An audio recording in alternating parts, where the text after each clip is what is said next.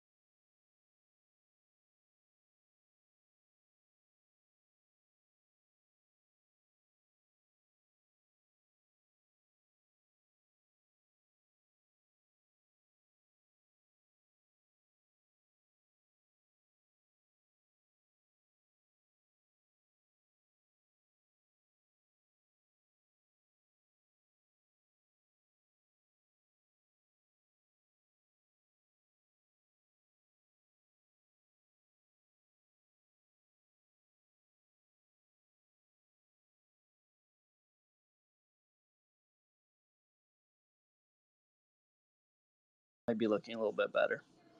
See, that's who I want to talk to. You right there, right? Because you're on the front lines of that, and like that is a serious problem. That's a very, very serious problem. I don't know. I don't know what happens, and I think Mondo's right. You know, there's only a certain level of pain that that you know you're willing to sustain before your ideology gets thrown out the window. So I'm hoping that's true. And but yeah, Rex, I think that's spot on. The just the physical moving of stuff, like you still have to move this stuff somewhere. And if borders are closing, which is happening, if bans are happening, again, all of this is happening. These countries are becoming and saying, well, wait a second, we need that material, we need that wheat, we need that resource. And we built this system that uh, we have been NFTs, crypto. We've benefited from this sort of worldwide, decentralized, borderless sort of thing, and yet what's happening in real life is sort of the opposite of that. So I don't know. It's hard. It's hard for me to understand. I'm having trouble reconciling those two major differences, right? And I'm glad you said that, Rec, because I have no data on that, but it felt that this is what was happening. And what, where it goes, no idea. But I'll tell you this: it will, and it does trickle down to NFTs. It does trickle down to cryptos, and it's these two competing ideologies right now: decentralized versus centralized. Open borders worldwide, borderless areas versus protectionism, and it's a real fucking thing. Well, go on that too to bring it down another level. Might as well. I don't know if you saw Zelensky's most recent. I'm blanking on what summit he was at, but he was talking about food shortages happening throughout Europe because Ukraine and Russia are two of the biggest exporters of wheat, and Russia has significantly crippled Ukraine's export right now. Ukraine and Russia and they're all the biggest and exporters of wheat. I mean, so what do you so like when the world's number one exporter of wheat invades the world's, I think, 3 or number 4 exporter of wheat, like what do you think happens? Like that, not as much wheat. Right. Wheat prices go up. So I've been saying for a while, wheat futures are better than gas futures. By the way, Simon, India, 3 weeks ago, they banned the export of wheat. Yep. And guess what? More countries are going to be doing that. I think it was like the prime minister. I don't know if it was Sri Lanka. I forget. One of these countries. He just got fucking removed. Why? Food riots. Like crazy. Anyway, well, that's why. I mean, I don't know if we want to get into a whole geopolitical conversation here right now, but I mean that's why China essentially with Russia, because Taiwan so goes beyond wheat. It goes to these rare minerals and resources that are the real money and everything moving into the future. So you just see everything really playing out with these different axes now. And all this to say, this is why goblins did so well, because you got to put your money somewhere that doesn't depress you. God damn! Someone had to bring the tone down. Shit. But on better news, I'm here I almost eating, got in a fight with my mailman. I almost got in a fight with the mailman because he threatened to spray Winks just now on our walk. What a fucking asshole! I'll fuck up the mailman. We're walking, and he goes like, "Your dog can't bark at me." I'm like, "It's a fucking dog. They bark, dude. Relax." Bro. And he's like, "Next time she barks, I'll spray her. If you spray her, I'm gonna fucking hit you, man." Yo, so that was my morning. Yo, who's in LA? I'm gonna send some shooters. Okay. Yeah, mailman. Fuck I have a feeling I'm not going to be getting any mail delivered for a while. Yeah, fuck the mailman. This just reminded me of that scene in Goodfellas when they kicked the ass out of the mailman. But it's like she will not hurt a fucking soul. I mean, this guy must be like scarred from dogs. It's actually our second encounter. We had one like 7 months ago, and then this happened again, and I was really fucking pissed off because no one threatens Winks. No wonder Sartoshi left, dude. And side note, you get that mailman's World of Warcraft name, and I will camp his body, dude. I got you, bro. Mailmen love World of Warcraft. Yeah, this is a recorded space. In case of federal investigation, I don't know how I ended up here. I do not associate with this group. I was forced to host this Twitter space with a gun pointed in my head by King Blackboard. We got good sports going on though too. I mean, Celtics Warriors last night. That was a tough loss for the Celtics. Hockey series, huh? Hockey's been great though. Rangers Tampa tonight's going to be a good game. I think Tampa's up 3-2. Tampa's up. They're playing in Tampa. Shit, I mean, no way. So Game 7 would be New York if they go to Game 7. Yeah. Yes, Yeah. Yeah. yes. Yeah. Because it's Wow. 111 for Yes, yeah. sir. Dude. Fuck. So this conversation turned way too positive. I'm out. Ah! Like, Oh shit. My God, dude, are you Yeah, I guess I'm you need gonna to grass. I'm gonna go spend some grass time with the family. Love you guys. Honestly, it did get weird, and I hope the audience understands. It's not it's not fudding or anything. It's just, guys, be safe out there. No, you're actually. I mean, this is a great conversation, and Nas, you actually come at the perfect time. Nas is working on Web 7.2. Hey, listen, I'll be the first one to sign up for Web 7.2, but be safe out there, guys. Be smart. Remember, man, just use common sense. Don't. There's no need to risk your current lifestyle for an NFT project or fucking crypto token. Like invest what you can, and don't put your current lifestyle at risk. And just take care of yourselves, guys. Yo, I appreciate that. Message received. Just YOLO. You only live once. Let's get it. YOLO, baby. Obviously, KBB with that. Yo, Nas. Yo. The evil VC. The evil VC. It's me. We were just earlier wondering. We're trying to understand the root of Jack's seeming anger. We were kind of playing psychologists on stage, trying to figure it out, but we can't figure it out.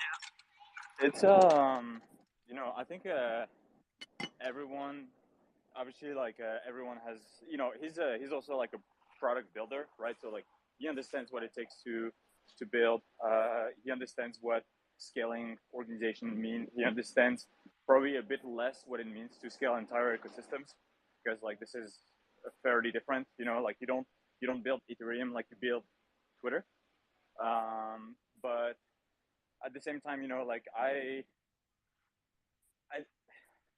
don't know. I feel like from a very practical standpoint, like even if you were to think like, oh, VCs are bad, blah blah blah, which obviously is false, and we're saying that like the wave of VC that is really emerging as kind of like the top VCs in Web3 are the ones who are actually actively participating to building, to actively participating even at the protocol layer, right? Like even participating to votes, community votes, etc. So this is the first one. The second thing is that even if you were to think that VCs are bad, etc., then you're still like, in order to do what he wants to do, first and foremost, like he's very fixed. Sorry about that. I'm on the street. Like even doing that on top of Bitcoin is first like a little bit weird, because you obviously have a lot of constraints on Bitcoin that really limit the amount of use cases that you have. Like it's not pretty programmable. It's pretty slow. It was just thought for like a different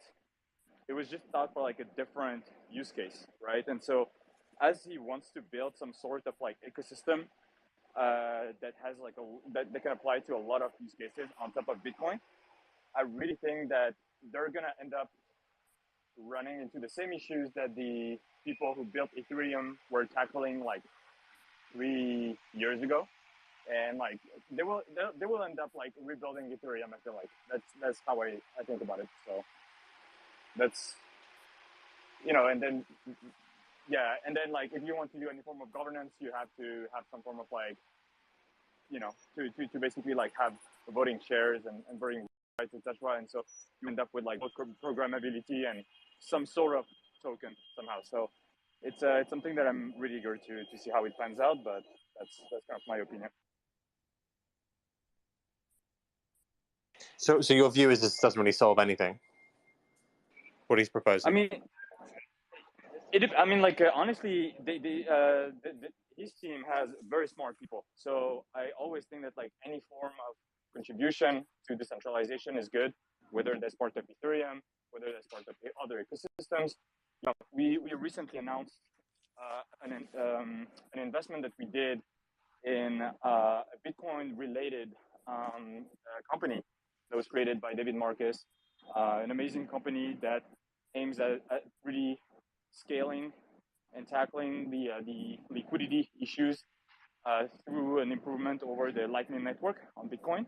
And like we do believe that like Bitcoin can achieve like a lot of great things, but I don't think that you can recreate the entire set of the entire ecosystem of solutions that exist on top of the current L1s, on top of Bitcoin, like as is. So if they end up building something else, then I'm all for it. I love great infrastructure that actually solves problems. At the end of the day, whichever is the best one should win. Well, there you go. That's pretty deep for a Saturday morning. Yeah. But No. Friday night. Now, side note, dude, I'm an Eagle Scout, so I'm pretty pumped for your project. I like collecting badges, dude. Shout out to you, dude. Thank you so much. I really appreciate it. Super stressed. I'm actually on my way to my co-founder's place to basically do kind of like the last prep and logistics for the job. But yeah, it's gonna be something else. Dude, thank you for those lists because the community was really happy. It was a good vibe. For sure. A lot of like so many people actually, like dozens of people kind of like hit me up in DMs and were like saying like, oh, super stoked. So super glad about it. Apparently a lot of people already had their eyes on it, so super happy. Yeah, that was cool. That was really, really cool.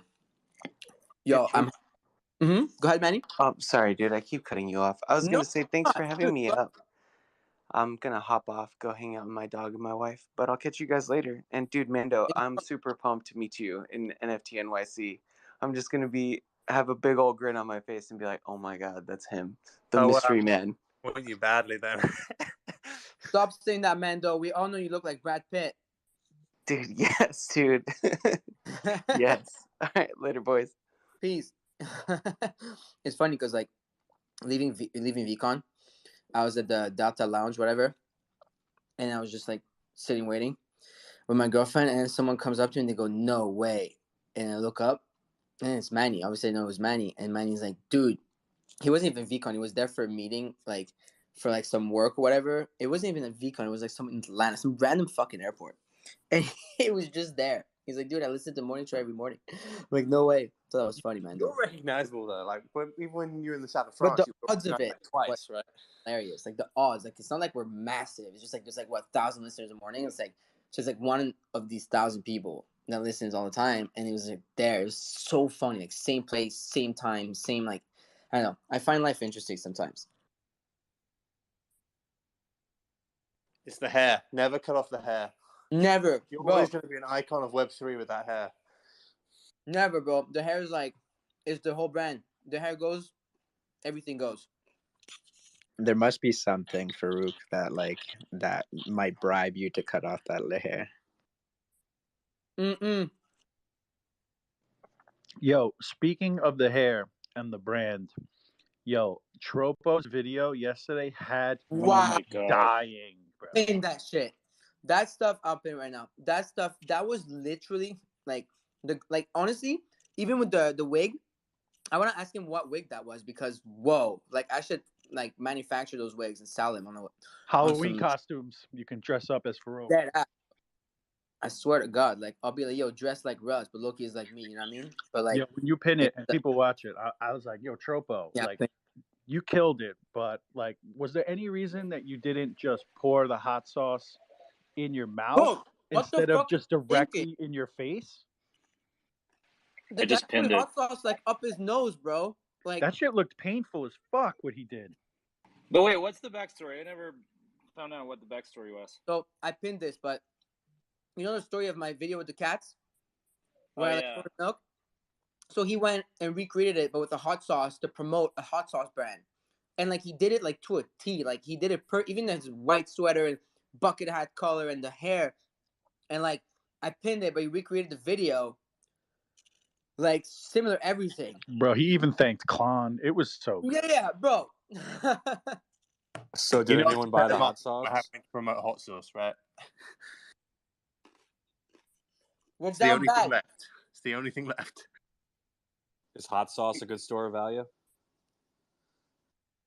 Is there a trade for a hot sauce? Damn, I feel like Captain would have known that. Is this what we've come to? Yeah, Yep. just hot sauce. I'm gonna OTC or some tahine, bro. Yeah, why didn't he pour that in his mouth and instead like in his eyes or nose? Bro likes Just pain. one That's the side. only way that he didn't think it through. There's no way he thought it through because he must have been hurting for at least an hour with all that hot sauce all over himself. Bro, he said it took him 2 takes, bro. That means that he fucked one up before that. That's why the sweater is upside like other way around, because he had hot sauce on his hoodie. That motherfucker is crazy, yo. Like, he literally poured hot sauce on his face twice in a row to recreate the video. Like, he deserves a million views. Like, we gotta give him a million views for the effort, you know? My God. Yeah, Greg gets 60K likes to get Tom Brady's underwear. We can get this at least 1,000. Yeah, that was funny too. Shout out to Greg. He's based. Damn, that's crazy though. Yeah, Tropo's crazy, but I love it, man. This is the stuff we need right now, you know? So it was the greatest impersonation of me ever, by the way, on Twitter. So I gotta give it some kudos there. I'm a tough critic. He crushed it, man. Yeah, I felt like it really was you. He even had your hand motion down. I I thought it was. started watching them both like back and forth.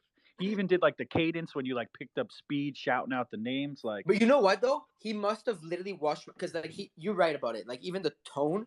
So he had it down to the tone, to the expression. Like he must have watched my video. Like he must be sick of me. Like he must be like sick of me and sick of milk. Like he must have watched the video like literally 50 times to get this so perfectly. Unless he's a natural. And I don't know you, Tropo, but I don't know if you're natural in acting, unless I'm missing something. But Definitely not a natural at acting. But maybe he's becoming one, because this was really fucking good. Dude, it's tough. When I was in that Twitter space shit, like, I was like, I had to do like fucking like 15 takes, bro. Like this shit is tough. You're like, there's like this mega cameras in your face and gigalights, and you're like not meant to do this stuff. So much respect to the actors who crush it for real. Like this shit is crazy. I love that video, but you know, Tropo turned into a sweet and sour type of sauce guy after that video. Yo, he's done. Like, dude, I don't know how he's feeling right now, but hold on. Let's ask him how he's feeling. Wondering how Tropo. Oh my God. What do you think about all these free mints now? Everything that was big over the last 3 weeks is getting absolutely destroyed. Right? Damn. I mean, obviously, these are the ones that go down first, right? Or the most, or the hardest, right? Because, like, if you have a bunch of those versus a blue chip, you obviously want to keep the blue chip, right? But, yo, how about those stats on Punk Note 9059 of, like, everybody? Like, there's been the most WEEF bids accepted ever right now. Like, all the sales of Moonbirds and, like, Apes or something. I don't know if you want to pin that, but that was crazy. That's the first time I saw a thing, and I was like, oh. Shit. I don't know why. He did back that up, being like, that's normally followed by a better period. That's like full capitulation, right? So that is like accepting WEEF bids is capitulating. He was also saying that they're drying up as well, the WEEF bids, which is interesting. Here, I'm gonna pin it right now. He was saying, first time in a while I've seen WEEF bids disappear. Highest WEEF bid on the floor ape is 0.69 WEEF. This is because 8 of the last 9 ape sales have been sellers accepting WEEF bids. Last 5 Moonburst trades were WEEF. The bots are getting their fill. I mean, maybe it is a good time for some of y'all to get your fills, but maybe wait too. So it's pretty wild. It's very wild. Yeah, I don't know. Like, I still think blue chip's doing all right even in this period. Like this is. Are they though? I mean, they're down, but people. Someone just spent like nearly $1 million on coders. Like it's kind of. Yeah, but that's one yeah. I mean, yes. I think that's a lunatic. I saw that tweet on the coders. But this says a lot. Like I still Well, think those that, are the people that have a lot of money and don't really care. Like he's Yeah. probably is a 5-10 year horizon. Like, he's Yeah, just like, one person. I don't know how much that says much. yeah.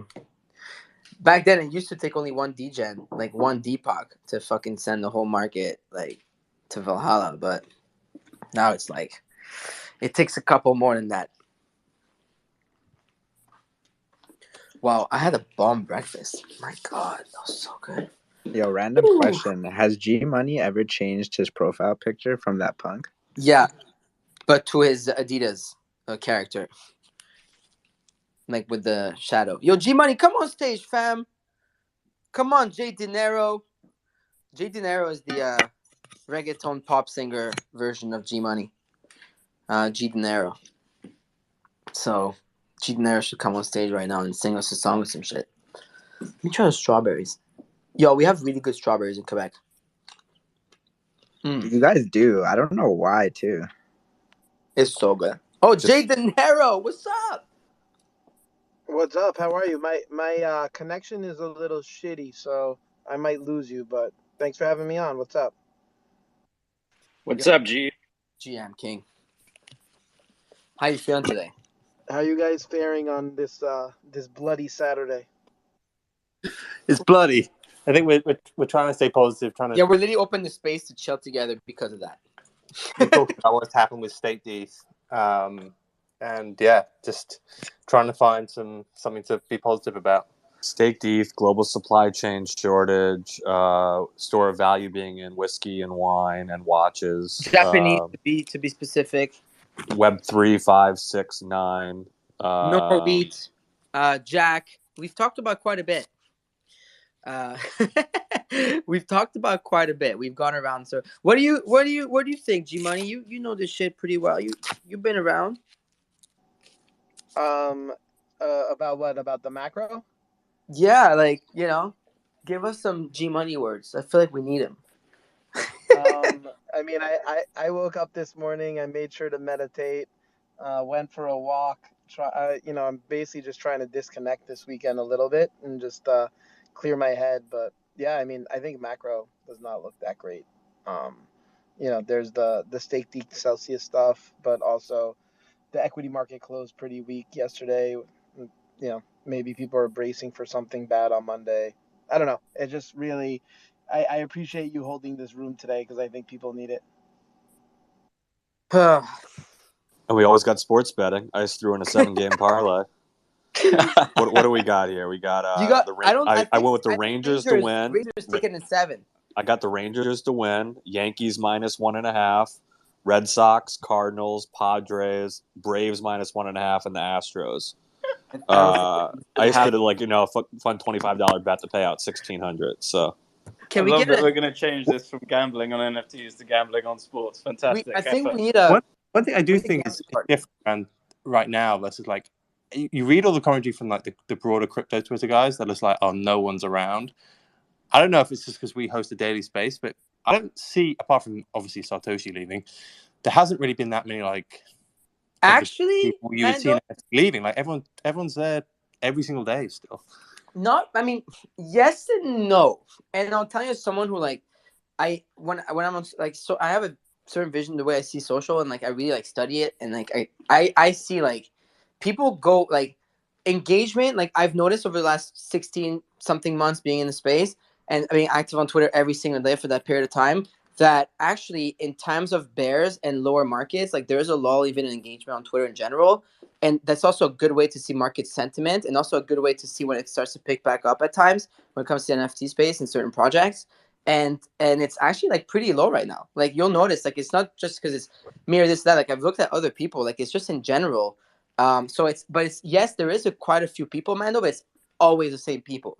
Like there's not that much influx of newer people or people peeking back in with the start of the summer at the same time. Like it's all like, it's quite less.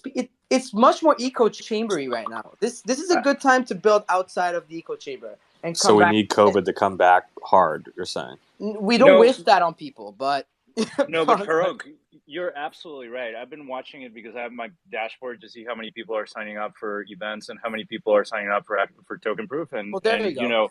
you can definitely see that there's not that much of a huge amount of people, and sometimes it feels like there's tons and tons of people, but no, it's still a pretty small community. I wouldn't be surprised if like some people even cancel their New York plans right now if Absolutely. it's week. Like it's not looking too good, but like I mean it's still gonna happen, of course, because the people who planned this stuff paid for things, did things, will probably have the treasuries to be able to do it and want to be there. But it's there is a lull, Mando, I find, like in these times, like maybe I'm just talking about the vocal names. I haven't really seen that many people moving on different things. The thing that is interesting is that like we're seeing kind of like engagement, go down, but like from a builder perspective, like the number of kind of like developers that we see moving from Web 2 to Web 3 to go full time basically, and just the number of people raising money and so on is insane. Like it's just like there's also there's actually a few brands I've noticed on my end in terms of the inbound I'm getting behind the scenes, high and like there's more bigger brands entering right now. Yeah, for sure. Yeah. And it's great, right? Because like they can do that with like people having like smaller expectations. So from a kind of like a longer term perspective, it's a lot smaller dollar amount. Let's not forget that. This is what I was about to say, like if you go on the Google Trends and you actually check NFT, like you're basically gonna see like like it peaked like months ago, and then now it's kind of like in a big downtrend. But if you look for like protocol engineer, blockchain engineer, and so on, kind of like the entire range of kind of like job openings, etc. All these stats are like way up, and like this is very consistent. This is slow but consistent growth that is not stopping whatsoever. So I'm super excited to see like what all these people end up building. Yeah, to add to that, it reminds me a little bit of I remember when I first got into crypto in 2017 and just seeing like where all the developers were, and they were on Ethereum, and that's why I was super interested on Ethereum. And like, yeah, I mean, I get a lot of phone calls just like Farouk, and the inbound has not stopped, and people are definitely interested. So it definitely makes me bullish long term, right? That's like, the tech is here to stay. So 100%. Yeah. The tech is here to stay. I couldn't agree more. I'm interested what the sentiment looks like. Do we have a risk that NFT NYC this year is smaller than last year, or that's just crazy talk? I don't know. I mean, last year was what they said, 25,000 people flew out for it. Well, they definitely have more speakers again. That's for sure. Well, there's 25,000 speakers just at the main event, and so, but no, I don't think so, because people also plan. Like I got a lot of message from. I spoke to one of our holders, for example, this week. He was in Europe, already his plans to come. There's a lot of. I've seen people from Japan. They're not. You can't really cancel that stuff. Like it's all like all the events. Like it's too. You can't get out of contracts right now either. Like I did get an email from a prominent NFT collection that is hosting a big event at NFT NYC, and they emailed me and they're like, "Are you sure that this is set up right? Because we've only sold X amount of tickets and demand is not looking great." And I'm like, "Yeah, I mean it's all set up correctly." No, not ApeFest. I think ApeFest will be full no matter what. Ape's gonna ape. But anybody else got June 22nd as a date? I got June 22nd. Yeah, I'm going 22nd. I'll be there. Let's fucking go. Let's go. I'm going 20 and 22nd, 2 days. Damn. Okay. Me too. Okay. Same dates. KBB. Yo, nice. Fonz, Farouk, we'll meet up. Finally, we'll do a drink. Hell yeah. I'm buying all the free shots, bro. I got you. I'm on 22nd as well. I got 22nd, 24th. But I've got to get there 22nd, gang. Let's go. To go through. Wait, 24th's not a real day. You're bluffing us. Oh, sorry. Oh, no. 20, whatever's the last day. 23rd. Yeah. Let me see tickets. My token proof app. I did it yesterday. It's super clean. Optimistic look could be NFT NYC goes really well received. A lot of publications pick it up, a lot of attention, and people start looking at the market, things start moving. How about that? Well, the problem is the macro, but macro is not going to fix. Yeah, I think there's too many macro things that are gonna fucking macro. But I think the positive thing about this is that maybe we're going to lose the focus on speculation, right? And finally, the technology thrives because it's not all about flipping, and we actually use it for other stuff. Like you were saying, traditional brands coming into the space and actually using the technology for more interesting things than just making money. I think that's a positive outlook. Yo, speaking of the traditional businesses, I was on a Twitter Spaces 2 nights ago, and I spoke to the CEO of Rick's Cabaret, and he owns. It's a publicly traded company, and he owns, I think, 40 different strip club locations, and they're coming out with an NFT, and it's going to replace their VIP club that they have in individual clubs. So there's no longer going to be a VIP pass that they sell. It's going to be an NFT, and it's going to be tradable on the marketplace and available at all their clubs nationwide. And then they have various rarity tiers that get you different access, birthday parties, bottles, VIP access online, priority. So it's interesting. I think as we see more brands, like even publicly traded companies, want to integrate NFTs and Web3 into what they're offering, I see that actually accelerating towards the close of this year and into next year. I think obviously price speculation on a lot of things might have got ahead of itself, but I think it was a good to grab attention. And I think there's going to be more big business that are just looking to build here, which is going to be more fruitful for the long term. Yeah, we've spoken about this before on the channel. Like, adoption's going up, which is very different than some of the other cycles. It's a strange time to this be happening, because I think a lot of people are sitting there going, like, some of the biggest applications for crypto have really grown over the last 18 months, and yet the prices are going down. So I think that's very different to 2018. I definitely think one of the biggest things too, it's like, I mean, G Money and Farouk probably agree with this, like with these larger brands coming in, it's like we should really put more like pressure and impetus on them to not like be thinking about, okay, there's a small group here, how can I cater to those here and get them to buy our product or use them, but okay, how do we onboard our normal traditional users into this space, like really making this a core of what they're doing rather than just, you know, coming in and sucking money out. And I think that's very key with these brands and IP companies. Yep, that's what Rick's is doing, because they're actually going to be onboarding their customers in the strip clubs using a custodial wallet that they set up. Strip clubs are going to save the recession. Yeah, are there metaverse strip clubs? What, they got to come into the metaverse, or like what's the? So my domain name is still for sale. I bought last year, boardapstripclub.com. So you're gonna bank on that one. G Money, were you gonna say something? Just to build on Simon's point, you know, I think all of the conversations that I've had are centered around that, right? Not just catering to a crypto native consumer, but also, you know, how do they onboard their current consumer base into crypto, right? And that's why I've always been so interested in working with these larger brands, is because I know, you know, that they'll do more in 1 year, right, than everybody in this room could do together over the next decade. So to me, like, that's always been part of that education process with them. But I will say they're definitely thinking about it in the right way. Yeah, there's a lot of them that are actually during this time a lot more like think about it. They have no choice but to think of it that way, because the ETH is not 4K anymore, and they're not going to bank on a multi-ETH fucking mint. Like, there's no choice either to think of it that way, I feel. And I think, you know, the ones who are advised properly, you know, are going to be able to do it right, and they'll be able to build for a longer period of time in this space. So yeah, it's there's definitely a shift. It's less and better quality too. So I guess we'll see where that goes. What else is going on right now? I know me and Blackboard have talked about IP a bunch, and I don't know if you saw the article yesterday with Mila Kunis now going with Near, but it just goes to show, like, we're going to be seeing so much competition, talent, and IP across like different blockchains going forward.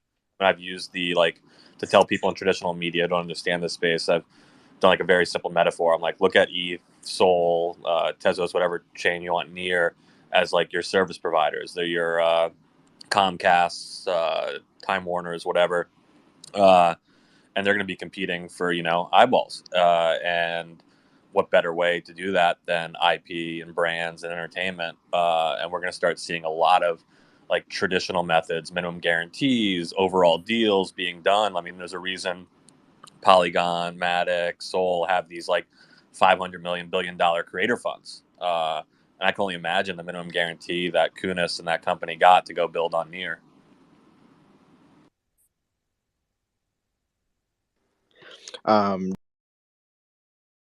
Not correlating to what you guys are talking about, we were talking about like physical goods and new companies entering the space. I'm interested to hear your guys' thoughts on what you guys think about like perfume and cologne industries starting to enter the space and doing partnerships with Artifact on kind of like auras and stuff like that. What do you guys think? I thought that was really cool. I read that this morning with Byredo, and I was like, yeah, that's really dope. I'm really interested to see what happens there, but I think it's really dope. I like how it unlocks a new trait, right? Like, it was like, at first when the article, the thinking was like, yeah, Byredo, people were like, wait, what? Fragrance? Like, I don't get it. Why? It makes no sense. But when I actually read more about it this morning, because they tweeted more after that, of course, like, it's interesting. Like, the aura, and you can unlock a new trait for your clone, and the different scent. I think it's really interesting. Here, I'm going to try and pin a couple, but I know Benito has a few tweets out there, but I think it's cool, dude. Look, again, like, honestly, that's one of the, like, when I was saying, like, I'm seeing more meaningful and cool stuff, like, to approach it. Like, that's one of the ones I have in the back of my head when I think about it. Let me find it. I love the idea, and I think it's cool how they kind of turn the perfume into like a wearable item for your clone. That's kind of like an aura, like an energy type aura. I thought that was very creative.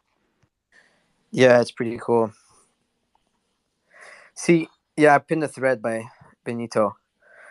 I think it's cool.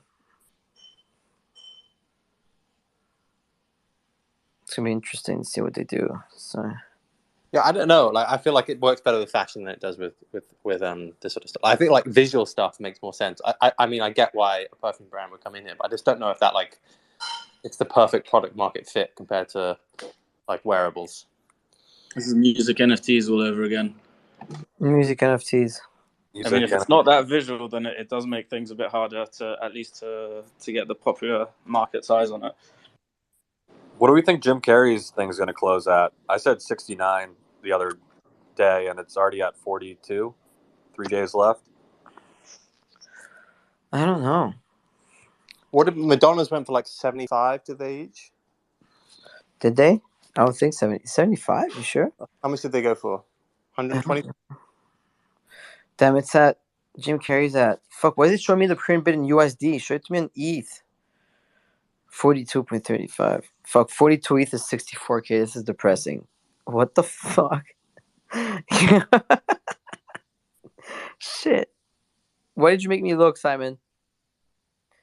That's why I said the ETH price, not the USD price. Yeah, but when you go on Super Air, it's both. That's why I said 42. Not great. Not great at all. It kind of helps. I was just going to say, it helps. I'm doing this now with OSF, and he sent me a message yesterday just being like a proper pep talk. It's good to have someone that you're kind of working with who just has a relentlessly positive attitude. But he was just saying that if this does end up being an extended bear period, this is like the best opportunity ever. Because if you are here to actually build over the next 3-5 years, and I know it's kind of a saying right now more than actually is people actually doing stuff. People are just saying they're building. But we are definitely keen on like being a big force in this space, or like being entrepreneurial at least in this space. And this is the like, time, bro. It's just the best time. You have a little less pressure to like build the right teams, build the right structure around things, and then if you make it through and you have a project which makes it through as well, like you just become like one of the OGs in a massive way. So it was good to have him. All I'm saying is it's always good to have relentlessly positive people in your life, because you do just get a lot of perspective sometimes. It's very easy to just stick at your laptop each day and just look at the price going down. Yeah.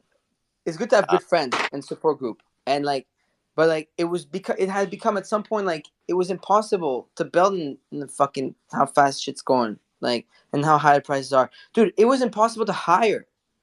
Like, it was really hard to hire, man. Everybody was like, ETH was high, everybody's making money. Everybody was also like the same way like you think JPEGs were overpriced, bro, people were overpriced, bro. It was impossible to find people to do work for under a certain amount. Like it had become crazy unsustainable, like straight up. Like I'm telling y'all, like now we needed something done. Like we found someone in like 5 seconds. Like it's like literally there's more. Also, people need more work, etc.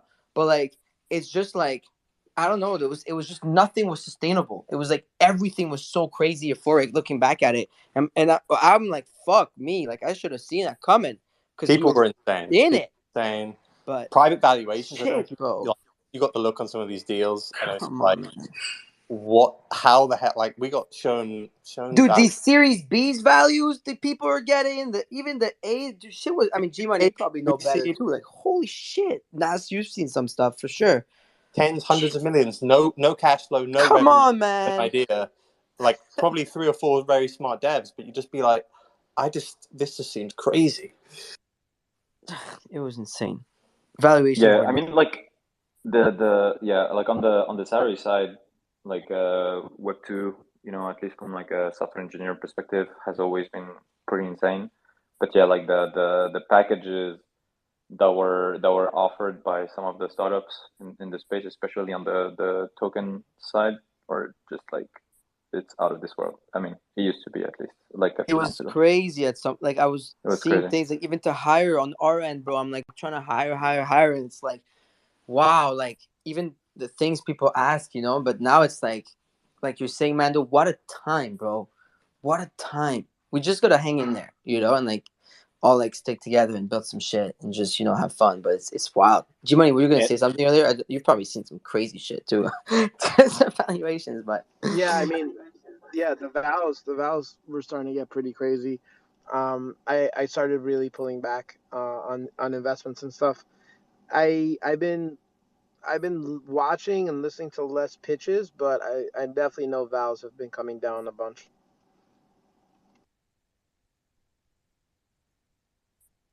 shit, you get raised at 4 billion, bro. Okay. But never forget, Go to Clubhouse. What a timing. One ETH equals 1 ETH. That's facts. That's very, very facts. Clubhouse also raised at 4 billion. Don't forget about that. Wow, bro, that was wild. There's a new feature now. You can build your own clubhouse within Clubhouse. Is Clubhouse like a graveyard now? I felt bad seeing stuff like that, so you won't hear it from me. Okay, fair. I've heard it's had a My little bit heart. of a resurgence, but I don't know. I still like I'm not like that. Like I still have like this part of me. It's like Clubhouse for me is like it was an important step in my life. Like that's the place I found out about what an NFT was. So it's like oh shit. But yeah, but it's still like they still have the better tech though by far. So that's the part where I'm like, well, if they could pull something still, I mean, the tech and the platform are incredible though. That's for sure. If it wasn't for those early like ape room, I know there's stuff prior to these, so if it wasn't for those early ape rooms with like everyone making noise and all the artists making derivatives, like I don't think apes and we would have had the summer we had. Well, it's not just that; it's just artists, bro. Like art over there, bro. Like fucking that was the shit. Like that was where you found out about what NFT was in art. Like this, like straight up, like the whole thing. Like, but Clubhouse gave like I often talk about that when people ask me like what like part I think Clubhouse played in the whole NFT ecosystem. Like Clubhouse gave NFTs a voice, and that's the most powerful tool you have. And storytelling and art is extremely important, and it's a big part of it. And so, clearly before, and I wasn't part of the space, but G Money or other that was there before me, maybe 2020, whatever. I feel like y'all were living on like Discord and some Twitter stuff, but that's kind of like the pocket of where the NFT community was living, right? Like I heard these stories of like the Punk Discord and this and Danny and these and that. All these people like in there from Mises, but like I feel like Clubhouse like allowed like Thank You X and this and that to just come and just have a voice and preach that gospel and talk about it. So it's like different, And then live social audio came about, and then Reddit, Discord. Discord stage was only born because of that. Reddit and like Spaces and Green Room on Spotify and like all live social audio apps. But like Spaces is the one that came in, really like, kind of like made the most noise and like boom, like now we're here. But like, it was still started somewhere. So it's interesting dynamic. I think in the NFT space, I was like if you're gonna talk about the history of NFTs, you can't dismiss like that period of like the Clubhouse era type of thing. I was never on it. I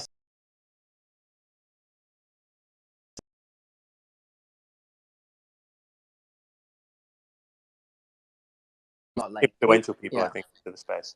But also you got to think like it brought a lot of money.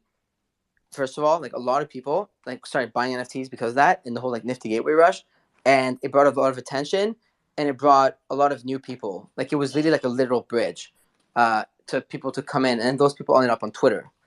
And so that's like we all ended up moving completely to Twitter. But it's like there was like there was a big thing there like going on back then. It was wild, dude. You had like fucking dude. Every room was like 5,000 people. Like Mando, like it was like I'd host Steve Aoki and I looked at the stats after. It's like 3 hour room, like 180,000 people total passing through the room. Like it was some crazy stuff. Like it was really big at some point. I mean, Elon, Bill Gates, all these people on the platform was crazy. Like they were on top of the game at some point. Simon, like it was like when they went up to that $4 billion value, like that was remember that was some crazy shit, bro. Yeah, and I remember like there was like the slow migration over to Zuckerberg Twitter. too. Remember that? Zuck came on, yeah. Zuck, Elon, and Bill Gates. That's all you need to know. Like it's like fuck.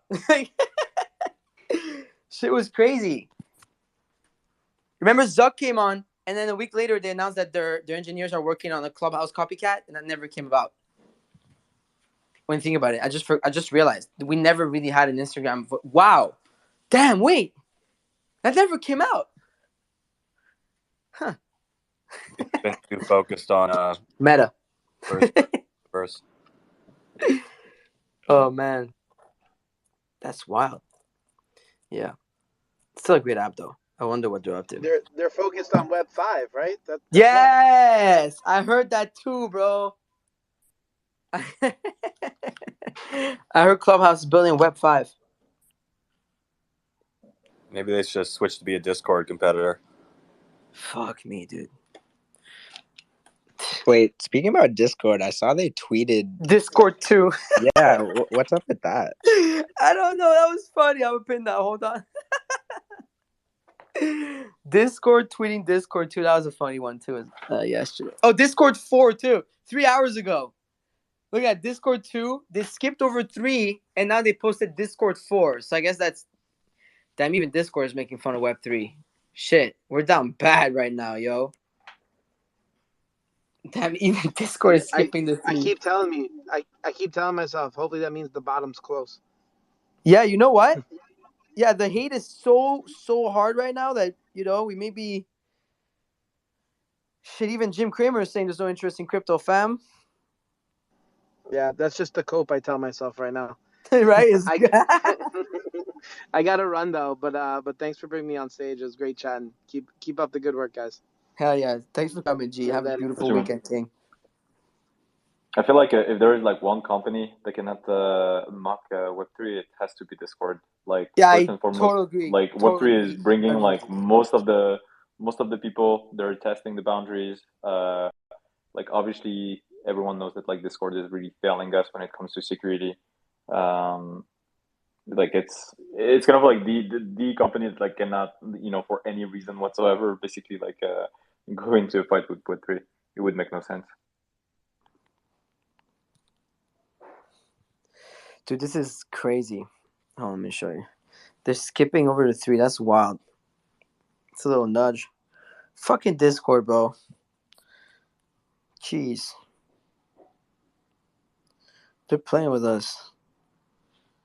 So, Rug Radio, dude, you guys are having the big event, right? The first day is open to everyone. Nah, bro. Right? All canceled, bro. Bear market. No, it's gonna be fun. It's gonna be fun. It's important that we hold court for our community and that we're here. A lot of people are gonna be there. So yeah, the whole like 3-day gallery is gonna be cool. Cocktails on 21, 22, 23, 4 to 7, and then the loft 10 to 4 on the 21st and 22nd to have some conversations, bagels, and cool little conference, chats. So it's gonna be cool. Bagels. Of course, this guy's giving out Montreal bagels at his event. Oh, actually, you know what? I told our event coordinator specifically that it has to be Montreal style bagels. I'm not even kidding. Like, dead ass. Farouk, do you have a Farouk, web page where I could look at the events so I can sign up with 2 token proof, see what works in the Yeah, it's schedule? actually I Could you think pin it possibly? it's a Discord announcement because radio. Oh, okay, perfect. That's easy damn. enough. By the way, Farouk, I'm gonna be very disappointed if there's no like physical rugs in the gallery. Listen. The fuck. Yes, I know. I already said rugs, but not for the gallery part. For the the speaking thing. You know we had the physical rug redeem. You know we were talking about that. There's a lot of opportunity there. I need a dope rug for my house. The thing is, I want to find the like I love the whole like rug stuff like that y'all are making with your PFPs. They're cool and stuff. Like I have one as well, but like I want to make that real Persian tapestry, bro. Like, like imagine like a real like I'm Persian, so I like y'all want me to make some fucking Alibaba rugs for y'all. You know what I mean? No, top tier. I agree with you. VIP, Persian, luxury. That's where your rug should be. Like, come on, my name is Farouk Sarma Tarani, fam. Like, I can't be doing some like, come on, y'all. Nah, no Walmart rugs up in here. We're going. Though I really like those though. The PFP rugs are cool. I have one. Like Marshmallow made me a rug. It's funny and sent me a rug like with this logo on it. And it's actually pretty dope. And I've seen those. VCon actually there was a rug booth and people were selling rugs with PFPs. I saw those. All right. What's up, Ella? Catch y'all later on. Peace out. What's up, man? What's up? We good, baby. We vibing today. Yes, sir. Music NFTs, bro. Okay. Yeah, we just taking dabs. We touching grass and touching ass. Hell yeah. Like we ain't worrying about nothing. The market's gonna do what it do, man. That's facts. That's facts. Damn, I think I need to touch grass. Not gonna lie. I literally spent the morning taking drifter shoots photos on my rooftop. That's how bad the markets are. Damn. Sounds fun though. And don't fall. Look at, I mean, you can say I just tweeted it out, but yeah, it was. Oh, let me see. It was a welcome break. Let me see. Oops, hold on. George. Oh, nice, dude. I love the Europe rooftops.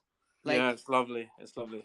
I lived in Bologna in Italy for a few months when I was studying abroad, and it's fun because for the first week I had this like Airbnb, which is like the top floor, and I snuck out through the window and I would like just go and sit on the rooftops there and look at the sunsets.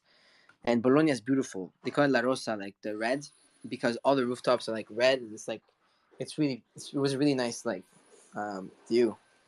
Should post it. I love those. I love Europe. That's amazing. Would you ever come over and live over here? Or are you happy there? I wouldn't live in Portugal. Sorry, Mando and George. Oh shit, Mando rug. But hey, I'm saying Europe in general. Europe in general. You don't need to come here. Although the tax is beautiful, yeah. but yeah. But I love Europe, bro. I was born and raised in Paris, so it's I want to like one day, when I'm older, like buy like a winery either in south of France, but mostly in Italy. Just live in Italy, retire there, die in Italy. You feel me? Like that sounds like a nice way to go. I feel like you're more of a Spain guy. I don't know. I love Italy. I'm like obsessed with Italy. I love it so much. It's really beautiful. Which city of Italy have you been to that you like the most? I mean, I lived in Bologna for a bit. I loved it. Obviously, Florence, gorgeous. Rome. I mean, I went on a solo 2-day trip in Rome, and like I sat by the Colosseum for like 3 hours, just like staring at it. I don't know. Yeah, the Colosseum's crazy. Dude, you just sit. I've been there. It's insane, bro. Just the fucking like you tell yourself like, well, there was Julius Caesar there at some point, and there was actually some crazy shit going down there, and you're just looking at the build and the structure, and like, I don't know, Europe gives me like, I don't know, I just love Europe. Obviously, Florence is beautiful. Yeah, I think Florence is better. I was Yeah. there. I think the Colosseum and all the Pope, all that activity is amazing. But Florence is just like a really chill city. Like you could actually see yourself living there. Yeah, bro, and you go see the Medici stuff, right? And like where they used to live and shit. Like this is The some food crazy there is so amazing. The Duomo is sick. Just like how it's all you walk around, like it's just so much fun. There's a lot Duomo of is action, magical. the cafes. Magical. But I really want to do like I really want to do. I've never done like the Amalfi Coast, like the southern part of Italy, and That's like, where it's at. Yeah, that's a dream of mine. Like I just want to retire there one day. Like it's That just just like, reminded me of that TV series by Stanley Tucci with CNN going through Italy. That was a really good show. dude. But even like, see, I'm French, right? And I love France. But I love also like the south of France. Like have a vineyard there one day, like, and just like I don't know, just something about it. It's just such a vibe. Like, but even as a French, Italy There's too, nothing. Yeah, there's nothing as good as like Sassafrance. I'm not. bro. I'm not gonna lie. Nice rosé, fucking. Yeah, for sure. Take me back right now, yo, Mando. What's up? Would you where would you wanna, like, what's your dream spot of like living in Europe? Oof. South of France is nice. South of France is nice. Yeah. I like Lisbon where I am right now. Mallorca's really nice in Ireland. I don't know. Somewhere in the sun for sure. Yeah. Fuck, Italy's the best though. I still ain't get to go to Italy. I've been to Portugal. I've been to London. I've been to Cyprus. I definitely got to. Well, I haven't done Cyprus. Madrid. Yeah, Cyprus is a vibe. You're right in that area, which is super sweet. Croatia is so dope. Oh, I want to go there so bad. Yo, it is so much. Yeah, it's beautiful. I've been to Hvar Island. I've been to Split, which is right on the main continent. But the Mediterranean food there, and it's got a lot of vibes like Italy. It's very similar people, so it's fucking sick. What is it, Split and Var in Croatia? Yes, I've been to you because I think you fly into Split, Yeah. and then you take a ferry boat to get to Hvar Island. Yeah. And Well, I mean, it Hvar could have been Island some is- plans this summer, but ETH at 1500 sucks. Not gonna lie, like ETH at 4K is kind of nice to travel with. USDC is your friend, man. USDC is your friend. I'm trying to keep that USDC for when Are you shit going to hits the Italy? fan. For? Huh? Are you going? What? Why did this come up? Are you going? No, on we were holiday? just talking. I think I don't know how, but we just ended up talking about Europe. And that's bear market conversations. Like we've literally talked about the whole market already. There's nothing else to talk about. So now we're down to talking about Europe. Yeah, because we gotta travel, man. We all made money in this shit, so like you gotta get out. And while the market's down, like, bro, my neck hurts from looking at my computer and my phone for the last 6 months. Bro, my neck is killing me today. Since yesterday, I have I don't know why. Like I have this thing, it's killing me. Looking down the whole time. Yeah, I actually looking down, bro. Yeah. I'm all fucked up though. I went and got I was wondering why I was getting these back pains at some point, and it was coming from my neck. And I went and got a radio, and I have to get a fucking whole ass MRI. Like I have a disc thing. Like it's like you gotta be careful with this shit. Like straight up. One of these years, we got to just go to Ultra Europe because they do it in We gotta Split. yeah. And it's happening this year again. It's happening. I just looked it up. It's happening in July 8th to the 10th. Ultra Europe would be that would be ultimate. Like we get some boats. We just have a blast. Like that's Where's what's up. Ultra Europe? Does it move or? It doesn't move because I mean I haven't looked where it was in 2 years because when I was there they were getting ready for Ultra. I was the week right before and the 2022 version of Ultra Europe is still in Split. So I think they just pin it right there. Yeah, Split, Croatia. Yeah, 8, 9, 10 of July. And it's Yeah. They were setting up for it. It Ultra. was looking crazy, and everyone was like so hyped. In the Oh, area. Aoki's going. Tomorrowland, I think, is the biggest one in Europe. What is? Tomorrowland? Tomorrowland's a little grimier. This is a little bit more upper crusty. You got a little bit more, the boats, the yachting, a little more VIP. My brother was at Tomorrowland. He was out in a huge field in like tents and fucking mud and, all that in riffraff. So just depends what you're looking for. I'm a little bit older, so I like that I'm kind not of too style. much into the whole tents and mud shit. I'm not gonna lie. That's why I liked EDC last year. Oh, how the NFT space has changed us. No, I was never into tents, even before the NFT space. But I don't know about y'all. I've definitely changed a bit since the NFTs. I was into the grimy old dirty festival. Fuck that. Well, we're gonna have to go back to that. So sorry to talk that. It begins today. You guys have to come to Boom Festival. It's like from Where's 2 that? in 2 years here in Portugal, in like the interior, and it's a mix of like trance music and like very, I don't know, spiritual stuff, but in a paradise, you know. You have like a big lagoon, and it's like summer and no wind, and I don't know, it's just amazing. It's one of the best trance festivals in the world. Boom Festival. In Portugal. Well, do we have like the Portugal Mafia up in here? Like Mando, George, Camilla. Damn. But have you been yet? I've never been. I really want to go. You know, okay, well, we are like one of the best countries for summer festivals. It's Portugal. That does not. Some of the best beaches in the world, bro. I want to go to, what is it, Madeira? Is that what it is? Or am Yeah, I? that's where my family's from. Oh. I've got a little thing coming in October for NFTs over here, but it's kind of under wraps. So I'll message you all guys around that time. But yeah, people should come then. Oh, how I wish it was easy to go everywhere around the world all the Come on, time. man, it's a short flight. I've been going between LA and Portugal for fucking years now. I'm actually closer. I'm in Montreal. Yeah, so you're good. After NFT NYC, what is the next thing? Like, what is the next? Metaverse Miami. Right, Metaverse Miami. That is true. Yeah. When's that? That's Kenobi's thing. It's basically going to be a conference where everybody stays in the same hotel at the Hard Rock in Miami. And so it's cool because every single event within the conference happens at the hotel, and there's going to be a pool party, and there's going to be speakers, and it's going to be fun. I think they're changing the concept of a conference because we all are going to be hanging out in the same place, and I think that's pretty cool. Well, that's why VCon was dope, bro. Because it was in one spot. Like, when is that Metaverse Miami? I think it's August 1, 2, 3 or 2, 3, 4. Exactly. Yeah. First through the third. I got to talk to Kenobi about that. Yeah, we were meant to do a rug radio there, right? Yep. I'll go because that's easy for me. That's a 3-hour flight. It's on East Coast, boom. Just go down. I think the hotel has a casino.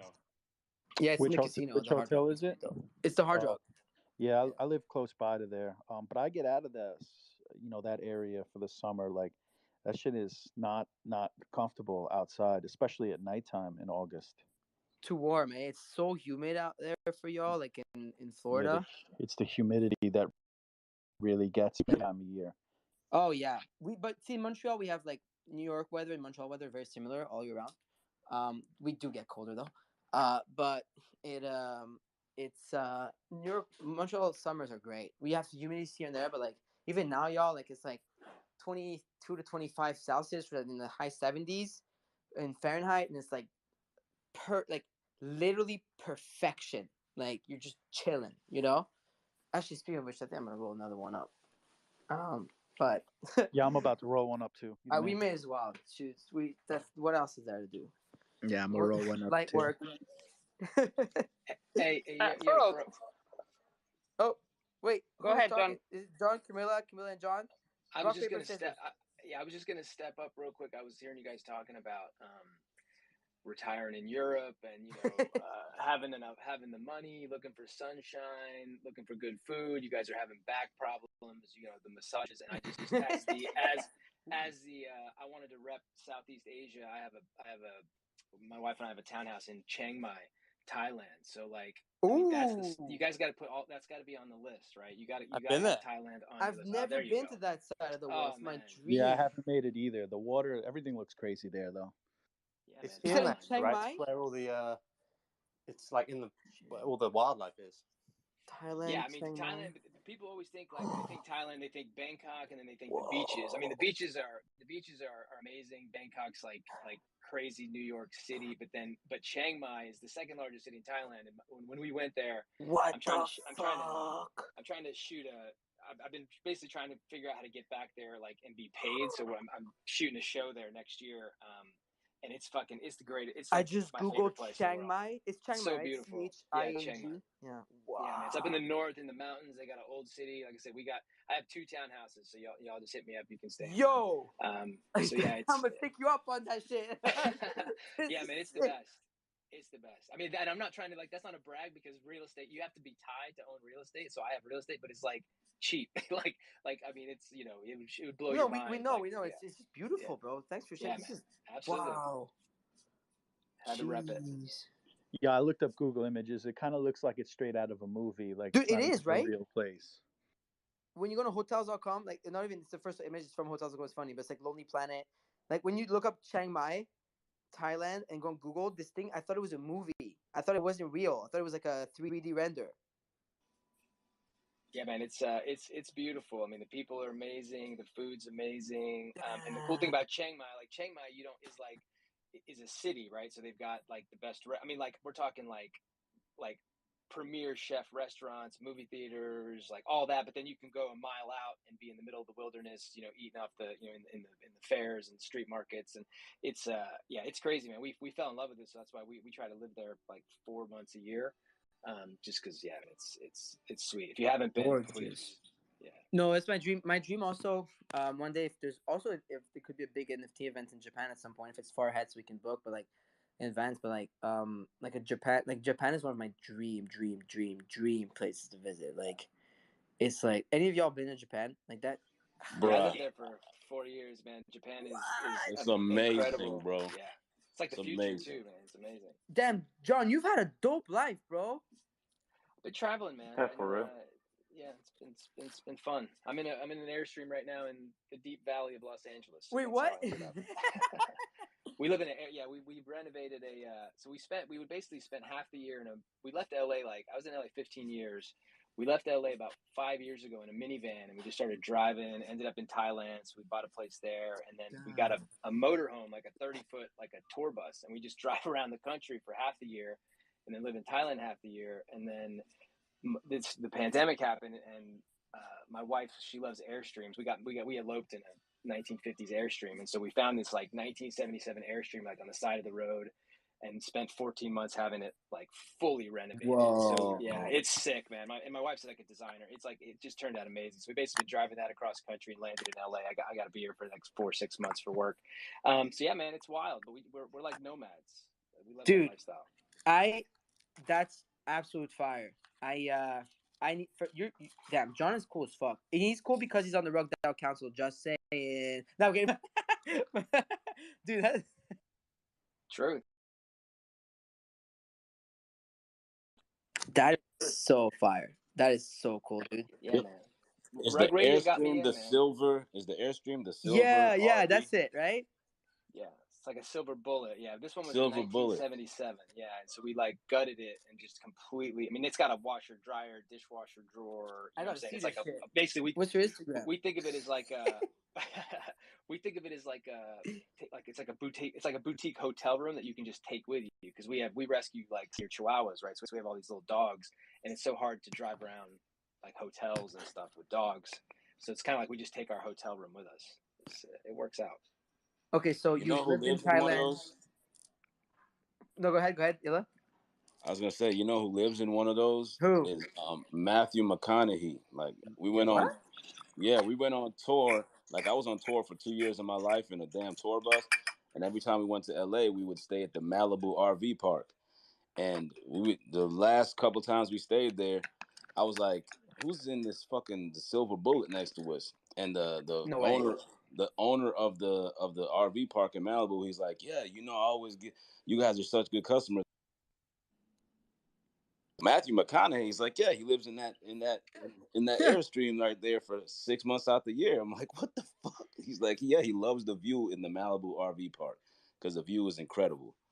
Random shit, bro. Wow. It's a nice park, man. I've been there. Yeah. That's pretty good. Yo, Josh, life sounds fun. Like, you live in Japan, you have 2 townhouses in Thailand, you live in an Airstream with your wife and the chihuahuas that you've saved. In California, you write movies, films, TV shows for HBO, DC Comics, Disney, Hulu, and a bunch of shit. Sounds like a fun life. It's not bad, man. Now I'm in fucking Web3. I don't know how I got here. Actually, it's your fault, dude. Because I tell people it was the Rug Radio thing. Yeah, it was like, somebody had texted me back in like December. I was kind of playing around, and they were and they basically just said like decentralized media, and I was like, fuck, because man, my business.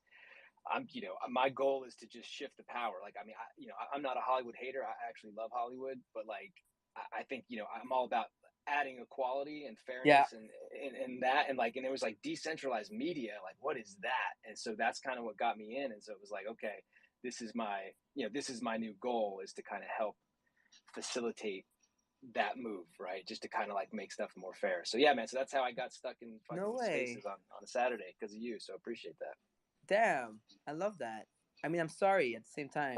No, man, it's been great, man. I've met some cool people, the last year.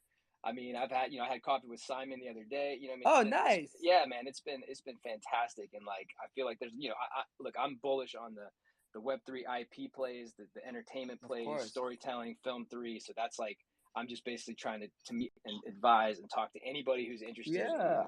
In I'm with stuff. John. Just to piggyback on that, I think that's the big move that we want to see as people that that inspire people on Twitter. Let's push the IP plays. Let's push the creativity. I think we're only limited by our imagination, and we can imagine things more than just trying to mint whatever's coming up free. A lot of people have a lot of IP. I think it's time to work to activate some of it. I like your message, John. Now's a good time. Have you ever thought of writing, like, I mean, no, you probably have, but are you doing anything with certain IPs of PFPs, or like, are you doing anything with that on that front that you can share? Or yeah, I mean, I could tell you. So this is the thing. I think that people get a little. It's difficult, right? Because my main goal is like, my business is, I work in Hollywood. I work with mainstream Hollywood studios, right? Like major platforms, distribution studios, right? And so the issue that I'm finding is that it's very, very difficult for PFP projects, especially projects that are built on 10,000 characters, to cross over into mainstream, right? Because there's no inherent like story, there's no main characters, right? So I think most PFP plays and entertainment need to stay like Web3 native, right? Like Web3 distribution, Web3 platforms, like stay in Web3. Now I think there are certain show on Netflix, right? Like, I mean, there's a lot of talk, and again, I'm trying to just educate people about how it like actually works. Like 99% of IP in Web3 can't cross over. It just won't, right? Like Netflix is not going to spend $50 million on one PFP when like someone else can sell the other PFP to Warner Brothers. Do you know what I'm saying? So but for example, John, like people like Gary V, I'm sure they will do that crossover with VeeFriends, if they have the right contacts. Yeah. I mean, Gary V is, again, a player. I mean, like, you're talking about like an animated series like that will be built in Web3, and when you get the eyeballs, then yes, someone will make a deal. I'm talking about like actual like major distribution. Like, it hasn't happened yet, and it's not going to happen for a while because it's super. What's actual major distribution in your industry, in your terms? Because you know better than most of us. Yeah. So when I say Hollywood, I mean Warner Brothers, Paramount, Netflix, Fox, Amazon Prime, HBO Max, Disney, right? Like the major players. Like none of those players are going to make a distribution deal with IP in the Web3 space right now, right? It hasn't happened. Like, believe me, they've looked, right? Like they've checked it out, but there's nothing, they can't do anything with it, right? There's nothing for them to do. The only way I see it happening, at least with the projects that exist right now, is like when you have total mass consumption, like when something becomes Angry Birds level, which is like 300 million downloads a month. Like when something becomes that big, of course, man, like Hollywood chases money and eyeballs, right? So of course they're going to find a way to make that work. But we're a long way away from, Bored Ape being like a 300 million a month downloadable thing. So like what I think the play is, and what my move is, and I'm talking to screenwriters at every major agency, because I think the play is basically a graphic novel play, right? It's basically create the IP, create a story with characters, mint it, and then you take that IP and you license it to Netflix. Just like, I mean, think of like The Walking Dead, think of The Umbrella Academy, think of Blade, think of fucking all these things are based on a comic book, right? And like Umbrella Academy wasn't like That a was super so popular good. comic. Yeah, it's a fucking great show, but it wasn't like some super popular comic book. It was a great concept. The comic book was there, and then they licensed it. So I think that's the move for like new projects coming in. And I'm trying to advise like some storytellers to like build story and character in your IP, like build it like the actual characters that people can get to know. And right now is a great time because it's, you know, people can take their time to like get to know your main character and then license that to Netflix and Hollywood. So that, I think that's to me the next play. But IP, man, it's all about IP. I mean, literally every job I do right now is somebody's IP, right? I just did like fucking 47 Ronin, the sequel. Like 47 Ronin was like tanked. You know what I mean? And like they still doing a sequel, and I wrote it. It's going to come out this year. I mean, everything I do is other people's IP. So it's like, how do you create your own IP and just license it? Because when I sell a script, I don't even own it, right? I sell it. I got no rights to it. So it's I'm trying to tilt that thing over for creators, if that makes sense. I love that. Illa, what you think? I see your hands raised. Yeah, I was gonna say y'all should check out Evan Bogart's project. It's called Mad Panda and Ribbit. Yes. It's he's partners with Zach Katz. Zach Katz was like one of the biggest people from the music industry, and Evan Bogart's one of the biggest songwriters. He wrote Halo for Beyonce, SOS for Rihanna, and a bunch of other number ones. But he has a show that Netflix wants to put out, but he's dropping it as an NFT first. Just the same thing you just said. He's literally doing it, and it's like Animaniacs with music, and he's gonna be dropping the music as NFTs and all the characters as NFTs. It's fucking insane. I just tagged it up top. Yeah, man. He's actually. I literally just been emailing with him today. We have 2 calls in the Spaces next week. Like that's exactly it, right? It's yeah, man. Because that's built for Netflix, right? Because it's 2 main characters that you can license that story and those characters to Netflix, and then you can go drop other things, right? Ancillary characters, right? But that's I love that project, man. Good shout out. Yeah, and it's funny as shit, bro. Like it's hilarious. Yeah, man. I got a character that's about to be on there as some alpha, man. A mutant ape. So that's gonna be dope.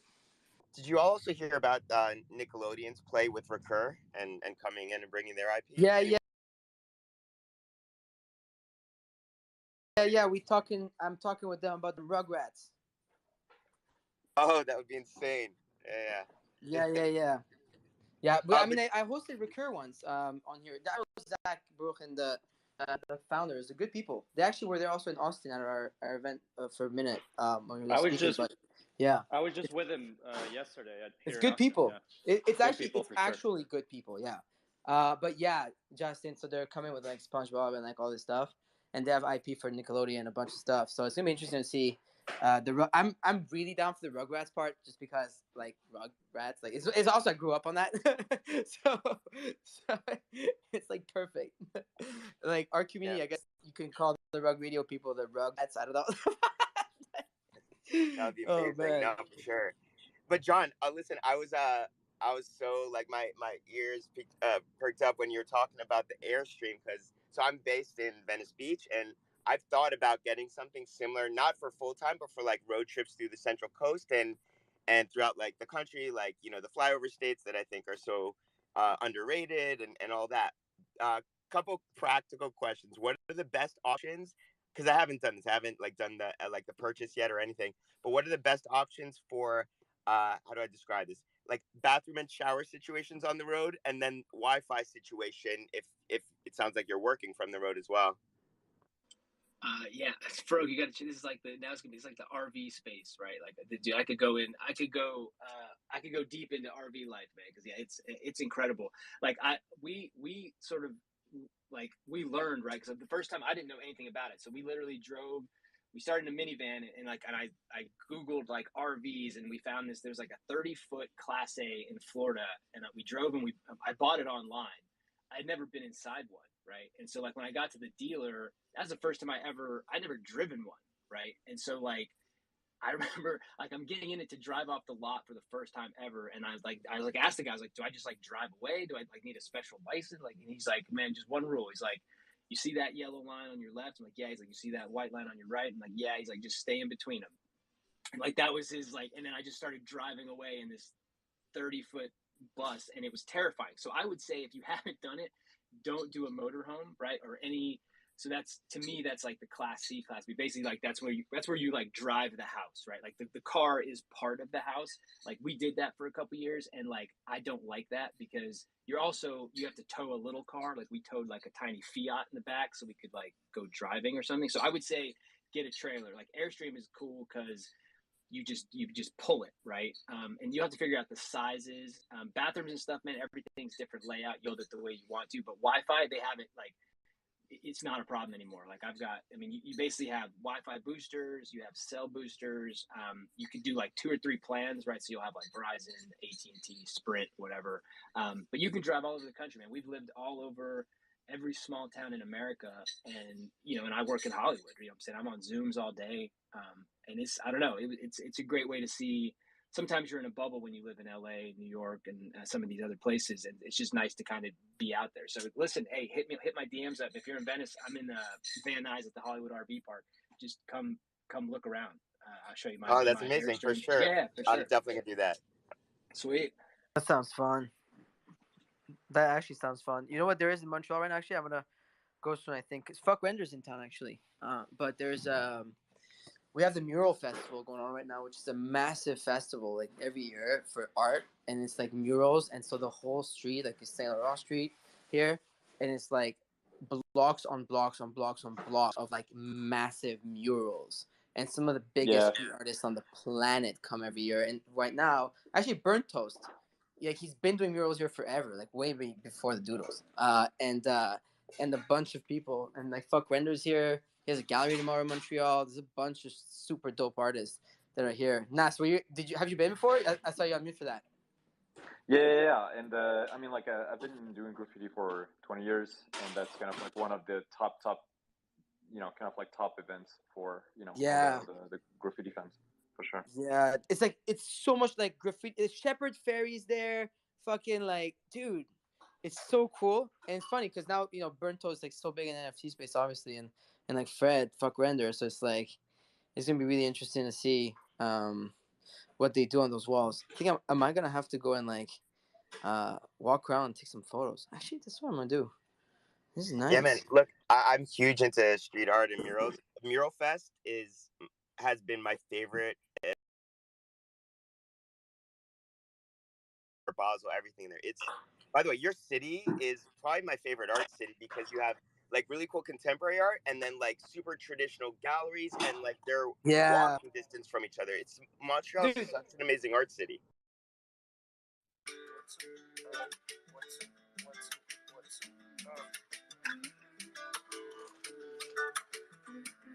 Yeah.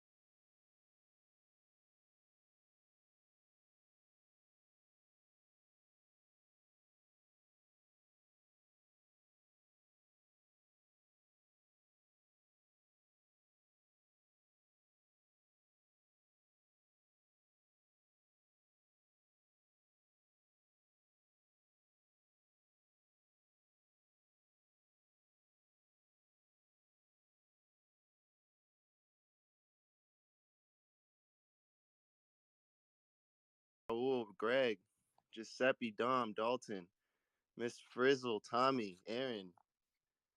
Who is that? Dazed Crypto, follow back. Love. I'm running around a little bit this morning. It's gonna be we'll have like maybe hour and a half space. Got to be moving and grooving, but y'all know we had to tap in and send some good vibes to the family. So let's get Starlord up here. Anybody else who wants to request up, the vibes. Super casual. But yeah, I want to hear any good news y'all got.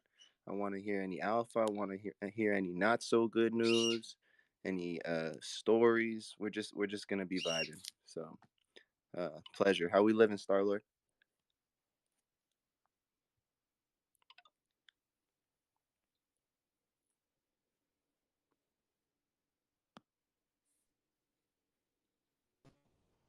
I was gonna come in here and pull a Bookgames noob in my space. I know you're busy. I'm a little tired. What do you mean? Just vibe? Just listen? Yeah, needless to say, I mean, so for those that don't know, yeah, I had a space last night.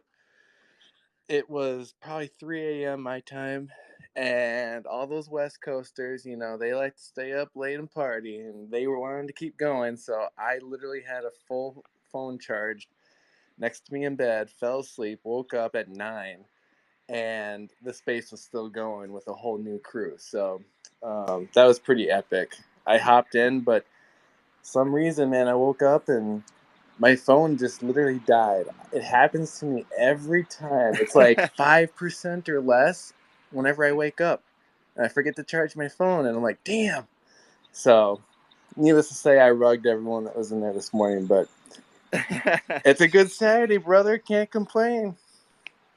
Dude, I'm loving, if I may say so myself, I'm loving the vibes of your spaces that you've been hosting there. Nothing but good vibes. How you living, Miss Frizzle? Thank you for being here with us. I'm doing better now that I'm back with my friends. I had an unexpected vacation from you guys for a while, but I'm glad to be home. Let's go. We're happy to have you. Yeah, Happy it's Saturday. good. How have you guys been? Chilling, killing. You know us, addicted to Twitter Spaces. Well, maybe I'll speak for myself. I'm like I live on Twitter, but good things. The sun is shining. Is the sun shining where you're at? No, it's gonna rain, I think. I don't know. We'll see. It's pittering a little bit. Oh no, I love the rain. It'd be fitting for my mood right now. Rain is good. Mm-hmm. Do you have any good news or not so good news you'd like to share with us from your week? I was away at a hospital for a little while. That was a fun stay. And got to talk to a lot of cool people. It was a really fun stay, honestly. And then got home, and a friend came in and let me get a book, like from a bookstore that I went to before. So I went to the bookstore yesterday, and I went to the hospital, and I donated some books to the behavioral health unit that, I just thought would be nice, because when I was there, like, their book selection was like nice novels and stuff, but I figured, like, I got them like some women's in crisis, first American women, some nice stuff for the women to read there, because they were just like downtrodden a little bit. And then there was a guy there that just, I got him a special book because he's the one that brought books in from this bookstore, and that book was called Who Needs God, and he definitely just needed a reset. So I'm hoping that they get the books this weekend and not on Monday. That's love. Yo, listen, first of all, I'm sorry to hear that you had to spend time in the hospital. That is that's never fun. It's all right. I made some good friends. I played cards. Listen, I played spades like the whole time. It was awesome. It was good. It was a good reset. Sometimes God works in mysterious ways, Good. Well, I love to hear it. I just know my experiences at a hospital are never the best, but you make the best of it, right? Amen. You make the best of your environment. Amen. Well, good. Love to you. I'm really grateful to see all our friends in here. Please feel free to welcome to request up. And if you want to just listen, just vibe out in the audience. It's all good. We're sending love to you from right over here as well. We're not far. In the meantime, in between time, Mr. B. Vaughn. B. Vaughn! How you living? What is good, my fam? How is everybody doing? Love to you, brother. It's good to have you. Man, it's the first time I've been up on stage since VCon. But I took a reset as well. But mine was like, you guys know I went on vacation after VCon and just, I don't know, got out in nature and stuff, took some time off from all the social media stuff, and it was refreshing. Sometimes that's what you need. And I'm glad Frizzle had mentioned because I'm pretty sure you're going to ask us what we're grateful for. So I'll go ahead and go first if you don't ask. Dude, I'm just grateful for God. Like I always shy away from that any space. I never talk about it. And I don't care what anybody else's preference or belief is because I'm open to anybody and I'm just a humble person. But for me personally, I'm just grateful for God every day cuz man, I just am. Uh and I miss you guys. I'm so happy to be in here and be able to talk to all y'all. I see, hold on, I'll give the shout outs. I see, obviously, you got Dustin, we got Isaiah hosting the space, Frizzle's up on stage, then you got Marin, you got Rao, I see you, Avila, Anzac, I know all these people, Giuseppe, Dom, Harry, Dalton, my dude Dalton, I see him in here, Tommy, Jay Money, we got Happy Mama, Katie, G Van, Stevie, and Cody. It's a nice space, man. I love all y'all. I really do. I'm super grateful just to be able to jump in here and talk for a little while. Man, thank you so much for joining us, brother. You always bring just love and light with you, and that doesn't mean you always bring the best news, right, with all of us, but it just means you come with that love and light energy, and and we move forward with that. So thank you, and I don't want anybody to, say what you're comfortable with, but this is, again, I just want to reiterate, this is your space. I can only speak for myself, but there's no judgment coming from me. It's love. Like, I appreciate you, Bivon, sharing that with us. And yeah, I'm, just to share back with you a little bit, I'm not the most religious individual in the world, but I do believe in something greater than me. And I think oftentimes, call me naive, I think oftentimes I find that greater force, whatever that is, here in these spaces sometimes. If Hey, that makes man, sense. listen, like I said, I can respect anybody and whatever they feel inside, bro. I respect that. Like, and that's awesome. You know what I mean? If that's what brings you joy and light and happiness, I love to hear it, brother. Like we got to talk a lot, during VCon. I mean, I wish we would honestly had like a good sit down, away from all the noise and distractions and really got to talk more. But hey, that's what these spaces are for, or that's what a flight out your way or you come my way. You already know, man. Dude, Exactly. Bivon, it's so What's good to up, hear your brother? voice again. I am so happy to hear your voice, man. Hey, I love it, bro. Like I've been in contact with you guys. Just super busy. Even work, like I'm so slammed with work. Yesterday, I decided to take off early because I knocked a job out just to go fishing, and it rained all day. So, shucks. Yeah, I mean, but you make the best of it. Yeah, Hey, absolutely. quick call out too. I know that this group is full of fucking DJs because there are several people that were in my space last night when I fell asleep. Like Chris, I see you. I'm pretty sure I woke up in the middle of the night, like 5 a.m. or something. I swear to God, I saw Giuseppe. Katie, I know you were there, but different time zone, but there's love and respect there. Sorry, I was probably groggy as shit last night talking to you, not making sense. I could barely understand the words coming out of everyone's mouth, but you know what? It's a new morning. I got some rest. I'm feeling good. So, Katie, respect to you. Hope you had a good convo. I know it wasn't recorded, but I hope there's some good alpha and love being spread. So, yeah, that's all I gotta say. Killing it, Starlord. You managed to bring in, you managed to attract, I'll say that, you managed to attract a really, really beautiful group of people, bro. You've had like 3 V Connection spaces, I think now. By the way, I love that name.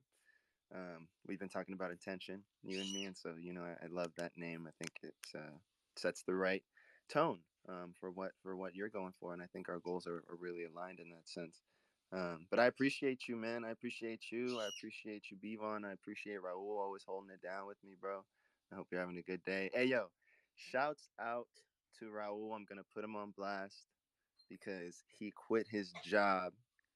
I think it was either yesterday or the day before. And listen, I'm not advocating for people to go quit their job. What I'm advocating for is for people to follow their hearts.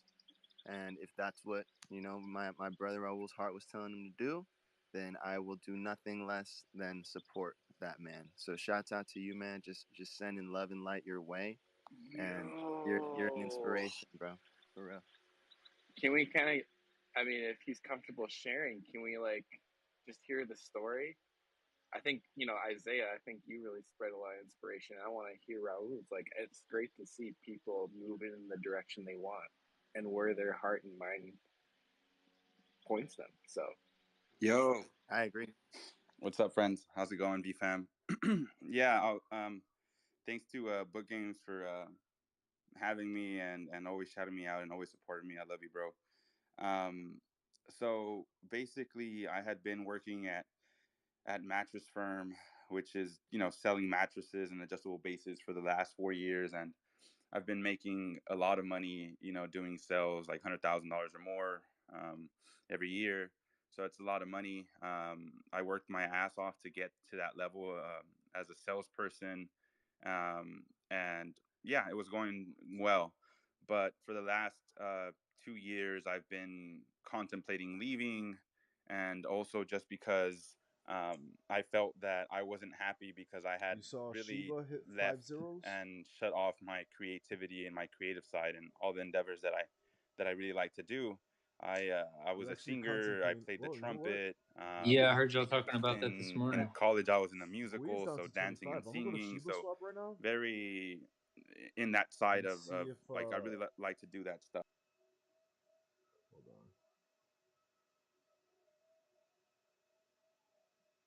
Maybe about like $20 a Shiba right now.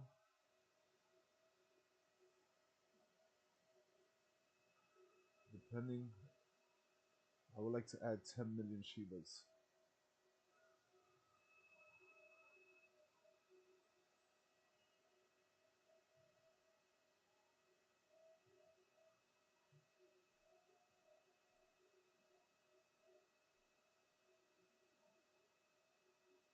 I'm listening to us on YouTube. You're really low.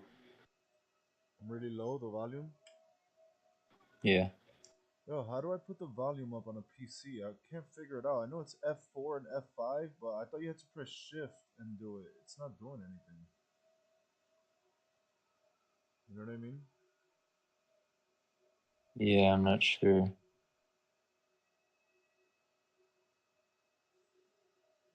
You should just use your laptop mic. True. I got the headset on, that's why. Hold on, maybe. It's all the way up. I sound good on the Discord though? You can hear me good? Yeah.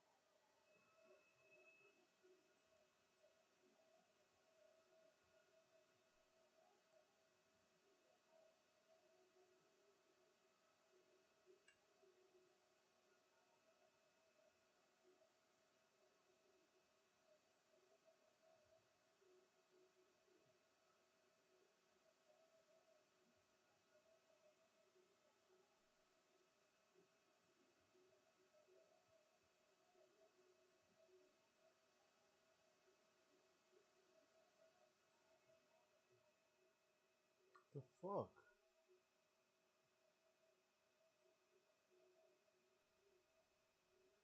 What are you trying to do now? I'm trying to import my other MetaMask into this one. So I got both addresses here, but it's not letting me.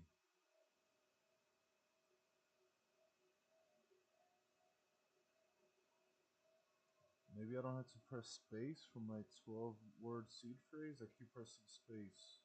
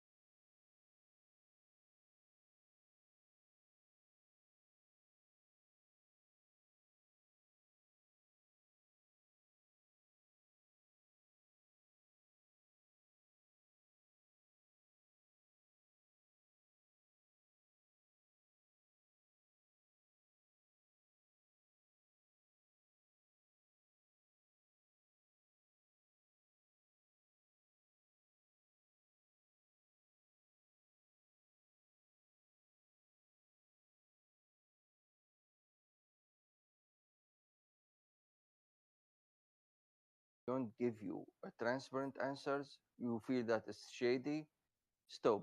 Don't invest there. This is my advice. This is one of those practical experience I got actually. So I think you guys put most of the things. Wow, that's really that's really nice. I just want to shout out to everybody here: Ishlon, Gaz, Hanks, Avabol, love my NFT buddy. Everybody here I know and I don't know. You guys are awesome. You guys are awesome. Right. Big shout out to everybody that's in attendance today. You know, we building family, and that's what it's all about 24/7. And again, we all have different perspectives, right? We all seeing things differently. You know, we all have our point of views and you know how we just intake things. So at the end of the day, there's no need for argument. Is no need for disagreement here. I think it's healthy for all of us to have different ways to look at things. So go ahead, Hanks. Hey, you just got to see how projects are moving. You know, that's a big thing. Like, notice if it's fake hype or it's real hype. You know, I mean, there's like 100 different ways to try to for red flags. You know, I mean, it's endless. You know, like me and E have been on the hunt together, looking at shit. You know, and like here's another way. It's like you can go back a couple days before mint, check out the contract, see if they have the NFT stored inside one of their wallets. Best guess, it probably be the same fucking wallet that they used on the previous one. You know, I can't even sit here and lay it all out. You know what I mean? There's so much shit. Like y'all got the followers and I heard y'all talking about tokenomics, and you don't gotta fucking know. Like, you know, I'm not trying to be rude, but you don't really gotta know shit about numbers. All you gotta do is understand the psychology of the emissions and how they're being distributed, and understand like, yo, you making $500 a day, man, you better dump. You better dump every day because that ain't gonna last. You know, and E, I want you to answer this, bro. What projects made it? What projects made it on Avalanche? Boy, it's fucking rare. So Yeah. people need a. Yeah, my bad. hey, Shay, Yo, you should look yo, at hold on, everything as a one rug second, Hanks. until One, proven. one second, Hanks, 1 second. Yo, Ah, really, you man. came up to the stage. Oh, hold on. I got a serious question. Who posted those pictures up there? Yeah, that's what I'm trying to figure out. Yeah, we got to get him out of here. I don't know what he was doing, but go ahead, Hanks. Yeah, man. Just look at everything as a rug until they prove to you otherwise. Otherwise, you out here blind. Real talk. Now, E's cool, you know what I'm saying? Like when projects come up and talk, and you know what I'm saying? That's a whole different story. But, you know, like he said, man, ask some questions. Well, I was looking to pick up a new one, and I heard, I guess, you guys are Team Ledger, but I was wondering if you had any insights on like the Trezor versus the Ledger, and like what maybe people like personally better, or are they pretty much the same? So they are fairly close to the same, but I mean, Treasure used to have a big problem with exploits and getting hacked. Actually, yes, Ledger had been hacked as well, but I mean, I've been in the space since 2013, so I mean, personally, I'm a Ledger guy. I'm Ledger all the way. Um, I like Ledger, especially the Nano X, because you can connect it to your phone, and it's a lot easier to use, in my opinion. I do know a few people that still use Treasure. There's one more. T Parker Asa. Do you know what the other there? There's one other thing that like stopped me from using Treasure. Like I think it has something to do with if you. I can't remember personally. I mean, it's personal preference at the end of the day. You guys can use whatever you want to use as long as you're using a cold wallet to store your NFTs of value. I mean, that'll let me sleep at night. Um, I I personally use Ledger though because it's easier. It's a little bit cleaner. And I can connect it to my phone now, which is awesome. I also think that Ledger's a little bit safer, just because in more recent years they haven't been able to get hacked. So I mean, I kind of like seeing that. Crypto Jesus actually gave me like a 4 hour conversation about it one time, like because I was originally gonna buy a Treasure, and for 4 hours he hounded me on why I shouldn't. So I mean, like to me, at that after that, I was just like, all right, I'll buy a Ledger. That was also in maybe 2020, 2019. So I mean, it's been a little bit of a while, but yeah, no, I have no idea honestly. No, I appreciate you. I'm sorry though. I just like Ledgers a little bit more. If anybody else has any other reasons or anything to speak on, please share your opinion.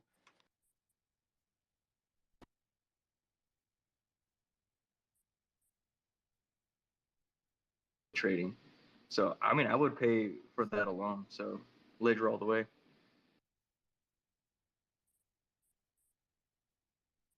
Ledger does do a really good job in my opinion. I mean, they're a really good company as well. They do run deals sometimes. Like you could buy three ledgers for fairly cheap. Honestly, like I think it's like three for 160 or something like that. Like whatever the price is. I mean, ultimately speaking, you cannot put a price on safety. And I mean, like I say it all the time. Like if I lived in a neighborhood and I had kids, like I would pay any money to know that they would be safe whenever they went outside to play. And I mean, I think of all my investments as my kids. So like, I'd pay any amount of money to make sure that they're all safe at the end of the night. Because I mean, again, like I'd much rather have my hot wallet get hacked and lose one ETH than get my actual wallet hacked and lose my entire portfolio, right? So at the end of the day, I mean, you could buy a treasure, you could buy a ledger, as long as you do have a safe way to store NFTs as well as crypto, anything of value. I would most certainly go ahead and do that. Sounds like Ledger it is. Appreciate you. Thanks.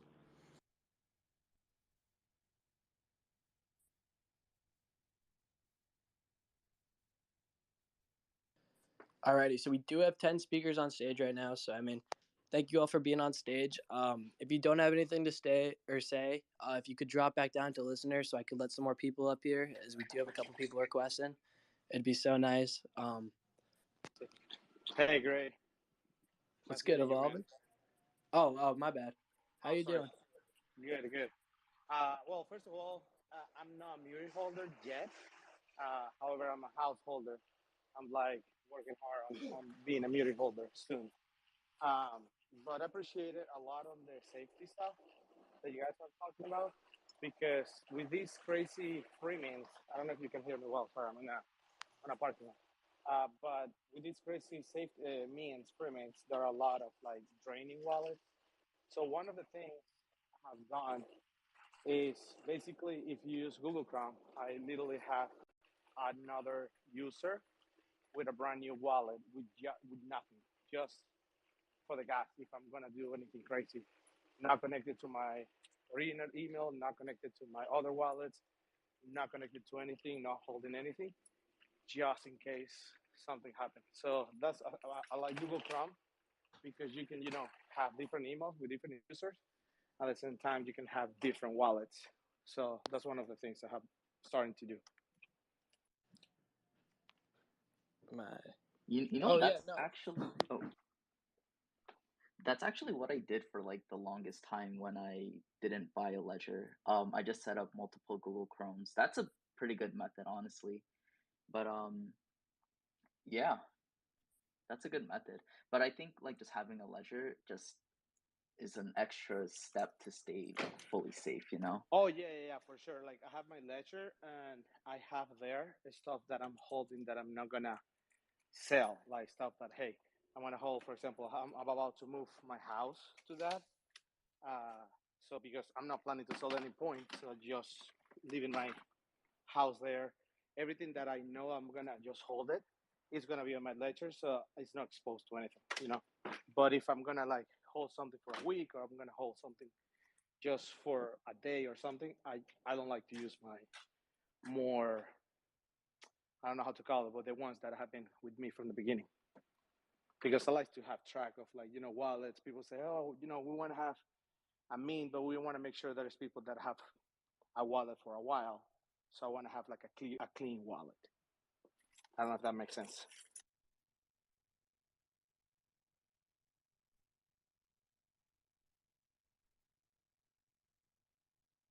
Oh, I'm sorry. One of my alpha chats is blowing up right now about how good of a founder Asa is, and about shouting out Evolving as well for this ledger giveaway that's going on.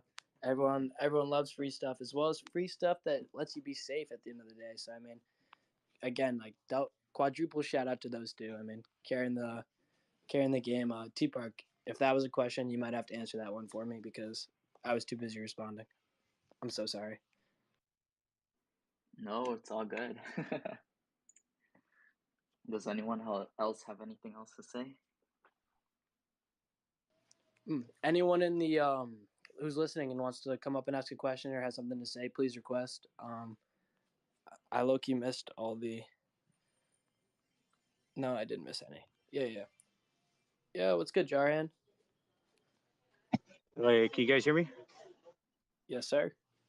All right, sorry, I'm at the store right now, so I'm on a speakerphone. But I wanted to just quickly say, when you guys are buying wallets and you're trying to save money, be sure to buy them from the manufacturers and not from like Amazon and stuff.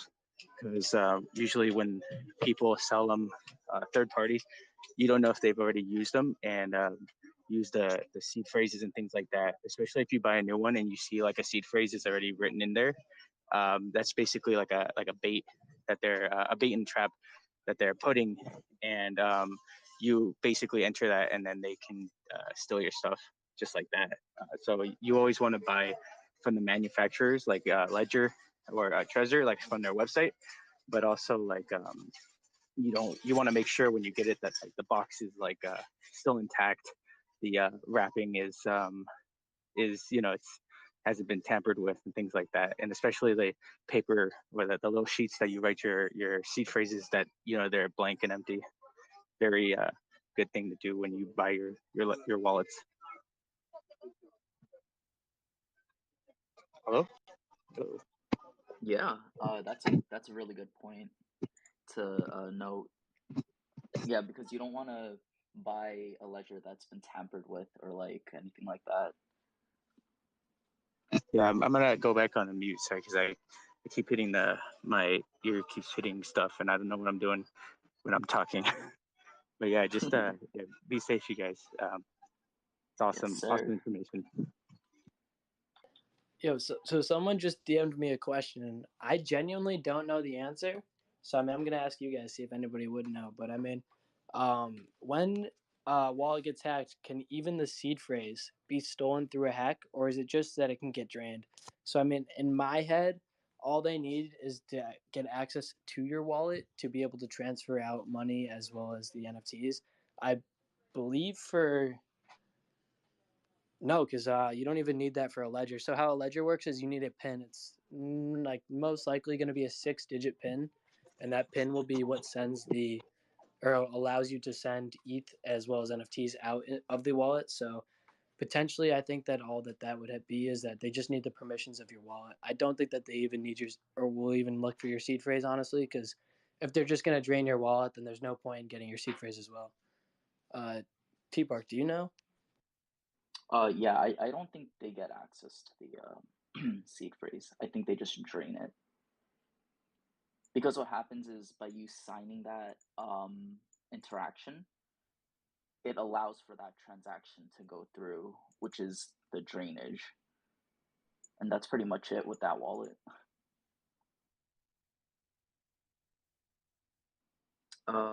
Excel, what's up?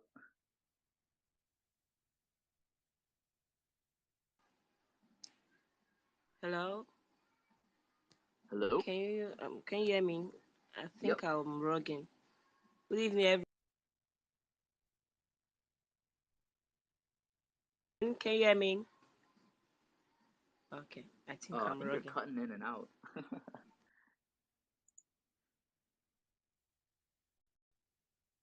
A little bit of a rug going on for Excel. Anyone who's listening right now, if you have any questions, anything to say, feel free to come on up here. If you want T Park and I to kind of retouch something or go over something again, kind of explain the difference between a hot and cold wallet, the difference between a wall or the reasoning for why you should always have one wallet not connected to OpenSea, one connected to OpenSea. Any questions on anything? If you want to ask how we personally handle some things, feel free to come up here and ask.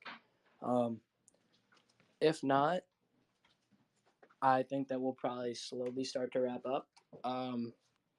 Unless anyone wants us to kind of take this in a different direction, we could always talk a little bit about Murray for a little bit. But I mean, it's all up to you guys, however you guys want to do this.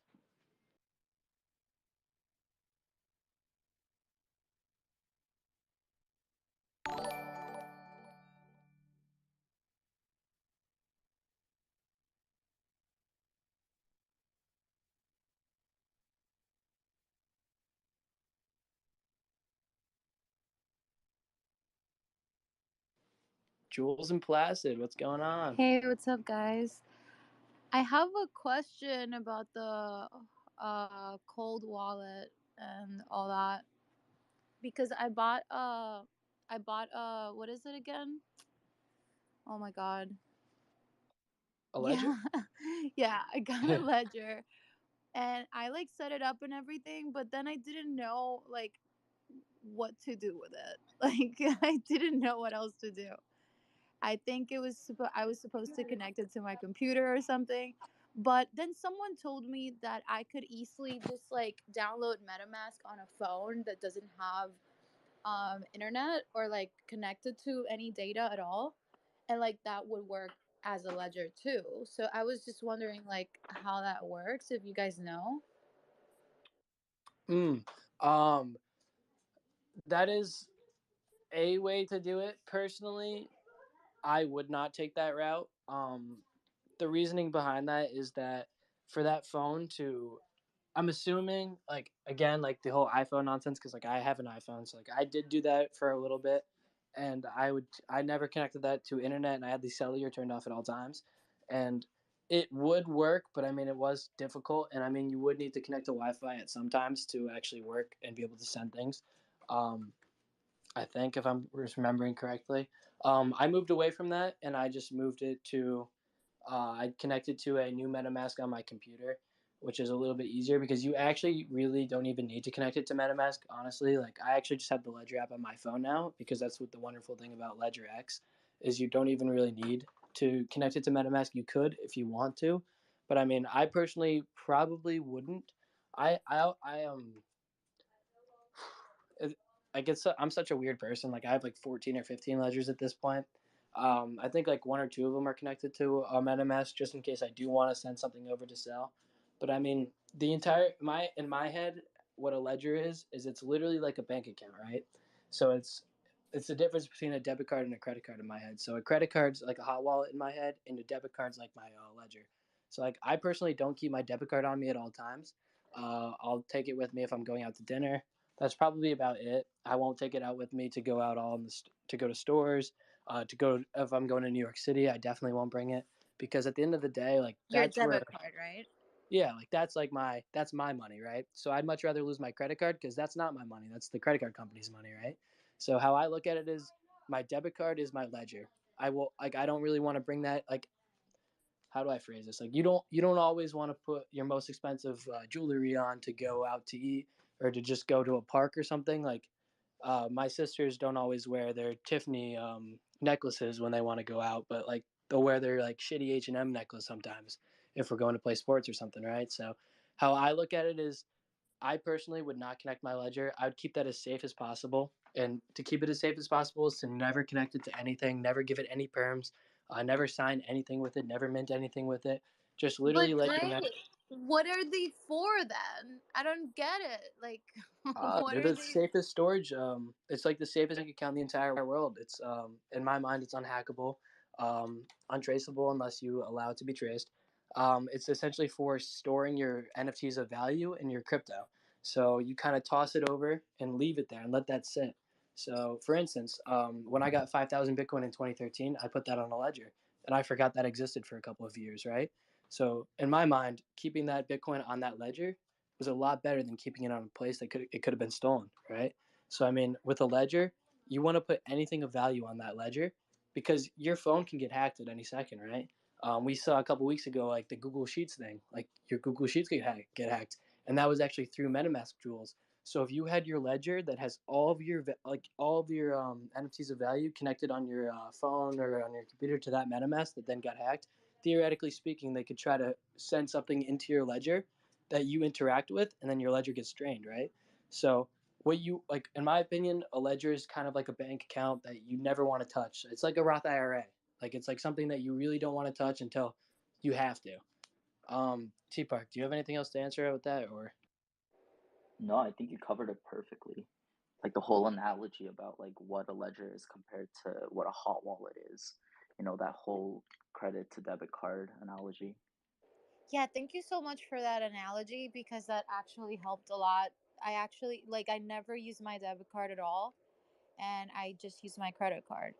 But I still don't understand like okay, for example, if um like I would just use like the like everything that's valuable to me, but then how like you would have like a different MetaMask for like flipping or like trading.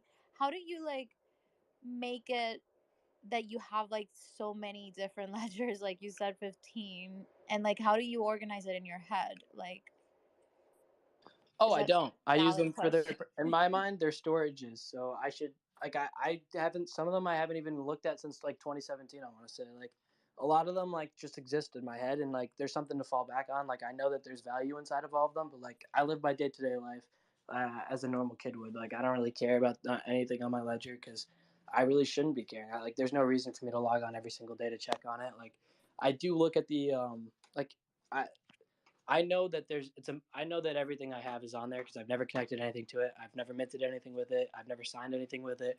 I've never done anything with my ledgers except for transfer the funds into them, and then I put them into various locations around the state I live in, as well as a couple other states that I live in. Um, I keep them all very well hidden, of course, because I really do want to make sure that I'm as safe as possible.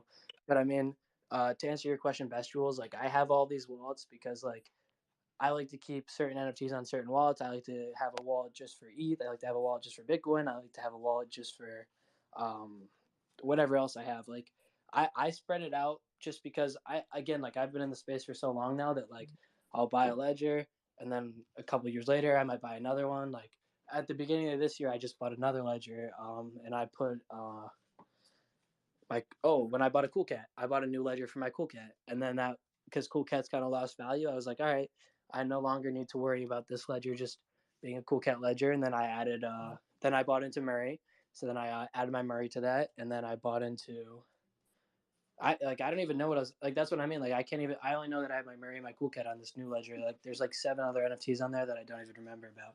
But that's what I mean. Like I like to keep between 15 to like 50 NFTs per ledger, and then I'll just start a new ledger. And I do that because God forbid, but I mean there's always a chance that one of them gets hacked, right? I mean I say they're unhackable, but I mean people probably could hack them. I'd be willing to put bets that like anonymous or something could hack into a ledger, but I mean that's not going to say that they're going to target me specifically.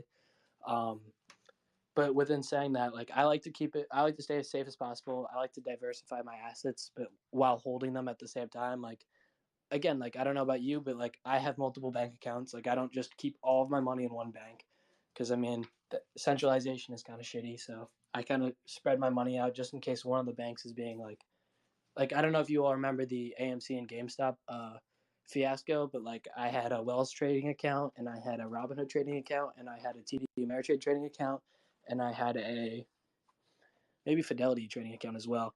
And Wells Fargo was the first to block trading on that. So as soon as they blocked trading on that, I was like, oh shit, these other three are probably going to too. And I was able to sell out of all the other three before they blocked trading as well. So I like to kind of spread everything out as much as possible because I feel as safe as possible, as well as I actually feel in more control over my assets if they're a little bit more spread out because I don't want to give anyone else who gains access to it full control of my net worth, full control of my portfolio. Um, and to be honest with you, like I forget about my ledger sometimes. I say I have like 13, but I probably more have like 16 now or 17 now. And I could have like 20 something at this point. Like I don't even know how many I have to be honest with you. And I kind of like that because like I want to be a normal kid. Like I want to go to college. I want to have a great time. Like I want to grow up. I want to have a job. And I mean, if I ever need the funds from it, if I ever need something from it, I have stuff to fall back on. But like, in my opinion, you should put your NFTs on a ledger, put it away somewhere, and forget about it, and move on. As long as you have the NFT to your name still, that's all that matters, right? Like you can still use it as a PFP, you can still flex that you own the NFT, but like, there's, in my opinion, if an NFT is worth more than $1,000, I'll even put that on a ledger because that's $1,000 more that I'm protecting than rather risking it getting hacked. And I mean, that's why I said in the beginning of the space, like personally, I only keep one ETH maximum at all times, one ETH on a hot wallet because I would much rather lose one ETH than my entire portfolio, right? Wow, thank you so much. I honestly needed all that because I'm like very new at this in a like compared to you. um but yeah, thank you so much. I just want to say to everyone out there, I think that it's just hard to know to value our NFTs the way that you do, Gray, because it's like there's just so many rugs out there that it's no longer like, oh, let me buy a cool cat. Like, I know that this is valuable and it's going to continue to stay valuable. Like, no, even cool cats lost their value. And all of these like different like it's just hard, like if I put everything on a ledger, I'm just going to end up like being from ledger to ledger, like trying to sell all the stuff that's losing value. Like, not everyone has the luxury of like, oh yeah, put it on a ledger and just drop it, or leave it and forget about it. If Unless you really really believe in something the way I believe in Asa, like, it's just different, like for other types of NFTs, or like the rugs that are happening now. Yeah, no, there's tons of. I mean, I'd say out of 3 projects, there's one that's going to be a rug, one that's going to be a scam, and maybe one that'll be legitimate, right? So, I mean, there's a difference between a rug and a scam. Like, I would much rather buy into a rug and just lose my original investment than buy into a scam. And what I mean by scam is you buy into it and then you interact with that NFT, which then gives them perms to your wallet, which then allows them to drain your wallet. So, I mean, there's scammers are getting more and more scams are getting more and more complex as each day passes by, right? So I think that safety in this space is the most important thing, and spreading space safety advocacy. Like, we really need to do a good job with that. And unfortunately, Crypto Vega could not be here. He's one of my favorite people to work with. He's a kid, but he's one of the smartest people. He's really good at Discord safety. No Discord I've ever had him work on has been hacked or has had any issues, has had any links posted, has had any problems. And I mean, he's actually starting a Web3 safety company where he's just going to offer his services for like a very, very, very good price, in my opinion. And he's created a bot. He has like 4 or 5 bots to his name now. 3 of them are pretty widely used. You would never know that this kid made them, and he'd never admit to you that he made them. Like, he's too humble for how smart he is, in my opinion. Like, if I was as smart as that kid and if I could do what he could do, like, I don't know, I'd be hosting spaces every day just talking to you guys about how like smart I am and about how like safe I am and about how safe you're going to be using my product, right? But I mean, that's if you guys don't know Crypto Vega, I definitely go follow him. He's going to start posting threads, I think, once a week about like what he's working on and what he's seeing.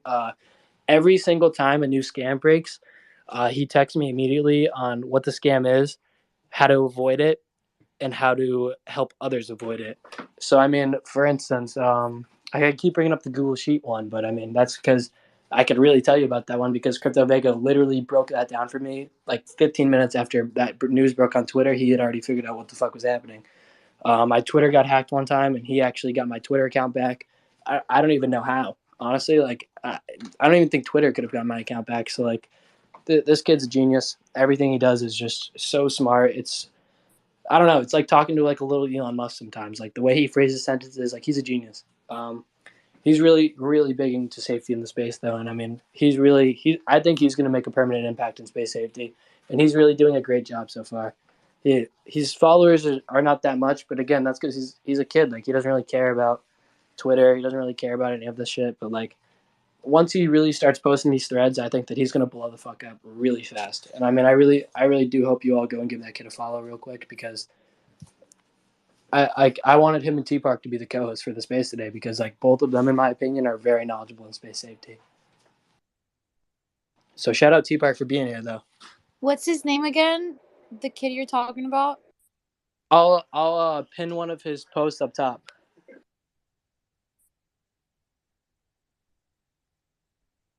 Well, thank you again, Gray and T Park, for hosting this space. This is very useful.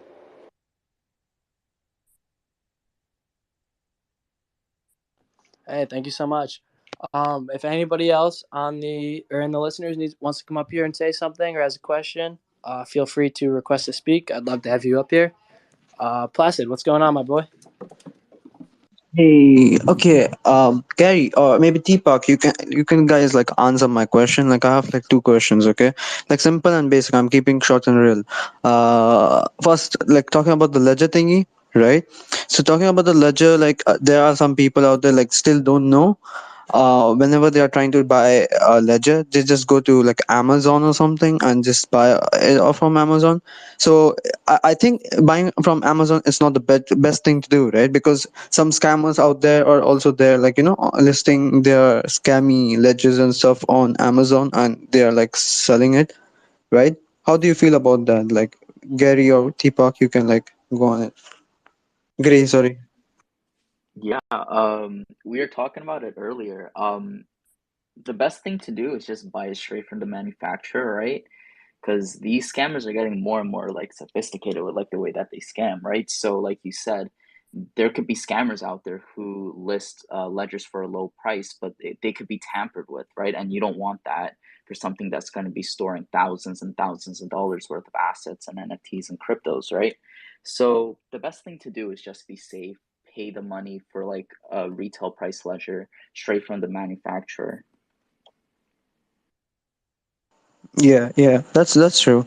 Another thing I wanna ask you like about this ledgers and all. Like, imagine you bought a ledger, okay, and you like, okay, I have like, imagine I have like this XYZ NFT, and I'm like holding it, so I will also like a certain X amount of my ETH. I want to transfer in that wallet, right? Like that a ledger. But I have also heard about these articles like like when Ethereum was just blowing up or something. So BTC had a really I mean sorry BT yeah, it's a BTC, yeah. Bitcoin was like really it's still a big thing now, but back then, like BTC, like everybody used to hold BTCs and stuff, and they put in ledgers. But 10,000 more than like BTCs is like vanished, like like how people like just lose their ledgers and stuff. So what do you feel about that? Like losing the ledger, and you are basically like losing like the thing. So what do you want to say about that thing? Like you have, obviously you guys have heard about those articles, right? Like 10,000 bitcoins are like gone, and it's like still misplaced or something. Like people losing their ledgers and stuff, and they're like now going for it and like trying to find it or something. Yeah, so when the articles mentioned that people like lost their Bitcoin or whatever crypto assets, the main reason why they lost it is probably because they forgot their secret phrase and they no longer have access to that ledger, right? So the safest way to just make sure that you have access would be to write it down and store it in a safe place where you remember. I know actually a couple people that bought into crypto early on and they completely forgot about it, right? Like they had written down the secret phrase, but they kept it in a place where like they didn't really care about it, and then it got lost somewhere. And then years later, they try to access that wallet, like you said, and they suddenly lost all that asset, right? Because they don't have that secret phrase anymore. So the safest thing to do is just write it down and make sure you store it in a place where you'll remember it. Okay, that very simple questions I ask. And just for like my personal opinion, like I just want to ask because you guys are like damn too, like you know these kinds like thoroughly. So I want to ask you like if I go and hop onto like on the internet, like okay, like what are the best ledgers I should have? Like can you like guys brief me like what are the good ledgers we can buy? Like it's just like my question. Like I'm just asking, like as a friend you can like you can like recommend or something. Yeah, for me, you're kind of cutting in and out, but I think the question was like, which ledger should you buy, right? Yeah, wait, I'm not audible, okay. Yeah, so that's the question. Yeah, so for me, I just decided to go with the Nano Ledger X. I guess the main reason is because for me, like it's the easiest to use. I mean, there's other type of wallets like the Trezor and all that, but it comes down to personal preference, honestly. But my recommendation would be the Ledger Nano X. Okay, okay. Thank you so much for like answering my question and clearing my doubts. So yeah, it was short and simple. So yeah, you can guys carry on. Thank you so much. Yeah, thanks for hopping on. Does anyone else have anything that they want to say or come up on stage?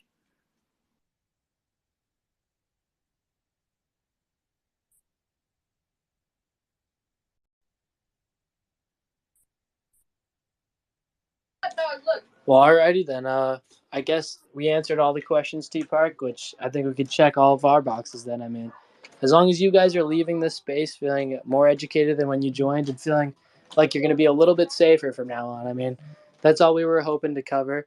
Um, I'm really glad you all came out. I think we peaked at like 50 or 60 listeners. So, I mean, that was awesome. Big shout out to Asa for coming through. Love seeing Asa in the spaces. I've been telling him he's got to be more active in the community because, I mean, that's what you guys were telling me to tell him.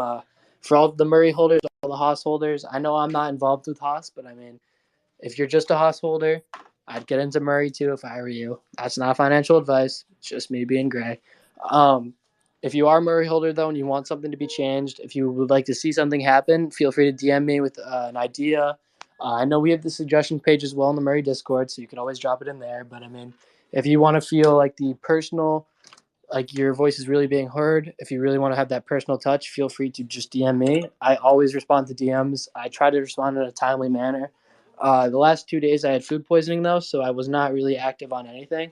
I held a space on Thursday with T Park. Thank God T Park came because about halfway through the space, my Advil stopped working for me, and I spent the next like 7 hours dying. So I mean, gladly T Park was there. He clutched it. He kept everyone active. I think you guys had a great conversation. I know people were asking me questions and stuff, but like I was trying to answer them, but I didn't think you guys wanted to hear the sounds that I was making at that time. So I kept myself on mute and let you guys go until you guys were done. Um, but yeah, feel free to DM me anything though. I love talking to you guys. What's good, Seth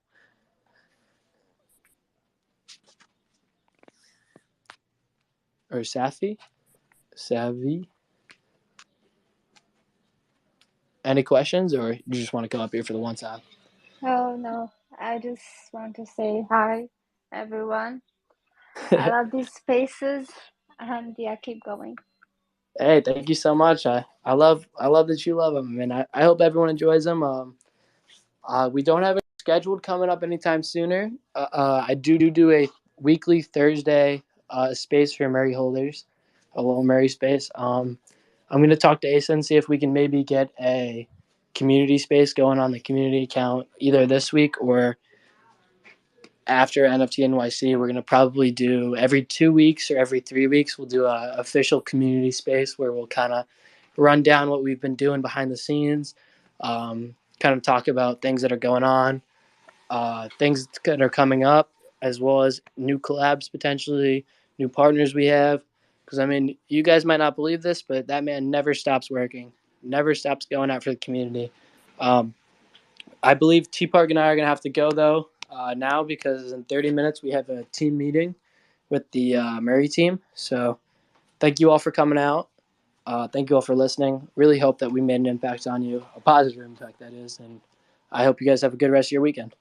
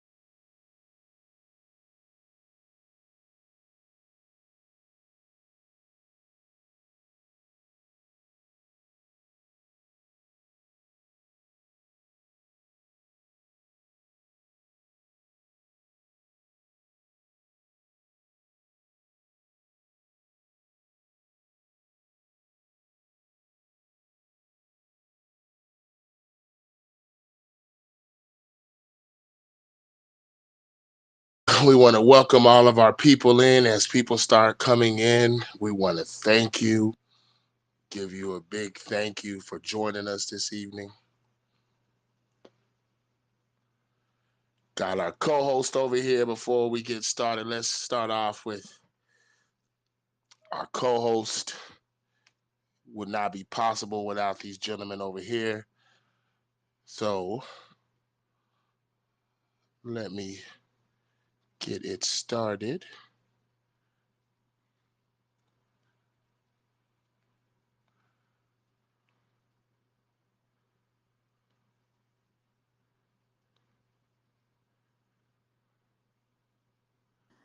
Yo, yo. Yeah. What's going on, gentlemen? What's going on? What's going on, my brother? What's going on? How's everybody doing? Good, good, blessed, grateful. Amen. Amen. Yes. Amen. Yo, how was sound on my end? You Ali. hear my road noise or what? You sound beautiful over there. Couple hiccups, but you sound beautiful, brother. How you doing over there? Oh, great, double positives. Nice. Welcome in. Welcome, Eli, Jonathan. Welcome, welcome, welcome. Yes, welcome all. So I must say, I don't know if you're seeing the Jabari. That's my brother from like over 20 years now. Nice. Yeah, so I told him about everything, and Jabari, I don't know if you want to come up and speak. I mean, you're open to do whatever you want. If you just want to listen, and this is for everyone. If you want to come up and speak, come speak. It's an open space. It's barber shop, but it's really like shop talk or barber shop talk. So we're talking about any and everything, whatever you want to talk about. Righteous, righteous. We want to welcome everybody to the barbershop where we talk about things that are exciting and not so exciting. We talk about the world. We talk about world news. We talk about NFTs, crypto. We're going to talk about everything under the sun. If it becomes too sensitive for your ears, we ask that you please excuse yourself because we don't want to excuse you. We are Yeah, protectors. it's shop talk. You know how it goes in the shop, man. It's shop talk. So Good. we're gonna get right to it. We're going to get right My, to it. my, There's no holds barred. Without further ado, let's introduce some of our co-hosts over here today. We got some big people here. We got some good guys here that are going to share some love and energy. hey, Let's Let's go. go. Let's go. Let's go. We ready. We That's right. ready. So let's Absolutely. go. We're going to start first with my brother over here, VCon Barber.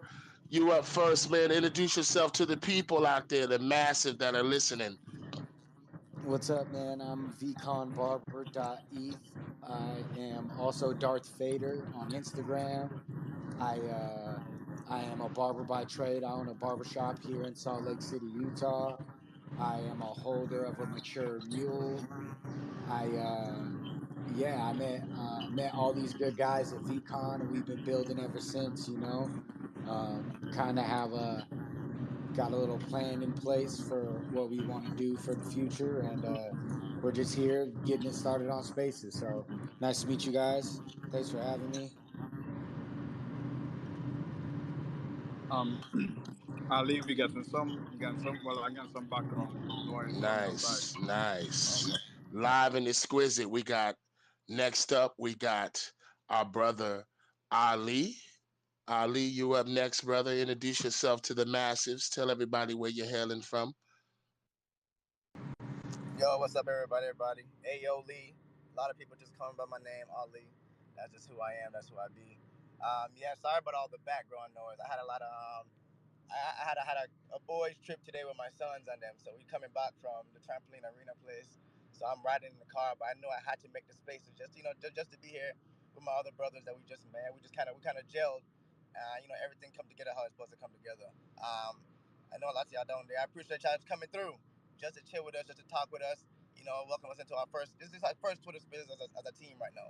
So just y'all being here is big to us. It's big to me, and I know that other fellas feel the same way. So yep, bet. All love. Yes, sir. Yes, sir. Yes, sir. Thank you, Ali, brother. Big ups, big ups.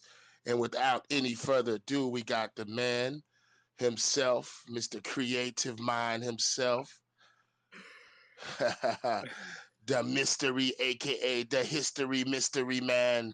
Give it to him. So just a quick little introduction. So originally I'm from the Caribbean, Trinidad and Tobago. I don't know if you all know, but and also my brother Jabari. Big up yourself, Barry. I wanted to come on stage, bad bro. But yeah, so I'm an artist. I've been drawing uh probably about 20 something years now, like drawing, illustrating, stuff like that, and um creating animations. And I was lucky enough to meet these hosts here during during the VCon conference, and I I don't know how to say it, but it was a life changing experience, you know. And right now we Life here, changing. we life Very changing life changing. experience. Very life changing. Yes, and you know, my brother here, Afakasi, keeps me in check because as an artist, sometimes my mind can go any and everywhere. You know, as a creative mindset, and Afakasi, he keeps me grounded and He keeps me keeps everybody grounded, man. That's everybody Alpha grounded. man, Alpha Kasi, man. His soul is it's crazy, man. I can't even explain it. Can't Much even love put to it my into brother. words, man. Indeed, indeed. Thank you, guys. Yes. And but everybody here, and I know if you're listening to, um, we move in peace and love, you know, and this is what we're gonna be talking about today. know, the website where you like take all the quizzes and stuff like that. It took a while to get through, but once you complete We the got time right now, 65, though. yeah, once you complete the 65, you can become a hedge fund manager, and once you complete the Series 3, you can become a hedge fund manager for crypto. Oh, Yeah, that's I sick. just, yeah, I was talking to Koi earlier this week. I'm sorry, I was talking to Cancer earlier this week, and it's just, I've had long exposure to these assets, just exposure to the different markets for so long. It's like I think it's time to get certified because you don't need to work for a firm before, which is like now, right? Which is like before you had to go through somebody like to get a 7 or a 3, I think, and then there's also like a bond one as well that I've been sent, but I think it's So like a 4. bonds you can also do through the Series 65. So the 65 is all equities and securities, and Mhm. Series 3 is all commodities, which crypto is a commodity for the most part. Not Um, yet, not yet, man. Stop it. no, Not I yet. mean from a regulation standpoint, if you want to be a GP of a hedge fund for the past few years, you needed to have a Series 3 to do crypto. Right. But yeah, so it's gonna bottom probably around the 15th. We're gonna have like a rally right now because a lot of people opened up shorts and they're gonna want to liquidate all those guys. Can we get the And crypto in here for confirmation? say again. We need the crypto witch in here for confirmation. Mary. Oh, is that I would marry Marin. She's right every fucking time. You know, I think she just picks the dates right before like the CPI. Like like if you look at the schedule, it's like right on cue with her calls. So I wonder if she's just Yeah, literally so just it's crazy. It's crazy because the technical analysis didn't even like the algorithm didn't even need to see the CPI to see it, but I guess the CPI was like the catalyst, you know. yeah, it's like priced in a sense on the chart. But It's yeah, because I mean, Aries is entering if Jupiter. you're holding on now, I would just hold it on until the end of July, and then that's when I'm gonna drop any longs, and then we are gonna see the big boy drop, which is where I'm gonna short heavy, like 5-10x the entire portfolio. You know, yeah. I think at this point I'm just holding on for my fucking dear life, huh? No, we hit the local bottom. Except for the 15th, we're also gonna touch 1400 ish, and then that'll be the bottom for the next few months. And There you then go. what? Saying after that, then it's bottom further. Oh yeah. Then after that, by the end of July, early August, we'll hit the end of a rally. So the reason for that rally is on the heat maps. You can see some orders, really large orders from major institutions around 1390, 1365, 1410, 1430, etc. 1460 as well. And if you add them all up together, it's something like $250 billion. So that amount of money is going to send everything flying. So from the 15th to the end of July, we're going to be seeing Ethereum going from 1400 to 2200. Do they have sell orders in already for July? Is that why you're? Yeah, they have sell orders the end of July as well, waiting for the merge to occur. Do you? And then once that sorry. Do you use TPO charts or just regular candles?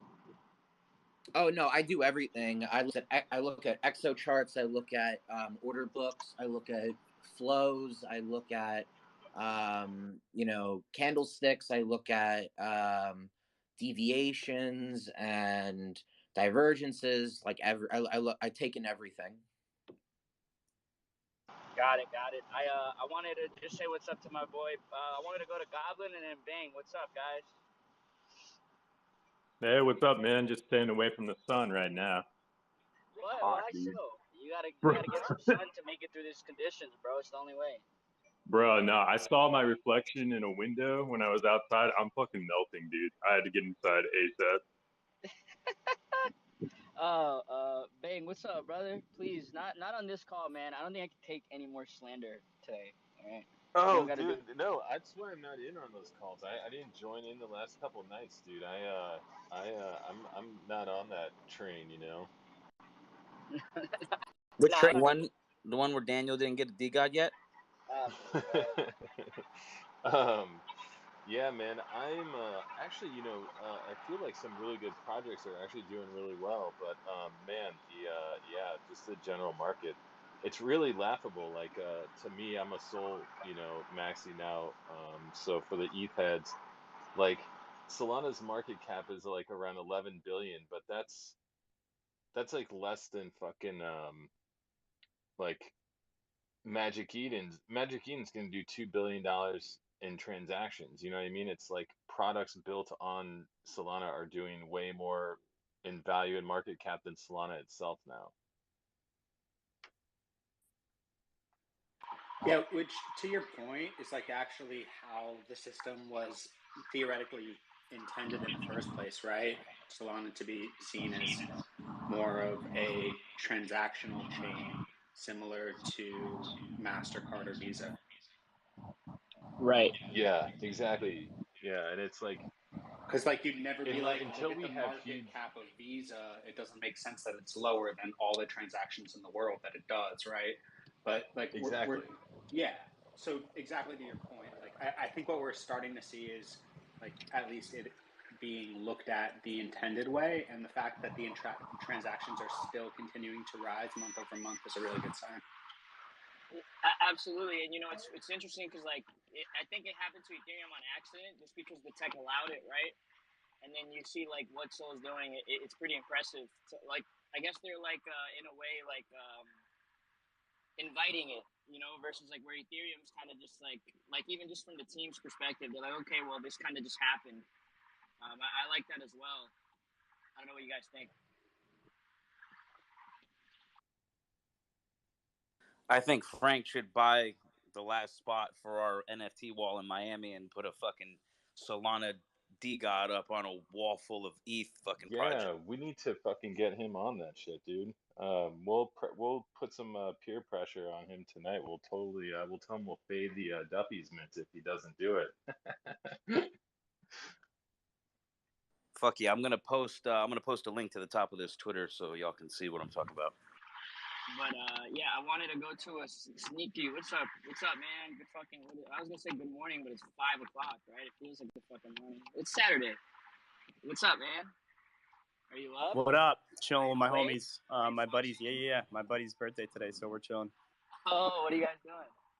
Yeah? They were at the pool earlier today. I woke up late as fuck, but I think like at 1 in the afternoon. So I did like laundry and looked at the markets a little bit, did some work in Discord and shit for the cats, and I think we're going out tonight to like a what's it called? Like a pub or something? Yeah. Yeah. A brewery. Like a brewery, yeah. Orlando, right? Yeah. Like Winter Garden. No, we're going to guys tonight. Yeah, somewhere around there. Yeah. Oh shit. There you go. So it's going down tonight for you too, man. Good. Oh man, I don't know, guys. What do you think? It's interesting seeing all the reactions from all my friends in my group chats. Everyone's like, "Yo, fuck, we're poor." It seems like no one took profit except Yeah, those. no, I mean today. I mean, I feel like these last 2 days have been pretty shitty. Like it's this constant like red is just making everyone like feel shit. Yeah, I wore my HODL shirt today to the gym in honor. It's just depressing, bro.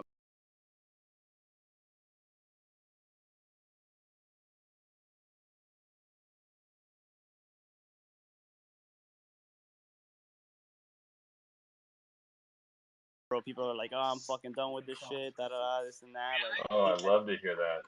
yeah. But I Maybe it's mean, time to start buying. Huh? that's what I'm saying. I don't know. I hope so, bro. Honest to God. I mean, it's interesting because I think with I don't know. I don't know what happens to NFTs when there's no price action on crypto. Like Yeah, historically, I mean, for sure. they see more volatility because people are like, all right, fuck it, nothing's happening with the coins. Let's gamble it up on these assets, right? But like, I don't know if that's gonna happen in this bearish environment. It's the first time I think it's ever seen. I was talking about it. I feel like for the most part too, bro. Like honestly, like a lot of people don't modify the price of their NFTs when they're selling them too, right? Like so, even if the market is down bad, people aren't, one soul equals one soul, one ETH equals one ETH. Like people aren't adamant about not like changing the floor price or like you know what I mean, stuff like that. Well, that's the crazy thing, right? It comes to a bit of game theory. Is depending on where you are, what country you're in, the tax repercussions if you're even taking care of them, and your outlook on how long you're planning to keep that L1. Like some people invest in NFTs at one SOL or one ETH equals one ETH, and other ones peg it to the USDC at purchase.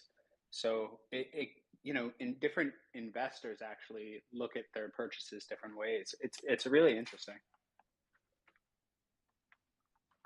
I hear we got some Florida boys in here. Florida boys, stand up. Yeah, bro.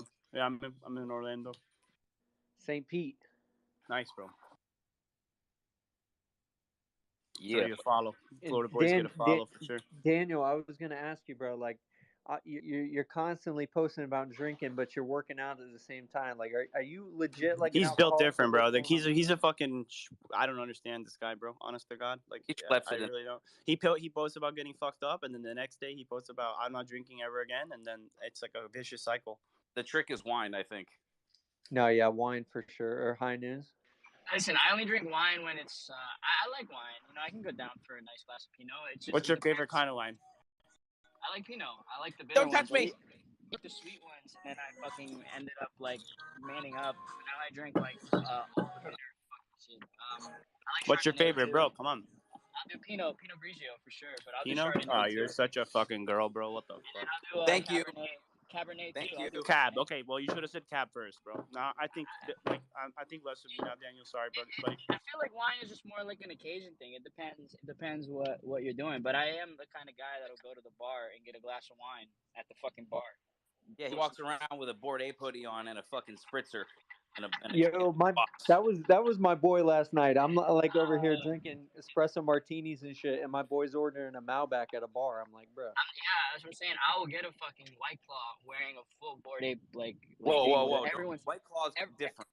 Everyone's pounding whiskey, and I'll order a White Claw, and everyone's looking at me like I'm fucking crazy. I'm like, what, guys? You should try being men sometimes. White Claw is goated though. That's not a wine spritzer. But nah, I saw is Bubble Goose's mint, guys. Is it still $7 Is that confirmed? Does anyone know? Yeah, $7. Oh, Marshall, I didn't even see you there. What's going on, man? And yeah, the NFTs as well. What's going on? I'm good. Nothing really. Yeah, nothing going on. Cool. Are you there? The NFT Swagger. What a name. Yo, what's going on? Yo, I'm gonna bounce, guys, but I just wanted to stop in and say what's up. Everybody All have right, a good man. Saturday, bro. Be safe and shit. Daniel, love you guys. Everyone. Later, bro. Stay Later, positive. hearts Test hearts negative. to the homies. Yeah, Yep. be safe, guys. And I know we're down bad, but just try to stay happy. For sure, for sure. You have a good time tonight, dude. Ah, fuck. Yep.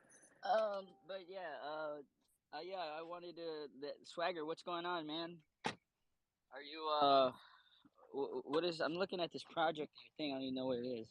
PhD in NFTs. I love it. Are you a VeeFriends Thanks. maxi like Post? Post is a VeeFriends absolute maximalist. Yeah, man, I met Post at WeCon. Great guy. Looking forward to see him again in NFT NYC. So, what were you talking about earlier on when I just hopped in the space about I think the orders that were already set for end of July before the merge? Like when you said the price will probably go up then again. It's kind of interesting, but I didn't hear any listen to all of that. I mean, TLDR essentially. A lot of the institutions are going to be buying next week. They have orders in the mid 1400s, very, very, very high 1300s. Okay. And they're going to be buying with a large amount of money, which is going to send the price up, which will then send a reverse cascade. And then that will go up following the fundamental hype of the merge. And then by the time that happens, end of July, early August, they have sell orders around 3,000, 2,900, 2,800, etc. And then that's when the real Goblin Town happens. Then we're talking about Bitcoin sub 20K. Okay. Cool. Sounds So we all interesting. get that. All of our prayers of like one more pump, and I swear I'll sell. Fucking's gonna be answered. Yeah. Yes, that is actually what's going to happen. Except what's going to happen is they're going to push it beyond the descending trend line in some of the really important EMAs on the daily. So it's going to be a fake out, most likely, a deviation, if you will. A lot of people are going to be like, God, we broke out of the bearish trending, we broke structure, this and that. And then it's probably going to, the thing is also, we have a CME gap at 35.2 thousand. So we have to fill that. And then it's probably going to touch 36 or 37,000. Everyone's going to be like, oh my fucking God, like we broke structure. And then everyone and their mom's going to start buying because they're going to be like, this is the sign. We're going to start going up now. And then it's going to fucking die. The nuke will hit then, so yeah. You heard it here from a doodle duck. Just saying. Yes, sir. Cool. KBB, what up, man? Are you ready for poverty boys? or what? I'm just chilling. On a Saturday. Happy you guys are hosting a space just to kick it. What's good? What up, Yo, baby? what's up, man? I'm not coping. You guys might be coping. I like the guy that has it bullish to like 36,000. It breaks the channel, and then boom, never to be heard from again. Bitcoin is dead. We'll put the funeral up, RIP, and all I love that. KBB's first thing. Sorry, go ahead, bro. My bad. Go ahead. Yeah, I really like that I seen so many bottom signals today that if Bitcoin holds 28K, because I saw the order books, there's a lot of money that wants to buy around that price. So if those guys lose that battle, that's different. But if it holds above it, I think that we can start to inch up. So I think that's the number to watch. I'm gonna stay bullish until 28K breaks. If 28K BTC breaks, I'm selling the rest of my ETH for USDC. You heard it here first. Until we get a Black Swan event, and Cancer, I don't know if you want to speak on this. It's crazy because like we still haven't had like a market crash, right? Like in equities, like you see a 80, 50, 90% day, or like just like a Black Swan event or something, right? Yeah, the And you S&P see, is still holding the 200-day too, so that's important. So if the S&P doesn't hold the 200-day, then we have a problem. So right now, I think we're seeing a lot of critical levels being tested. So just know it can go either way, the bounce, or it could actually be a real flood. I hope I don't see a real flood. You guys are gonna cry too hard. well, that's kind of what I was just saying. Like, when you got a market crash and then two down quarters in a row, like you got a real, like an actual recession, like could get a lot worse, man. I don't think by any means this is like anywhere close to like this might be like the start of it all. I don't mean, know how. like, I'm starting to think I might have to start delivering pizzas, homie. You only get one. Yo, I'm about to what's work for attendance Post. at NFT NYC gonna look like Bro, if how many people it's canceling flooding? right now? Low key, how many people do you think Yo, are who's gonna canceling? That's pay what for a I've been ticket? wondering, dude. Like, you think a lot of people are gonna cancel? I'm people. What you mean? I'm thinking about it. Oh shit, you're people. Actually, I was pretty mad I'm fucking around. before. But I was like, I'm still down bad. But yeah, how many people are gonna cancel though? That's fucking hilarious. Well, Like, I mean, like, think of yo, it we this going to way, the club tonight? like, Oh, I I gotta mean, what work, if they bro. cancel and then like the whole market rallies over the next week, you know, and they're gonna be like, fuck, and then they're gonna want to buy back in, and then it's gonna fall one more time to do a double tap, and then it flies for a month or two, you know, like it's playing with a lot of people's emotions right now, and you know, the thing about a lot of people who held from the top and stuff like that, you know, I think that I probably don't I didn't see who was speaking before in regards to talking about the 200 moving average, but that individual is correct. You know, until we break below that, we're not going to see anything crazy like a black swan event, for example. But I genuinely think that the black swan, I mean, again, like, this is all guessing because there's 1,000 things that could be a black swan event. You know, it could be anything from a food crisis collapse, it could be a liquidity crisis. You know, I mean, it could be that treasury crisis idea I gave out in the last space I talked in. You know, there's a million things that could happen. I mean, fucking China could invade Taiwan. I mean, a million things could happen, as we said. But at the end of the day, I think one thing that we all have to take into consideration is we're all sweating a little bit in regards to what's going on, right? But when you look at, as Daniel said, when you look at equities and bonds, even, you know, the sentiment is negative, but it's not like, holy shit, this is like 1987. This is like Black Friday. This is like the 2008 crash. Like, we're down 20-25% in the major indexes, and we're still not feeling that way, which makes me very concerned because that means how many more of these companies are going to end up like Netflix? How many more of these companies are going to like really get destroyed, you know? Because if everyone isn't completely freaking out right now, because like I was even talking to my girlfriend today, like we're technically in a recession right now, and no one is feeling like it's a recession. Like, yeah, we have inflation, yeah, we have food prices up, we have gas up and stuff like that, but everyone's still kind of going out and going to restaurants. And I was at a lake I don't party last night. I got banged up. But Cantor, I don't think we've seen it yet. Like, So people aren't getting laid off. Like, you I haven't agree. seen the real. Yeah, like you haven't I seen. think the layoffs. Yeah, I mean, the I think the layoffs. I was talking to my TradeFi mentor. He thinks the layoffs are going to happen in August. So I Yeah, mean, we'll so see. well, end of it Q2. depends what type of jobs, right? I think Like that actually, there's like still a pretty big push to get people back to work in a lot of jobs. McDonald's, yeah, God I damn mean, it, McDonald's. Fuck. We're all be working at McDonald's for You sure. mean No, McGoblins? We're all going to be working at McGoblins. yes. God damn it! I was hoping I could just make fucking goblin. You know what I was gonna say, Patrick? I was just gonna say I was hoping I could just make fucking goblin sounds for the rest of my life on my phone, and I would be a fucking millionaire, multi-millionaire. But I guess fucking not. You're gonna get your. I know. So, Grandpa, what did you do to make your money? Well, I said I would drink hot piss in the Twitter Spaces for 2 weeks. was a prostitute. That So sounds better. So to talk about NFTs, I'm curious because you guys, you know, I've only been in the NFT world for maybe about 9 months now, and a lot of you have more experience than me in this regard. I mean, one thing I'm really curious to pick your brains about is what blue chips or what projects do you see surviving 6 months from now, let alone, you know, a year or So two? Okay, Bears. let me like let me take this first, at least on Solana, Daniel, and then you can tell me if I'm wrong. But so I invest in Nice. people, not projects.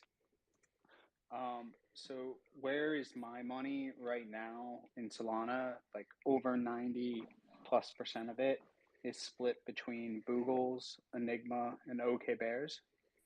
And that's because I still think OK Bears is probably the easiest and brand with the least amount of friction to do a crossover, and the other two are simply the communities. Yeah, buddy. I agree. Yeah, I think aside from D Gods, like those four, and then maybe you can throw in Blocksmith just because of the connection to D Gods. I think you're right. Maybe like DGen Apes and SMBs too, just to like throw those in there. I would say foxes are going to be around Yeah, easily. Foxes. They got revenue. I would say that. Like Money to your Boys will point be though, here. like D Gods didn't even raise money yet. Like Frank's talked about how he wants to eventually go on a raise too. Like I think D Gods are set too in the same type of. But bro, Boogles, that's sick, bro. Boogles and Enigma are like, you're basically in the Illuminati of Solana, so like you're good. Yeah, absolutely. Well, it's just like, who's Man, gonna I'd love be to have a here in Google. 6 months? Do you know what I mean? Yeah, That's the exactly. question. Like And no one how needs to are we sell getting those. there? Exactly. Yeah. Absolutely. What about on ETH? I mean, before you fuckers go and say Yuga, I mean, what do you guys? I was gonna throw in Doodles. Yeah, on ETH, real quick, I put up my top 10 PFP power rankings. That list I put out recently, and I'm confident it's the similar answer as projects to look at that are going to survive. So I have no idea, like, goblins as a case study, but what I do know is that they figured out a way to make, I guess, losing fun in a way that it's been really The hard Goblins for the been rest having a of us. lot of fun. They're fucking mix on their own spaces when they invade spaces, but the storytelling is top tier. The Twitter team is real active. There's a lot going on. There's still a lot of mystery, like what happens with the burger, what's up with the eggs, like what are they drawing next? Like there's a lot of fun stuff happening. Yeah, they figured a really good way to make, one of the things that I think a lot of Web3 companies and projects, as they build out infrastructure, have difficulty with is keeping their internal overhead low. And a lot of that money oftentimes gets blasted at marketing and socials and community. And strangely enough, Goblin Town's been able to muster all this really amazing free community momentum just from people being passionate. And that is when I do a lot of I build infrastructure within projects and companies so they can, run. And so it's not just like all of a sudden, 22-year-olds have $2.5 million and they're like, okay, everybody gets $300,000 a year. Let's spend this money. So it's been interesting to see how many trad media or Web2 PR firms or Instagram marketing firms are trying to advertise that they can build communities for NFT and for Web3, and they're charging like crazy amounts for it. Like I have PDF quote sheets where it's like it'll be $25,000 a month, and it's $200,000 up front for us to build your Discord and populate it. And in my mind, I'm like, this is going to be all inorganic people. It's going to be like zero community. And Goblin Town made it all organic, all authentic, and didn't even have a fucking Discord. Wait, are there actually people paying $200,000 to get Discords set up and filled? Yeah, they're like trad media CEOs who are like, I'm trying to do Ficto TV. It's this decentralized streaming platform, and the truth is, listen, there's lots of inroads to be made in that infrastructural kind of model, but I'm seeing a lot of just to give a bad example, or just probably too specific of an example, a lot of trad media execs who used to be agents or production company execs who are now running these Web3 companies who are trying to do what we all do every day, which is make real communities on Discord, in Twitter, have group chats. And then you have an interview with some recruiter from fucking, not to name names, but A16Z, who's like, how did you do that tweet where, tell me what it was? And I'm like, what do you mean? It's me and my friend thought it was funny and we knew it would be good. And we Can they ask Daniel how he does his tweets?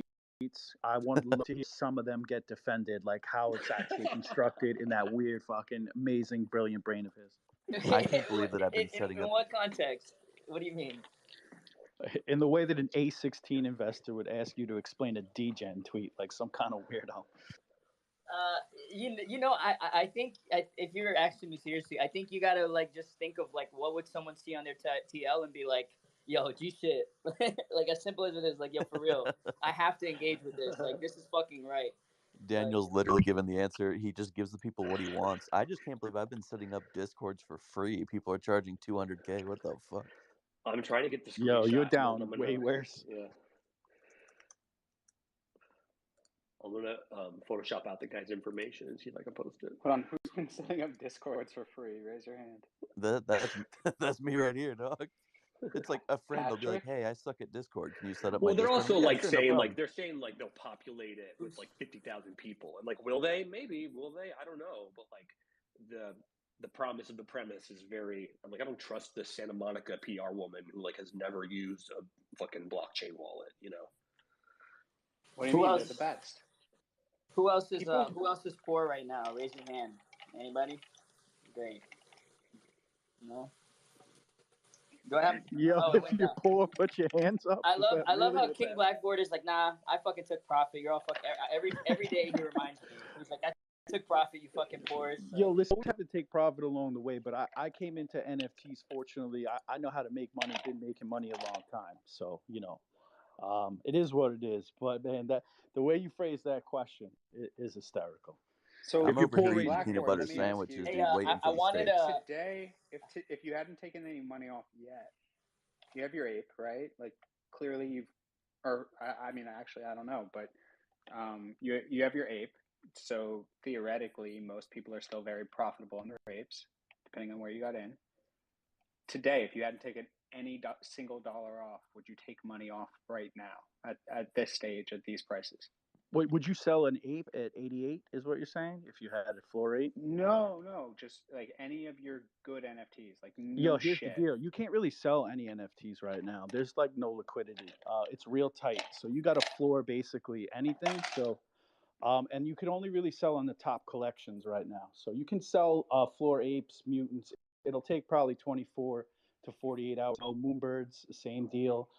Floor punks, also floor clone X and Azukis and goblins. That's about it. Everything else is real slow.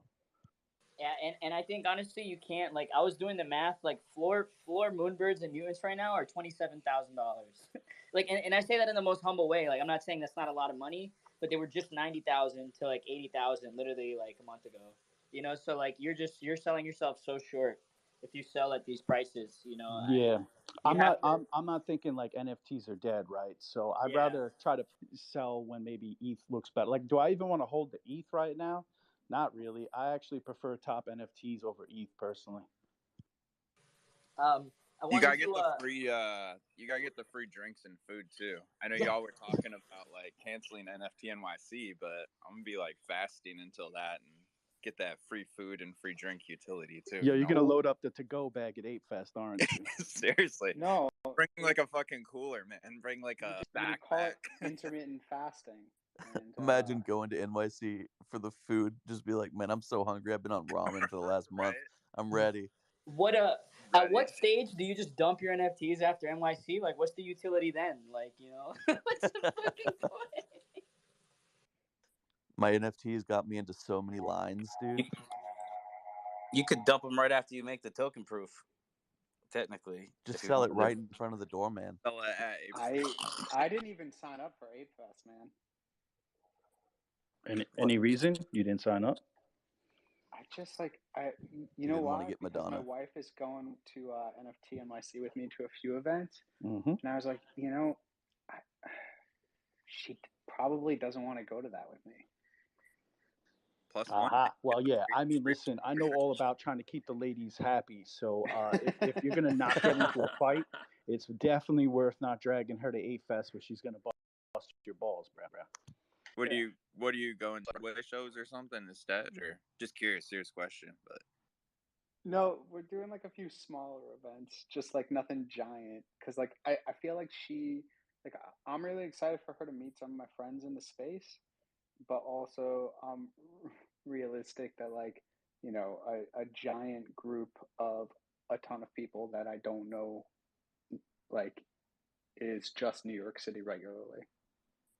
Guys, I wanted to just go to the Screaming Man because he has his hand up. What's up, man? Yeah. Hi.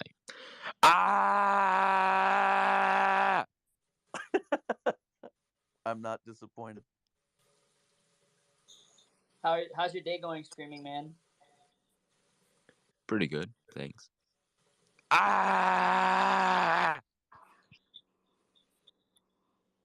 You gotta learn how to do like a whisper yell, and then you'll be fucking killing it.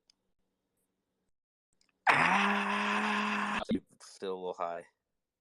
Yo, Post, are you gonna be walking around NFT NYC with a film crew? Yeah. Oh My man, film crew. I'm gonna tell everybody around you that you're so famous. So Bro, like when Daniel they does walk that. near you, they're gonna see you. They're like, oh my god, they're gonna want to get in your video. Bro, go ahead, Post. Go ahead. Dude, this guy. First of all, shout out to the listen. I just go out. I'm trying to have a good time. This man's just talking. I just hear him out the peripheral of my drum.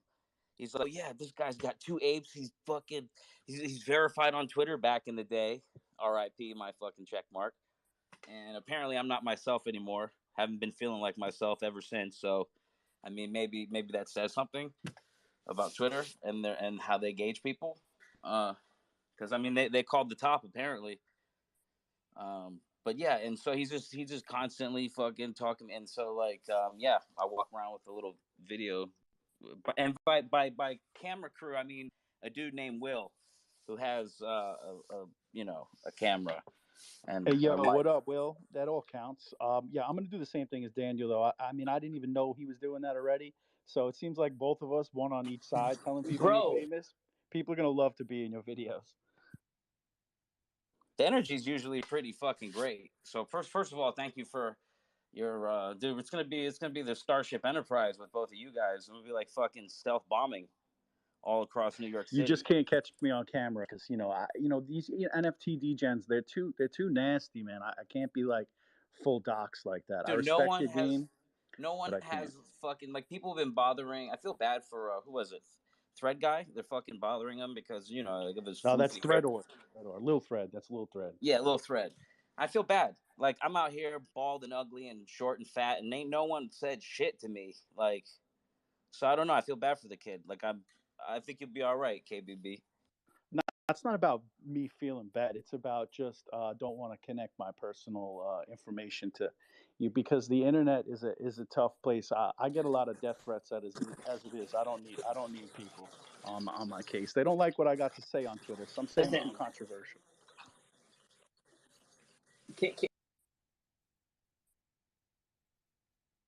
that are like high status too, right? Like I don't have to bullshit. I kind of do it more to be funny and like a social experiment. So I have my friends from Canada, or when I'm Post, right?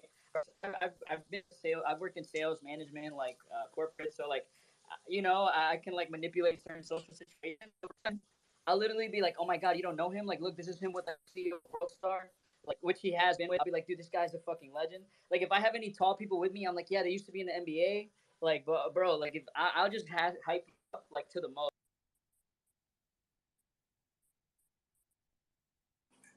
It's actually quite interesting. You're a dope ass wingman. Yo, I'm even more hyped for NFT NYC now. Let's fucking go. We're gonna have a good time, no doubt. You going to Gutter Cat? Well, of course you are. You got one, Danny? Who else going to Gutter Cat? I know my lawyer. Hey, shout out to my lawyer, the real crypto Mark, lawyer what's up, right man? here. Yo, shout outs to the legal eagles in the crowd. Without you, we never protect the neck. Facts. I like that. I'm gonna. Yo, Ape Fest. I'm doing Monday and Wednesday. What are you guys doing with that? I got Monday through Wednesday. Yeah. Okay, Monday, so right, it's Post? day one gang. We're all Day day one one. gang. Yes, sir. Yeah, I got a Monday Tuesday combo. Let's fucking go. Yeah. Day Moonbirds one, is gonna be dope launch it off too on right. Tuesday. I'm gonna be there. KBB, are you going to Do not Moonbirds? have a moonbird.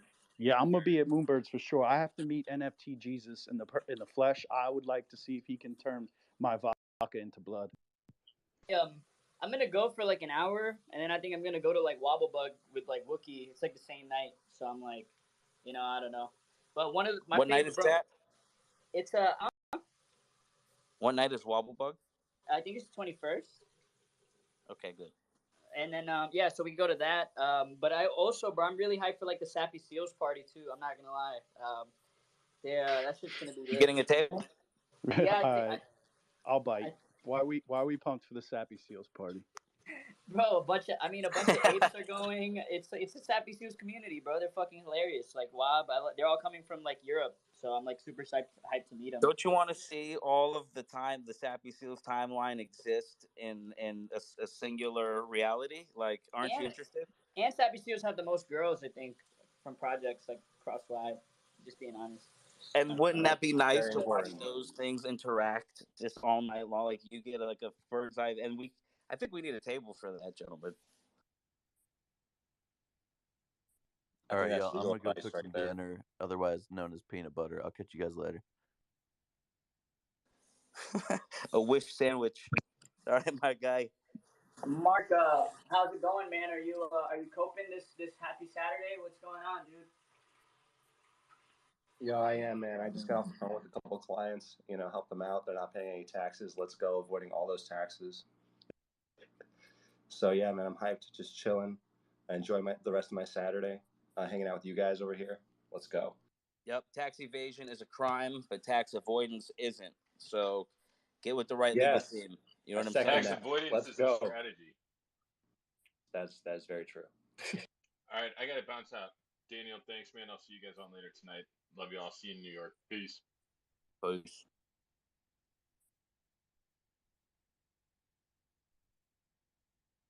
Love avoiding them taxes. So it's all about it. It's all about it. That's all I do. And he's got a gutter cat over there, gutter eagle. Oh yeah, man. I don't have an OG yet. Oh but shit, that definitely looks like a lawyer pigeon if I ever saw one. Let's go. That's just official. Not Are a you the bad. gang? Are you part of the gang's legal team? I have to hit you up. Hopefully, we stay out of trouble in New York, though. I mean, post with the camera, you never know. But I'm gonna try to stay out of trouble. Bro, post is not. You're not gonna. If you were to post, you're not staying out of trouble. I mean this like the most objective as possible. But it's fine though because I also All right. practice criminal law and I'm licensed in New York, so you guys are good.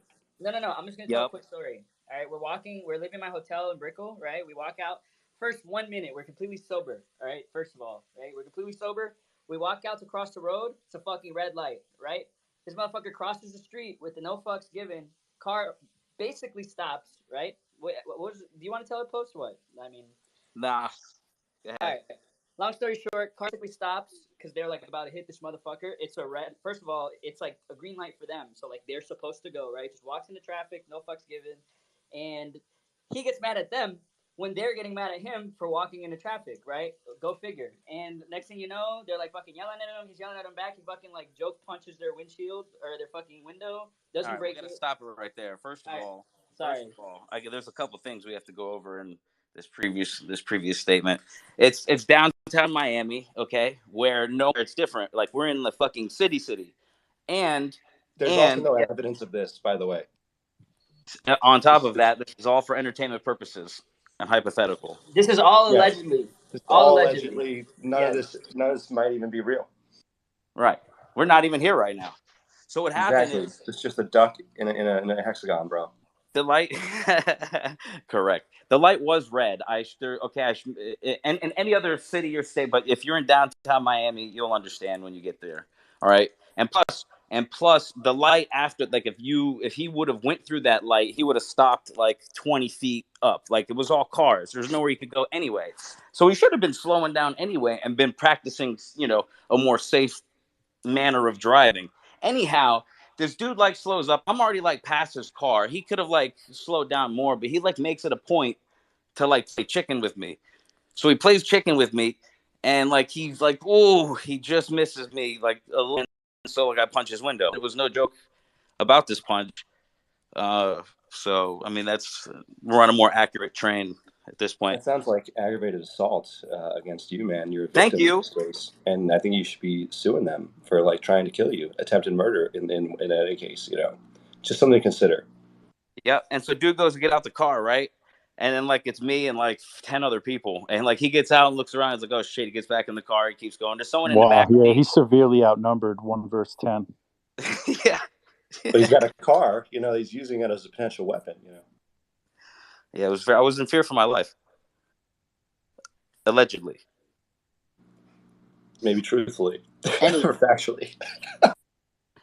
Anywho, Yeah, so New York's gonna be fun. Our assets are probably gonna be down another 50% by the time we're there. Right. So we got to have a relief rally during NFT NYC. The sentiment will be so much sweeter out there at the parties. oh, people are going hard just for the cope. Like my boy, we've been through this together. It's just gonna be so much relief from everyone. Like at least we can just be in pain together. Fucked up. So much more fun in the bear, I think. Yeah, because it's So like many more reasons to go now. yeah, exactly. And you don't have to look at shit. You're not gonna miss any new mints. Nothing's gonna drop. You don't have to fucking do nothing. Yeah, but motherfuckers still gonna be on their phone acting like they're talking to people, right? Like, oh, hey man, just checking in. Like, motherfuckers gonna be on Twitter at the parties, like, oh my god, hey, sorry, bro. What Like, come on. what are like the top 5 things going on for NFT NYC, you think? That's a great question. Post knows all of them. He'll tell you. I actually got to run Gartic Games and all my Discords during NYC, so I'm probably going to be there, but I'll be elsewhere mentally. So just bear with me. Yeah, Pat. Yeah, we get it. I got to do Rumble. Got to do Rumble for all my holders. What are other stupid Discord things that I wish never existed? Let's go. Rattle them off, everybody. I mean, so we got Ape Fest, Moonbirds. I think the Gutter Cat thing is gonna be. It's a block party, I heard, so that's gonna be fun. I think people are. What else are people hyped for? I know vote 10K TF, man. 10K People are TF real hyped for the Azuki party, and they really threw it down last time in LA. So I know obviously where's Zach. that at? Is Vagabond gonna be there at the Azuki party? Of course. Ooh. Yeah. Of course. Actually, I don't know where it is. My brother's going though, and he said I can be his +1. He's going Wednesday. I'm just gonna see how I feel after 8 Fest. It seems like it's a lot of drinking. Has Ape Fest released anything that's going on, plans for Ape Fest? Because I remember last year it was on a yacht, but are they doing anything cool this year? I don't even. Probably nothing, to be honest. Oh God. No, they put it together. No, I'm just kidding. It'll be good. It's at the pier. It'll be the day of, right? Think they're gonna have another land sale. Aren't they having another land sale there or something? IRL land sale. What if they have people dressed as Kodas? I mean, if you want to come dressed as a Coda, you can be my +1. Okay, sure. On my way. Simp. Sorry.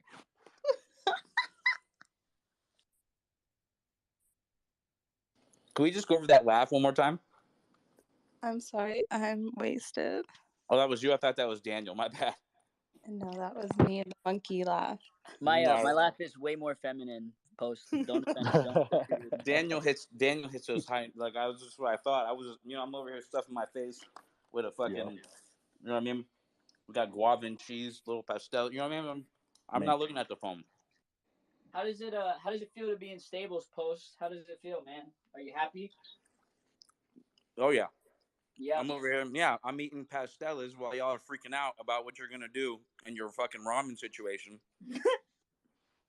Yeah, I love how thoughtful you are for all of our downfalls. So thank you so much for the.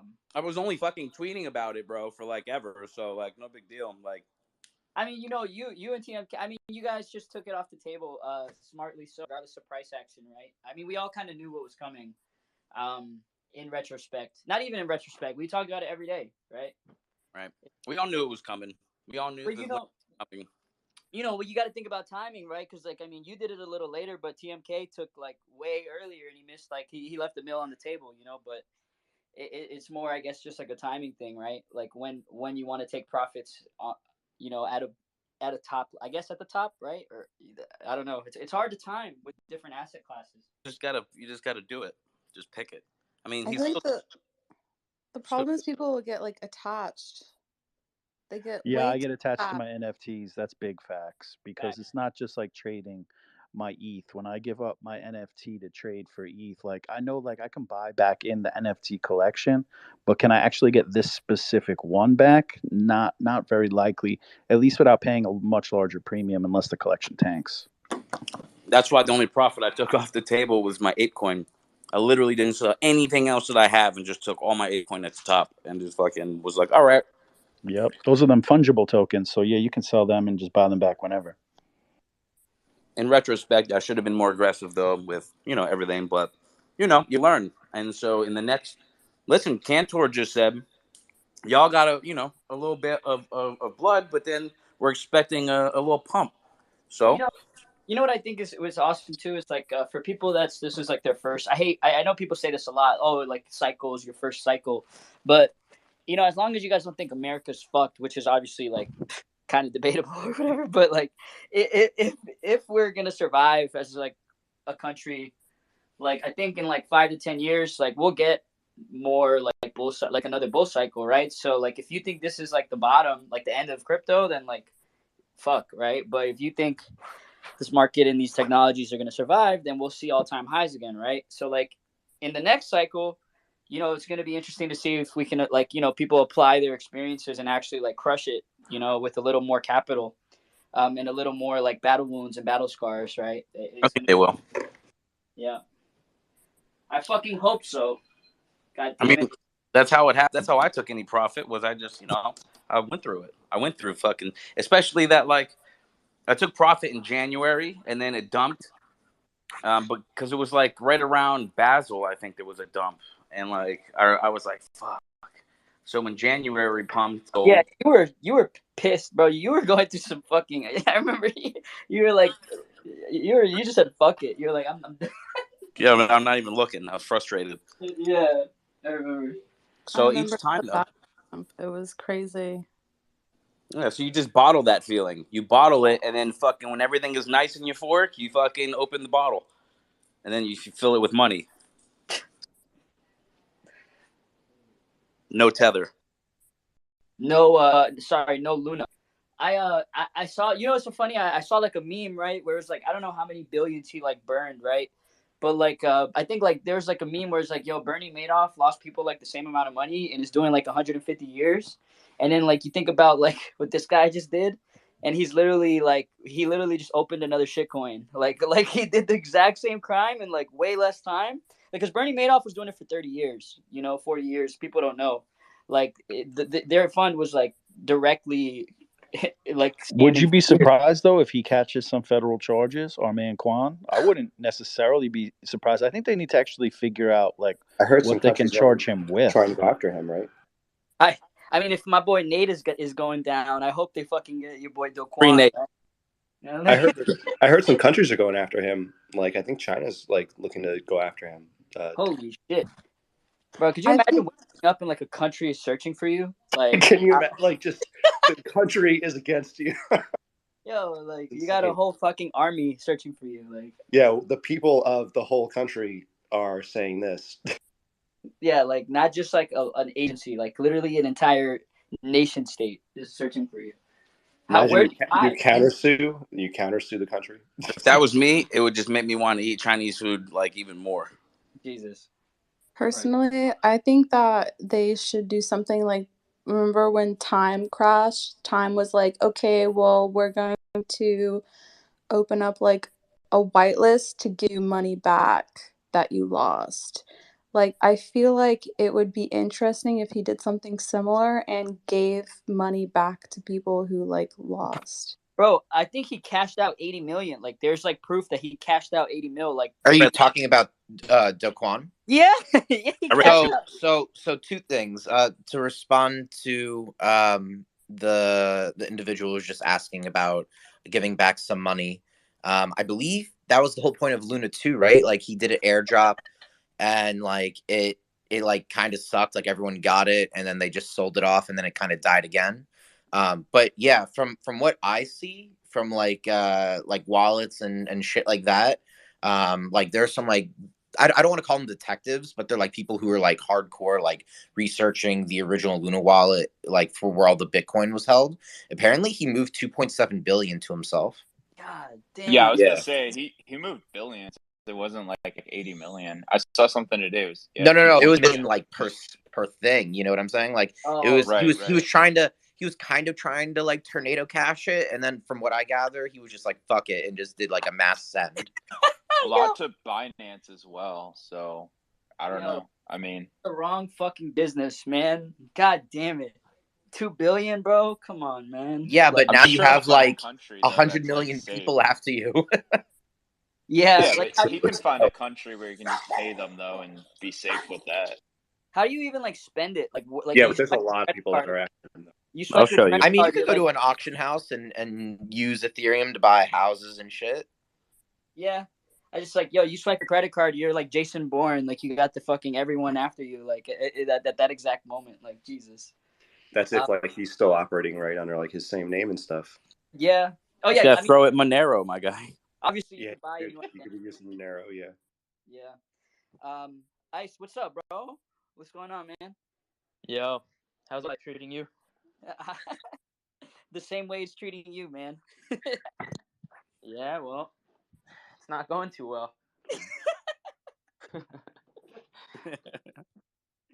Man. How's your Saturday going, bro? Pretty good, honestly. I'm chilling. I've been enjoying the NBA Finals. It's like the only thing I'm looking forward to right now. Yeah, man, Curry fucking snap, bro. That was such a sick game last night, and the refs were against him too. Yeah. Easy, bro. Like that one where he literally fell. Like they gave that call to anyone else, and like for him, I don't know why. Yeah, I had money on the Warriors. I had a parlay that the site I was using didn't let me go like have it go through. It was like Steph Curry over like 28.5. Draymond Green 2 steals, Klay Thompson 3 threes, Steph Curry 4 threes, like or plus, and Golden State winning the game, and it didn't let me fucking. It hit, but it didn't let me place the bet, so I was so tight about it. Oh man, what was it like 1-1? Or like they had to give you good odds on that, right? Yeah, it was like 15x payout. Oh my god. Yeah, it was pretty good, honestly. It didn't seem like it was outlandish for all those to hit. Like, for them to win the game, they'd need to do all those things anyway, right? So, who are you taking for the series? I'm gonna take Celtics in 6, unfortunately. Ooh. Yeah, I think C's are gonna win the next 2. Any other opinions up here? I mean, I'm a Warriors fan, so like for me, I got Warriors in 7. I think. I mean, I had Celtics in 5, but I unfortunately am gonna have to go to 6 now. The problem is, bro, is like Steph Curry is like the only good player on their team. Andrew Wiggins is doing all right. Like he's doing better than I anticipated. Jordan Poole is unreliable. Klay Thompson is a shell of himself. Draymond Green should not be on court. Yo, my Yo, man, he's what's playing good, boys? football. Draymond Green is what's up, James? Draymond Green is playing football out there, bro. That shit is crazy. Nah, dude. Yeah, I heard the Celtics and I had to come up real quick. Celtics in 6, baby. Let's fucking go. I'm devastated about that last loss, though. I mean, that was a great first 3 quarters, and we just kind of let up. I mean, Curry was playing out of his fucking mind. I mean, he's a phenomenal player. Got to give it to him. He was playing ball. Yeah, I think season 6. I had the Celtics winning. Honestly, since they won against Milwaukee. Milwaukee was my preseason pick, but since they won against Milwaukee, I took them for to win the chip. Bro, I'm one of those Boston fans. It's like the C's are gonna win every year, you know. I'm a diehard fan, so I've been watching them for years, and to see them go to the Eastern Conference Finals like every year, just choke it, you know, get there by like the Bucks or the Heat, just fucking, and then for us to go through them both this year was just great. So especially on that 4-0 with the Nets, bro, nobody expected that. Yeah, so, and they were a lot of them were close games. A few of them. Yeah, I really wanted this year for the Celtics just because of that. Like we beat the Bucks, the Heat, the Nets. Like if we beat the Warriors, like this would just be a phenomenal run for sure. For sure. It'd be one of the hardest paths to chip. I don't think though like they were choking in previous years. The problem was LeBron was in his prime. Yeah. And also Jason Tatum, Jaylen Brown were too young. So I'm not like you can't fault them for it, right? But yeah, no, I think the year that they super young. choked was that year to Miami, when we lost to the Heat. Oh yeah. You know, I felt like we definitely could have. You know, Jason Tatum was what, 22 at the time? Yeah, Like still it's a still young super buck. young. Yeah, like it's still super young. I don't know. For sure. No, I love the Celtics. I love our young team. I think we play great. I think we let up a lot. Like when we get I don't like when we have like a big lead, truthfully, because like it's harder to play with like a 14-point lead because like it's a momentum based game, you know. So even if you're up by 14 and the moment, you know, they score 7 points or something and you're still up by 7, but like that 7 points starts to hurt, you know. Like it's all just a momentum based game. So I'd rather see the Celtics play close, to be honest. We start to let up leads in like the third and fourth quarter quite often, but yeah, I think we got it. I think we're a better overall team, pretty deep. If Al Horford can continue to hit those important shots and Marcus Smart can continue to play defense like how he is, yeah, we got it. But yeah, I mean, it's going to be a good series. I think it's a great finals matchup. I'm happy that we went because I was not going to even watch finals this year if it was the Heat and the Warriors. No, the Heat and I don't know. I didn't think they were going to win. But yeah, the Celtics will be contenders for like the next 7 years. But I do think they would have lost to Milwaukee had they had Middleton. Yeah, I don't disagree with you, bro. Would have been a whole different series for sure. Yeah. They did. I mean, they played great defense on obviously Kevin Durant and then Giannis, you know, in those two series. I mean, the Celtics defense is great. So yeah, now Middleton's a beast. I mean, Giannis is getting better. Giannis was hitting some, you know, outside shots. We actually had to play a little bit of defense, throw a hand up on him at the 3, which is like you never had before. He's hitting his free throws, which is like he's a phenomenal player. I think he's getting a lot better. Yeah, I think he's the best player in the league right now. We got a Giannis hater. Basketball is so interesting, guys. Sorry. Oh yeah, I know. Would you rather cry about all your investments at zero? My goodness. I can't wait for baseball to get into playoffs. No, we don't. How about that watch Stanley baseball. Cup, baby? Yo, NFTs are fucking boring right now. There's not even a fucking project to buy. Oh God, who cares give about us a Steph quick Curry break. and Giannis? We know, bro. We know they fucking. Giannis. Yo. We know. Good. All right, what are we scooping in this bear market? We just saying. Yeah. Let's not go there either. All right. Just because we're not talking about basketball, we're not. It's not dichotomous. All right. We're on a spectrum. I got you, bro. No, I'm just fucking. I'm gonna hop off. I'm gonna go get some No, dinner I feel you though, bro. I'm going to see Jurassic Park, get my mind off crypto and NFTs. So look forward to seeing y'all in New York City, man. I heard it's long as fuck. I saw it last night. We'll see. Hopefully it's really long and gets my mind off like crypto and NFTs for a bit. You know what I'll say is it probably won't get your mind off NFTs. I saw it last night. So, all right, well, we'll see. I gotta hop off though. It's been good chatting with y'all. Seeing y'all in New York City. Later, bro. Let us know how it is. Take it easy. Sounds good. Take it easy. Yeah, message each one of us individually. All right. I was gonna ask Ice, how do you feel about like we were talking about it earlier, bro? How do you feel about like Soul NFTs right now? Like, are you bullish, bearish? Like, what's the deal, bro? I'm not really buying anything right now until I think we have to rely on crypto doing something before, I don't know, NFTs really do well. I mean, like majority of NFTs, right? Like there was a point where like everything was up only. So I don't know if you guys remember, like in January, everything right after the new year, everything was just going up. It was nuts. And then I don't know, just right now, lack of liquidity, crypto is going to zero. Shit, did I just rug? Yeah. I got a phone call. It's not looking too good right now, and I wouldn't want to have an illiquid asset right now, especially if crypto can go down another, like, X%, right? It just sucks. Like, I don't know. Yeah, absolutely. I think a lot of us are on the same page, right? That's why I've been, like, getting shamed for not buying a DGOD, but I'm like, I just don't want to, You didn't buy a DGOD yet? No, I don't want to up my exposure. You didn't buy a DGOD yet, bro? What the fuck?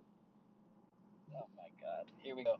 It's super irresponsible to spend that kind of money right now, I would say. So Yeah, I honestly, dude, don't buy anything. Yeah, For a I don't second. think anything is a buy. Any whitelist you get is a quick flip.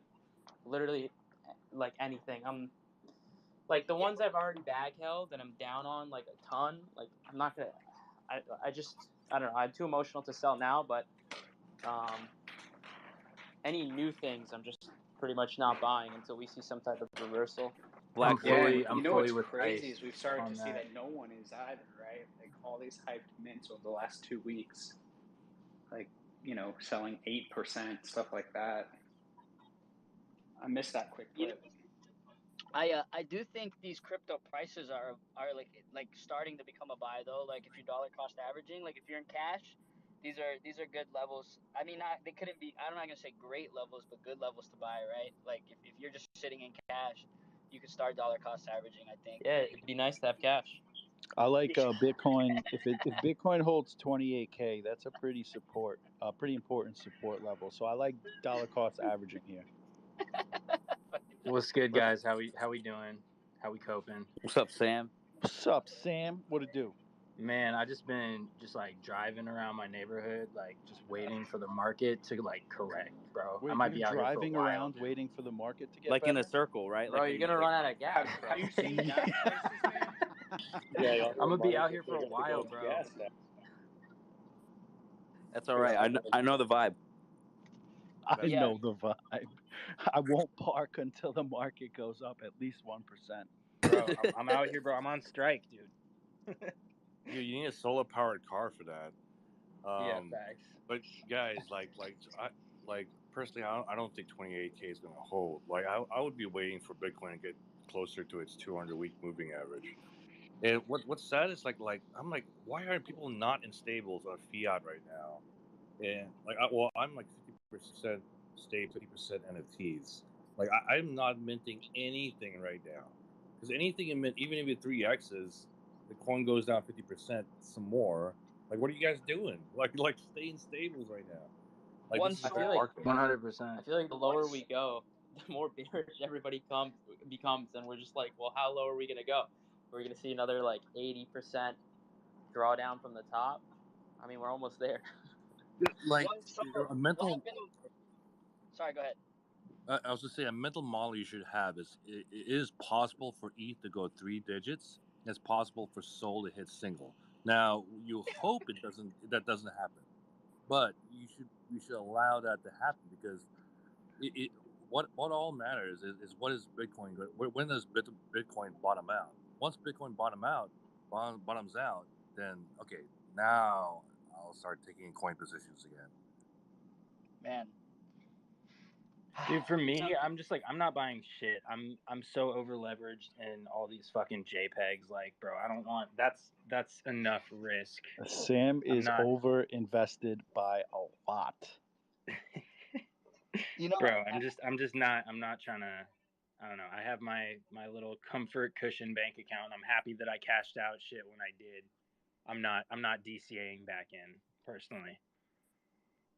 I was doing the math for like how much a mutant is earlier today, and it's $27,000 for a mutant. Yo, one ETH equals dude. 1 ETH. So I almost traded my fucking mutant for a Z4 Camaro, like a 2018 Z4, and I was like, no, I don't know, and fucking damn. Is that a good deal? I sold Yeah. one ape and I cashed all that shit out like right when ETH was still 3,850 or 3,900. I sold an ape. Obviously, I didn't know ApeCoin was going to be like, potentially more than that. But no regrets. I'm happy I did that. All cashed out to stables. Like, it sucks that I didn't hit the year mark, but like that was just me playing it safe because like, look where we're at now. Like, I don't know, man. It's always good to take profits. No one ever fucking died taking profits. Yeah, but everyone and their mama in these fucking NFT spaces are like, fuck fiat. We don't fucking like fiat. So everyone's like, subliminally getting fucking, already shamed for fiat. And we need to like normalize that. If you get shamed in Twitter spaces and don't want to take profit, you're listening to the wrong spaces. Hey, yeah. That's very toxic. Hi everyone. The feeling that I get is that the people who shame the most are almost those that have been shafted and burnt the most, and they're just wanting to recirculate the toxicity because they don't want others to win. So it's easy to shame other people. That's just the psychology I pick up. Facts. Alexa, play Toxicity. Who the fuck sings Toxicity? System of a Down, you fucking 24-year-old. Jesus Oh, Christ. Toxicity. I like System of a Down. Yeah. What do you want in the world? What do you want? All right, guys. Yep. Thank you. That was an excellent rendition. I wanted to go to my Pull fellow to bird, YouTube, my you know fellow what I mean, bird and do all brother. that. Martin, what's up, man? Yo, what's up, Daniel? How you are guys you, man? doing? Good, Good. good. Hanging in there, listening to you guys, and getting some comfort from knowing that everyone's going through as well. But I agree, 1,000% at plus 10,000 on what was just being said with profits. It's important to also just like not over leverage yourself in a sense. And I feel like bear markets are often the precursor and I guess like the time where people realize how much they're over leveraged. But I've always kind of played it safe. If I need to take profit somewhere, I'll take it. I'll sell something and take it out. Obviously, you do pay taxes on it, but if it does make you be more comfortable, then why not? I take peace of mind over more cash any day of the week. Yeah, and if you're worried about taxes, bro, just there's a lawyer right here. Look at this bird. It's right here. Which one? Oh, that dude. Yep, the hexagon bird speaker. He's my attorney, and he's made me feel a whole lot better about that. If you know the game, and you fucking just, it's a lot easier to sell and know what you're doing, and you're not just like, oh, what the fuck. Awesome. I'll contact you. Lit. You might want to get a different one.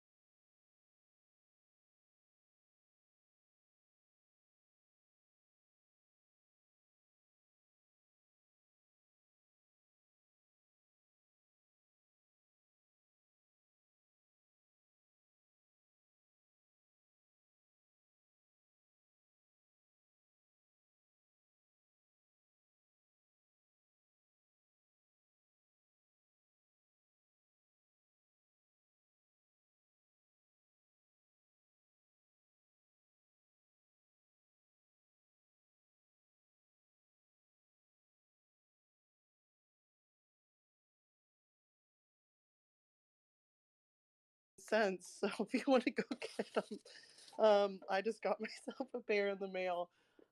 They're actually really nice, but Solana Summer is just a mindset. So I think we need a pair of those or two. Share it on Twitter and share it to the space. I think we need to look at that. I have a video of it. I'll pin it to the top. I did an unboxing like I'm some TikTok famous bitch or something like that. Yo, how did your unboxing video go? I love that you did that.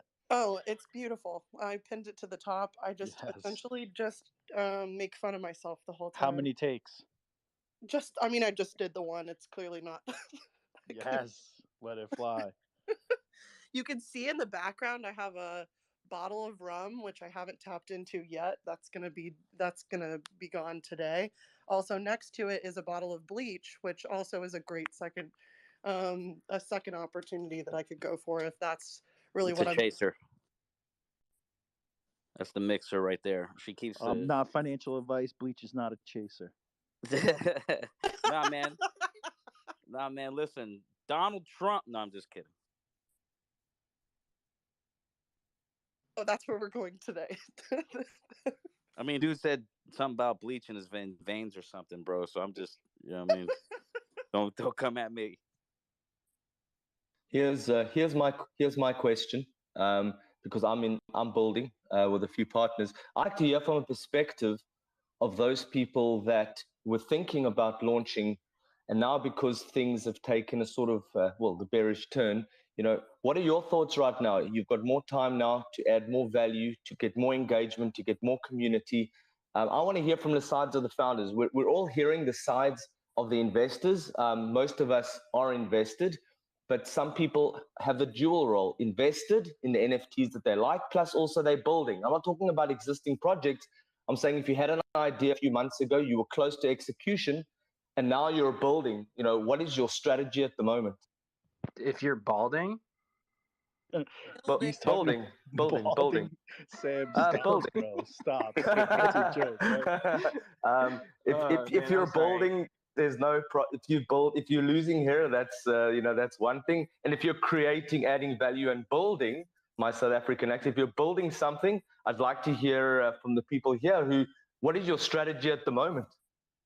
Honestly, I would just wait. I would keep building, get your shit ready, get your shit to the next level to where you don't even really, like build your product first. And I would just wait it out because at this point, people aren't really, everyone's skeptical to invest in even like super hyped projects. So I would honestly just take your time.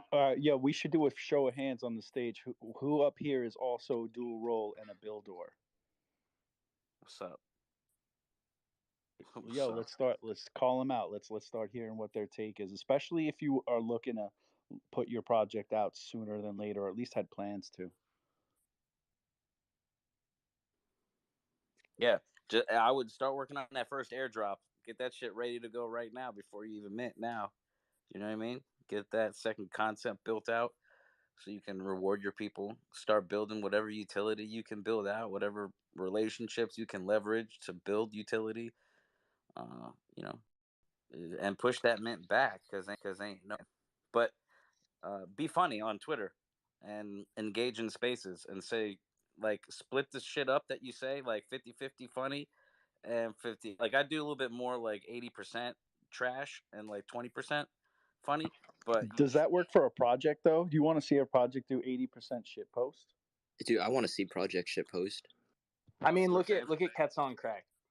Pablo posts some funny ass shit. Like it works. It can work. It doesn't always work, but I think I paid the price of your project. Yeah, well, I mean, my project is I'm gonna like buy a house and then like paint it, and I already have a wall that we painted in Miami, which is by far the best fucking wall in the whole art district of Wynwood. So, shout out Roxall and team Project Roadmap. So it's not like I'm just like here, give me the money. I'm gonna do something cool. Like I've already done shit. I was already a mod for like 6 months for Gary V. So like yeah, so that's why I take the shit approach because like I don't have to like fucking pretend to be some like not that I'm saying you guys aren't smart. I just don't like to. I don't think I'm very smart, so I just go with that. At least for me, so I've been working on something on the low that I haven't announced to anybody. I think I've mentioned it to a couple people, but it's like for me, I think as a community member, but I think you can be you can kind of like you got to think of it both ways because like the community members are the ones that are going to invest into you too. So like what I'm doing, and I like Sam, I like what you do. I like you do like these concerts for them, right? Like you guys do you engage with like the people that love house. You do like these live sets for them. That's like a perfect example. Like Twitter Spaces, I think you got to like participate. I think Frank is like the best example. You have to at least like from like the media side, you got to participate with them. Um, like at scale, like you have to be there every day, like participating with the people that are going to invest in you either way. So that's kind of like what I've been doing. My project is going to be like just a community project, like a type of DAO, kind of like Solstice's project.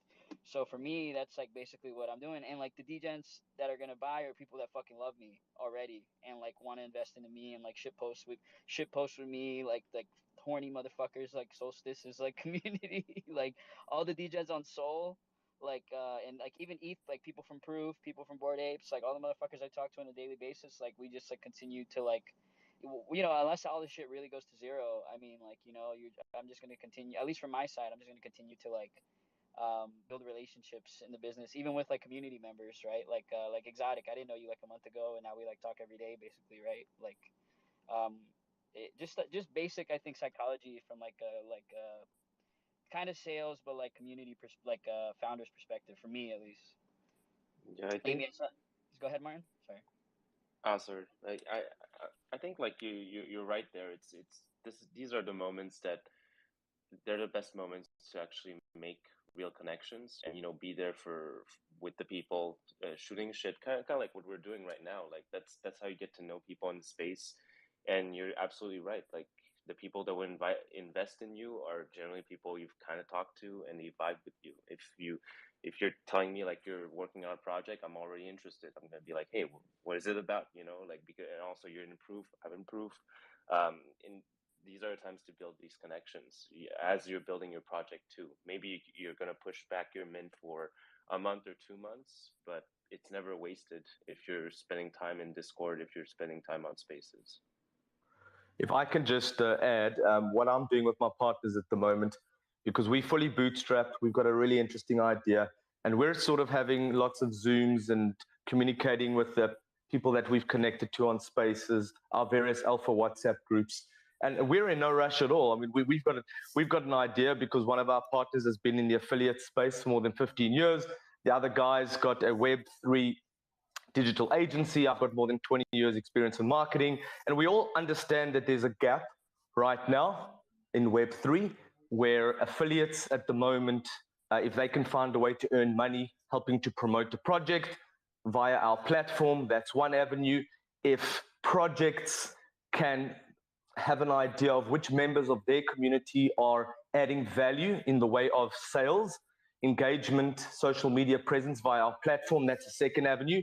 And if you're just an NFT holder, if you want to earn a certain percentage from sales via treasury, all obviously SEC regulated, this is what we're building. So we're taking our absolute time. We're all about affiliates and rewards in Web3. Mulligan mentioned it a few weeks ago via his he mentioned it because he thought, hey guys, what would you think if there was affiliates and rewards added in Web3? And people thought it was a great idea. And for us, it just completely reaffirmed that what we're doing is right, but we're not rushing. We're taking our time. If people want to go and buy our gold tokens, it's available. But we're absolutely using this time right now. There's much feedback, constructive criticism, and we're building our platform slowly over time. I'm not here to shill. I'm just here to completely add value, but we're all about utility, and we want to actually stay in this space for as long as possible. So that's our aim. Yeah, I would love to chime in too. So I co-own a company where we are an accelerator, and we work with marketing and Web3 strategy and help with funding and essentially like anything projects need. We help them get the resources and we do a bunch of advising. So I'm partnering and doing branding and marketing with a bunch of projects, and one of the projects I've been working with in stealth for like the last few months and putting together this marketing plan and all this kind of stuff. We just launched the Twitter 4 days ago, and it's like the worst time to try to get off the ground, and we've got this whole plan of like hype and how to get people wanting to get in the Discord, and to build like whitelist giveaways and just to kind of build hype around the community of Tall Stupid Horses. But because it's like this hilarious fun project that's giving back to one artists, and like they've got all this really cool plan with great utility, but then it's also got like heart behind it. It's like the art's super silly and it's very lovable, and I think it was just going to be an easy sell. But the plan that we had to go to market and just like get the hype to want to be in the Discord, like we called a team meeting today and I was like, guys, like it is like now is not the time to like get people like hyped about Discord. Like let's just open the Discord like either tonight or tomorrow and start building community now instead of like attempting to create buzz. Like I think now is the time to just like create, like find your family. And if like people want to stick around and hang out and they like what we're building with Tall Stupid Horses, like that's great. But it just kind of sucks as like the team, you know what I mean? Because I've seen what they've put together, and they've been putting this project together for like the better half of the last 5.5 months, and it sucks being on an advisor watching the team. But like the great thing is that they're still wanting to go forward and they're still wanting to build, and like community first is just like what we're going to focus on. And depending on what the market does, like that's not necessarily like that's not in our control, but what we do have in our control right now is to sit back and build community and find people that have that likeness and value, and get them to come hang out in the Discord with us or come hang out in Twitter Spaces with us and just kind of hang out and cope together, I guess, for a while. But that's the strategy. From the marketing side, I was like, we're gonna like forget all this like fake that you can build through algorithm and just actually build community. That's the plan. So that's where I sit as somebody who does a ton of marketing in the space. That's pretty awesome. Sorry, I just want to just make a last point, and while I'm fresh in my mind, we actually decided to not have a Discord at the moment. We're going to open the Discord once we sell our initial gold tokens. We're working at the moment on classic, old school networking, word and mouth, Twitter Spaces, personalized messaging, and because we're in no rush, we're not paying an agency. There's no deadlines. We haven't really, except for our time, we haven't really spent. Obviously we're building the platform. I would say we're about 90% there, but we're taking the sort of slower approach. What we certainly don't want to do is to now create hype.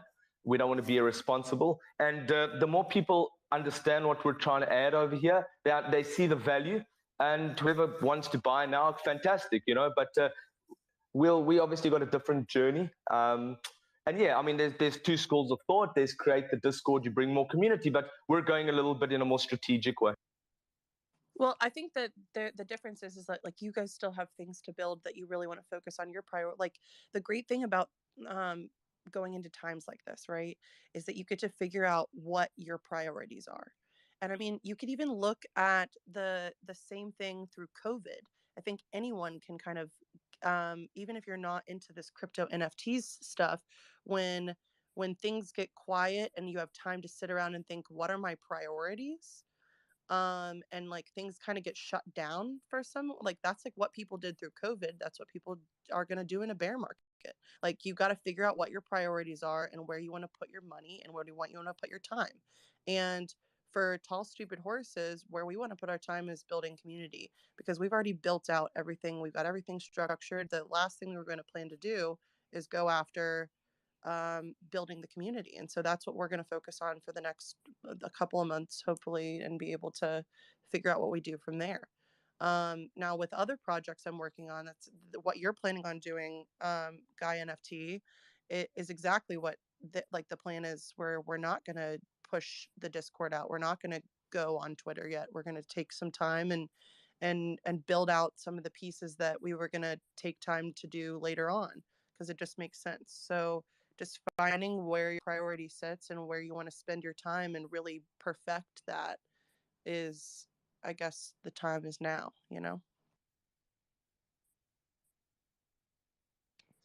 If you guys don't mind, and gals, obviously, I'm curious to pick your brains about this. So I've been developing a project for the past 9 months, and the art and everything has been in development for about 4 years. Originally, the concept was supposed to be something that was going to be utilizing other technologies, but as I saw the NFT technologies and the community start taking place over the past year and a half, 2 years, it really dawned on me that this would be kind of the vehicle to push everything through. So, I don't want to give away too much of it just because I have a lot of like NDAs and stuff like that. But, I have the whole team essentially put together, except for some marketing individuals. I have backers, I have advisors from the Ethereum Foundation, advisors from Uniswap Grants Program, advisors from Twitch and places like that. A lot of people in the music industry are talking to me about it as well. But, I was ready to build everything in the sense of the socials and everything. Like we have everything completely developed. I have multiple seasons worth of content and utility. That's a lot. That's very proprietary. And we were going to launch in the next, week or two in regards to getting the socials out. But obviously, it sounds like right now that would be either a bad decision or it would be premature in the sense of it would be very difficult. You're going against the tide, so to speak. So I don't, I'm okay with waiting, but at the same time it's kind of like with the NFT market, I know that it's going to be reliant on the crypto market in itself, specifically Bitcoin and Ethereum. If Bitcoin and Ethereum rally over the next 2 months, hypothetically, would that be a good time to then launch a project, because there would be less fear and more speculation and more, I guess, people willing to take risk. But if we were to enter a full-on bear throughout the rest of the year, would it not be plausible to release a successful project through the year, or is it just a case-by-case basis? I'm curious to get some of your thoughts. Cantor, is that how I say your name? Yeah. Perfect. The way I'm thinking about it is, first question for you is, are you going to be at any of the IRL events like NFT NYC? Yep, I'm gonna be there with my whole team actually. Okay, awesome. So I'm a huge believer that these IRL events are fantastic opportunities to get traffic to your socials. So in that sense, like even though you're not fully ready to post every day with like a schedule of what you're going to be saying or like what type of content you're going to be putting out, it's just nice to have a Twitter account set up and a Discord account set up so that you can bring traffic there, and then people will be kind of like in your funnel already. And once you make an announcement, at least you're going to be able to get, like, let's say 150, 200 people during that four day at the NFT NYC events to just follow your account, and then from there you just build it up. You make a space now and then kind of what we're doing now. Like, people will kind of follow it. You pin it to your personal Twitter account, and that's it. Like, that's kind of how I see it. I'm curious what Amy would think, since she does a lot of marketing too. Yeah, Amy, indulge us, please, in your strategies. And if you want to give us like the bears too, I would love to hear it, Amy. I need some refreshing news today. I need to feel worse about it if you're there. You need to feel worse about what? Yeah, it makes me feel better the worse I feel. I don't know if anyone's with me there. You Like, are it's like a self-depreciating thing. Like, as the Daniel, market goes you down. really shouldn't be airing out your kinks in front of this many people in a Twitter space. We can talk about it in the DMs. Like, Jesus. All right, but I think that honestly, Martin is spot on. I think that so I've been viral on every platform that you can be viral on, and creating virality is like one of it, that, like, let's call it my kink. I'll join Daniel. It's like, it's very fun. um, it's very fun to find out love. And right now, Daniel's like kind of on to something. Like, people, I mean, this space, like, why are people in here? Crypto Cope, like, Saturday. Like, this is both funny and relatable. And leaning, like, finding your voice and what you want to be in the space, and leaning into that, and finding people who are going to align with that are super important. But also doing that in real life, because when you do that in real life, I'm so happy to hear you're going to NFT NYC. I'm also going there too. We should link, hopefully. I keep saying that to everyone. I know it's not going to happen, but like, I hope that it does come true. But I think that it expedites your journey on Twitter Spaces and Clubhouse, or wherever else you're doing your push for your project, is finding these IRL connections, because the IRL connections are going to massively fuel your online connections. And Twitter Spaces is like the best place to network. It's like the best way to grow your network. Twitter is a really, really hard place to do this. I used to do some consulting for Barstool, and Barstool always says when they're looking for new talent that if your Twitter following is high, then they have respect for you as someone who knows how to make it on the internet. Because Instagram and TikTok and these other places it's pretty easy if you algorithm to get following, but with Twitter, people are invested in like what you represent and like want to continually see it over and over again, they can find you. Like, you don't have to follow somebody to get that information. You could probably see them later, you know, but if you follow them, it's like, I want to see their spaces and I want to see their tweets. Like, you are investing in their voice. So making sure that your voice is true to what you want to represent, first and foremost. And secondly, finding those people that are going to also have that shared voice. Like, Daniel shit posts and he's really smart. And when I met him, I was like, all right, I like him and I want to continue hang out with him, instant follow. Because I want to be around people that have the same kind of energy that I do, or I'm going to make jokes about like the crickets at the club in NFT NYC when the DJ says, ladies, let me hear you scream, because there's only 3 of us. But I also want to like talk about, like, I want to meet people who know things about why things are happening and how things are happening. And I don't want to be the smartest person in the room, and thank goodness I'm most of the time not. But I think that finding your people and sticking to Twitter Spaces and then leaning into your IRL people and organizing it. Like, when you go to these live events, I cannot stress this enough.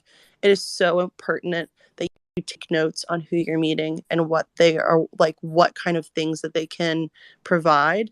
Like, I use Trello. I don't know if you guys are like what kind of organization app that you guys use, but you can just like use your notes on your phone. But I use Trello to organize it really quickly.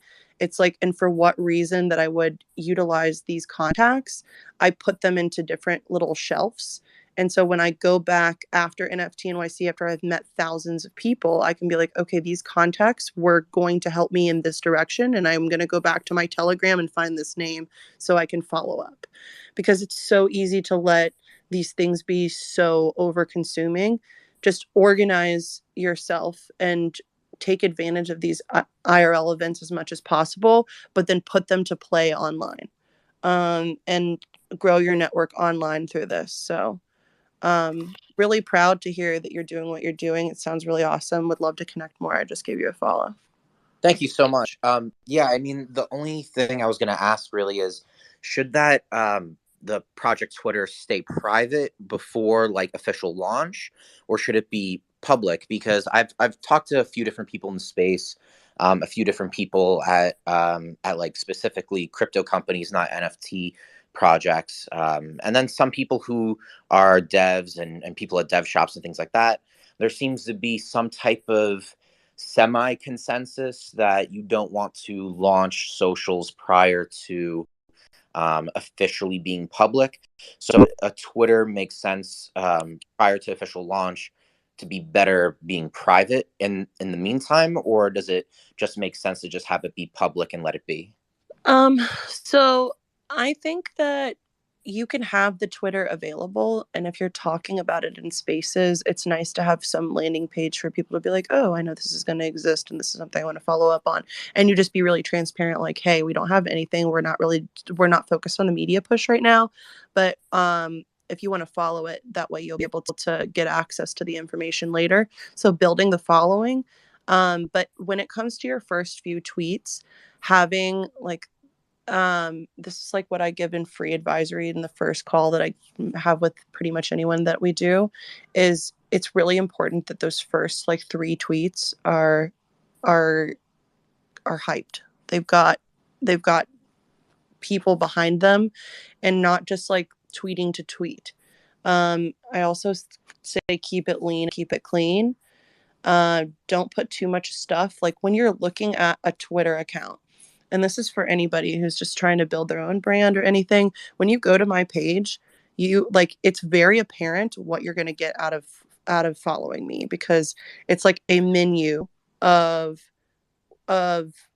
what you're going to understand about me, just using me for an example. So you go to my page, my profile, you have my banner, which shows that I've got a podcast and I launch episodes, and you can see like people that are going to be on that on the podcast this season. If you go to my bio, it tells you exactly what you need to know about me. I'm the host of a podcast, business development director for an on-chain record label, and then I'm also doing marketing advisory and celebrity partnerships for projects.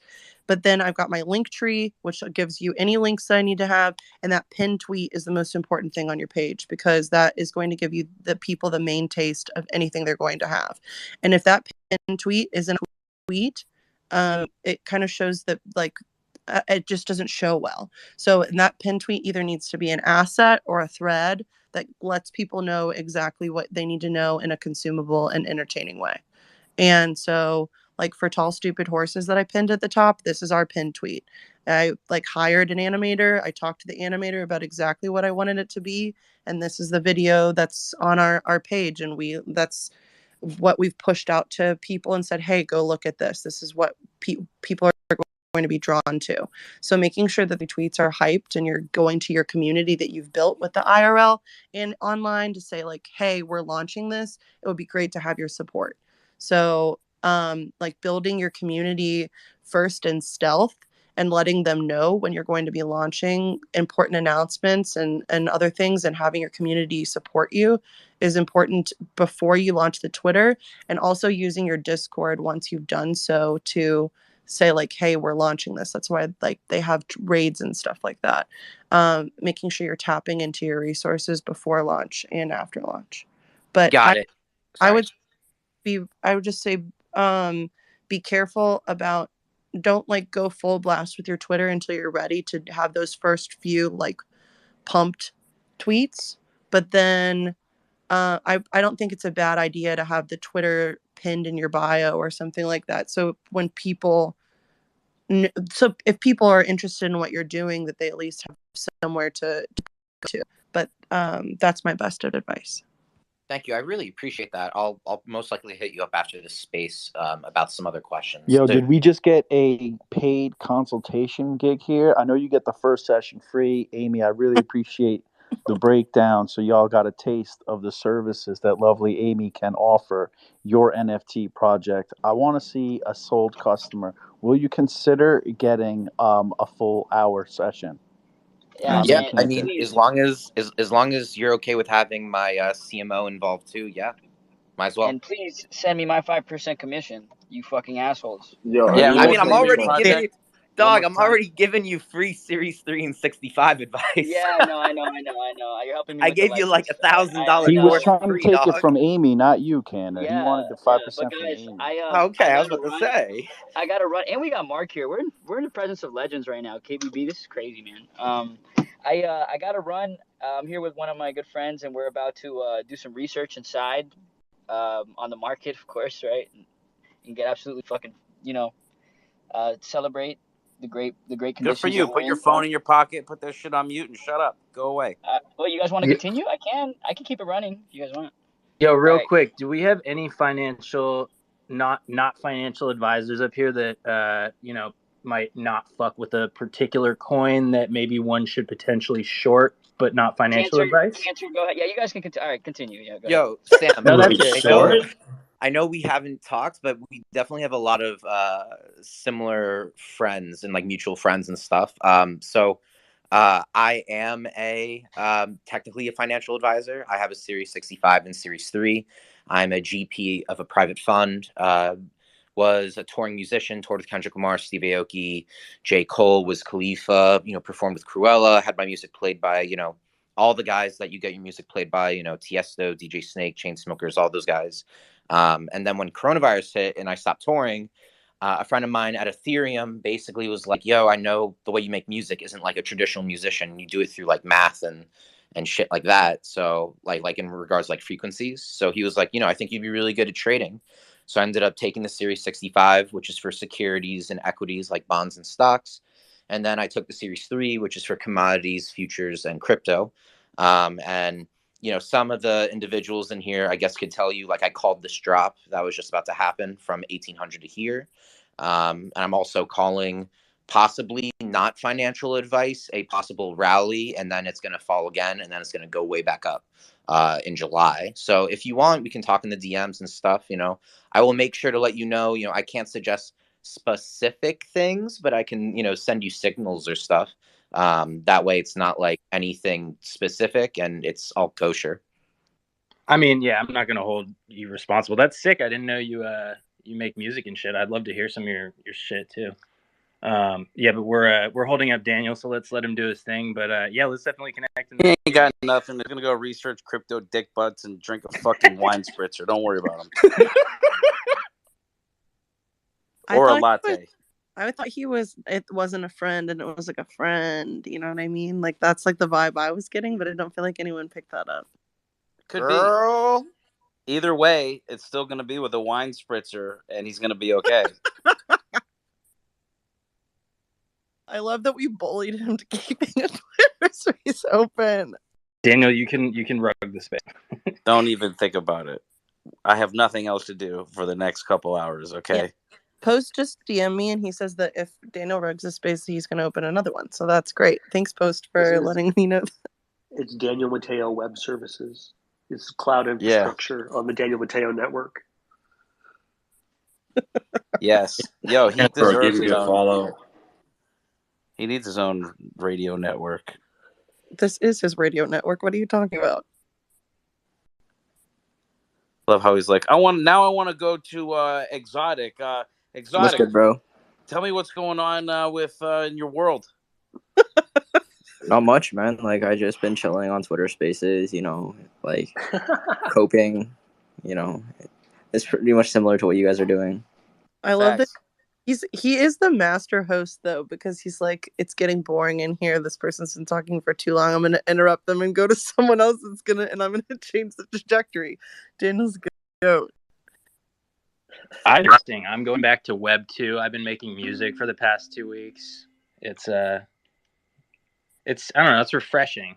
I literally didn't make music for fucking, I don't know, 6 months. What do you play something for us, bro? Digital guy? Yeah, what do you do? What do you play? I'm a producer. I've done a bunch of shit. I produce literally every genre. I have a bunch of placements. I produced for The Lonely Island. I was signed to Dimmock, Steve Aoki's label, for a while. I have 3 music projects. I started in EDM and then I got into songwriting. I have a bunch of big K-pop placements and shit. But I literally just dropped everything to fucking do NFTs because it was, the most money I've ever seen. Yeah. Did you feel like you hit a top when you worked with Aoki? Is that fucking synonymous? No, actually, that was the bottom. My that deal makes sense. It's like an oscillating. He's like an Did I oscillating hit a spectrum. top though? The top was in as far as monetization of my EDM records, maybe. I ended up selling a bunch of the shit that I sold my rights to a few albums, which was a solid bag.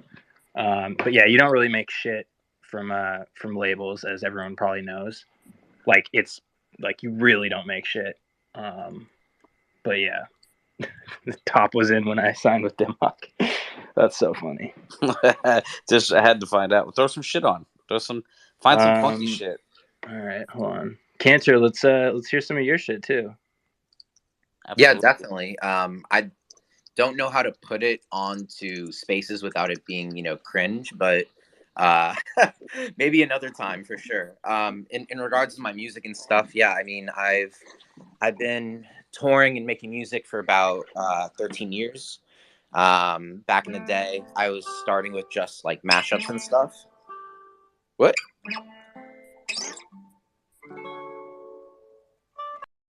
Do you guys remember When Will the Bass Smell skit? Yeah. I made that. That was my first thing.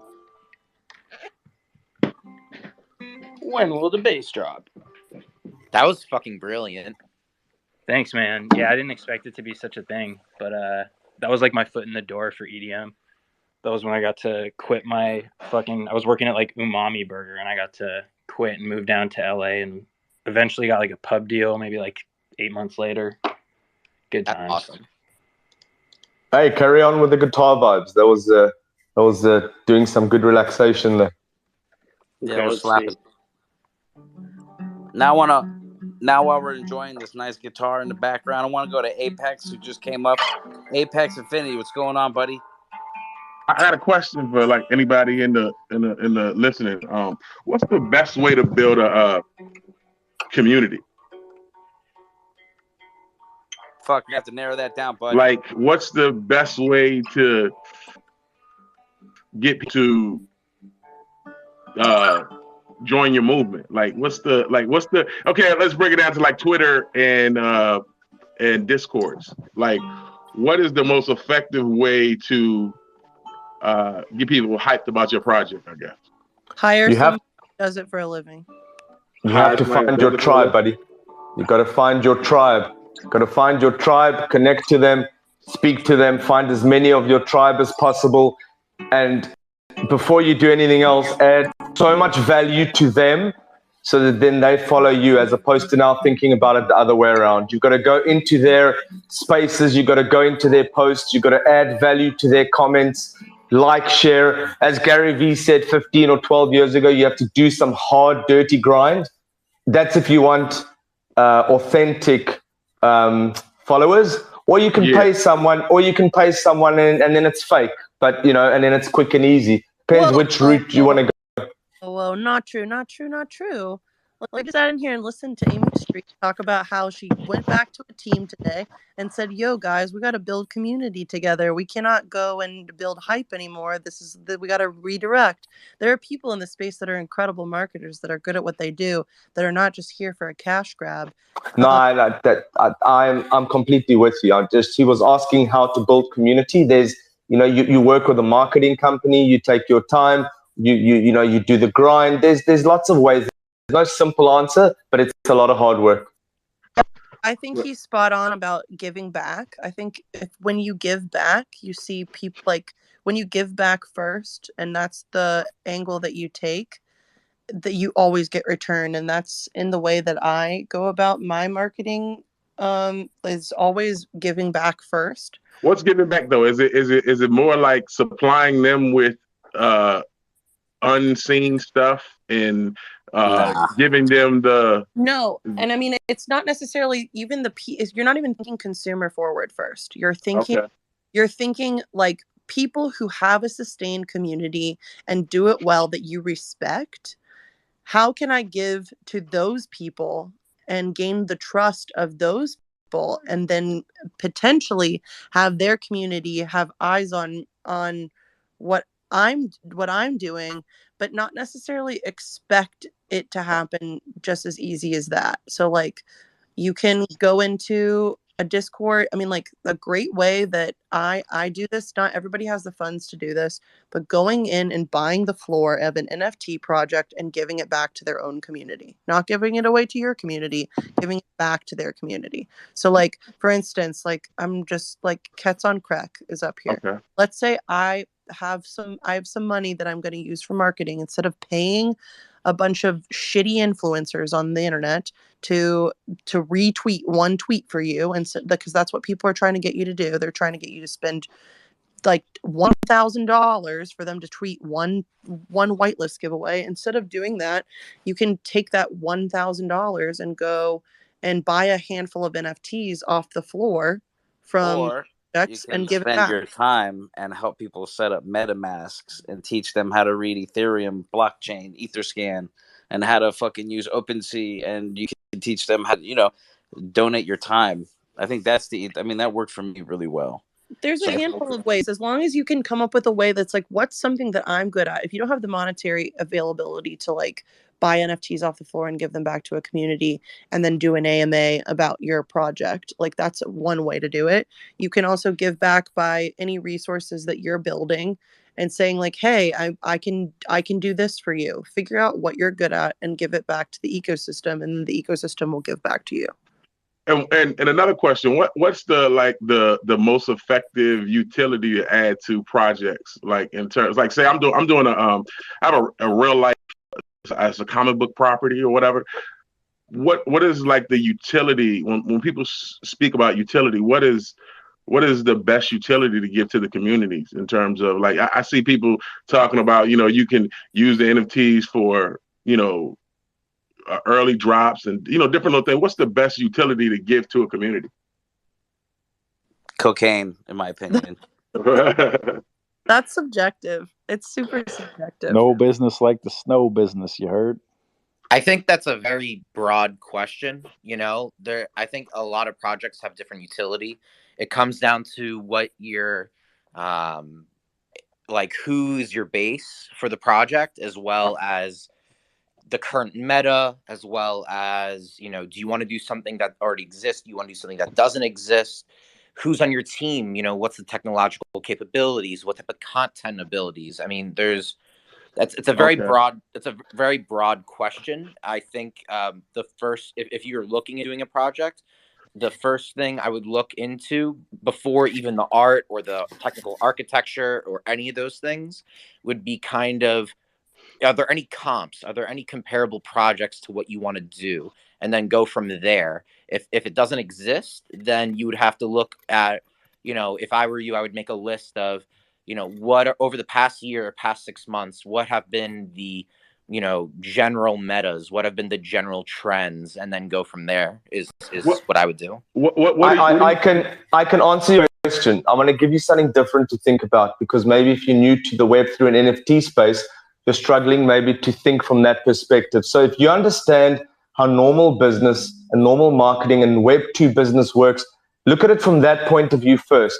You've obviously got a project, you've had a vision, you've got an idea. What is your unique selling point? If you had to now sell that to individuals in a normal world society, not in Web 2 and Web 3, what are you trying to sell? What problem are you trying to solve? What is different about what you're building that is going to succeed? You've thought about all these things. Once you have those questions, then sort of, do the research, try and understand what's going, why are so many other projects failing? What are the successful projects doing to succeed? And merge the two together. At the end of the day, it's just marketing and it's people. Whether you're selling in Web 2, 3, 4, 5, or 100, once you connect emotionally to your audience and give them a sense of community, they will join.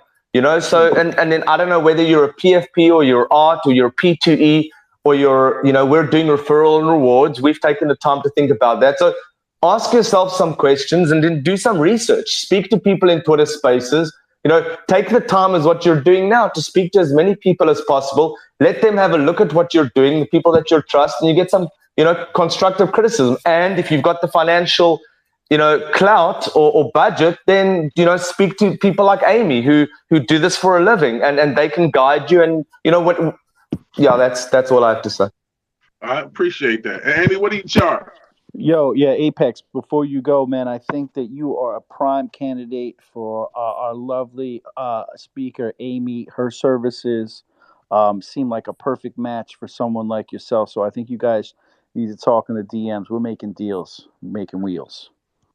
Okay, that's what's up. I definitely want to hear your prices, Amy. Maybe you can DM me or we talk from there. Yeah, it's more about what you need and less about what my prices are. It's very flexible, based on if we align. So, but I do hourly consulting, and then I also depending on if it's an aligned gig, then I'll sign a deal.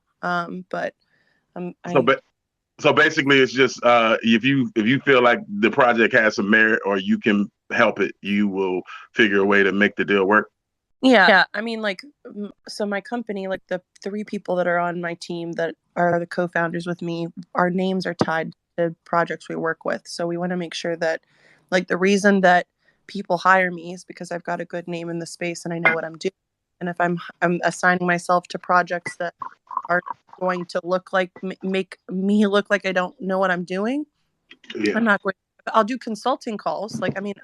This is just for instance, I did a call a month ago with a project that, they were like, we've got connections with, I'm going to scroll through this, so I'm making sure that I'm not talking shit about this project and they're in the room. They came, I'm not going to name who it is, but they were like, yeah, we got connections with Paris Hilton and we got connections with Diplo. So we don't really need a lot of we need a lot. All we got to do is get a couple of retweets and they shared on their story and we're going to sell out.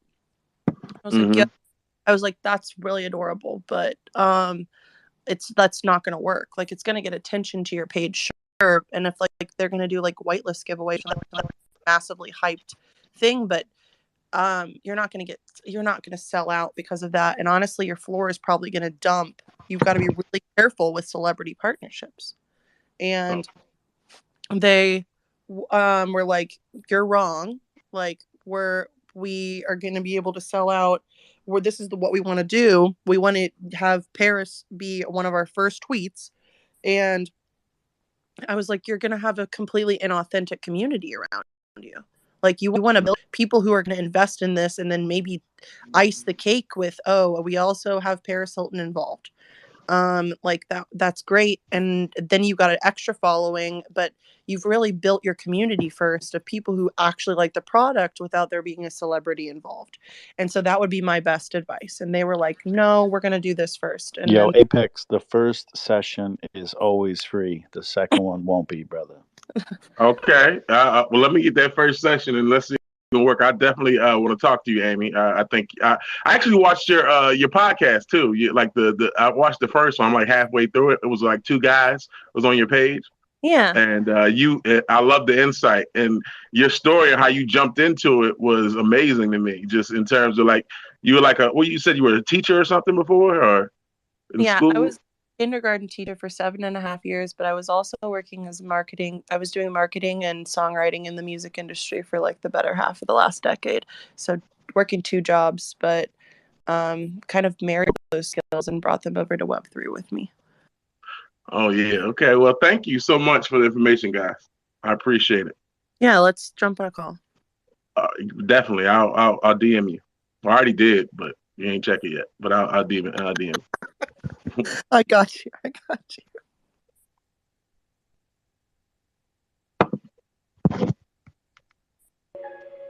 Did you guys want to hear a song? I just had to fucking restart my computer. Yeah, bro. Go for it. Yes, please. All right, bet. This is one of my favorite unreleased songs. It's actually like 3 years old, but I just like completely started redoing the production this week. This is called "Hate You" with Kiara. If you guys know who Kiara is, she's pretty fire. God damn it, I gotta find this chord. All right, let me know. Throw up a heart if this works. Hold on.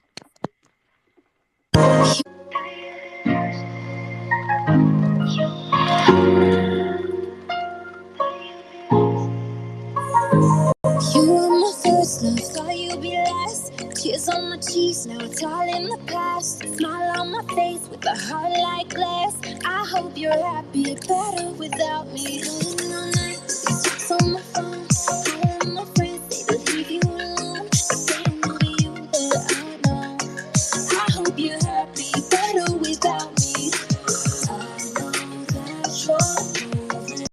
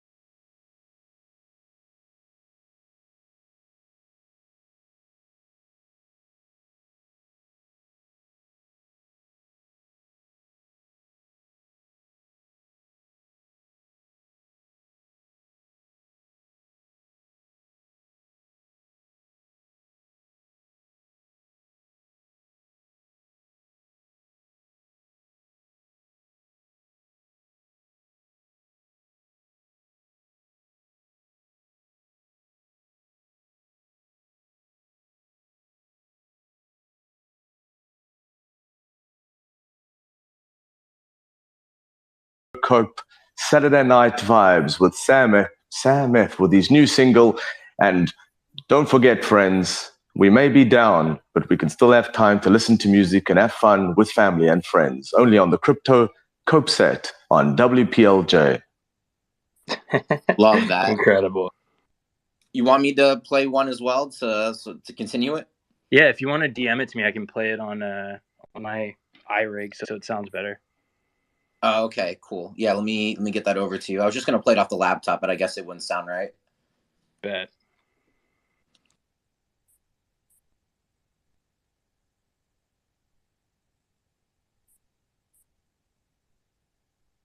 I don't know if someone was asking me what kind of shit I do. I also have like a whole fucking joke rap persona that I did for 2 years and toured and had a bunch of like #1 Billboard albums. I do not take myself seriously when I rap, but there's King Blackboard. Do you remember the fucking Bored Ass Ape song? No, I didn't. I don't remember that song. But did you do the Gutter Cat Gang song? Yes. I did the Gutter Cat Gang song, and I did Now that one I remember. That one was great. I like the. I gave you the phrase in your Twitch because you were looking for a couple of things. Diamond claws, because that's how Cat Gang holds on to their NFTs, and you used it in the track. I remember that shit, man. That was good times. So yeah, I've made like a couple joke NFT anthems just for fun.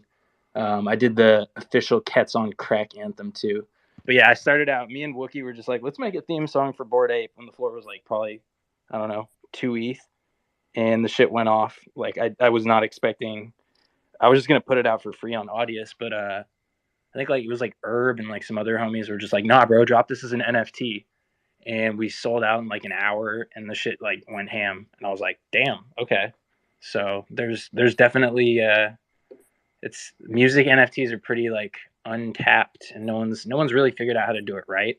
But I started my project Net Gala with the intentions of helping more artists figure out how to monetize their music in Web3. I just sent it your way, by the way, to your DM. Bet. I see it right here. It's kind of like a precursor to the project that I'm launching. Okay. But yeah, the music that I'm launching on the project is it's all I do a whole bunch of genres, but this one kind of like my take on techno with bass music, if that makes any sense. I guess you'll hear it. Let's see if it's working. Hold on. All right, I got you. I know. All right, here we go. Plugging in.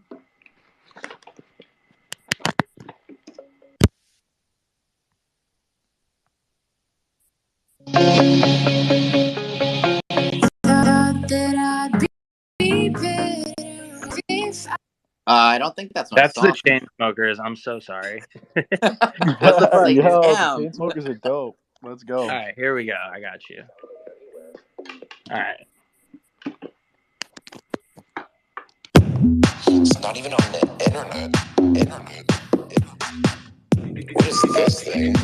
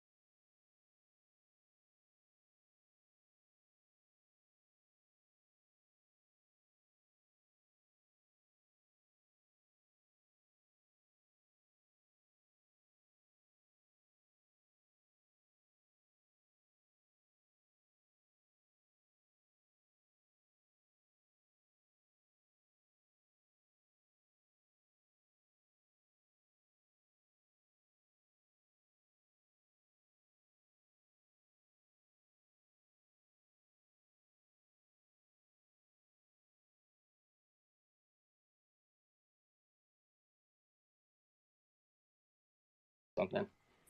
Yeah, definitely. I'm down. I mean, I'll definitely talk to you in the DMs. I'll send you over like an NDA and I can show you the project and stuff. Ooh, man's got to throw the NDA out there. Yeah, I'm I down. mean, I mean, you know, when you got people on Ethereum Foundation, you need to swap grants program. You know, you gotta look out for their interests too. You know. Hey, respect. I'll fuck with it. That was sick though. I like the sound design.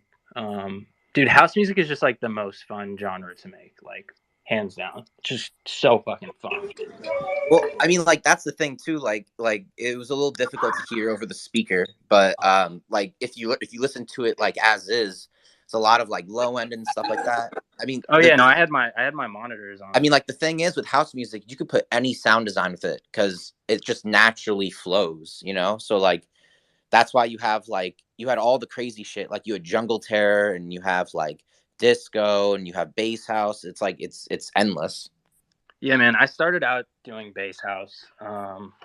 Did a bunch of shows with like Joyride and shit. Bass house was like my bread and butter. So getting back into that.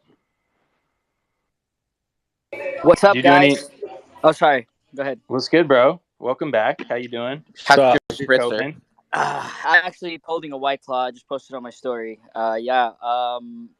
What I see, Leo. What's up, Leo? I see you got your hand up. What's going on? Yo, there's too much positivity and not enough cope in this space for it to be named I missed crypto it. No, cope. I'm ready to bring the negativity. Let's bring it. I'm fucking Okay, down. I good. just got If back. you're here for cope and fud, I'm here for cope and fud. Let's do it, bro. By the I'm way, here for Sam, that all was of it. great music, but I'm ready for some cope. Yeah, I mean, Yeah, like, it's okay. I mean, I just you know sold my entire portfolio. Let's fucking cope right now. No, you did not. Let's fucking cope, dude. I'm papering so much shit. I'm not gonna lie. Papered a bunch of shit. Fuck papering. I'm fucking lettuce handing this shit right now.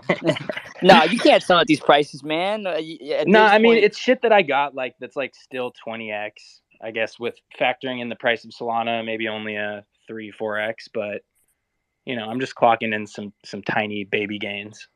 Yeah, I mean, honestly, from a, you know, not financial advice, but, you know, if you do sell shit and it's in Ethereum, don't sell the Ethereum, you know, I would wait like, you know, maybe a little bit of time. I can't be specific because then that's like, you know, not allowed, but I would wait. I think that we're really close to a double bottom locally. Not saying we're not going to go lower in the future, but for like the next like week or two, we might touch 14s, but I think we're close to a double bottom here, personally. Yeah, I mean, I'm just trying to accumulate more liquidity because I aped into a bunch of dumb shit. I'm grateful for ApeCoin and that I fucking sold that shit at the top. I would be fucking Bro, if I did not, bro. I would. Yo, some of the DGen mints you sent me, bro. I'm like, bro, what the fuck? Yo, I always throw the NFA in. I don't think a single one of those has been a W yet, but soon. Yeah. I think this is just a time where you collect yourself. Maybe if you quit your job to do this, you go get like a bartending job, right? Like you make friends, you find something to do until like we're back at all time highs. You know, maybe you try to like build a career or do something. While Yo, there's my no man said go find a bartending job, Yeah. come back. Shit might just be better. Yo, you got you me know, fucked up. He's like subtly being like, you bum. No, I'm saying like anything. Like at this point, right? Like because people are gonna start laying people off too. Like once people start going under, like the financial sector too. I think these are going to be unprecedented conditions. I think people are underestimating how bad or how bloody this shit's going to be. I think it's I been like 100% agree. it's been like Yo, 20 Doc, years is this out. enough cope for you? Because we negative time. Yo, I'm real loving quick. it. I was actually thinking about Leo. going and hitting up one of my homies and start mowing some grass with them because we're going to Goblin Town for real. Oh, let's not even talk about goblins, right? I can't do that to myself right now. But why do you not want to speak about us? Don't get Patrick started because Patrick's actually part of like the whole. He has a goblin in a cage. Goblin PFP and all of it, bro. Yeah, My goblin is chilling. My voice, like I said, weekends off are the the clock. Sabbath for my voice. He's sick. Yeah, it's not the time right now. I think there's too much negativity. Today we're going on mourning for the we're goblin. mourning the dumpening of fucking 2022. But Yeah, what if bro. this I mean, isn't I really a literally- dumpening and it's really just where we belong? Like Touche. you're saying, like yeah, like all is well with the world now. Like, is that what you're saying? Yeah, like crypto bros are going to go back into their holes and their little hobbit holes, and the NFT haters won't have to hear about NFTs anymore, and it'll just everything will be right in the world again. It'll Maybe be until the next bull market, and then we're all experts again, right? Yeah, no, for sure. Which Yeah. who knows when that'll be. I've been reading a lot of tweets, like people saying about like selling their kidneys to have more liquidity to purchase these assets. Because they're not. Let's just say they're not like That's a bold strategy, Cotton. exponentially great prices, but they're still good prices. Like Solana at $30. I'm sure like you'll look back when you're old and be like, damn, Solana was $30, $20, right? Like that's pretty crazy. Or it pulls a Luna, and hopefully not. Yeah. You could also buy Luna 2.0, right? Just not financial advice. Is that even a thing still, or is Dude, it? I was on QCoin. It's like $2.50, even though he's being fucking investigated by the SEC for siphoning out $80 million a month. Did you guys see that? Well, we were talking about it earlier, right? And I think it was like 2 billion total. And we were talking about how like we're in the wrong business.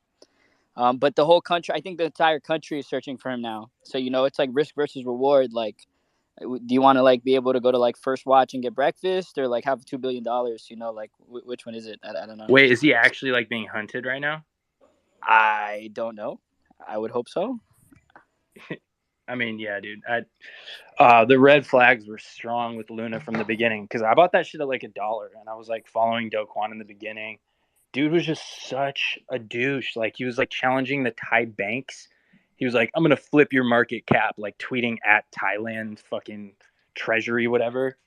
I don't know. There's a lot of red flags with Luna. Did he successfully flip Thailand's market cap? I think he did, unfortunately. Shout out to Thailand, right? Oh man, fuck! It's a beautiful day in South Florida, though. I don't know about you guys. I'm touching grass outside, reflecting on my life. Yeah, and all the poor choices I made of not taking profits.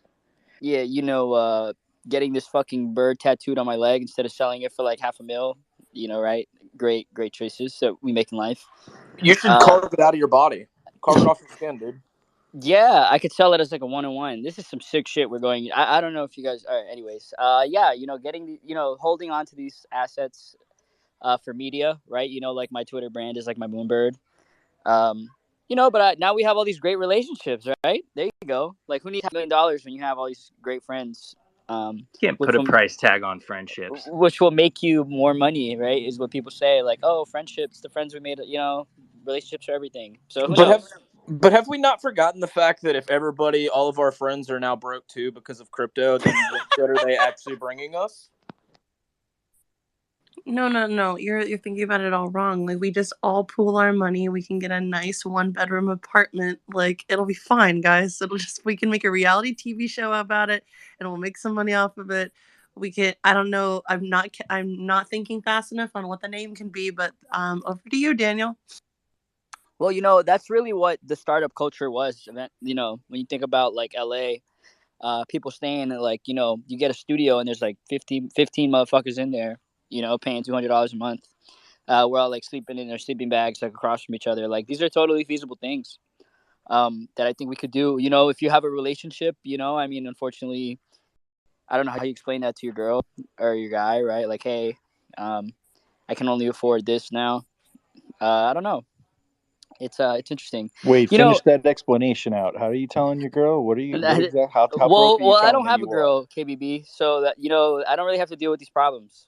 But yeah, if I did, it's plural, King Black. It's girls. no, AB, I stop thought it. he was going somewhere good with At this that. point, fingers I and would. palms. If it was just me and you on the phone, I would go hard. Yeah, there's but, too many of these Yeah, spies. but I can't Spies. go hard right now. If it was Soul Space, maybe, right? I would go fucking, because they go harder than me. Dude. I see bottom signals all over the market because y'all are crying so heavy on Twitter, and I'm a contrarian investor. So when I see things of that nature, when everyone's real bullish, that means you kind of get towards the top, and we seen the blow off. I see so much pain right now, and some people's voices. Some people like T-Moss, he was looking for $1 billion building like about an hour ago.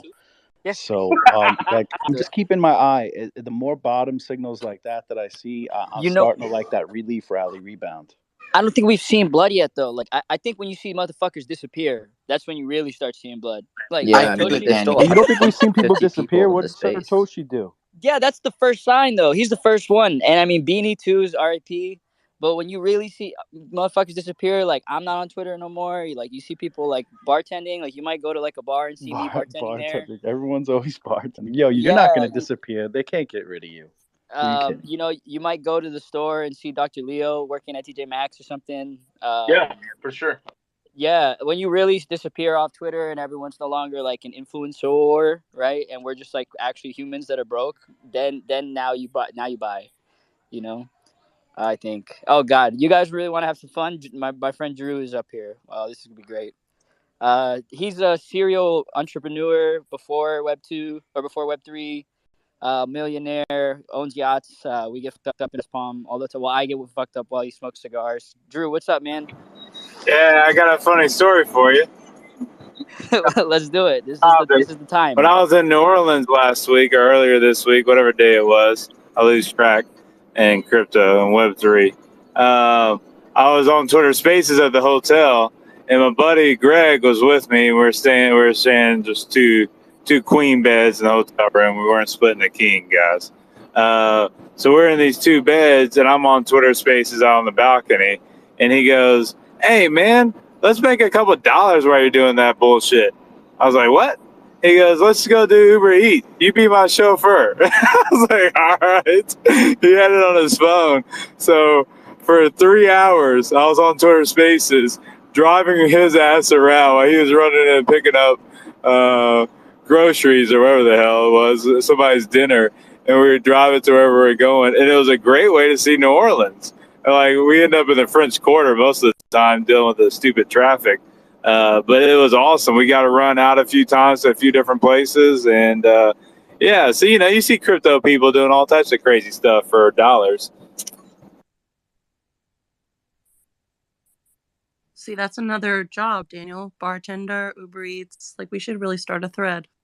Yeah, you should do both. Bartending, though, you can't get it beyond Twitter Spaces. I don't know. You can do anything if you just believe, Drew. Yeah, I mean, I'm a computer programmer. I can be on Twitter Spaces while I'm programming. I get a little distracted sometimes, but most of the time I'm just in listening mode. I think we should do that idea about the NFT show. So instead of like the Geordie Shore called NFT Shore, and instead of getting drunk and picking up women, you go to Twitter Spaces and you slide into people's DMs. Man, that sounds like some low-level programming. I don't know, man. That's gonna I be don't think tough I'd to be get the watching audience. I don't know if we're gonna get past the pilot episode on that one, bro.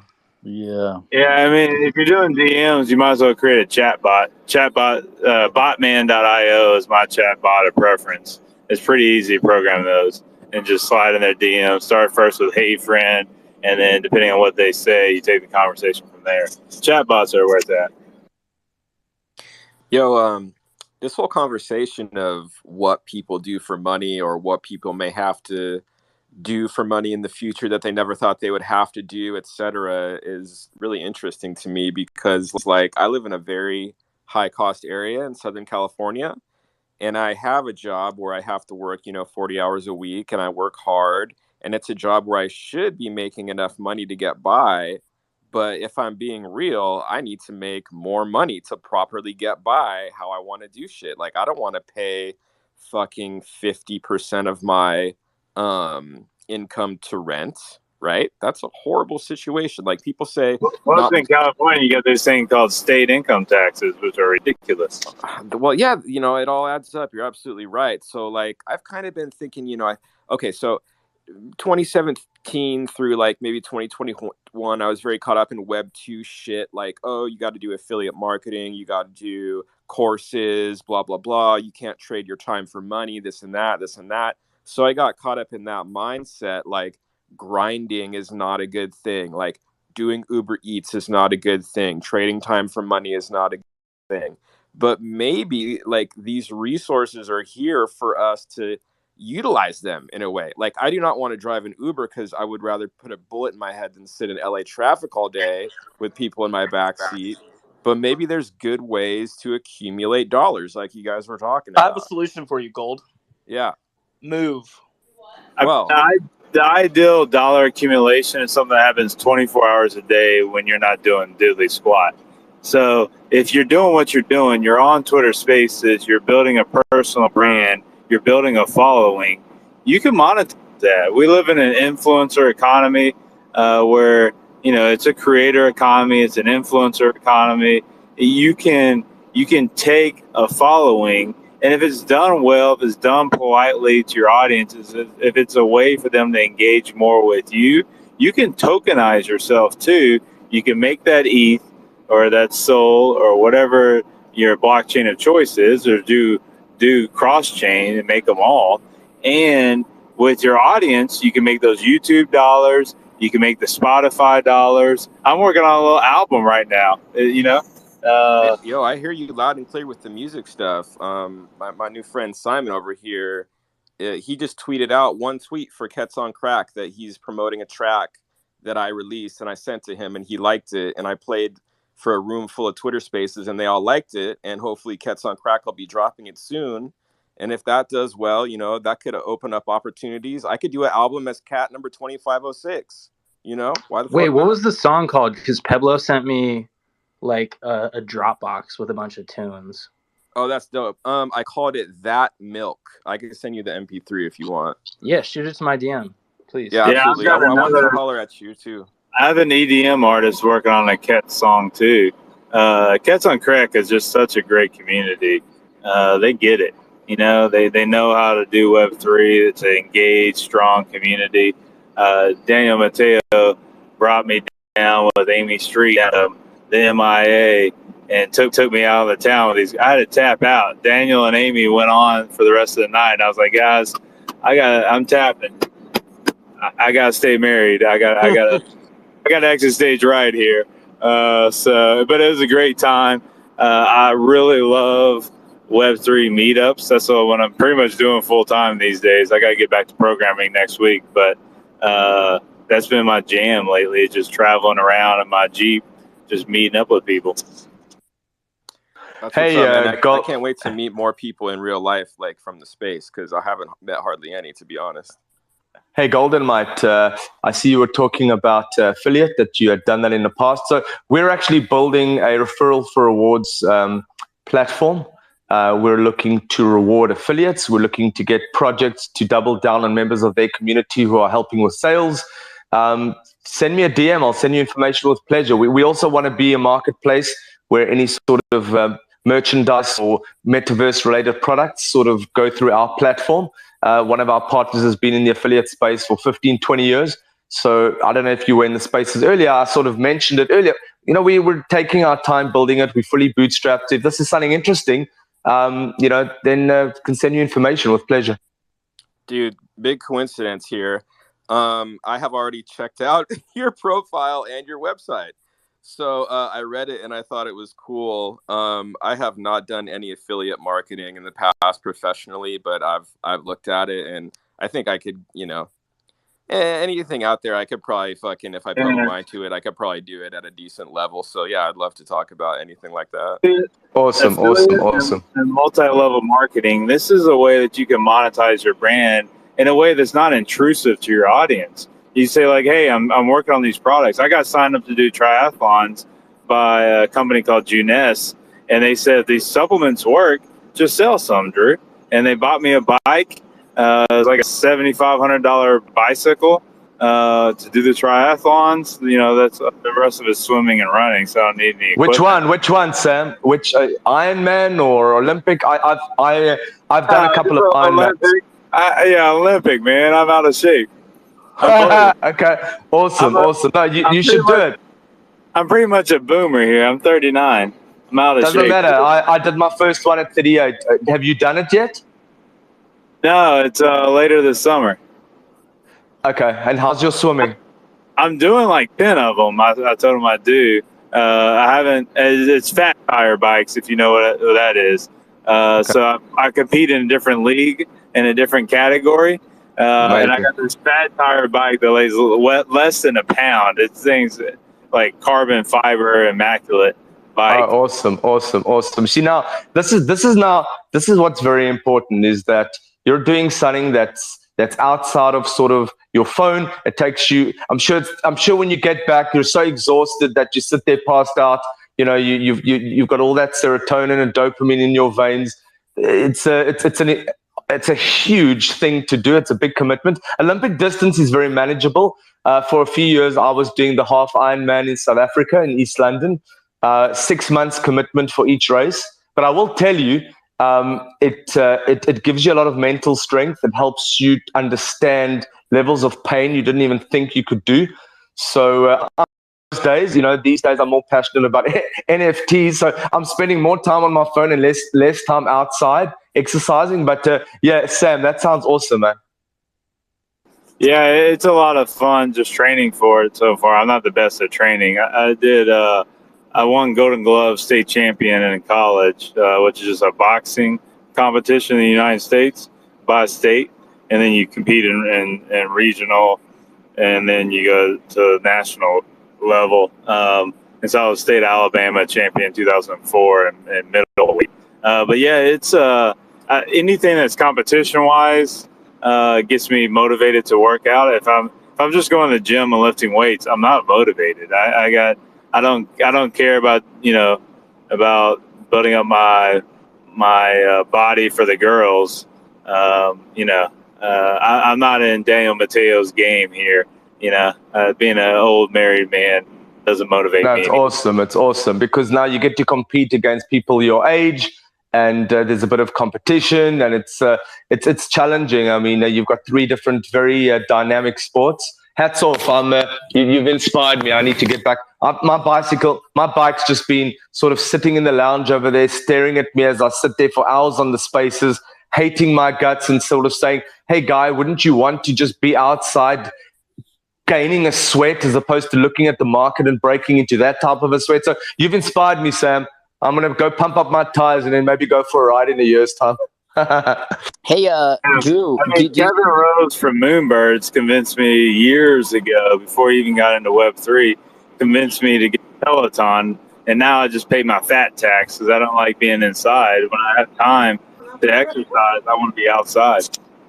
Drew, is that why you were going to swim in the lake that night we met up? You were just going to jump in and start doing the laps? Yeah, I love it. I just try to get an unusual. I'm also a pretty unusual person. If you didn't pick that up, Daniel. I did. I loved it. I'm like, yo, I'm like pounding Crown Royal, and you're like, yo, I'm gonna go jump in the lake. I'm like, no, that's great. Like, happy Saturday, right? I was just like, yeah. The next day, I got on 5 of those yachts. Yeah, it was like, I think it was like what, like 12, 1 in the morning. You're like, yo, I'm just gonna go in the first swim real quick. I'm like, nah, dude. I'm like, no, be my guest, like we just whatever, It was saltwater. It was intercoastal too, even better. Yeah, I was gonna ask you, Drew. Do you still think? And then I knew we got some new speakers up. Do you still think Solana's for the poors, like with this new price action that's going on? It is, but I'm proud to be for the poors. I changed my name on here, Drew Roberts.poors. I got rid of that .eth crap. I identify with people who are hustling, and even if you're hustling for a $2 NFT, I identify with you. If you're putting the work on Twitter Spaces. You're learning, you're diving deep into Web3. You don't have to dive deep into Web3 owning Moonbird or Bored Ape. You don't have to have blue chips. You can get the best return on your investment by doing a small project. Yeah, I mean now you're flipping things for like 0.2 Sol. Like it's respectable. Like you're making $100 a day, like $200 a day. Like it's better than fucking McDonald's, right? Like these are tough times we're living in. What are you gonna do? And it's so wonderful with gas fees the way they are, and driving around the South, man. I'm dealing with these gas fees at the pump. I've been crowdsourcing my gas fees at the pump, and it's amazing to just be in a gasless ecosystem. That's one of the things I love about Solana is it really gets it. Magic Eden gets it. Even Phantom with a PH is a better user experience than MetaMask, in my opinion. but Magic Eden is where it's at. I've like been so bullish on their platform.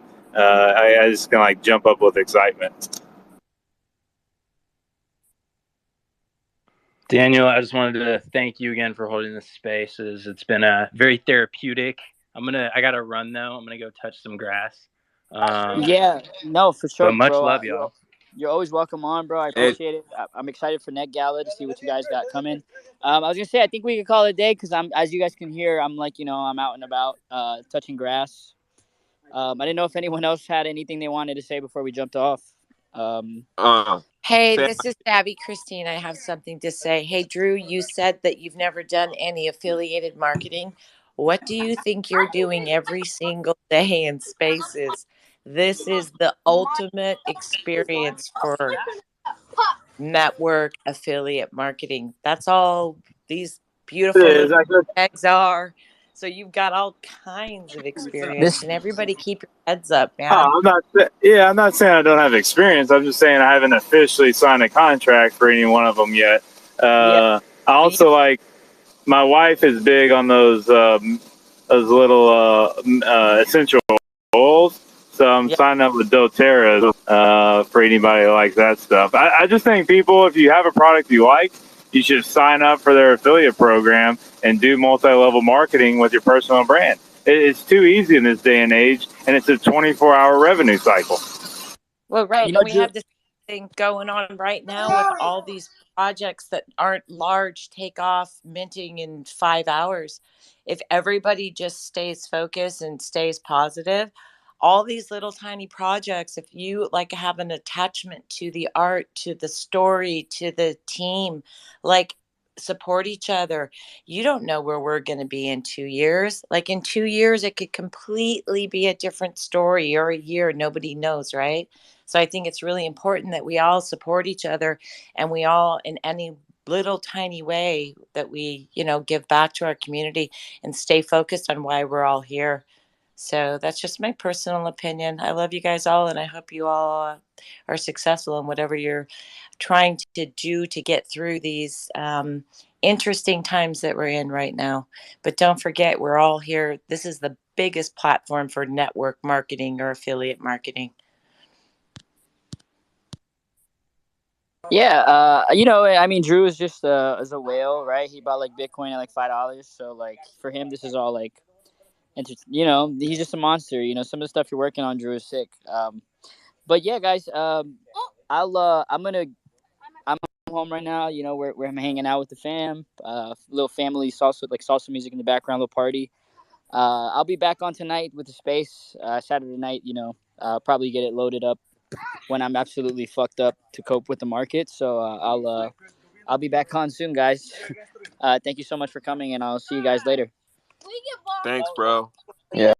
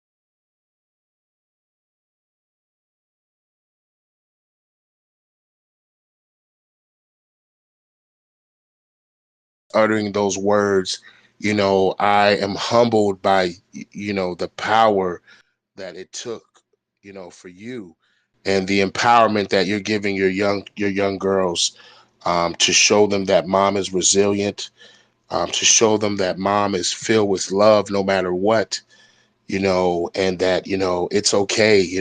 We're human, and though, things are not always uh, perfect in our world, we can still make things right in our world and the people that we receive around us, and I'm ecstatic for you just coming to VCon, and stepping out on faith. It is that's the best prize in the journey is starting it, and you definitely exemplified that. And I know that you're super mom to your young girls. Um, wow. Um, it's all about sharing our stories, with our loved ones and with everybody else. If someone can learn from our mistakes, you know, or our downfalls, and just give hope to everybody, you know, um, and with so much of what Gary has written in the 12 and a half book, everything resonates, and yeah, I'm just so blessed because of all of my adversities, blessed to actually feel the hurt and get past it. It's a crazy feeling, but it's a wonderful thing when you can overcome, and that's the thing I just want to tell everybody, is that don't ever give up, don't ever give up. And you know my mom had committed suicide when I was small, and that's a message that I want to share with everybody. It's like, reach out for help if you need anything. Don't hold back. It's okay to ask for help. And I'm so happy that everybody is putting a more of a focus on mental health, um, which needs to be addressed. So I'm sorry I'm getting so um, deep, but I just think that thank you for creating this safe space for me to come up and to share with all of you. I appreciate you. For sure. Much love. I appreciate you. No, there's this is what the space is for. We're in the barbershop. The only thing deep is the part in your cut. That's the only thing deep. You can get as deep as you want to. We don't discriminate. We don't hate. We you have the floor. It is the barbershop. People chime in all the time. So don't don't know anybody in this room feel bad or feel upset if somebody chimes with 2 cents at any time. That's all it is 2 cents. Now, when they throw one ETH up there, we all got to back up a little bit to figure out what they get ready to say. But, it's only 2 cents. So everybody's entitled to their opinion. Everybody's entitled to their thoughts. When we encourage that, because I always feel that the power that's in us, the light that's in us, what shines so bright, it either is going to be subtracted or added. So as you're thanking something, someone has a similar experience, whether they voice it out loud or in private. You know, our duty and responsibility is to make sure that we are open to receive and understand as much as we can. Don't try to make decisions, just be the active listener. Don't try to be the person who discovers the solution, but be the person who's coming with open arms filled with love. That's the biggest thing that happens at the barbershop. Now, if you talk about some team that we don't like, somebody in this world that we don't like, well, hell, somebody might not like them. That's their opinion. We keep it moving. Okay, that's just how it rolls. But you're at the shop, ladies and gentlemen. Welcome. Welcome to everybody who's here. You're joining in. You can step up next to get your cut. If not, you want to tune into something that's being said, the floor is yours at any given time. Welcome to everybody. I wanted to give just a quick shout out to Danny Meadow down there. He's another barber in real life. Pretty ill, pretty ill. Just wanted to give him a little quick shout out. I see him there. I appreciate you coming through, man. Yes. Yes. Kia ora. my brother from the long white cloud down there, man. Um, we Danny, I got definitely Danny is someone I met on day one at the bar, and walking and passing. We were at the event. Matter of fact, it wasn't even at the bar. We were at the events together. Well, I'm tripping, Danny. That's how crazy that night was. But we were at the event together. And Danny, you're more than welcome to come up and speak. But I met him. I was thoroughly impressed, not because he's one of my island brothers from the land of the long white cloud, but because the way he carries himself. He's a barber. He's groomed. He has an appearance. You know, he came like a barber. You know, barbers come with their own style. You know what I mean? Like, I don't know about y'all, but like barbers know what's in style. Like they are surveying people that walk in the door, out the door, past the door. They know what's in style and they're not afraid to tell you. Have you ever been in a barbershop where they sell shoes in them? They sell clothing items in there. Have you ever been in there where they sell food, like chips they know what's in style. They know what's good for your tummy. They know what's good for your money. So I know barbers, you know, I know what they're capable of doing. And Danny was one of those gentlemen who stood out. I mean, he came off as a barber slash part of Peaky Blinders because he was like he was very smooth. You know what I mean? He was very smooth when he came off. You know, he had these glasses on that just made him look like a model. You know, but the man is a genius when it comes to the Clippers. You guys give that man a follow. Danny, if you want to come up, you like I said, the floor is all yours, buddy. You know, and he could tell you and share some stories about being a barber, especially in a place that ain't in America. They get down over there too, man, and he's good with his stuff. So welcome, Danny. We appreciate you. You know how we get down at the barbershop. No stone is unturned. We talk about everything and anything up under the sun, brother. So I appreciate you for coming. And there's the man himself, Danny Meadows. Let me get my clippers ready for this guy. You coming up to the hot seat, Danny. Welcome. Get my clippers ready for this final haircut of the night. What's up, brother? We got Danny Meadows on the hot seat. Let me warm up my clippers real quick, make sure they're still working. Somebody said the battery, the electricity was going out at a certain time. Welcome up, Danny. Thank you, brother. There was a humbling opening, man.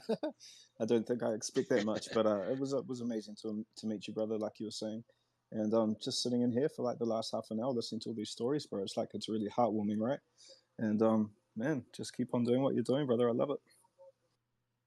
Thank you, man. I appreciate that, man. Especially coming from the barber phenomenon himself, man. Like, you know, I really feel that, you know, spaces, especially what what we're trying to bring to the table, um, the beauty of capturing the beauty itself, as in keeping yourself groomed, the standards, you know, your mental health, you know, you look good, you feel good attitude, you know, and we wanted to bring that, but also to bring a space that was safe. You know, when people, you know, come into the barbershop, like AJ had mentioned earlier, you know, people come into the barbershop, you know, they come in confidence that they will be able to speak to someone and they don't know who the barber is, or sometimes they do, and be able to share some heartwarming stories, tell some things that they probably never shared with some people before. And we wanted to have that environment where people can come in, not be afraid to come in and get a cut, but also to share some of that love. And we do it humbly. You know, that's the space we wanted to create. Yeah, brother, for sure, and it's exactly true, man. You're holding space like every time people are sick. Didn't mean to cut. See, that's a barber right there, guys. He knows the clippers are Thanks, cutting bro. on. He's in the hot seat. I got the clippers warming up. He's getting ready. You know, you know, I got to get around his beard real quick and get him trimmed up nice, make it soft as a baby's bottom. Give me 1 second. We got Danny on the hot seat. We got a couple questions. Let's close out the night with a couple questions for Mr. Danny Meadows. Danny, do you mind getting on the hot seat for 1 quick second? Yeah, of course, man. Do whatever you need. All right, guys. Can we give him some hearts real quick before we get him off the hot seat real quick, because you know, it gets a little uncomfortable up here. It gets hot. You know, when you're cutting somebody, you don't want them to move. We see how Sinbad looked with his bowl front to the back cut. So as we hold him still, let's get his first question. These are random questions. What smell brings back a great memory for you? Ooh, I'd have to go with smell. A smell. I would probably go. Ooh, I just have to go tonic at the barbershop, bro. Like it's a pretty like it brings back so many memories. I've been cutting for like 26 years, so just smelling that tonic with like a clove scent that just it hits me every time. Ooh, I like that one. Okay, the tonic, guys. You heard that one, tonic. Ladies, that might be the smell of the summer right there. Get you some tonic. All right, next question for you. If you had a boat, what would you name your boat? Ken. Ken. Ken. Okay. K-E-N or K-E-N-T? K-E-N. Ken. Ken. Is there any particular reason why Ken, if you don't mind me asking? Sure, brother. It's that was my dad's name. He's been passed away for 22 years now, and he spent many years working on the ships. Like he worked. It's called the Inter Islander here in New Zealand, and it's a boat that connects the North Island to the South Island. And he was a chief steward, so that was like his job forever. So it'd definitely be Ken. Wow, that's beautiful, man. Man, I don't know how that question was led to me to ask you that one, but man, that was the light right there. All right, my next question for you. What is the hardest lesson you've had to learn?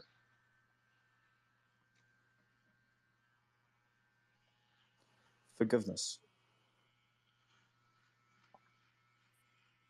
Forgiveness. I like that one. All right, next question for you. What skill would you like to master?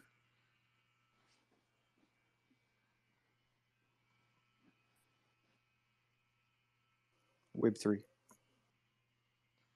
Great answer. Great answer. There's a lot of people out there that want to master Web3, but man, it is definitely a space that mastering will be certificates for. You get a certificate, you get a certificate, you get a certificate for mastering Web3 because it is one of those ones where everybody and anybody, you have the ability to learn it, master it, and share it.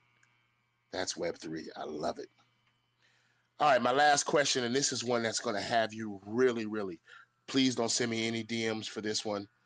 This is the toughest one of the night for you, but I know it's a good one for you. What keeps you up at night?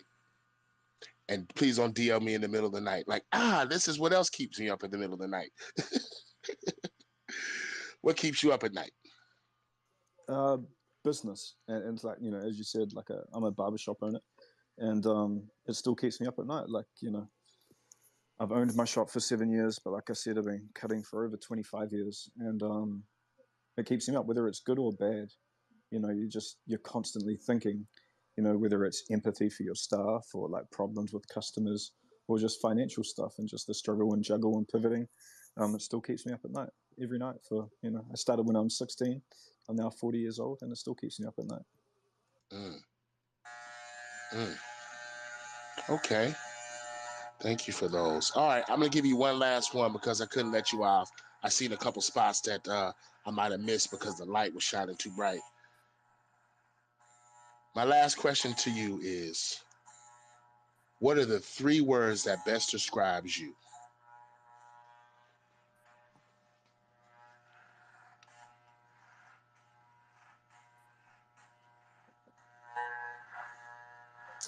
I'd go with passionate, empathetic, and willing. I like those. I like those. That's definitely the traits of a good person and a great barber. Man, my last thing I want to ask you, and this is not the question on the hot seat, we're almost done, but if you can share one message to everybody listening that you would want to tell yourself the first moment you joined to the NFT world and the Web3, what would you offer the community listening? Piece of advice. Follow and join as many of these like Twitter spaces and people that you respect in the industry. and just don't stop learning. Don't ever think that you know where it is. We've got so much more to learn. Yeah, just I guess follow more people would probably be the biggest thing for me. At the start, like I guess I was a little bit nervous. I would never come up and like speak in spaces like this. Just putting yourself out there, and like I said in the third thing I said was being willing, and just being willing to take those blinkers off and be open. Oh man, I appreciate you. Mr. Danny Meadows, you are off the hot seat. I'm gonna lower down your chair. Thank you for having me up, You're brother. good to Appreciate go. it. Yes, Yep. sir. We thank you, everybody. Round of applause and some hearts for Danny Meadows, aka the man from the long white cloud, Kia ora, New Zealand. We love you. We love you. We love you dearly. Thank you so much, Danny. We appreciate you, brother.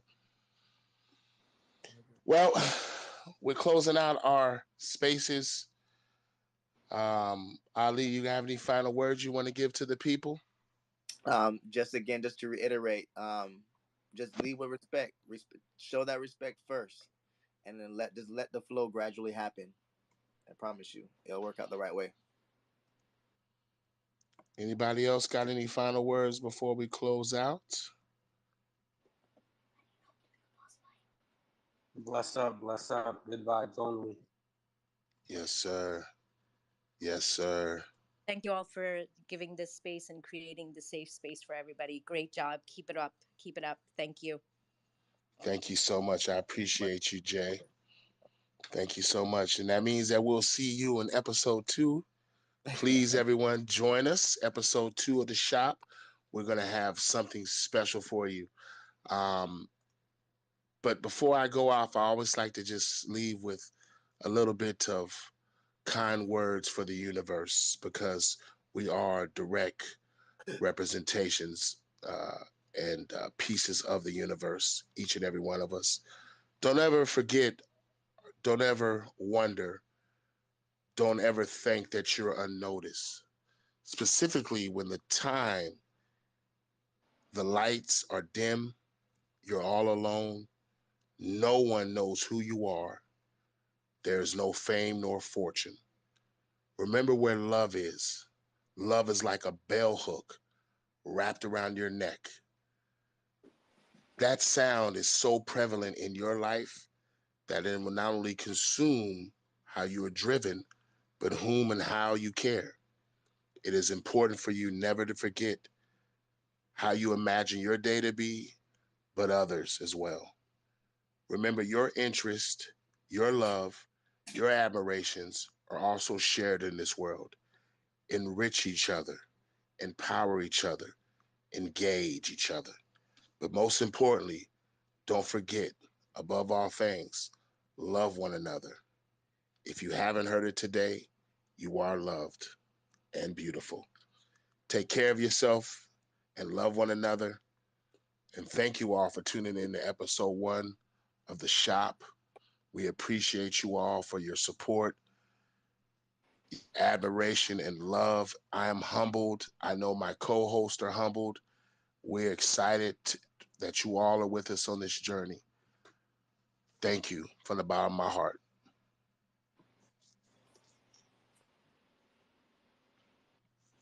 With that being said, to the people who joined us, especially our people on the hot seat, Danny Meadows, Sal DeGuardia, we thank our guests that came in tonight for participating. We thank all of you for listening. Even if you did it in private, I still feel it in public, because that's what the light does. Sharing is caring. Peace and aloha. All right, guys. Be easy. Be safe. Blessings. Signing off in 5, 4, 3, 2, 1. All right. Aloha.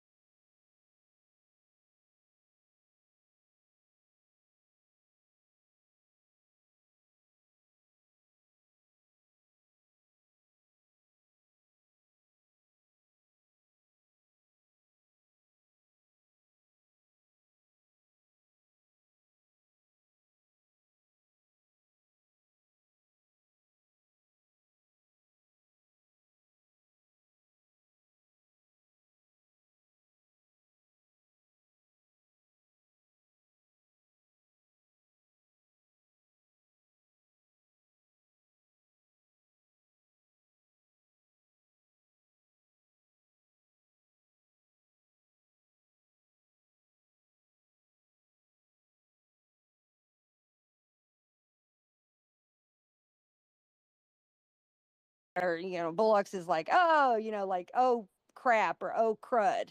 But it was a little bit different. So it's I'm not gonna. I don't know. Do you want to extrapolate all things crypto about Bullocks? Books. I actually haven't like Misfit. Like, have you? That one's strange. Nah, that's actually that's an English term, bollocks. It means like and bullshit. It's like bullshit. It's like yeah, fuck it. yeah, I think so. But I also think Yeah, it's thought so. Yeah, it's English. No, it actually stands for a big hairy pair of balls. It's So balls. oh, it does. Okay. Oh, The Let's family go. jewel. the Okay, well, best way to say it. I didn't know. I wasn't sure, but yeah, you find out a lot of stuff when you go to different countries. It's hilarious. Well, hey, the Misfits, you are in here right now, so please tell everybody everything that you're doing with your project, because we're so excited, and I appreciate you coming into the space. You guys are awesome and amazing. So thank you so much for coming in today. Thank you so much for having us, Darcy, and thank you, All Things Crypto and Royal Goat, for having us in this space today. So, yeah, we're the Misfits NFT project. But before I start, for the Midnight Movie Club, Matthew Lillard used to be like one of my favorite, and still is one of my favorite all-time 90s actors. Like, he did so many movies back then, but Hackers, hands down, that is the best movie. Hack the planet. That Nice. is like the scene where Voodoo, I think, yeah, it's Voodoo People, the Prodigy's playing, and they're all on top of the tower, and he's screaming, and he's doing like the call. It's that movie I still watch like every year, hands down, without fail. Hackers is up there. 13 Ghosts, Scream, like he's just done so many great movies. Oh That yeah, you is should have just been at we did a Hackers movie night. I oh, think we did a trivia night. man. We're gonna do some movie nights though. You got to join us. Absolutely, man. I'm 100% in, because yeah, he's one of my favorites, and absolutely always go back and revisit his movies. So yeah, I'm definitely going to be joining in the community for sure. But yeah, so like our project is the Misfits NFT project. Anyone that loves manga or anime, and for anyone that doesn't know what manga is, they are Japanese comic books. This is where all your anime originates from. So your One Piece, your Naruto, your Dragon Ball Z, your Black Clover. If you've heard of any of those titles, they have originated from the original source being a manga, which is a Japanese comic book. So essentially, my background is I've just been an absolute fan fanatic of manga and anime for over 20 years. It's something that is very close to my childhood, all the way up until my adulthood. I still read and watch it today. And one of the things that I was doing during the Melbourne lockdowns, because here's another fun, interesting fact about Melbourne: we were the most locked down city in the world.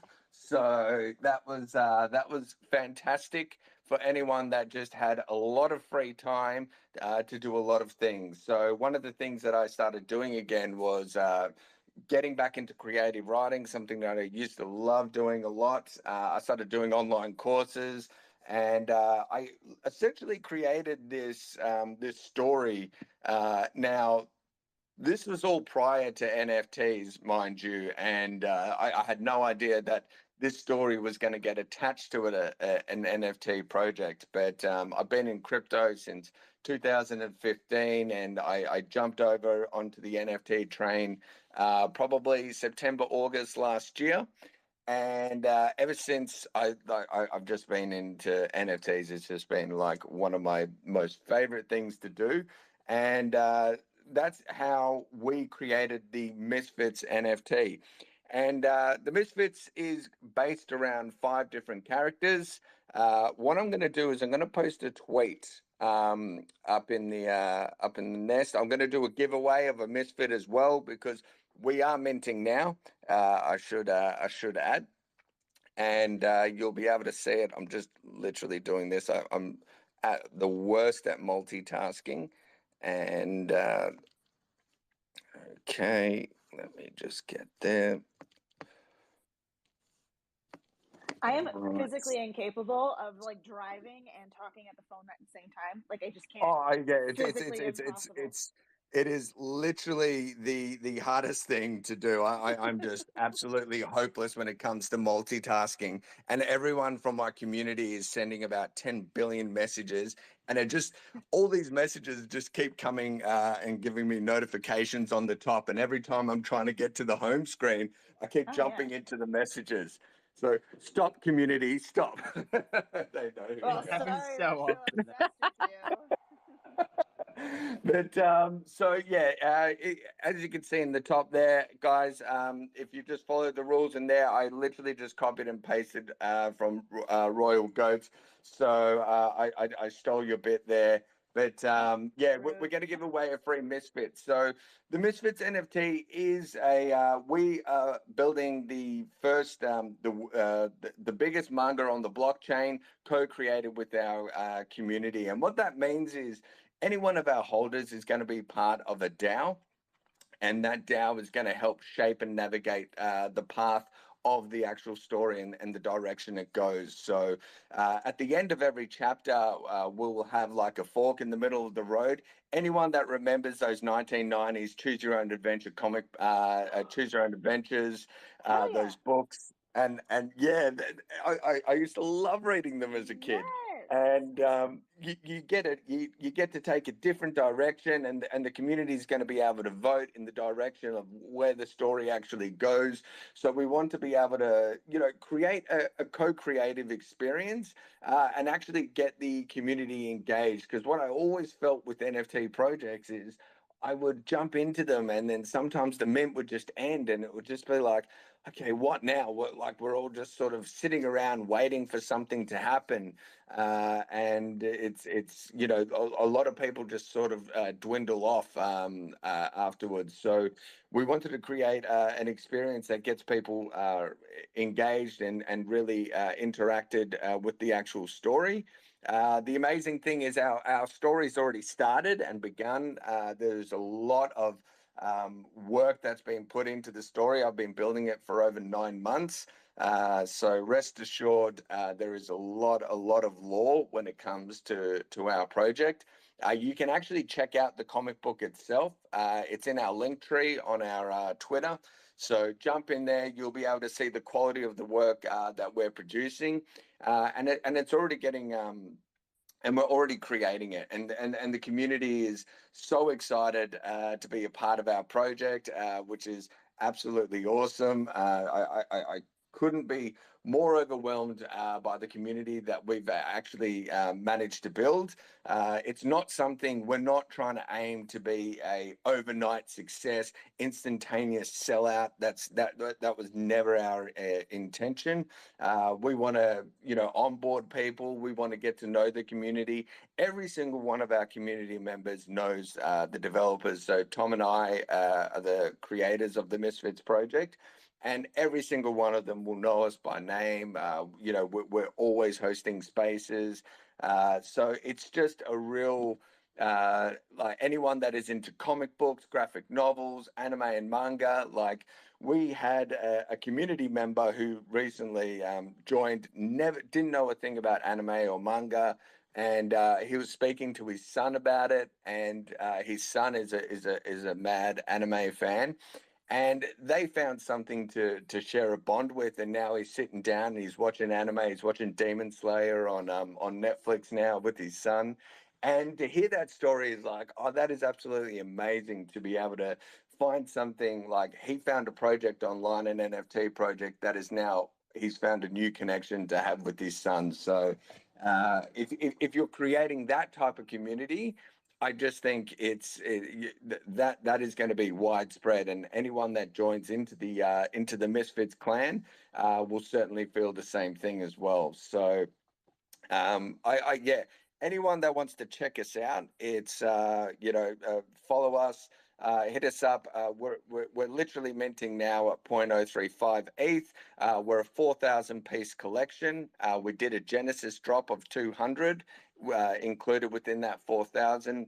Completely sold that out, which is absolutely fantastic. And we're just slow minting our way until the very end. And if you want to see how our characters look, jump on our Twitter. There's a lot of content. We have over 300 traits that have gone into this. So we're 3,800 piece general collection, and there's over 300 traits. So you can imagine the amount of variety. Every single one of these misfits is going to be individually tailored to our holders. And whichever one's your favorite, we hope to really engage the community in just that trading dynamic where people are swapping over NFTs, people are helping one another to get certain traits, and there's a lot of fun traits as well. And one last thing I want to add, which was a real last minute thing, we were doing the spaces yesterday, and I was introduced to someone who's just joined our community now. I want to give a big shout out to him. His name is Terps. Now, this person is amazing when it comes to creating music. Like, if anyone knows anime intros and outros, you'll really know there's some really harmonic beats that they have going along with them. And he made a beat which was like, oh, this is something I'd love the Misfits to be able to use some way. And this goes to show like the power of community and the Web3 and building together in these spaces, because we've literally just said, hey, do you want to join the team and help create some music for the Misfits NFT and incorporate that into our actual mint? So we're going to have some limited edition interactive music mints included within the Misfit NFTs. And he's on board. He absolutely loves it. It's a last minute innovation that we're looking to change. So we're literally we're scrubbing the metadata that we have now. We're going to redo it because everything's done and ready to go. But we're going to incorporate this interactive music element into our NFTs. So we're also just migrating, innovating on the fly as well, with our community's consent, of course. And everyone is just so on board. Everyone is just, there's a certain camaraderie that we've been able to build in the Misfits NFTs. So if that sounds like a project for you, like an interactive storytelling project that's actually building a product, so we look to bridge that anime manga community over. And they don't even need to get into the NFTs. But the thing is, they can just be a part of the story. They can read the chapters every month as they drop. And we'll be able to, any money that we make from the manga itself will be redistributed back to our actual, back to the actual NFT holders. So they'll get 40% of the manga sales, and we will look to keep creating the manga as it goes along as well. So there's a lot of things. Jump on the website, have a look at it. I just wanted to really emphasize the fact that what we're creating is something of longevity. And I think we've gone through all different phases of NFTs. So we've gone through the staking, we've gone through the derivative, we've gone through the GameFi, we've gone through the play to earn. And these things are still around, and they're obviously, they have a massive part in the NFT space. But ultimately, in my opinion, the road to storytelling and narration is going to be the future of NFTs. Because if you look at why anyone is attached to anything, so we were just talking about it now. I still go back and watch Hackers. I still go back and watch the original Scream. It's because of those stories. It's because of those things that hold a certain nostalgia in your childhood, or something that's really changed the way in which you view the world, and that's all Just done like through Anchorman. storytelling. Just like Yes, Anchorman, right? Yep. exactly. Okay, good. That is Anchorman is one of the funniest Darcys. It's like it's Will Ferrell is absolutely for the shits and giggles. It's like I'm all about the stupid funny, and it's Me too. no, I grew up watching South Park, for God's sakes, and it's just absolutely hilarious. I love it, absolutely. Stay Well, classy, San Diego.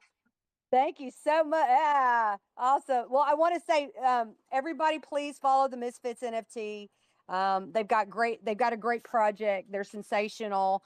If you at the end when we're all done here, I'm gonna, if people want to ask questions or know about projects or anything, just please, we'll do that at the very end. But thank you so much. Is there anything else you want to say about what's coming I up? just want to, just thank you so much for having the Misfits NFT. I'm going to do the Twitter picker in about 5 minutes, so I'm going to give away a free Misfit. The way in which you do that, just you can DM me, or the winner can DM me, or I can DM them. But yeah, thank you everyone Yes, for listening to us. yes, you're amazing. You're amazing. Thank you. Thanks, Darcy. Yeah. We'll certainly chat soon as well. So And I've got to tell everybody on here, I have a Misfit and I absolutely love it. So the fact that they're doing a thank you so giveaway, much. thank you so much for doing a giveaway. That's very sweet. You're such a Absolutely. sweetheart. You're remarkable. Thank you. Thank you. And all the information you gave us was outstanding. So thank you so much. Awesome. Thanks, guys. Thanks, everyone. Thanks, Misfit community. And we'll do this giveaway in the next 5 minutes. Awesome. All right. Well, speaking of giveaways, so they just kind of trudged ahead here, and I just want to tell everybody real quick, we have picked our next winner for me for the $50 cash that I'm going to be giving away. So we've already given cash to King Coiner, Beyond, Ginger, and now we're going to be giving away our next winner. And if you decide you want to come up and speak, just hit the speaker button. Just say, hey, I won, excited. Or if you're shy, that's fine. You don't have to. But our next winner is Morgan. Morgan, you're our Let's next go. winner. Let's go. Let's go. Morgan.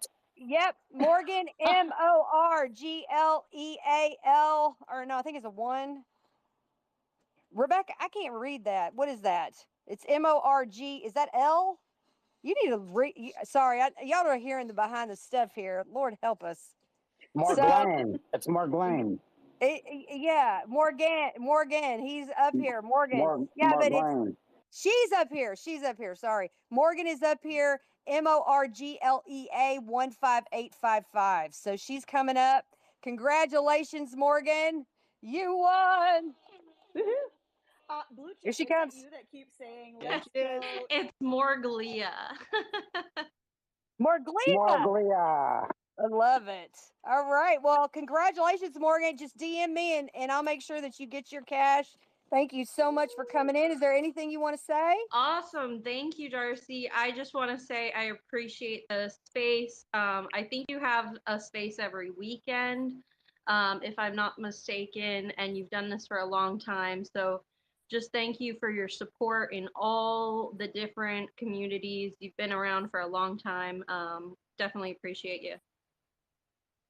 Oh, well, thank you. Well, you were just a sweetheart. Thank you for making my day. I love my Ewok. You have to tell everybody you're in the part of the Ewok community. Yeah, so we are Enhanced Women of Crypto. We meet once a week, every Thursday evening. And you can find us at Enhanced Women. It'll be the first one to pop up there. And basically what we're doing is we're trying to provide a Twitter space for ladies to come in and not necessarily feel pressured to know about any of these, the Web3 stuff, whether it be NFTs, but actually to come in and learn, and also to come up and talk and ask questions. So it's still early. We're part of the Enhanced Token community, as well as Enhanced Apes. And yeah, we're new, but a lot of us will be in the NFT Expoverse in Los Angeles in July. So we'll probably get to meet you, Darcy. That'll be exciting. Absolutely. I can't wait. Let's go. Let's go. I have a Minnesotan Let's accent, so go. every time I go to say that, it sounds Let's weird go. because I'm Minnesotan.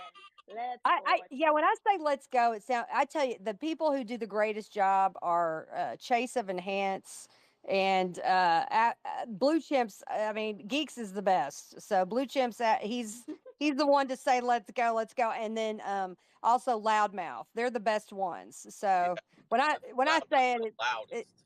yeah, they're the loudest, but they just do it with there's like such a powerful force, It's like, let's go. Come on, geeks, do your let's go. You gotta get Let's go. Crazy. let's go. Let's Oh go. Go. God, Let's Yeah, let's go. go. Devin. Let's What's go. crazy Oh is my God. I was out in shopping, right? I'm just shopping, and then they're like, "Oh, hey, what's going on?" And I'm like, "Hey, we're buying stuff, right?" And I said, "Let's Uh-huh. go." And they're like, "What? Go where?" You know, it's like I'm using these.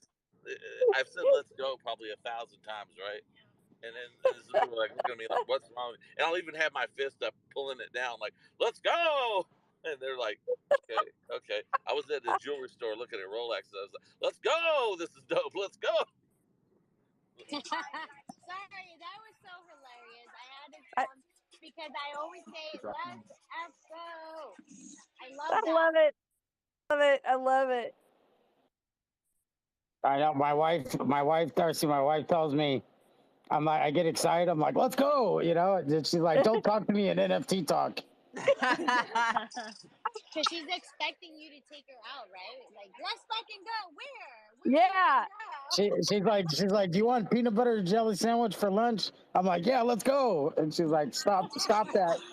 Yeah, my kids just came in before. My son, he comes in, he's like, "Dad, come look at this like Lego building I just built." I was like, "Yeah, let's go!" He's just like looking at me like, "Dad, don't do that. Like, just stop." No, you know what? We need to make our own like that. No, we need to make our own like you go. No, it's cool. Everybody's doing it in the mega space. You don't understand. And then, make them feel weird. Cause I know that, you say stuff. My cousins and nephews are like, I'm like, that's cool.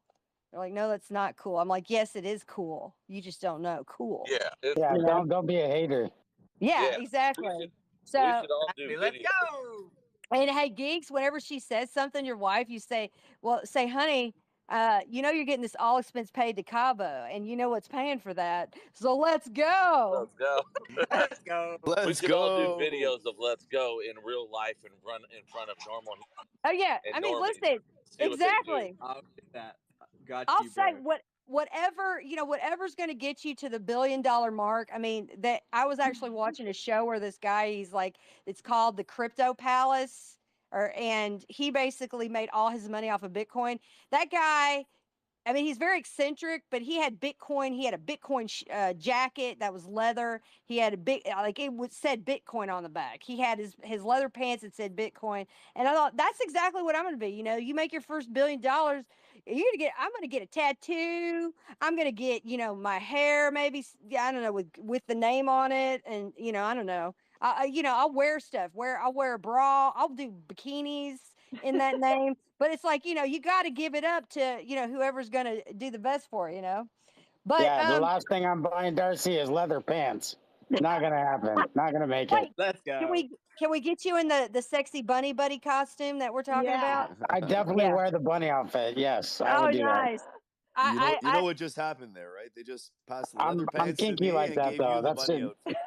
I Hey, mean, Bill, can we get you and Matthew in it too? I think okay, Devin, I think we should just be the sponsors of a bunny buddy calendar, and it's all like hot men of crypto. Hey, I think Yeah, my but I my don't guess like my that. guess you Let's already have go. Lavelli on stage. Hey, Yeah, hey, don't push me into this well, further, bro. I yeah, was about to buddy, throw you in this mix. First of bunny all, buddy geeks. We'll have Bill and we'll have Matty. Maybe I can get Rosie involved, I Rosenbaum. I bet you Lavelli already has a pair of leather pants. Dude, of Yeah, course I did. I've Even and got hey, chaps, we dare got I say it? guys and gals. We got Lavelli. He's like the best photographer. We got him in the space. Legend. So Legend. he's a I legend. will Let's also go. I will also take and wash my clothes for a video for this calendar on my abs. Let's go. Let's wait, what about? go. Wait, you got me. You don't wash your clothes? What's going on I'm there? so Did I miss something? confused. I am No, confused it's a too. See, joke. It's a joke. yeah, okay, that's a bad joke. No, it's a great joke. You just haven't seen it I'm yet. joking. Or you'd be Just like, tell God people you got damn, dirty son, underwear right? you're wearing. Is it? Let's go. Oh my god! You got Oh the my god! cheesy That's underwear. that's blue chip. Ready to go. Let's That's go. blue chips. That's blue Well, chips. Because he loves my hey, okay, speaking of let's go, all right, before I say my next $50 cash winner today, I wanted to say we've got some very exciting somebody in here today. So speaking of let's go, everybody, let's have Lunar Hades talk about LFG. Let's go. fucking Let's go. go. Let's go. Thank you for having me today, Darcy. We You're appreciate very welcome. I really didn't expect that. Dude, Oh my guys, god! Bunny just shit himself. Bunny just shit himself. I'm telling you. I don't know what's up, Lunar. Tiny little poops. Little Okay, pellets. Little pellets. little pellets. Yeah, good little goobers. All right. So Lunar's Hades. This is, I mean, you've had, you were tweeting on, obviously I've been a part of this. I told a lot of people about you. I know the people behind the project. They're absolutely spectacular, marvelous, insightful, positive people. And I can't speak enough and say enough great things. The other thing I want to say is that, there not only have you been on Twitter and you've been basically viral, you're also got a lot of big things coming up that I know about. But is there anything that you can tell people in the community? I mean, just the amazing success of everything. It's just like it's getting in the media, the press.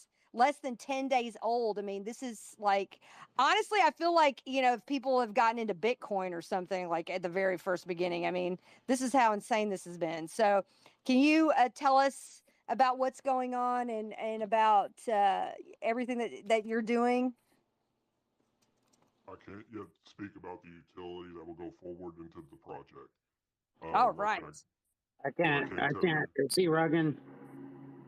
No, that's I no, that's can't. his I voice. can't understand what he's saying.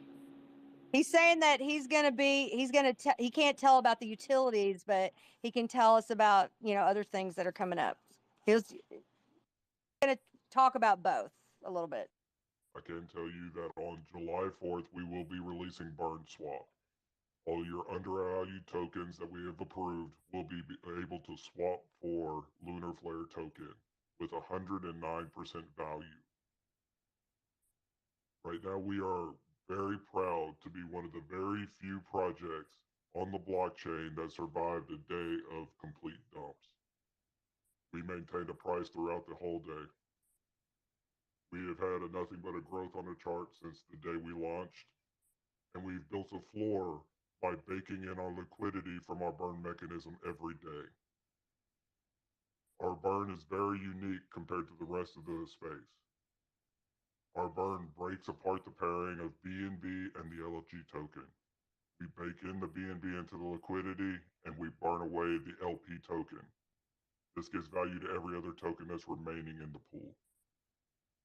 We are glad to have all the support we've had from the community and the extreme growth we've had in such a short period of time.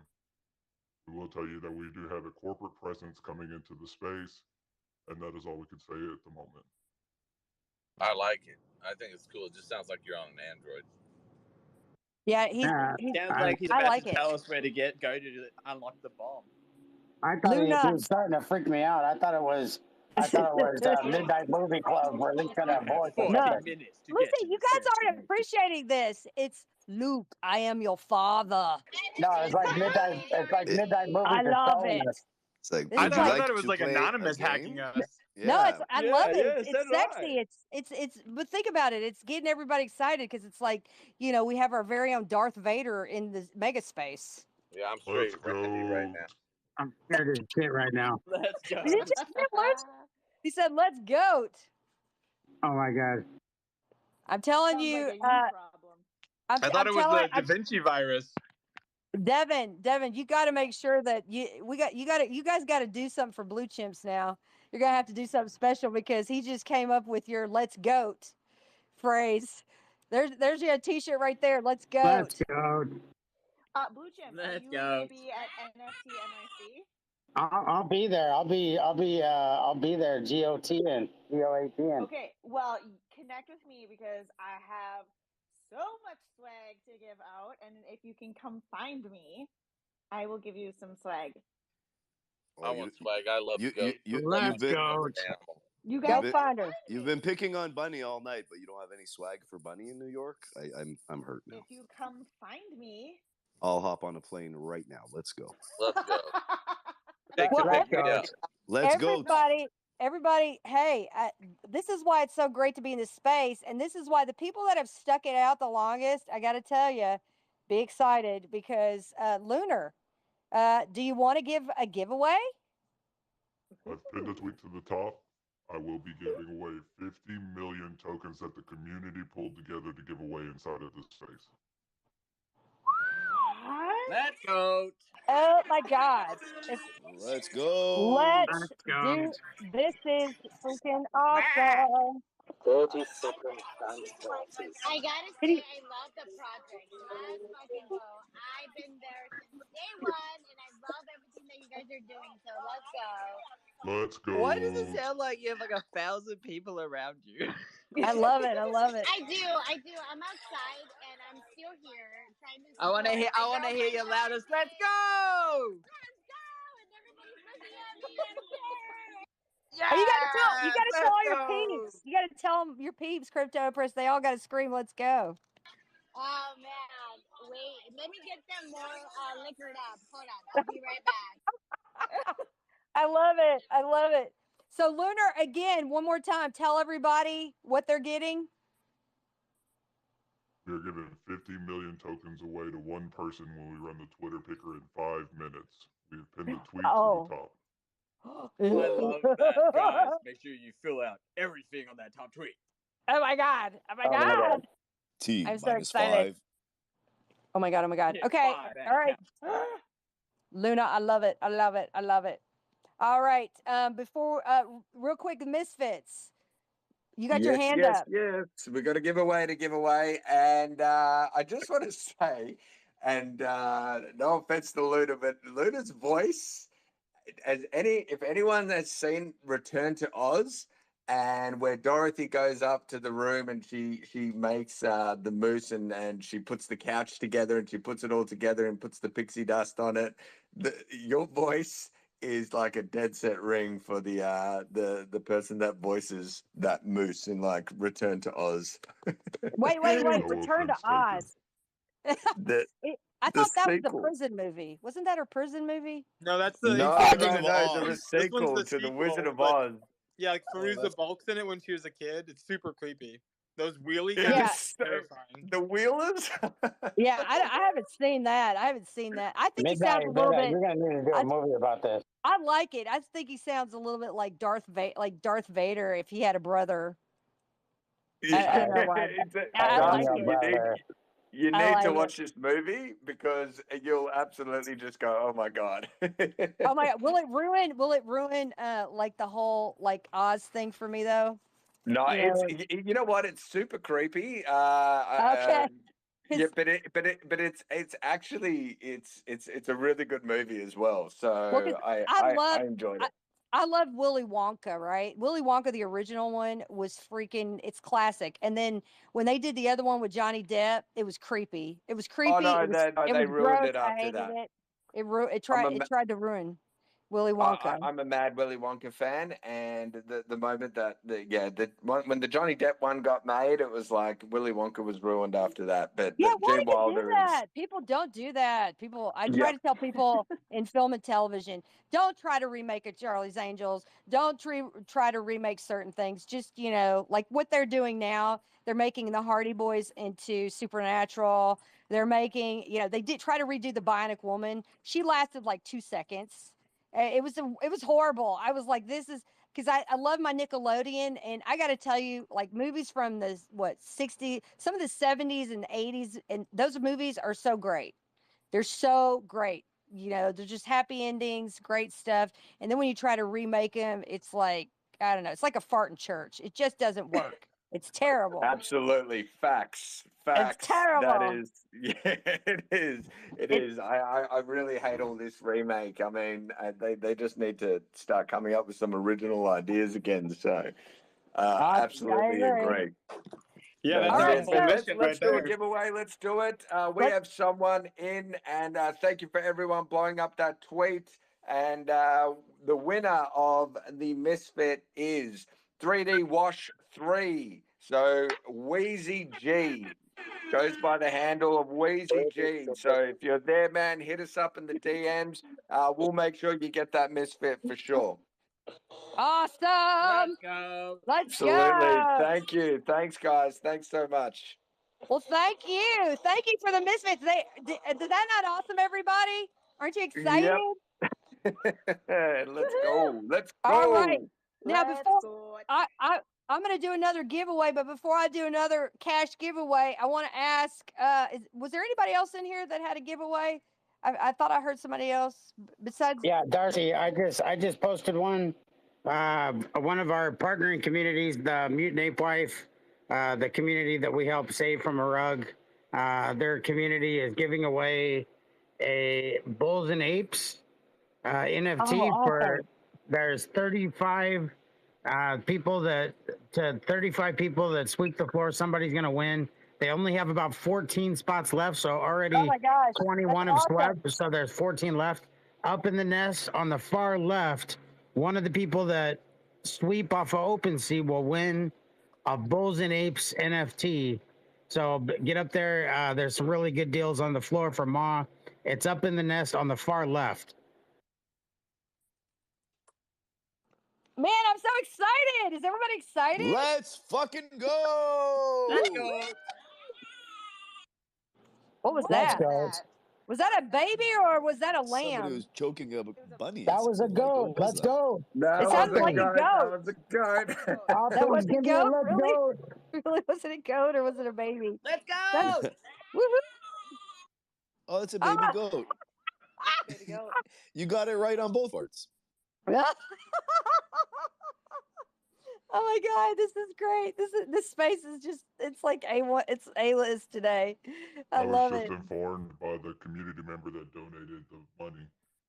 It was Oh, okay. 500 million tokens, not 50 million tokens. It's 500. Did you guys hear? Is everybody in the space listening?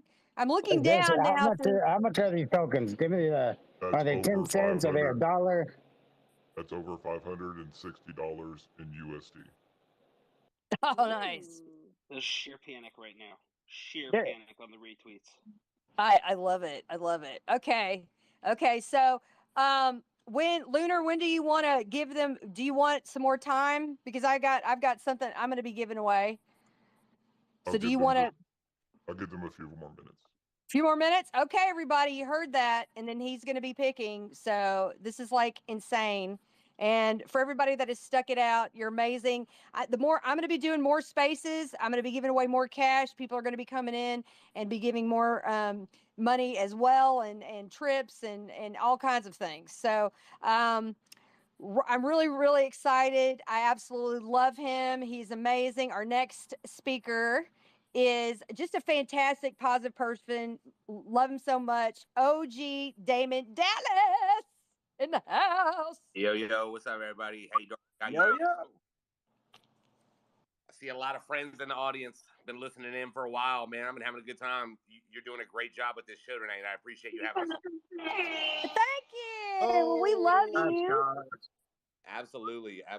Lots of good alpha on a lot of good projects too. So, and that's important to me. So let me drop you guys some alpha on me real quick, and then I'll get to the point because I know there's a lot of people listening, and I'm mobile right now, so I don't want to take up too much time.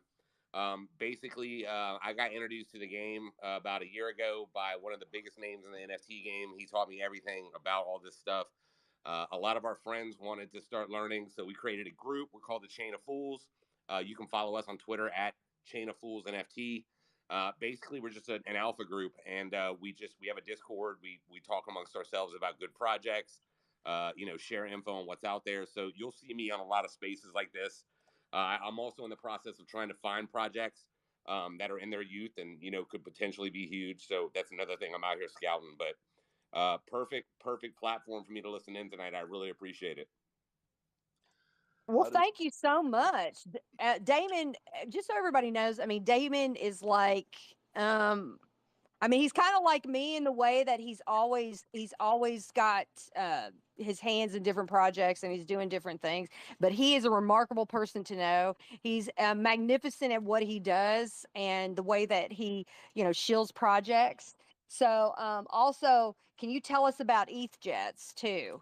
Yeah, absolutely. And I appreciate the compliments. It's not hard to chill and be good at stuff that you believe in. And I believe in everything that we're all doing.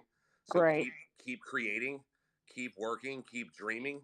All this stuff that's happening right now is temporary, and I'm not even fazed by it. So you shouldn't be either. So just have faith and everything's going to be great. So yeah, man, like I said, I look around for good projects, and a couple months ago, I came across one that was just, the concept was amazing to me. And I don't know if you can invite them to come up. I don't know if they can speak, but if they can, ETH Jets, if you can respond and come on, that's cool. But if not, I'm going to do my best. Our founder is a guy named Nick Scott. He's been in the aviation industry for 22 plus years. And he had this concept to create an NFT, tie it to a membership that's tied to a physical asset, which is a jet. So we're going to mint on July 8th, and it's got 3 different tiers. And basically, we're going to use the proceeds to buy a Gulfstream 4. There's one jet can generate about $3 million a year in revenue. Nick gives all kinds of great statistics about all the jet travel that's requested year round and all the stuff that goes unfulfilled because they just can't be filled. So we're creating an NFT community that's going to buy these jets, that's going to fill those requests, that's going to come back to our community. And Pete, you're going to be making money in the community wallet as a result of that. It's just nuts. And, there was a lot to absorb at first. So I brought on all types of people to speak with Nick one-on-one. I needed a lot of second opinions. I needed a lot of questions asked that I wasn't thinking about. And he's one of the smartest people I've ever met. One of the most sincere dudes you've ever met. And this plan he's got, it's totally freaking doable. So if you're looking through the people speaking right now, you're probably seeing a lot of ETH Jets PFPs. Some are Top Guns. It's a lot of people that have been in our community for a while now, just trying to get people to come on board and check this out. A lot of people have to look into it, and then they have that aha moment. And the beauty part about it is it's not even going to be expensive to mint. So if you could check out ethjets.io, again, I'm mobile. So I don't know if you can pin that or maybe at ethjets NFT. They've actually authorized me to give away 50 whitelist spots to the first 50 people that like or that follow them on Twitter. It's at ethjets, and then join their Discord. So if you go into the Discord, just say OG Damon sent you, and they'll hook you up with a whitelist spot. All the people that I put in front of this project are some of the smartest people in the metaverse, and they're all totally infatuated with it. So it's DYOR, but I totally encourage you to do that because once you do, you'll have that aha moment and you'll see what's happening here. And it's really more of a movement than an NFT project. So yeah, that's me. I mean, did we get these jets up? Are they available? I just pinned it up for you actually. Whatever their pin tweet is, I put up there for you. Hope that's okay. My man, I Yeah, appreciate that. I also looked for ETH Jets, but I couldn't see them in the crowd. Sorry, buddy. Okay, Oh, now that is awesome. they're so that's the part here that Nick, I wanted to speak. He's our founder. He's actually flying right now. He's in the air. And our other guy, Steady Freddy, he's in Austin right now talking to a bunch of people about the project. So unfortunately, you got me. If you start asking me, mileage and gas costs and all that stuff, I'm not going to be able to help you with that. But we have a space that we do every Tuesday night where it's just question and answer. And we've had some of the toughest questions out there. In the beginning, some of the questions we couldn't answer. So we modified our project according to what the community was asking. It's just really phenomenal what they're doing. If you get a certain level of the membership, which I'm not fully available to tell everybody about right now, there's friends and family involved. So basically, they're bridging the access for private jet use for normal people through an NFT project. I mean, it's just as simple as that.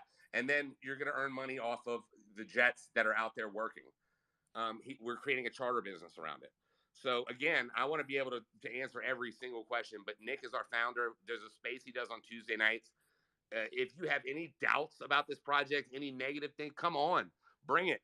This dude, he's got it all mapped out, and I'm really just proud of what's going on there. So that's my thing. I wanted you guys to just check that out. Everybody that's out there listening into this amazing space, just see if it's something that you believe in, and if it is, then we want you. First 50 people that follow them on Twitter, and then the first 50 people that join the Discord and say OG Damon sent you, you'll get whitelisted. So that's what I got for you, Darcy. You are incredible, Damon. And is there anything else that, for the giveaway that you can tell, like just for everybody to know? Yeah. So if you get whitelisted, you'll get guaranteed access to Mint, which is going to be on July 8th. Thank you very much. I got to figure out how to get that horn. I love that horn. So basically, it's just guarantee you access to Mint. A lot of people, every time we've given away whitelist spots, it's been crazy. Everybody just jumps at it. So I can give away 50 tonight. They might give away more on Tuesday at their space. You just have to tune in and check it out. Awesome. Well, I'm excited. That is amazing. Does anybody have any questions for Damon? Anybody on the panel? Bunny Buddies does. Bunny. Hey, and Lunar, Lunar, I knew what you were doing with the voice, dog. So I loved it. So there's no confusion on my end. I loved it. So keep it up. I should do that. You are my father. For the people there, OG, how do you get into your Discord, the one you were talking about? I believe it was Chain of Fools. Yeah, absolutely, man. And thank you. Chainoffools.io is our website. We just contracted one of the biggest Web3 companies out there to redo it. So what you're seeing now is short term. It's going to be all changed up soon. But in the meantime, go to what we have and request to join our Discord, and somebody will get back to you in 24 hours. And yeah, we're just an alpha group. We just talk shop and have fun. And there's financial aspects that we're all hoping for, of course. But it's just a big group of friends. So all are welcome. Let's go. Well, Love it. I'm Let's go. excited. Let's go. Me too. All right. Well, listen, I appreciate you guys. Make sure everybody checks out East Jets and all that. And look, I'll be selfish. Follow me on Twitter as well. I love making friends. I love talking shop, and I'm always on Twitter. So Okay, I'll be everybody needs to stop that. You're not being selfish by telling people to follow you, especially if you're giving away stuff. I mean, if I'm giving away stuff, I'm going to be like, hey, you better follow me. Oh you yeah, ain't getting crap. no, I heard you say that before. But she gave me shit before, man. I did. Yeah. No, it's out of respect for your show. So I mean, you got to be respectful. Well, but here's the way that your family but it's just not just because you're family. The other thing is that everybody, when you're doing something, yeah, you should. We had people in here. I did like a Shark Tank episode. And it was interesting because people were coming in. One guy was like, well, I don't want to seem like I'm bragging. And, he's trying to put out about a jet company. And I'm like, you should brag. You should brag. You should. You're very, you've got all these accolades because it's kind of like this, everybody. And have you ever gone, let's say you're going to a dentist, all right? You go to a dentist, you see nothing on the wall. You don't know if he's certified or not, but he's got the suit on. So he's a dentist. He said he's gone to school. And, you're looking and it kind of looks a little shoddy in there. They haven't watered their plants in a while. Their fish are kind of swimming around. But you're like, I don't know about this guy. Okay. But then you go into the dentist. He's got like a million accolades on the wall. He's gone to this school, this school, this school, this dentistry school. And then, it's like everything looks pristine. You go in there, there's beautiful plants. There's like a gorgeous, gorgeous aquarium that's the size of a wall. You're just like, wow. That's when you go, okay, this guy's, you're going to go to him, right? You're going to go to that guy. You're not going to go to the guy that has nothing on the wall that you're like, and he's like, hey, I'll cap all your teeth for $20. I'm a deal. No, you want to go to the best. So everybody just remember that, and not just on the panel, everybody listening, always put, that's what you want, the accolades in life. That's what you go for. So, people go, golly, you've got like you're like executive producer, you're an author, you're a film and television actress, you're a recording artist, you're this, can you, do you juggle? What the hell do you do? But it's like, I have gone through blood, sweat, and tears. I've earned everything. I haven't had a, rich family that's got, I mean, I'm self-made. So it's like, if you're self-made and you're, starting at the bottom, hell yeah. Tell everybody, show them the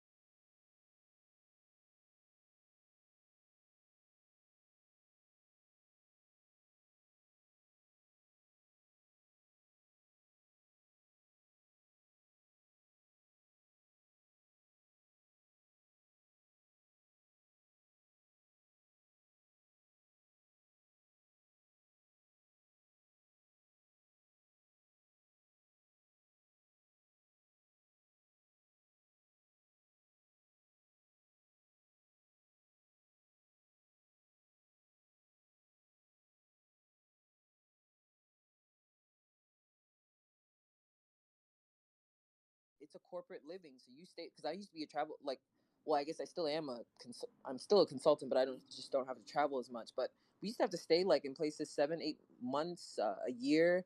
That was norm. That's how I became like memberships at like the highest level of some of these like hotels. But imagine understand that everything in Web3, there is no application you can't take into Web3 that doesn't become the Hulk. Airbnbs, only you own the NFT. You understand? And we can just give these ideas out, guys. Why? Because you got your community and you got 10,000 people and they're going to invest in yours, right? Because they're down for you. And I got my community and maybe I got 6,000 people, but those people will ride or die for me. So they're going to, you understand what I'm saying?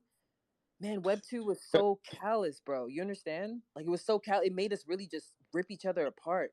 And Web 3, I'm going to say all my What's ideas. happening now? Take them. Make the world a better place, you know? I'm curious how Dude, you I think. showed up here literally in the middle of the night. My room was overbooked. There were no rooms in all of fucking Austin. It was like 1 in the morning, and straight up, like 4 people from Twitter Spaces that I know were like, "Well, let's just kick it, and you guys can all stay at the Airbnb." My girlfriend flies in. Her fucking hotel is overbooked, and I'm like, "I'm staying with some friends from Twitter. Like, you want to come?" And it's just literally like the community It's that you become built like here. that. Yeah, it's fucking real, man, and it's so dope, and it's been the best week. Just literally the way that you connect in Web3 is totally different than Web2. It's beautiful. Yo, the seekers nodes. I think I'm actually gonna go get the actual node, not necessarily through that project, but that project is tapping into what are called silo nodes, which is like a communication front, right? So imagine your smart contract, right? Your NFT, your smart contract, representing a stake in a house. However, maybe it also represents something different. Like, hey, if I'm staying at an Airbnb, I want to be able to contact the other people who are also in this smart contract, right? And see if any of them are in so and so area and if they want to split an Airbnb. Well, wouldn't it be great if I could actually send that message? You know what I'm saying? Well, like I think ENS has a communication module, but at some point somebody is gonna create. Those are the kind of things. Like that's what I'm saying. Like you can get all this stuff in place because at some point, likely within the next 5 years, all these plugins, all these things are APIs, man. They're just plugins. They're things you just add on to your smart contract. All these things are going to be figured out. So you really can think as big as you want. Just be transparent and be honest and really do the work. That's the trick. That's the deal. I'm just curious about like how you guys were saying Airbnb and just to be a little bit objective, like how is adding NFTs to Airbnb, like how would you say that it would make Airbnb better than what it already is? Like from a user experience. Are you posing that to like the room or anyone? Yeah, yeah, just anyone, because you guys are. It's interesting to me, like how you guys think it would like make it. I would hope that it wouldn't make Airbnb better. I think Airbnb was part of the Web 2 and that they should go away too, because the reality is people were, you know what I'm saying? Like, yeah, So I'd so like to, I'd like to interject here. Well, if I could just Because finish my thought and then I can pass it over to you, Hype, and you don't have to interject. You can, you know what I'm saying? I would say the opposite. Like, I wouldn't want them to do better. But I think if you understand like the interaction of smart contracts, so the whole prospect is conditions, right? You're down with that, right? Yep. Yeah, so stepping away from the Airbnb model, what I was speaking on was Post's concept of having kind of like fractionalized ownership, almost like But I'm not doing that though. It's not fractionalized. It's all on me. Like when you turn it into an ERC, like you take the NFT and then you split it into that's fractionalized NFTs, right? Well, no, I'm not talking about literally I'm not talking about the coding. I'm just talking about the concept. So didn't you say you wanted, anyway, I don't want to speak for you. So maybe repose it and then he can pose it to other people. I was asking, like I'm genuinely curious, like because like when you were saying like this can change the game and everything. So then that made me think like, okay, so let's say we were to enable smart contracts in how people did real estate shares or when they went to events and kind of the Airbnb model, maybe a different company. But I'm saying like the user experience on Airbnb right now, just the actual functionality of people using it is not that bad, right? So how are we going to take that into Web3, make the user experience just as good or better and actually add more value? That's kind of what I was asking. There are like countless dApps that are equivalent, if not more efficient than regular Web 2 apps. Yeah, I'm talking about Yeah, I'm not Airbnb. I sure. mean, it's one of the biggest, companies that everyone uses in the world. So like, what's the main kind of focal point that's going to really take this and say, okay, let's move this from Web 2 to Web 3, and it's this much better because we're using NFTs to let people rent out real It estate. it so I don't that's not for us to decide. That's what I was speaking on anyway, because I was the one that referenced like Airbnbs, right? What I was speaking on was just the concepts in general, and there are many versions of that are already existing. Whether or not somebody wants to choose Airbnb versus a Web3 platform is completely contingent on the business plan, on what aspect of it, on what type of homes and what type of experiences they're trying to offer around that. That's contingent on the project. I don't think that's for the individual to come in But you said justify. But what I'm trying, hold on. Yeah. But what I would say is that for those of us who are actually trying to venture into, because understand what Web3 is. Like Web 2 was more of like, there's this aspect and you can interact, but only so up to a certain point. But it was really like the big corporate companies that had all this stuff. Well, in Web3, there are kids like spitting out tech companies for breakfast. They're just creating little lines of code, and it's 4, 15, 64, 119, maybe 1,000 lines or something crazy like that, right? And it's an entire tech company, but they don't know that. However, in the Web3 space, they can just create that. Why? Because what is a tech company if not an LLC with funding? What is NFTs if not a roadmap that should have a certain level of detail if people were to expect it in that community, right? Yep. So I guess I guess I'm trying to. I mean, maybe what I maybe was you just asking. want to be contrarian, but No, no, I'm I just don't asking think that what you I'm meant by not how really. it would I be don't good think for I'm Airbnb. really You're kind understanding. of rambling on. I'm just asking you a simple Oh, question. I'm not trying to. How is I'm not Web3 going to make? rambling on. I was actually really respecting your question, but yeah, I No, can just mute myself, and then you and Hype can just do whatever you want to do to each other. no, it's not. You're just rambling. I just asked you, how is it going to make Airbnb better? It's a simple Well, question. I think it's stupid that you would ask a random stranger to Well, kind of like solve Because you're world hunger. saying But it. hold okay, on. yeah, go. Hold on, everyone. 1 second. 1 second. 1 second. I think we just got off on the wrong foot. Coco's been in a couple of spaces. He's a genuine dude. And Ketchy, I know there's a lot of people on here who are assholes.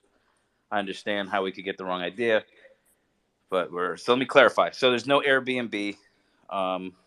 There's no Airbnb to my shit. Like, it's an Airbnb for my holders. There'll be a waiver wire structured just for my holders.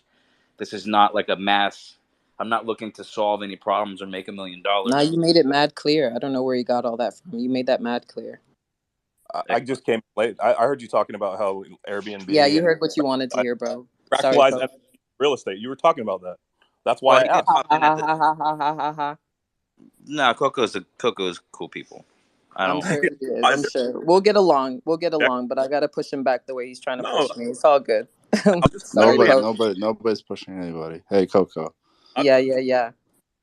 I'm not Yeah, an no, antagonist. I was seriously asking a question because I was no, curious. it's okay. It's okay. I kind of wanna I talk got you, about it. Coco.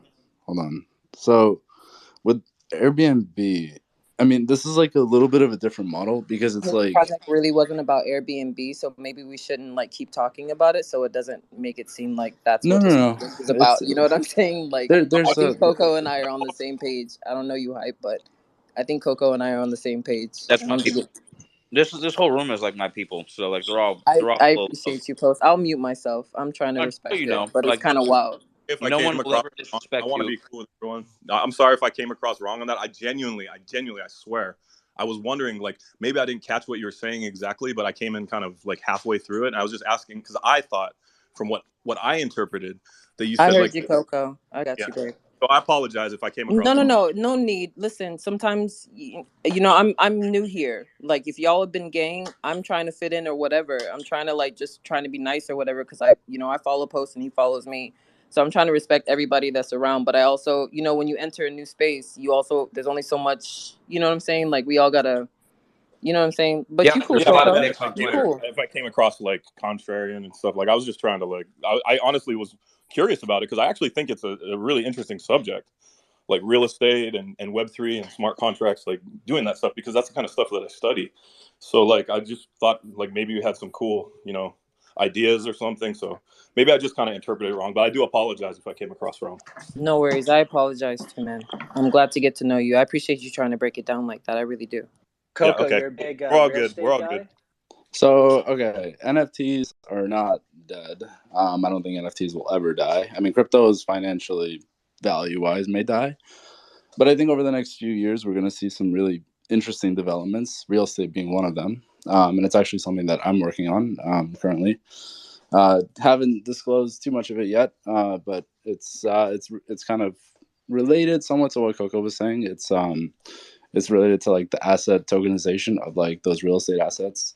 And I think there is like value add that people are not really capitalizing too much on, because in the old, Web 2 model, it was all just based on platforms. But with Web 3, you can really enable that tokenization and that like distribution of asset ownership in a way that's really granular, that Web 2 hasn't really been able to unlock, right? Because like pooling money for real estate is like generally a capital prohibitive thing.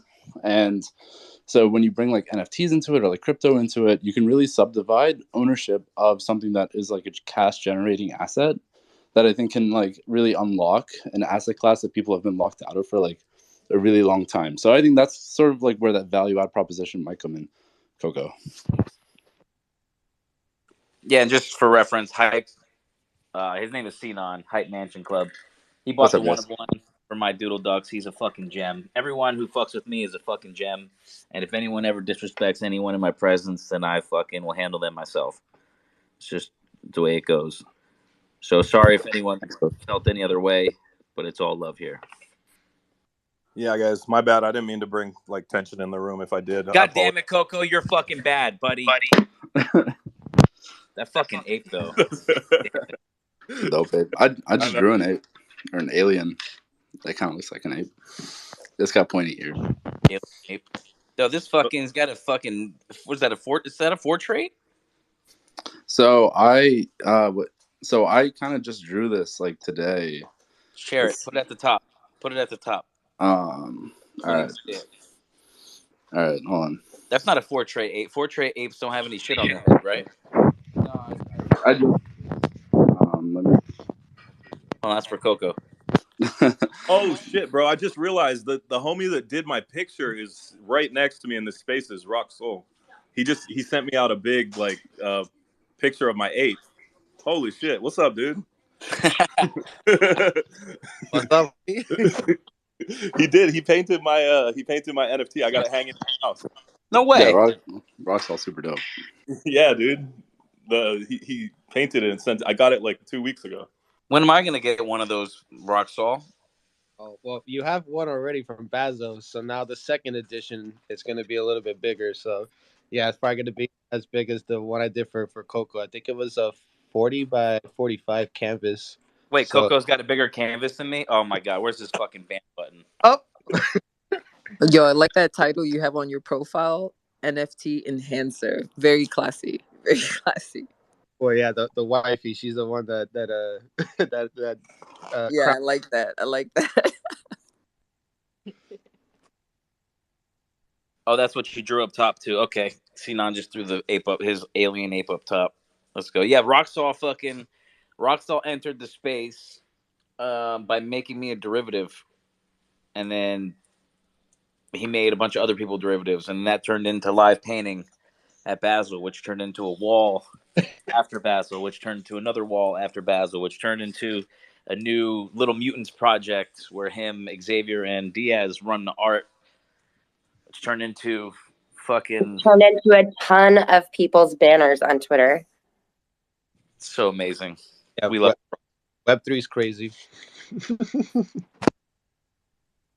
Facts. Another wall. We have another wall enthusiast here. NFT Poppy was the first one to throw down for the MCA wall, Magic City Apes wall down in Miami. So we like the walls, and we have a project as well. We like the walls. Yep, and that's the name of the project too. The Walls NFT, and then I'll post it up at top. We have the Walls NFT with Poppy, which will be doing some work somewhere with Project Roadmap, which is another project of mine that is not just mine. I'm just a little peon in that one. Roxall and company run that shit. But yeah, we're gonna paint some more walls. So NFTs are going to take over street art. We're going to flip street art. We already flipped traditional art. Now it's street art. it's amazing. Oh, and it's just amazing. I lost my train of thought. I need another truly. But thank you all for being here. Zarno, I see you. Thank you for that shit at VCon. He's the reason my eyes wouldn't open in any of the pictures. Thank you, sir. Oh my gosh. Thank you. Because that was his mind frame when I met him, and I realized he is the most beautiful human being. Like, all right, guys, I'm out. I'm going to go throw down at a big Mayan party, head up KuCoin and the after party at Consensus, and I will be with you all in spirit, and I will bring you all with me there in spirit. And if you stay with me through the entire night, you're probably going to have a great time. See you guys later. Nikki, I sent you a message, by the way. I'll talk to you in a bit, post. Peace, guys. Word. Thanks for stopping in. Peace. So tell us, Roxall, what's going on in your world? I know you got a lot going on. I'd love to hear more about what you're doing. Well, we've been moving into a new home, so we've been doing that the whole day, just getting things situated. I have so much canvases that I had to fill up the room with all the canvases and shipping boxes and stuff. And then we're working on the Little Mutants project. That's a NFT project that me, Diaz, and Xavier are working on. And just doing attributes and bringing in the graffiti world into the NFT Web3 space. So it's been busy, been crazy, but been busy, and we're grateful for all the opportunities and stuff. So Word. And Coco pinned the art to the top. Look how sexy that piece is. Yeah, he's dope. I actually got it hung up in my living room right now. It's like a showstopper. Whenever somebody comes into the house, they're always like, "Oh shit, what's that?" And then it goes into me talking about NFTs and stuff. So it's pretty. Look who we broke it, Rocky. We broke it. I mean, you gave me the chance. I think if I would have if you would have told me a year ago that I was going to be painting all types of different art for all these communities, and now I'm a full-time artist because I quit my job 3 months ago, I would have said you're crazy. But and now I get to paint with my friends. We get to just create every single day, and I have a lot of love and respect for the apes and all the communities and stuff that put us on. So it's just been it's been a blessing, man. So even though the market's kind of crazy and stuff, we're still creating. So it doesn't stop for us. Yeah, it's dope because so what happened was my brother hit him up and commissioned him, and then my brother was showing me his stuff, and then I was like, "Hey, what's up? Let me get one too." And then my brother hit him up again. He's like, "Yeah, I got you." So he ended up doing just from that little interaction of my brother showing me his stuff, and then him hitting me up. He got 3 pieces done, my family, right? So that's the way it works. Is people will talk to each other, and then it's just word of mouth, man. That's the best type of exposure is just people just connecting and I mean it's awesome. His story is probably one of the coolest ones that I've seen because it's he just tapped into this community and they just embraced it. And then I think that's what Web3 is about, man. Yeah, man. I got Diaz here too. For those that don't know, Diaz is really part of Project Roadmap, and a lot of these big murals that I do, that we do, I could have got these opportunities and done it myself, and just been all right, cool. I'm just gonna get all these opportunities and not put anybody on. But honestly, it's a lot of work, so I needed to pick people that I trust or that I know that can execute and do the job. And since Diaz and Xavier were all part of the same graffiti crew, we call ourselves Day Crew. It was just a no-brainer. And simultaneously, when I was doing the background derivatives on the Discord for all the apes, for the Magic City apes, they were doing a mural for MoonPay and Bored Ape. And I had a little bit of knowledge of NFTs, but they were painting like a legit wall with like that was sanctioned by the Board 8 company. And it was funny because when I get to the wall, I'm like, all right, well, do you guys have your MetaMask? And they're like, nah. And we're like, all right, cool. So we're gonna set up your MetaMask now while you guys are painting this wall. And now we're here. Now Diaz has a bunch of NFTs, and so does Escape as well. And it's a crazy rabbit hole that we're in. But I'm pretty sure he can talk about it. Speech. Yo, what up, everybody? Yo, thank you, Rock, man. That was beautiful, man. Thank you. But yeah, he pretty much explained it pretty well.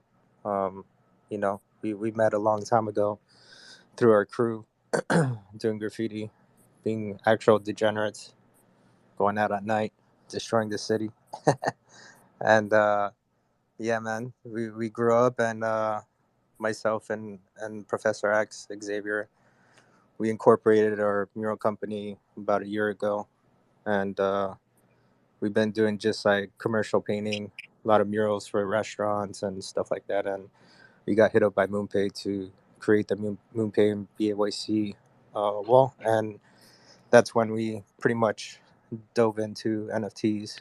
And actually, before we did that wall, we got hit up by Forbidden Ruins, I think, or something like that. They're like these little wizards, pixelated wizards. We did like a mural for them too. But yeah, man, that MoonPay one is really the special one, which is the banner in my profile, and that was the one that really got us into the space. And Roxo was a big part of that for sure. Fucking love you, dude. Now we're here, man. I met Post at that wall at the That MoonPay. wall. Yep, Bro, at the MoonPay wall. That was so special, man. Like meeting you there. It was. It was really dope. Yeah, man. And then how the rest of our lives unfolded. Like we spend so much time together now, and then I was at Roxall's wedding with you guys, and it's just become such a. And then Beat Wave and Dwiven and fucking Clancy and like obviously Xavier, who's not in here. Someone sent him a fucking request. Get Xavier in here. I did. I don't know what they're up to, but probably I think they're on some other space or something. But yeah, man, it's special, and I think this is what's so special about NFTs mainly. Just bringing people together and meeting new people. It doesn't matter what community, you just meet each other and make friends. Yeah, we're all in the same wavelength, which is really what it's about. Like, imagine you're in like a cult, right? And you're in the Westboro Baptist Church, and everyone in that motherfucker is just as dumb as you are. But guess what? Now you got all your fucking friends because you're all in the same wavelength. That's maybe a bad example, and I don't know. This is absolutely. I mean, it's cult-like in a few ways because, like, people are like, "Don't fud my bags," and everything's mob mentality. But like, I don't think, I don't think it's as deep as like, we're not going to Waco. You know what I mean? But I think we have like people like that are pretty like extreme, but I think like for the most part, like a lot of us are pretty like-minded. Like this space is bipolar because everything goes up and down. Case in point with how the market is right now. But then like how do you find value where there is no money, and then you realize that you created an experience or you created something so unique that people are gonna eventually want it again or want to try to create that. So like for me, like what NFTs did, like for you guys, is kind of like what the opportunity of being invited to Discord did for like me, Diaz, and Escape, like where we're at now. Like it's hard to put into words, but NFTs really did pay for the wedding, the honeymoon, and us moving into a new house where a year ago I didn't know how I was going to afford all that stuff with my regular telemarketing job. But I guess the best thing I could say is that when someone gives you like an opportunity, you just gotta hit the ground running. Like that's what I did, and then I was able to pick up people up that had the same talent and light that I have, and others as well, and we just we just haven't stopped. So, and it's only going to get busier now with all the events happening. But yeah, it's going to get crazy. We're not going down. Like, price might go down, but our vibes just continue to go up. And there's no one anyone can do about it. Short of death, like there's nothing anyone can do about us continuing all of these positive. Like, it's like the momentum of the vibes are just too strong in this area. Like, I don't know I'm not speaking for the rest of web the rest of web damn the rest of web 3, but I'm speaking, in our little Miami faction down here. Like, it's gonna go down regardless. Appreciate you all being here. What's up, Full Monty? Hey, I just wanted to pop in and say hi. I didn't expect you to add me. Well, of course, dude. Fuck, I'm going to the Seals party as well. We should be like 10 deep in that bad boy. That would be badass. I really wish I could justify buying a plane ticket and flying across the country right now, because this is like the first time they've done anything in person, and I'm not going to be able to make it. It's in New York, and I'm in Idaho. Where you at? I'm over in Idaho. Oh, Idaho. Oh, fuck, that is across the country. Yeah, that sucks. There will be more. Listen, in Basel, Doodle Ducks are like 0.05 on the floor, and in Basel, we're gonna be throwing a fucking rager. So if you look at the top, I pinned. Oh, also, I see you, Sales. I'm gonna get right to you right now. Also, I posted a link to my YouTube where I actually talked about the rock salt wall, and I was drunk and on mushrooms, so I don't know, viewer discretion advised, etc. But that's my YouTube channel. I appreciate all of the fucking comments and likes and subscriptions and all that. It makes me happy inside. I will be getting better microphones because the audio admittedly sucks.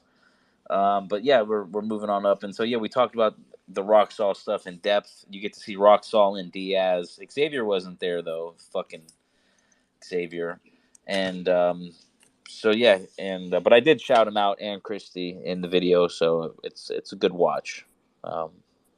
What's up, Sales? How you doing, buddy? Hey, what's up? What's up, man? I bet I was just in my DMs.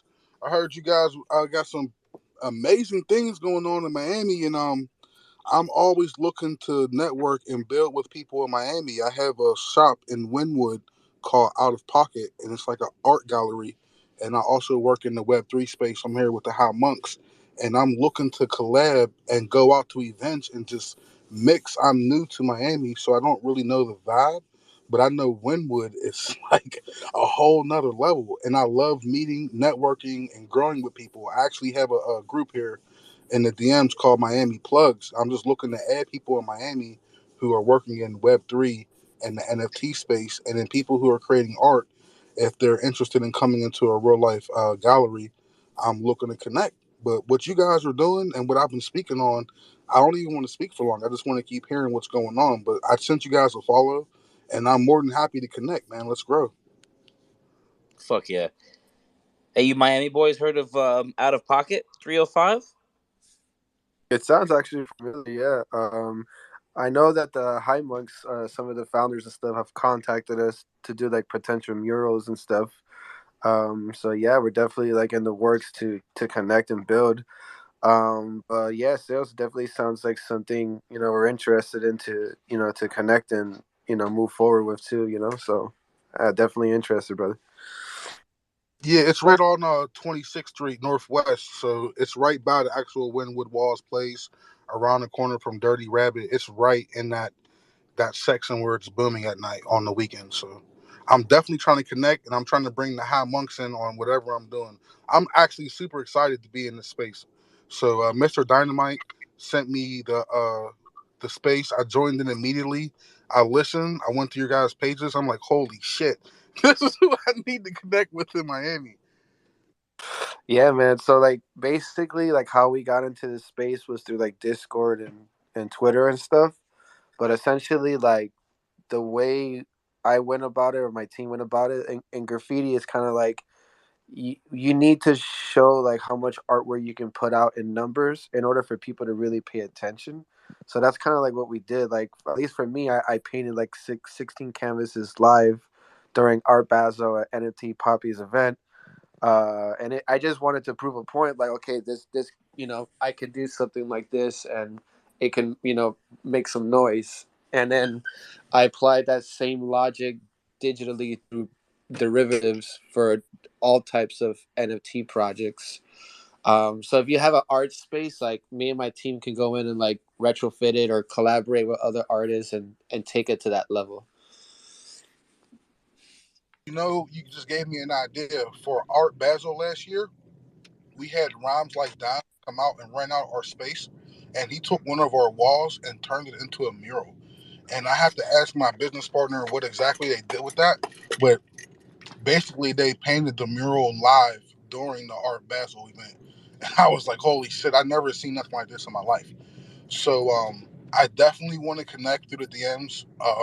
If you guys don't mind, I want to put you into the group. I always ask first before I do that because the group is like really active. And yeah, man, I'm going to stay in the space. I'm not going to keep speaking. I want to keep listening, but I'm ready to grow, bro. Let's grow. Good energy, man. I don't know, Post, did you notice as well? I posted up a picture of some Doodle Tuck holders. Yes. So if you guys turn your attention to the top of the screen, you will see Roxall and his father displaying some of the most beautiful fucking NFT art that you will see. The Doodle Ducks. It's my project. It's what I've been talking about earlier. Yes, it made me cry when I met Roxall's dad, and then he told me, he's like, my dad has a doodle duck, and I was just like, fuck. Like, I wasn't prepared to cry this much in Web3. I cried probably like 8 times at Roxall's wedding. It's absolutely beautiful. Dude, at his fucking wedding, we're all sitting there enjoying our salmon, like fucking, all formal and shit. And all of a sudden, like, the lights turn low, fucking break dancers come out. And then, like, when the break dancers are finished with their set, this animatronic robot dude on stilts walks through the door with the lights ever like a fucking like a transformer. He gets out on a dance floor and everyone just like goes ham. And it's just, I was like, what kind of fucking wedding? Like, y'all are gonna be married forever with that. That was a party. That was a party, man. That was dope. Absolutely, absolutely. There's Christy Love in the fucking. I see her. Let me invite her up. Shout out Christy Love. See Olivera visuals. You know what I'm saying? In the house. What up, Morgan? I see you supporting. What's good, Morgan? What's up, Brandon? Merengue. I'm gonna send you your duck merengue. I didn't forget. It's got a lot of stuff. My brain, etc. It was an amazing wedding. Yeah, shout out to Christy. She's a big part of Project Roadmap too, man. Without her, man, yeah, she's big. She's big in our team. If you don't mind me asking, how many of you guys have NFT projects that are currently live right now? So I have one. Poppy has one if you count BAYC Basil, but that was more of like like a hush hush thing. So I wouldn't count that as like a project. Roxall is coming out with Diaz and Xavier. They're pushing Little Mutants, which is all their artwork, which is coming out soon. Hype Mansion Club has his own project, which is Hype Mansion Club. And I think that's it. What do you think, Dimitri, Monty? If you Cantor? count I know Cantor. one of one art as a project, I got some. You got a project too? Excellent. Yeah, so Dimitri and then also Cantor, which is he's going to start doing some music. Probably push the boundaries on the music side. From what I've heard in the past couple spaces. Who's also a very good, like he reads charts well, and so if you don't take financial advice from him, but take advice from him. Yeah, I appreciate that. Yeah, don't take financial advice because I'm not your financial advisor and you're not my client, but I am and I appreciate that post. I try to think that I'm very good at charting and analysis. To put it, long story short, I kind of look at everything, whether it's on-chain analysis, technical analysis, fundamental analysis, all that kind of stuff. But I guess since you'd be interested, Post. So I've layered 3 buy orders. It looks like the local bottom is going to happen between 1365 and 1465, and I'm DCAing all my buy orders for Ethereum there. But again, not financial advice. Do what you want to do, but that's just what I'm personally doing. I definitely said that follow. Yeah, I'm going to follow. I'm here. I'm watching. Hell yeah. That's the best way to really deliver information too, is be like, look, I don't give a fuck what you do, just don't lose your house, please. This is what I'm gonna do. So if you'd like to follow along, like this, if you don't have the guts, just watch, you know? And well, not guts. It's if you don't have the fucking, if you're not overextended, then join in. But if you are, you probably shouldn't, just as safe. Because like at the end of the day, like, you know, these things are great, and this whatever project, and what's funny about projects, they look better the more they go up, but they go back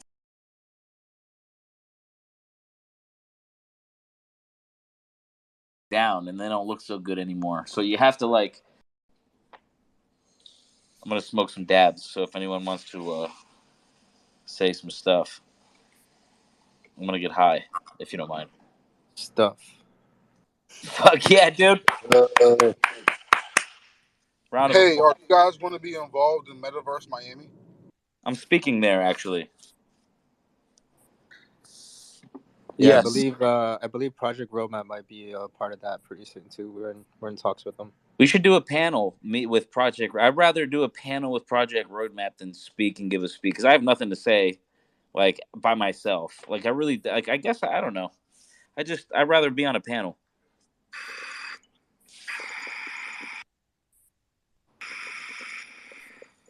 So, will you be there? Metaverse Miami? Yes, I will be there, and I haven't said this out loud yet, but I contacted them, and they gave my location as an official place to have after party. So I'm contacting some different people, and I'm figuring out how we could do an in-store after party for Metaverse Miami. Let's do it. Let's I'm run it. I'm directly connected with Kenobi, as obviously I'm speaking there, so I know the people who are running it. Contessa and Kenobi, I'll put you in contact, and we'll see. Isn't that cool? This is how Web3 works right here. Fucking 10 p.m. Saturday night, ripping some dabs, drinking some Trulies, and you just got connected to the person who runs Metaverse Miami. Welcome to Doodle Ducks, my friend. DoodleDucks.com. Let me fucking tweet that shit and add it up here. Actually, I'm just gonna tweet the Discord. You don't have to buy anything. Just come to my Discord and fucking vibe out with us. I'll put it in here. You got some good alpha in your Discord? Because I love alpha in Discord. What do you think, What do you think, Sinan? Yeah, he does. Yeah, we got fucking alpha. Are you fucking kidding me? We'll tell you not to do stupid things. I literally will, and so will they. I'll be like, yo, stop buying my doodle. Like, there's people who have like 50 doodle ducks. I'm like, yo, stop buying my It's a fucking bad doodle idea. ducks. Yeah, I'm like, just stop it. I'm like, all you need is like 1, 2, 5, like 5 max, 10 super max. Like, that's it. And like, if you want to sell off, because like my shit has no Ponzi-nomics. I'm not pumping the floor. I'm not sweeping my own floors. I'm not even sold out. I'm only 50% sold out. And funny fact, my fucking floor on secondary is only like 0.01 off from the mint, and I'm not even minted out. And there's no false bullshit promises of I'm gonna create a game, and none of my shit literally says no roadmaps, just doodles, just ducks. But I'm gonna do way more than that. I just don't want to be involved in any kind of litigation or bullshit. But again, I have a strong name in this community, and so like I'm playing off that. Not everyone can do that unless you fucking go moderate for Gary Vee or some big ass shit for a long time and tirelessly put in hours of work helping people with, learning, and then you get stuff like that. I mean, and that's honestly the best advice I could give. Like, if you want to make a name for yourself here, go find some project who's launching, who is half credible, be a moderator. Like, obviously, it's got to be credible, because if it's a rug, then it doesn't fucking matter. You could help so many people with their shit, and they're gonna hate you, you know.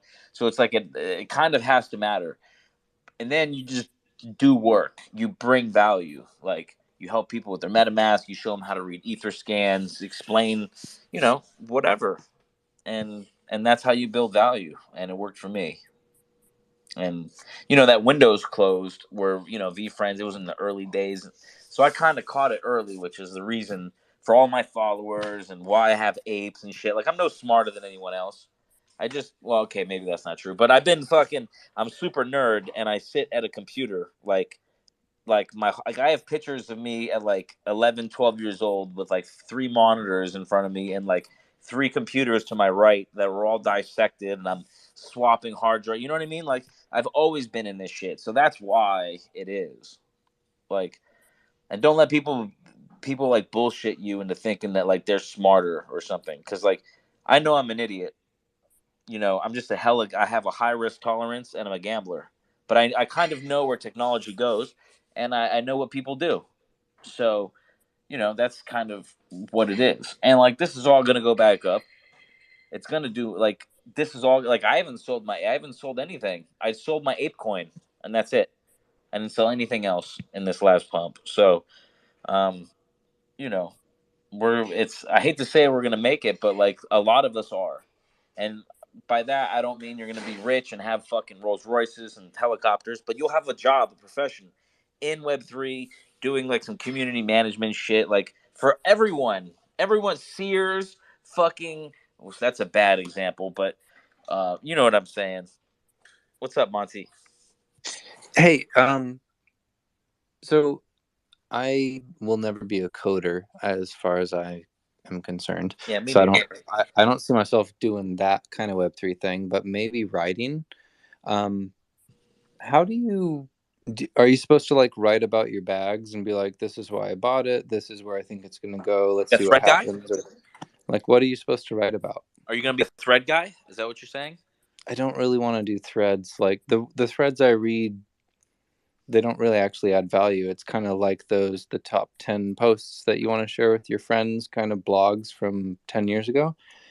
And I want to write stuff that it's like, this is why I bought the Dapper Dinos, or this is why I got Sappy Seals, or this is why I sold out of Lazy Lions, or that kind of thing. Is there any Listen, point I to think writing that you that should sort of just thing? I think you should just do it.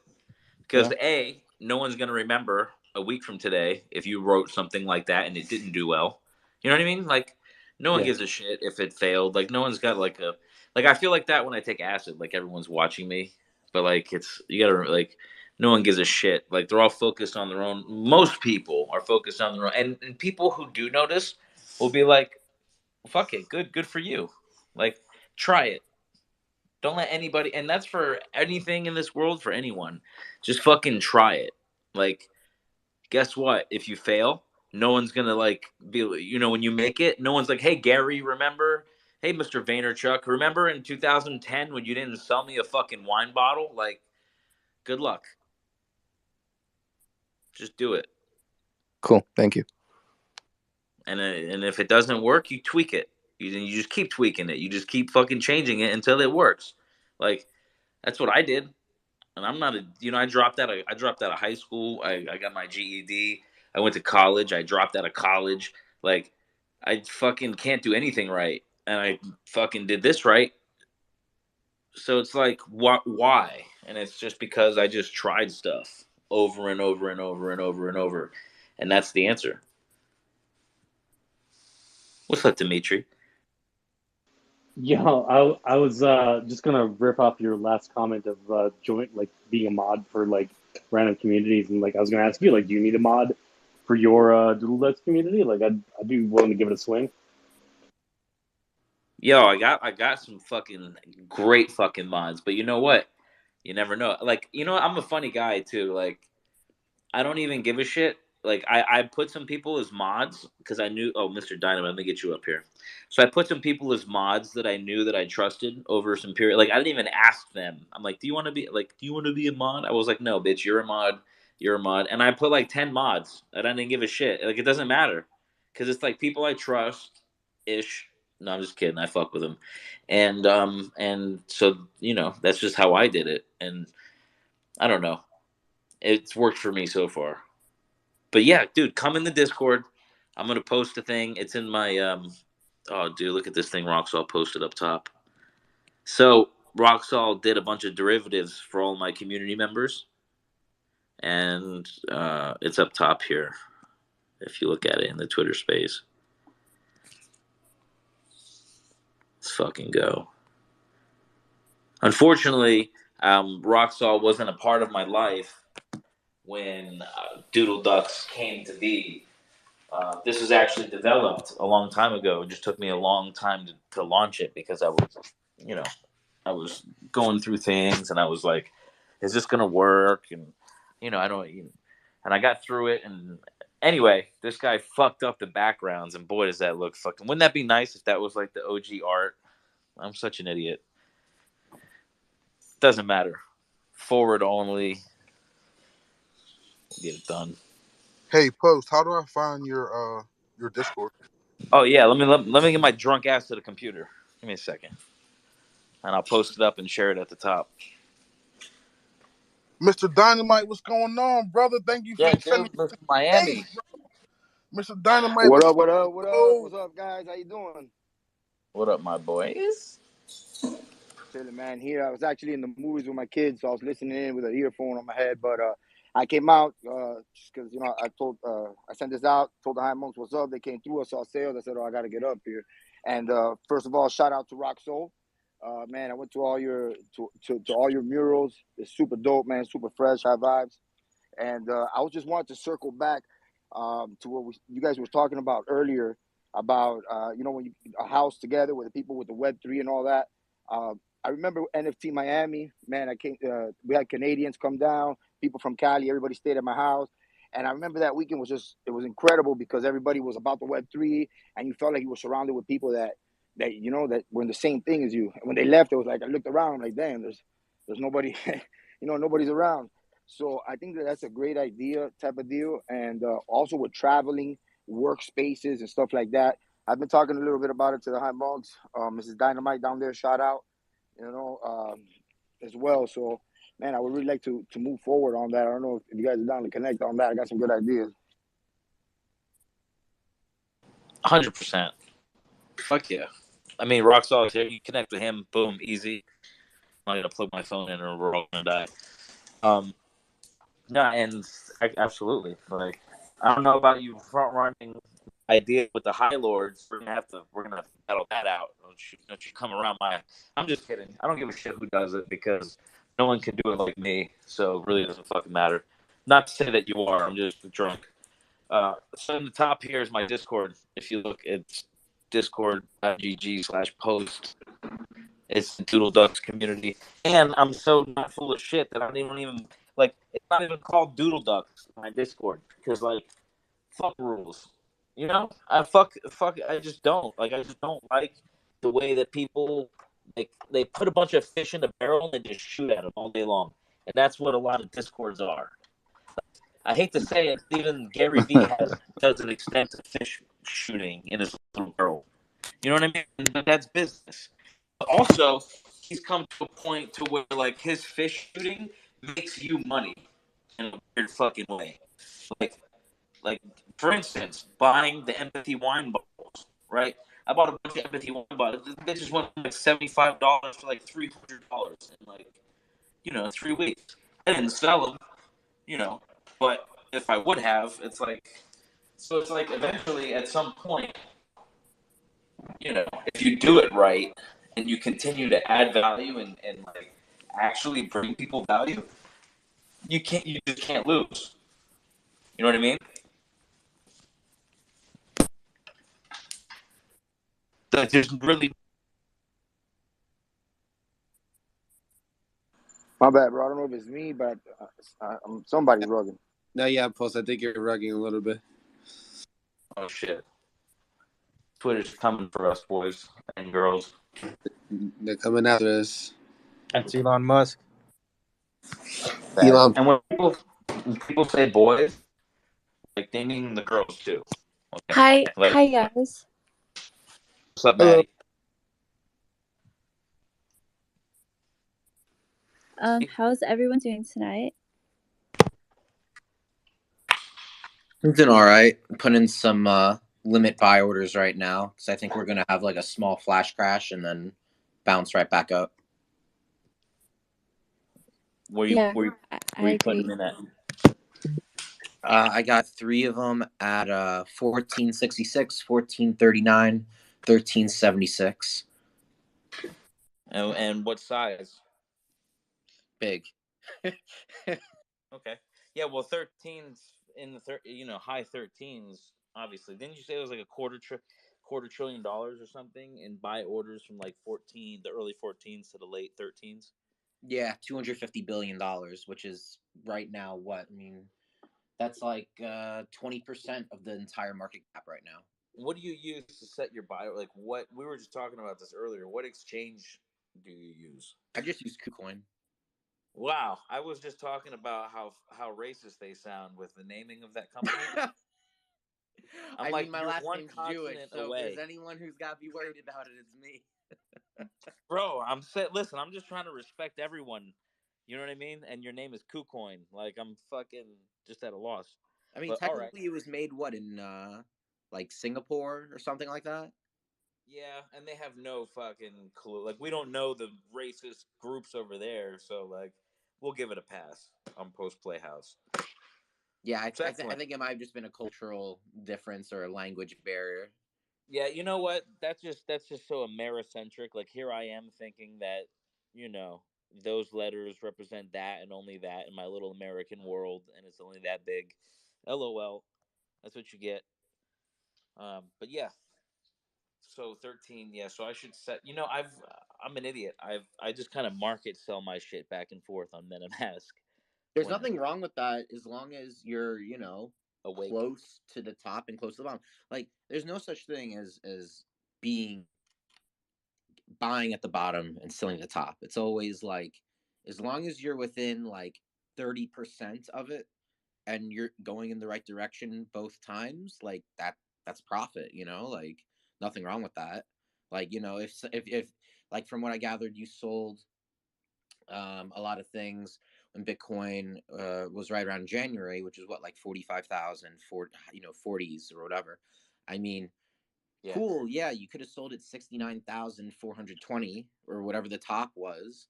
Or, right now it's at 28,000. Like, I mean, it doesn't matter. You got out and you're higher than it is now.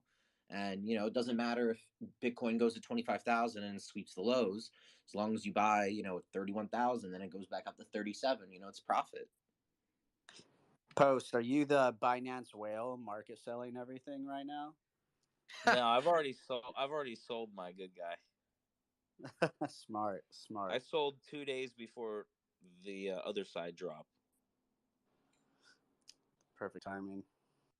Yeah, and then I reinvested into Ape on the way back down. I bought it like 8, 7, and 6. Here it is, starting right now. It's literally free falling right now. See, look, and here we are together, and NFTs are dead. Twitter space. Come on up if you're shy. Oh wait, we only have one more room, and then look, Yo, one more I'm gonna request. drop down. Post, I'm gonna drop down because I'm gonna go back in there with my kids. I'm gonna be listening, man. But let's get it together. Let's see if we swing through out of pocket 305 and maybe we can meet up there with sales or whatnot and see what we got going on and figure something out. Dude, we'll be linking up anyway. So we're down there. You're down there. Your boy's down there. Mrs. Dynamite down. So we'll make it happen. All right, man. Peace. I appreciate you bringing me up. Shout out to Rock Soul again and the High Monks, baby. You already know. Fuck yeah. We need a picture of you in front of that wall, dog. Go. I got Y'all one. going? I'm gonna post it. I got one. Dale. Fuck yeah. Fuck yeah. Let's go. And then whenever you and I got the tunes as well too, just in case. What's you already up? know, Rock, so I'll send it over. Yep. Send it over because I want to put that shit up top. Who was that was talking that we rudely interrupted? Hi, no, just I usually don't talk on these spaces. That's more of a rock soul thing. But I just wanted to say hi. Because I know that you guys are running out of space up here, so I was gonna like just say hi. Nope. You don't go nowhere. Oh my god. Okay. Nope. Nope. That's Christy Love. Everyone follow Christy Love. That's Mrs. Roxall. Amazing, amazing everything. Um, just blessed to know them. And ETH is falling through the floor like Cantor was just fucking saying. We're at 1470 at the moment. 1469. How weird is it? Literally happened like a minute or 2 minutes after I said it. You guys want to hold hands while this happens?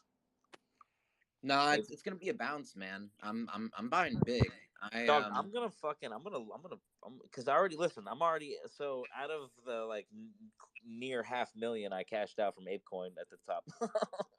I bought back in like 150K back into Ape on the way back down. So like I'm ready for this shit to bounce back up. So like I will absolutely buy if this shit drops between 13. I'm fucking. There's another 70K going into Ethereum. So. Yeah, I mean, where do you this is think gonna the support be is? the local double bottom, and then sorry, that's my keyboard holder.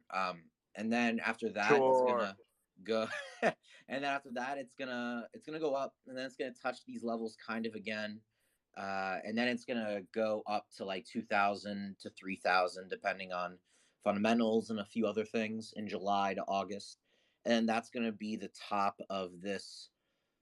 Uh, Technically, it's the fourth leg of a Wickoff WXY setup, and then it's gonna die. Like I'm talking, Bitcoin's gonna go to like under 20,000. Ethereum, might touch 1,000. The lowest Ethereum possibly can go in any of these scenarios, including Wickoffs, including ABCDs, Wave fives, all of that. The lowest it can go is $500, maybe 460. But I kind of get the feeling that there's going to be a transition of money happening whenever the black swan happens, like whatever the catalyst is, like how Daniel was talking about in the other space. I think that you're going to see, you know, hundreds and hundreds and hundreds of billions of dollars moving from risk asset funds, at JP Morgan, State Street, and, Chase and so forth. You're talking about, one, two, three, $400 billion moving from, let's say, Tesla, Netflix, Google, Apple, Amazon, all these tech companies. And they're going to say, we rode these things up to 40, 50, 100x because, they were buying them way back in the day. We're not going to be able to get that money anymore. Google, how many times can Google 2, 3x from here? It's already one of the most, valuable companies from a cash reserve standpoint, from a customer standpoint, from a IP standpoint. It's, they're obviously going to retain some of it because Google and Amazon and so forth, those are going to be the equivalent of the Fords and the GEs and so forth for the next 20, 30, 50 years, whatever it may be. But for the same risk reward ratio, or I'm sorry, for the same risk concern, like look at Netflix, how it went to 95%. Why wouldn't you buy something like AVAX that could easily go to $500 in 2 years, 3 years? You're talking about 50x. Some of these guys, they're throwing 50 to $100 million, which to JP Morgan, 50 to $100 million sounds like a lot to us, but it's literally nothing to them. I mean, literally, when I'm saying nothing, my mentor, he specifically deals with junk bonds, which is high yield bonds, and that's for layman terms, it's bonds that are of companies that are not considered investment grade, meaning there's some higher level of risk. Now, what he does is he makes sure that everything is kosher and it's all good, and they got cash flow and everything. They just, the last team went bankrupt and now they're trying to fix their reputation, or there's a million different things. They won't even buy those bonds because there's only 50 to $100 million available on the market. To them, that's not enough money. So to them, 50 to $100 million is literally nothing, because you're talking about Vanguard, for example. They have assets of like $1 trillion. You're talking about less than 1/10 of 1%, not even like 1/100%. So if they throw $50 million into something like API3 or JGN or C98 or any of these smaller caps, and it goes up 1,000x in 5 years, I mean, they that's great for them, cool. They lose $50 million if it goes down, but like they could make 50 billion if it goes up. So I think there's going to be this move. I don't think Ethereum is going to hit 460. I think it might go into the triple digits. I think there has to be max pain before the last leg up on the to the next halving, which is in 2024. But I just don't see it going that low, because if the total market cap goes down below $1 trillion and you have hundreds of billions of dollars going in and buy signals, I mean, you're automatically talking about what, 50% candles in a day. I mean, it's almost like there's like a buffer, like there's no way it can go to a certain level because there's already existing buy orders. The only way that it would completely be gone is in a scenario where the internet doesn't exist, there's World War III, and there's, whatever going on, blockchain gets attacked, or they pull their buy orders and they're like, I'm out, I'm just buying gold, silver, platinum, whatever. But I find it hard to believe, because every major institution in the world is either developing Web3 options or, hiring consultants to even get their mind around what the hell it even is. I mean, not to go on a rant, but like, for example, I had a bunch of client meetings for the consulting firm that I'm working for. We're about to launch, and we met with one of these people, very ultra high net worth individual, and we spent 2.5 hours trying to explain NFTs to him. That was all he wanted to know, was NFTs. And then we spent another hour explaining to him what the blockchain was. And even after that, with a very succinct and broad explanations, exact examples, everything, this person was like, I understand it's going to be the future, but I have no fucking idea why it's going to be the future. I'm sorry. Like, I just can't get my head around it. And this guy isn't old. He's like 40, I mean, it's like not young, but it's not like, we're talking to someone's grandfather here. So, it's a weird situation. It's like we all have this Yo, I'm 40.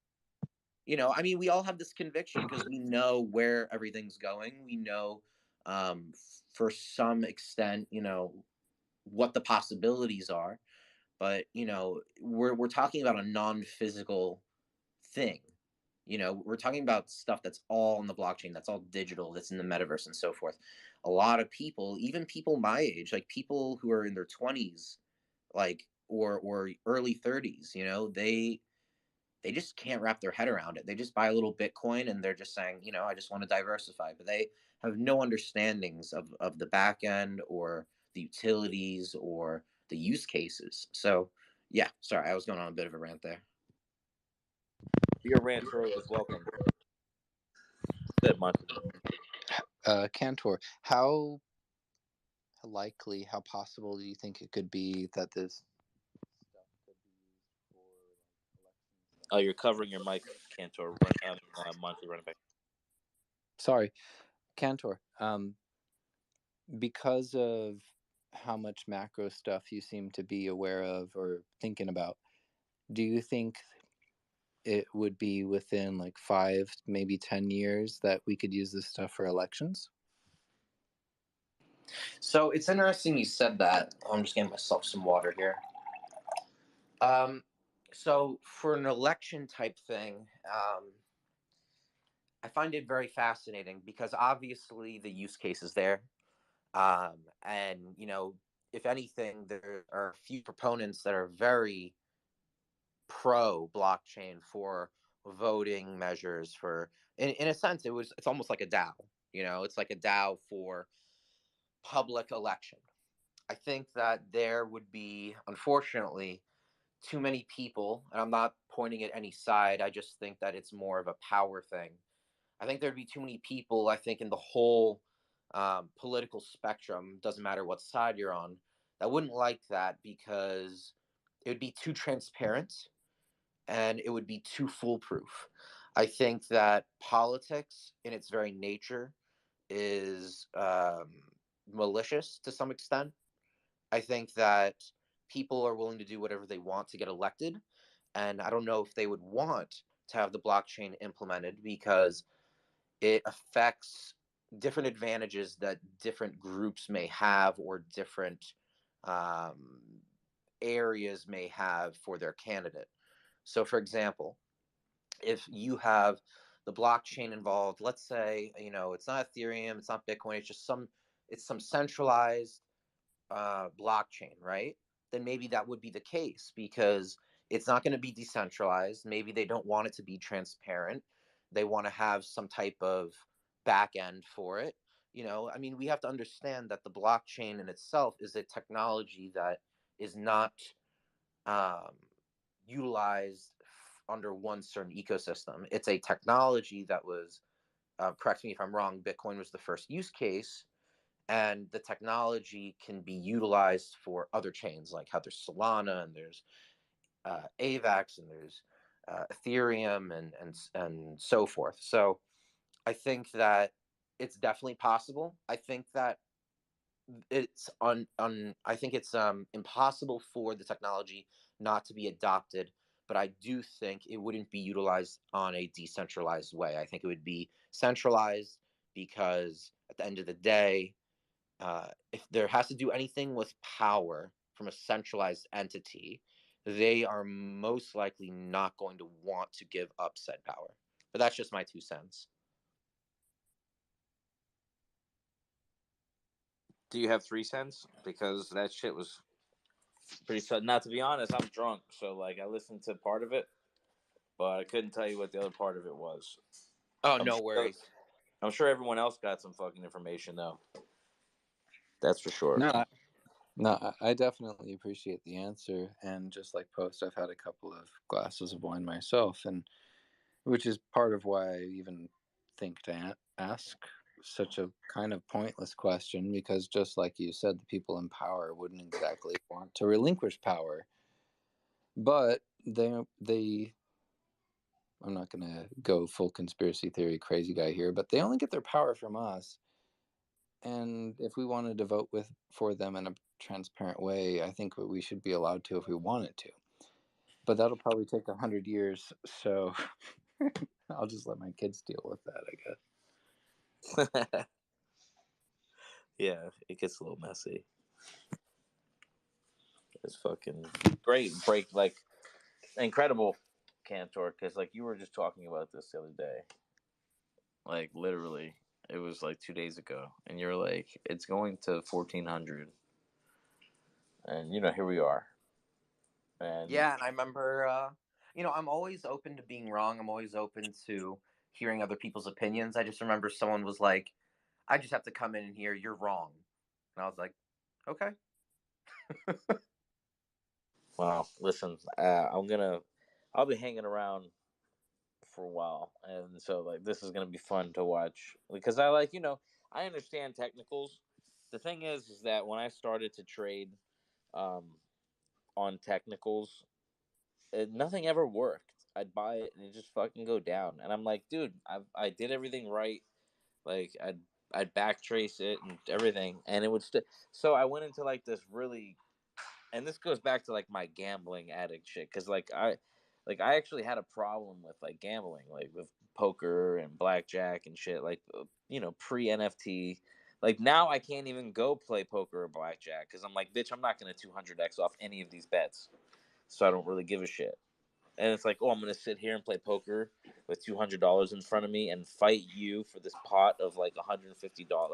Like I just don't. It's not worth it to me anymore. So it's like, thank God for NFTs because I've quit fucking gambling. Like, but it's anyway, some gambling nature of mine. I was gonna go into something, but my dog's humping his bed, and I think it's really funny, and I forgot what I was gonna say. It's over. But anyone else who has something to add and wants to come up, what's up, Bricks? How the fuck you doing? I snuck in here. What's popping? Yo, it's funny. It's funny because, well, it's not funny, but I like to think about it like this, and I know Cantor, you're very, very intelligent. I just caught the ass end of it. But in pertinence to blockchain is there's this whole other side of it that has nothing to do with financials, nothing to do with it. Um, you know, we have to understand, like, Bitcoin, it came from this thing where it's like, back in the day of 2007 and that whole global financial crisis. And, there was a bunch of very intelligent people that are like, hey, listen, I have an answer to it. And that thing is basically this trustless, immutable ledger that doesn't require any intermediaries. And that came from a place of, financial turmoil. Because ultimately what ends up happening is like, okay, uh, the financial system, which is very important to all of us in all of our lives, the gas, the price of gas or the price of this or the price of that and all of that stuff, that's where the blockchain was birthed from. And when we think about it like today and all of these things with, the bottom and catch the bottom and, all the individuals, myself included, that have just gotten into it within the past couple of years, whether it's through crypto, whether it's through NFT, whether it's through any of this stuff, we get into it, unfortunately, through the side of financials, right? But, one thing that we all understand is like this whole NFT thing that we've experienced in the past year, it's fun as hell, So the social side of it is very exactly. I mean, it's vibes as fuck. And, whether it's up or it's down, and obviously, we're here for the gains and stay for the vibes, we have to understand, like, the blockchain in itself, I believe firmly, no cap and no financial talk and none of that nonsense and none of the, pumps or any of this nonsense. I believe that blockchain is the leader of the free world because Agreed. that's where it originated, right? And where we are right now and what we've witnessed in the past year and all that shit. And really, shout out to Gary Vee, because I'll tell you what, anybody in the social spectrum of anything, like Gary Vee onboarded so many people into crypto, blockchain, NFT, all of it, whether you know it or not. I'm one of them. I made like a fucking myself included. Not even trying to be a stan, but it's one of these things where it's like, it's these people within history when we look back and it's like, okay, let's think about it. Say bad shit about Gary, say good shit about Gary, whatever the fuck. But at the end of the day, we know what he did. And he onboarded a lot of fucking normies, all of us included. He onboarded a lot of fucking people into it. I don't think, and I think about this all the time, I don't think fucking Bored Ape Yacht Club would be what it is actually today, because a lot of motherfuckers that were onboarded through fucking VeeFriends brought the whole volume to fucking OpenSea, bro. Like all of it. If I'm kind of any data point to anything that happened, because all my shit is public too. You can see I'm in like fucking 400 projects or something, and so like think of how many other people went into how many other projects, which, and it's like, yo, even check this out. You talk about Illuminati, right? Like before NFTs and all this shit and all this like concept of Illuminati and all this shit. Like, listen, like think of all the fucking highfalutin net worth fiat individuals that fucking they're like 300 grand, 400 grand, nothing to them. But the flex is everything. So think about all these people that are like, oh, okay, I'm going to get in. And they're all repping apes and all this stuff that we saw through history. That in itself is a social experiment. And that in itself represents what this actually is. And a lot of things that are cognizant of that have a lot to do with Gary Vee. Whether I don't these want to say people I don't want to say the apes wouldn't be what they are. However, no, I'm not saying that. I'm not saying that, but I'm saying, I mean, you did say that, but I'm just recanting for the room. Like the price points were certainly accelerated by VeeFriends fucking money. Like 100%. There's so many Gary VeeFriends. money. Gary money. Can I jump in with the Gary Vee thing? Say it again. Yeah, for sure. Gary Vee always talks about how he's an immigrant, how if it wasn't for some grain deal, he and his family wouldn't have ended up in this country. So I think it's really fucking cool that someone who might not have ever occurred, who went through that kind of shit, who's got the immigrant mentality, is pushing all of us to like make this shit work. And this technology that he's pushing, that I don't know if he's thinking about this or not, and I hope he is, because he's kind of a macro person. This kind of technology could have saved his family from ever having to have been traded for grain. And I think it's really fucking awesome that he's a very big catalyst behind it. It's all respect. Like, by all means, I don't mean any of this in whatever I say. Like, it's 100%. Like, it's 100% respect, because, you know, whether he knows it or not, and I'm sure he does know it, he's had a lot to do with all of it, regardless of what it is today. Because again, you have to understand, a year ago, this is the same person that was saying, as he was launching his project, 98% of these fucking projects are going to go to zero. And guess what? He's fucking right. So, you know, and it takes a very special person to be able to, you know, because look, you guys have been in the space for a year, you know what I mean?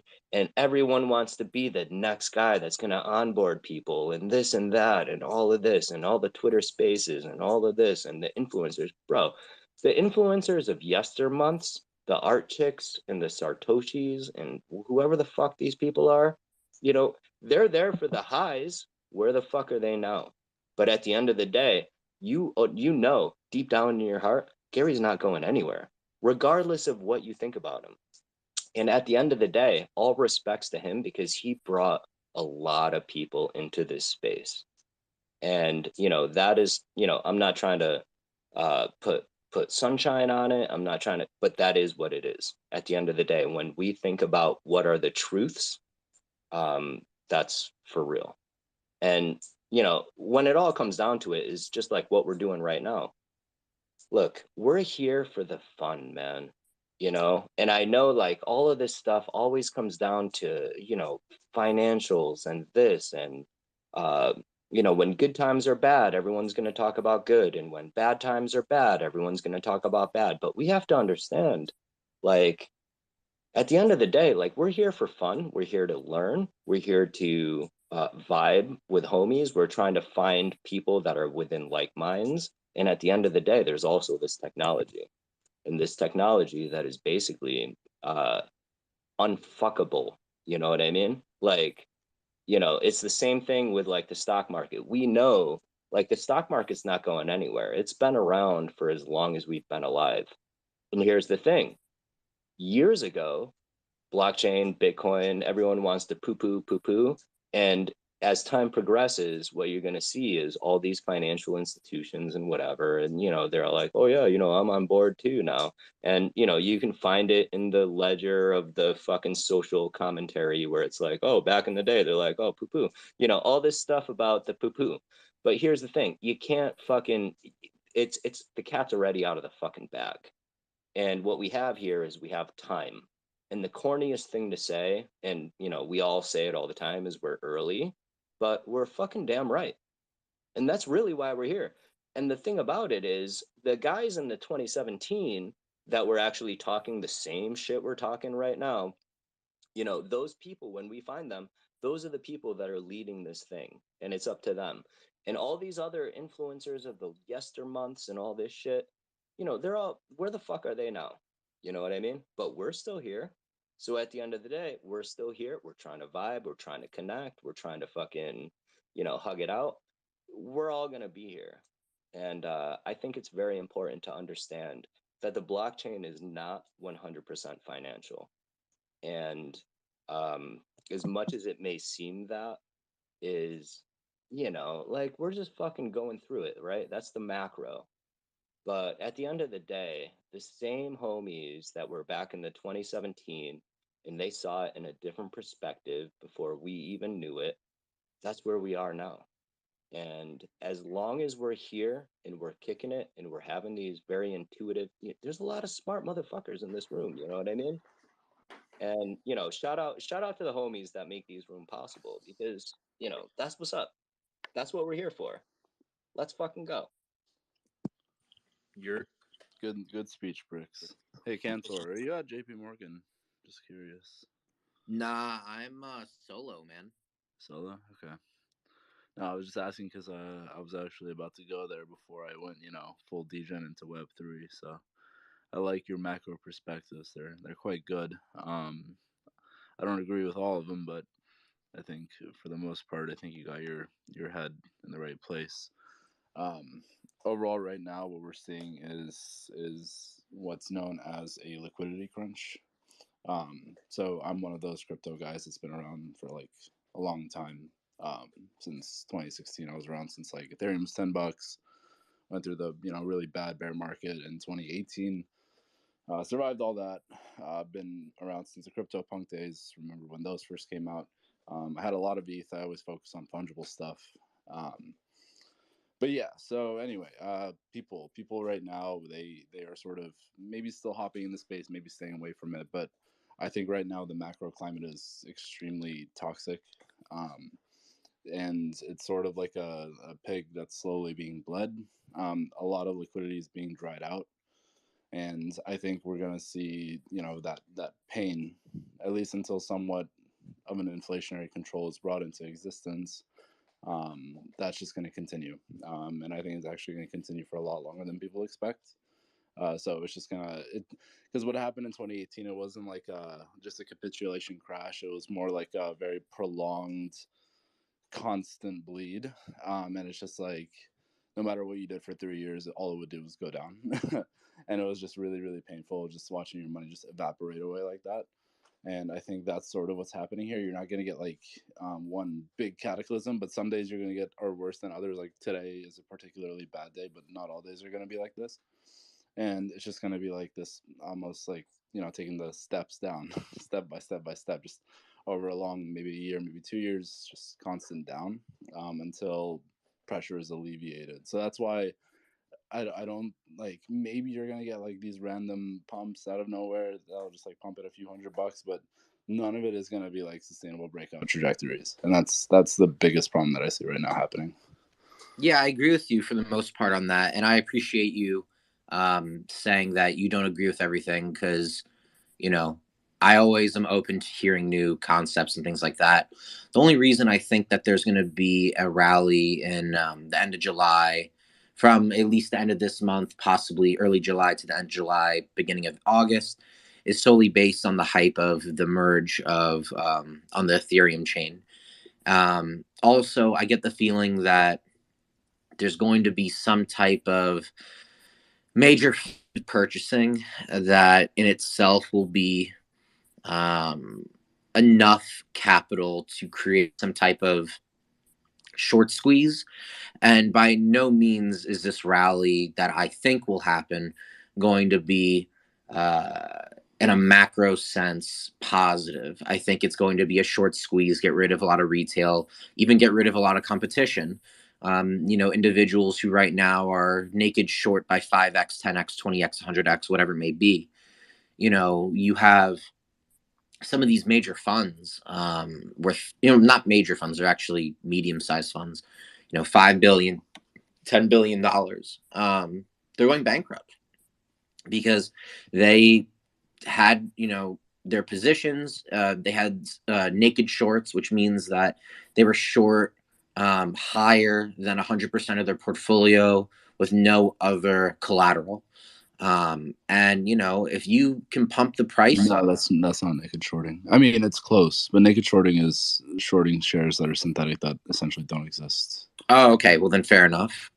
Regardless, even over leverage shorting, I think a lot of these individuals are open to a short squeeze because now everyone wants to be short.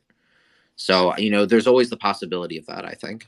So that's pretty much what Arthur Hayes did with BitMEX. If anyone was around for those days, he basically had access to the entire order book. And what he would do is he would create liquidations around basically trading against the people he knew were at the, edge of being liquidated. So he would, influence the markets one way or another. it would cause these scam wicks. People would just get obliterated all the time. It made him a billionaire. He's super fucking rich now, but the feds pretty much want him. And I think he turned himself in Hawaii in early April, which was an interesting development. But yeah, right now it's pretty much Sam Bankman-Fried with FTX taking over that reign that Arthur used to have. And Sam is, he's not as loud as Arthur Hayes, I guess. He's much more discreet. I mean, he's got an arena named after him now, but I think, like you said, it's going to be the market makers who are really, they can be malicious, they can be not. I'm looking at longer term cyclicals. I'm not looking at the short term technicals. I think most people can't trade on short term technicals. It's too much work. And so just if people are thinking about getting into crypto, I would just say tread very lightly, because I've seen a lot of people get burned. That's all. And Well, hey. on that note, I gotta go, guys. I appreciate all the alpha. Y'all have a good night. Thanks, Post. Let's go, Mommy's Bobby. waiting for me. Love y'all. Yeah. Well, peace Let's out, too. Have a good night. Hi, Rocky. Thanks for stopping in. Love you guys. Yo, I was actually trying to get this thing away from financials because look, the financials are going to be financials. It's the same thing that you see in. It's good information, though. No, it's excellent information, but again, it's similar to politics, right? Like, so No, it's more, man. Like politics, everything comes down to money in some way, shape, or form. For a lot of people, it drives emotions. It drives, all the feelsy goodsy stuff. Like people like realism, and people like, they don't like being coddled. And so I'm one of those people that tries to accommodate that a little bit.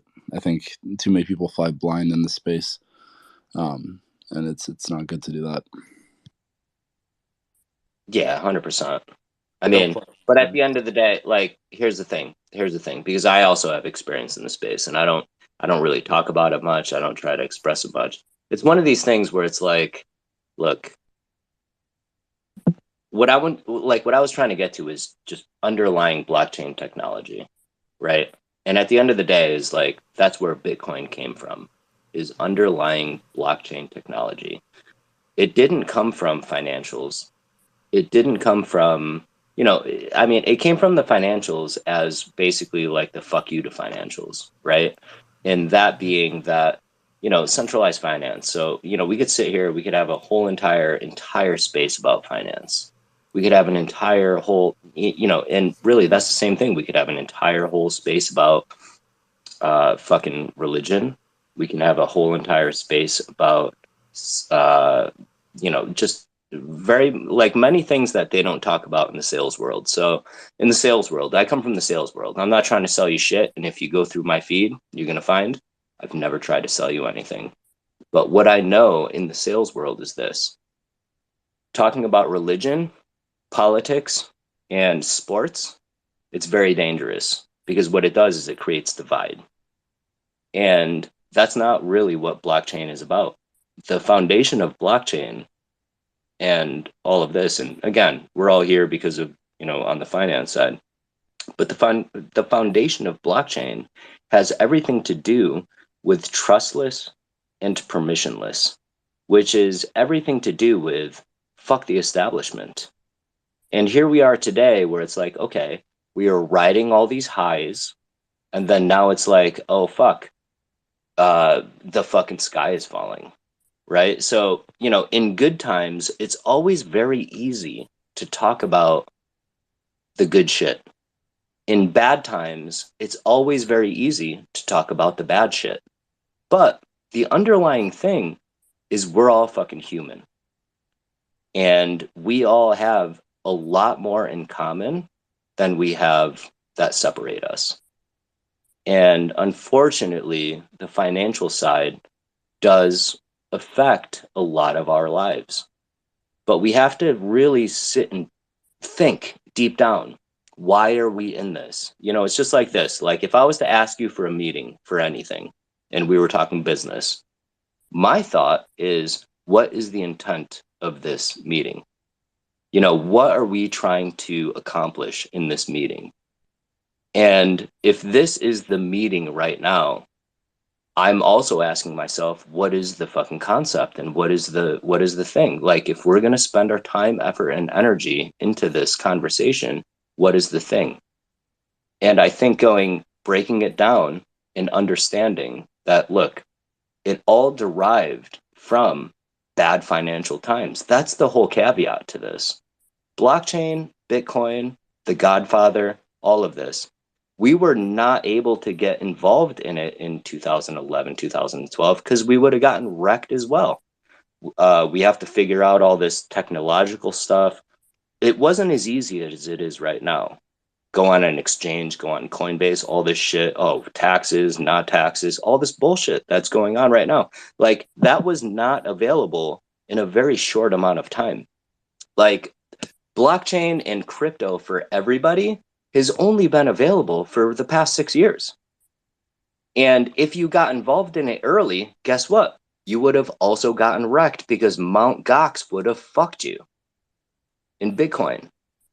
And that's really what I'm saying is just like, look, it's very easy for us to all get involved and talk about the financial stuff, because when we look at the information that we have right now and we look at it, like, bro, 68% is a fucking big deal. And that's from the top. And that's all that shoulda, coulda, woulda. Like, look, we could talk about ApeCoin, we could talk about all sorts of shit, and we can have very, very in-depth conversation regarding all of it. But at the end of the day, we have to understand, like, there's a lot more to it than the financial. And that's actually why we're here. The financial is the macro. The blockchain and the trustlessness, regardless of the concept of willy-nilly and fucking Peter Pan and all that shit, that is the fucking conversation. Because all this talk about, I'm not going anywhere, all of this nonsense, that's what we're all here for. The financial is the macro. And, whether that has to do with whatever the fuck it is, I think the most important thing right now is to understand that all the people that were here in the yester months that are not here anymore, and, they were pumping this or whatever and possibly getting paid on the back end and all that stuff, this is the time where they're not here anymore. And where's our chick at? We need some art chick. Yeah, fucking, you know. We need some art chick posts. The Satoshi fucking yesterday and all that bullshit, whatever the fuck it is. It's neither here nor there, but at the end of the day, like, No, it's here. yeah, no, I gotcha. Look, it's here, sir. Look, we're all in this together, man. And at the end of the day, it's like, shout out to Post to be able to, have the fucking forum and being able to produce this for us. Because to be honest, I give it all praise to Fiona Apple. Without Fiona Apple, I wouldn't be here right now. Shout out to that song that was on MTV when I was a kid. What's the song? I don't fucking know. But I remember seeing her. So this moment is for Fiona Apple. So Post has helped me out a lot in my life. So, let's switch it to there real quick. I live in this world where I'm not really in the social realm, and I know that there's people very good at it, but one of these things that I know is I'm a really good judge of character. And the moment that, I had the opportunity to have a conversation with Post back in the day, it was very special times. And, being able to meet them in person numerous times and, vibe and really get to know each other, right? Because being, wherever we are right now versus being in person is a totally different fucking experience, because you get to see the multiple layers, because we're all multifaceted fucking people. On the interwebs and behind screens is a totally different fucking genre. And that's something that I don't, necessarily understand, but I understand people. And, shout out to Post, because, really, it's one of these things, like, real recognize real. And it's the same way I bought that, him a hamburger once and fucking changed his life. And that's what this is all about. nah, that's simple shit. Not being humble. But we did have some ballin' ass fucking burgers at that joint in Miami. Woo, boy. Yo, it's real recognized real. It's the same thing. Like, even on the digital side, like, you guys know, like, you guys fuck with posts for a certain reason. You know what I mean? And I'll tell you something right now. When you see them in person and get the opportunity and the luxury, or the, just to be able to fucking chill with the guy, you see that it's real as fuck.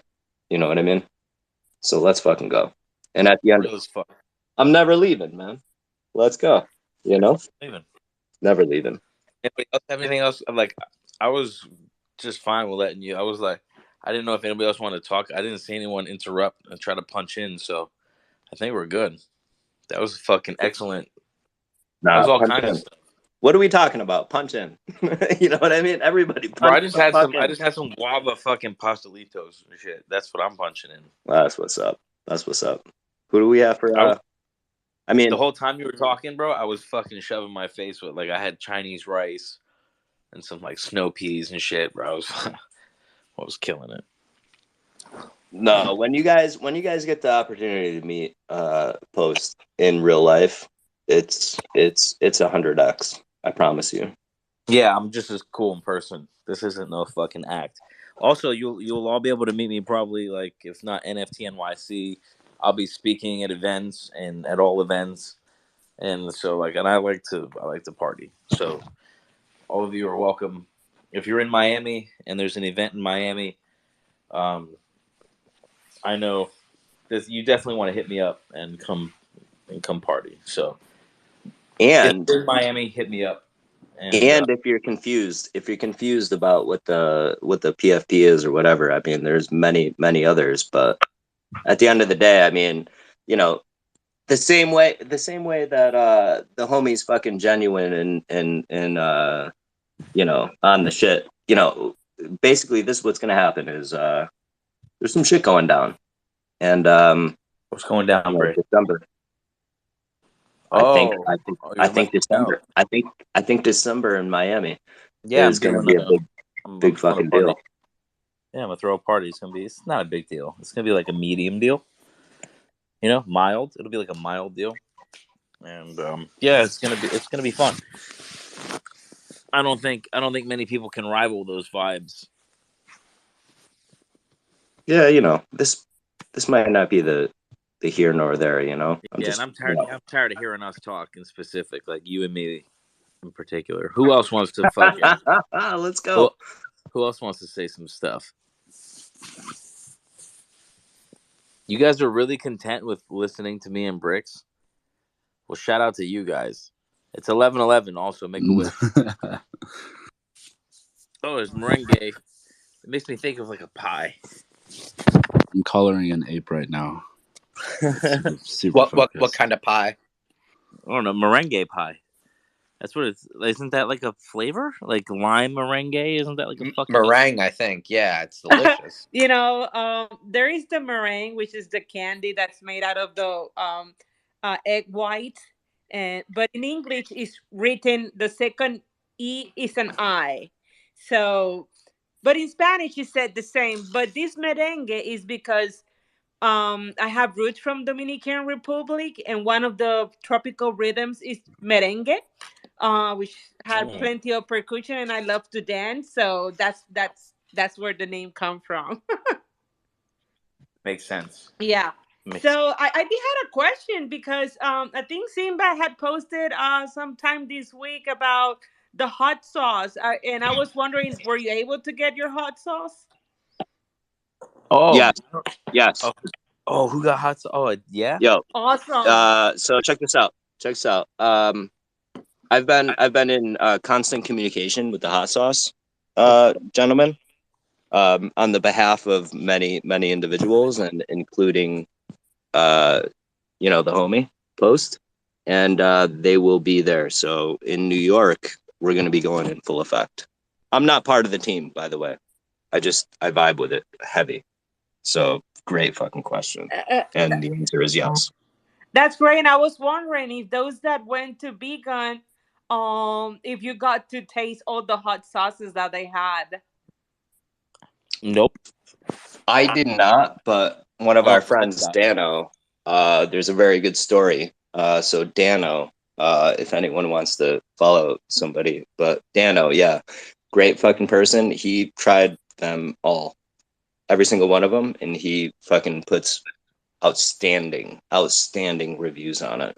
When he was standing there with the burrito, and he was like, "I gotta walk all the way to the other side for the hot sauces." Is that what he was talking about? Yes, 100%. They And were really good. I tried them all too, and they were really good. that's what's up. Let's fucking go. So We're what's the gonna deal? be in New York. I'm gonna have a bunch of hot sauces to like share with people. Yes. That's dope. So if you see Yes. me in New York, bring me a burrito to put some hot sauce on for you, and it'll be my pleasure. You know what I'll do? I'll put it in like a little spray bottle, and I'll whirl it around my fingers so there's some kind of like, you know what I mean, like a slingshot, like I'm slinging like a revolver around, like I'm Johnny Paycheck. I'm gonna fucking hit your burrito with the hot sauce, and we'll make it like a whole entertainment thing, like Salt Bay. I'm gonna Salt Bay your burrito. Just don't mace me in the face with that shit, dog. That's gonna hurt. Nah, man, I'm a professional. We're gonna make it. Yeah, that's all I had. I was just wondering. I just wanted to ask about it. Are you going to New York? I really am trying to, and my intent is to go. However, I'm trying to go to the meetups from projects that I have been involved. And it's like it seems that it's like a grind too to get there because the demand is so high that the minute that they post, the reservation or the sign up, they go really fast for those projects. So it's like a little bit discouraging because these are individuals that you engage in their tweets and talk in their Discord, enjoying their spaces, and all of a sudden you cannot go. So I feel that. I'm kind I of feel like that. waiting, maybe till mid next week. I have my hotel reservation. The plane ticket can be purchased pretty quick and easy, in my opinion. So and I would, that's when I will pull the trigger if whether I go or not. But I have most of the things in place. I only need So the check it out. ticket. Here's my promise to you. If you don't make it to New York, we're gonna get you a bottle of hot sauce. Legit. 100%, no cap. No, 100%, 100%. Hit me up, hold me to it. Because at the Yeah. end of the day, I would love for you to come to New York, and I would love for you to fucking come out and hang, and I would love to give you a high five, all this shit, if you have it all together. And here's the thing about New York. New York is like, it's like, you already know. New York New is York like sucks. it's like an exclusive place. And all this thing, like I'm a atom bomb holder, and I woke up this morning, no cap. I woke up this morning and I realized that I missed the boat on the atom bomb event. And it's that, if you guys don't know, it's that if you know, like if you know, or IK, whatever the fuck it is, I hold multiple atom bombs, and I vibe with that project Get fucking wrecked. Go make a Coke. 100%. So I know that feeling. But unfortunately, that's what New York is. But that should not by all means, that should not not make you not go.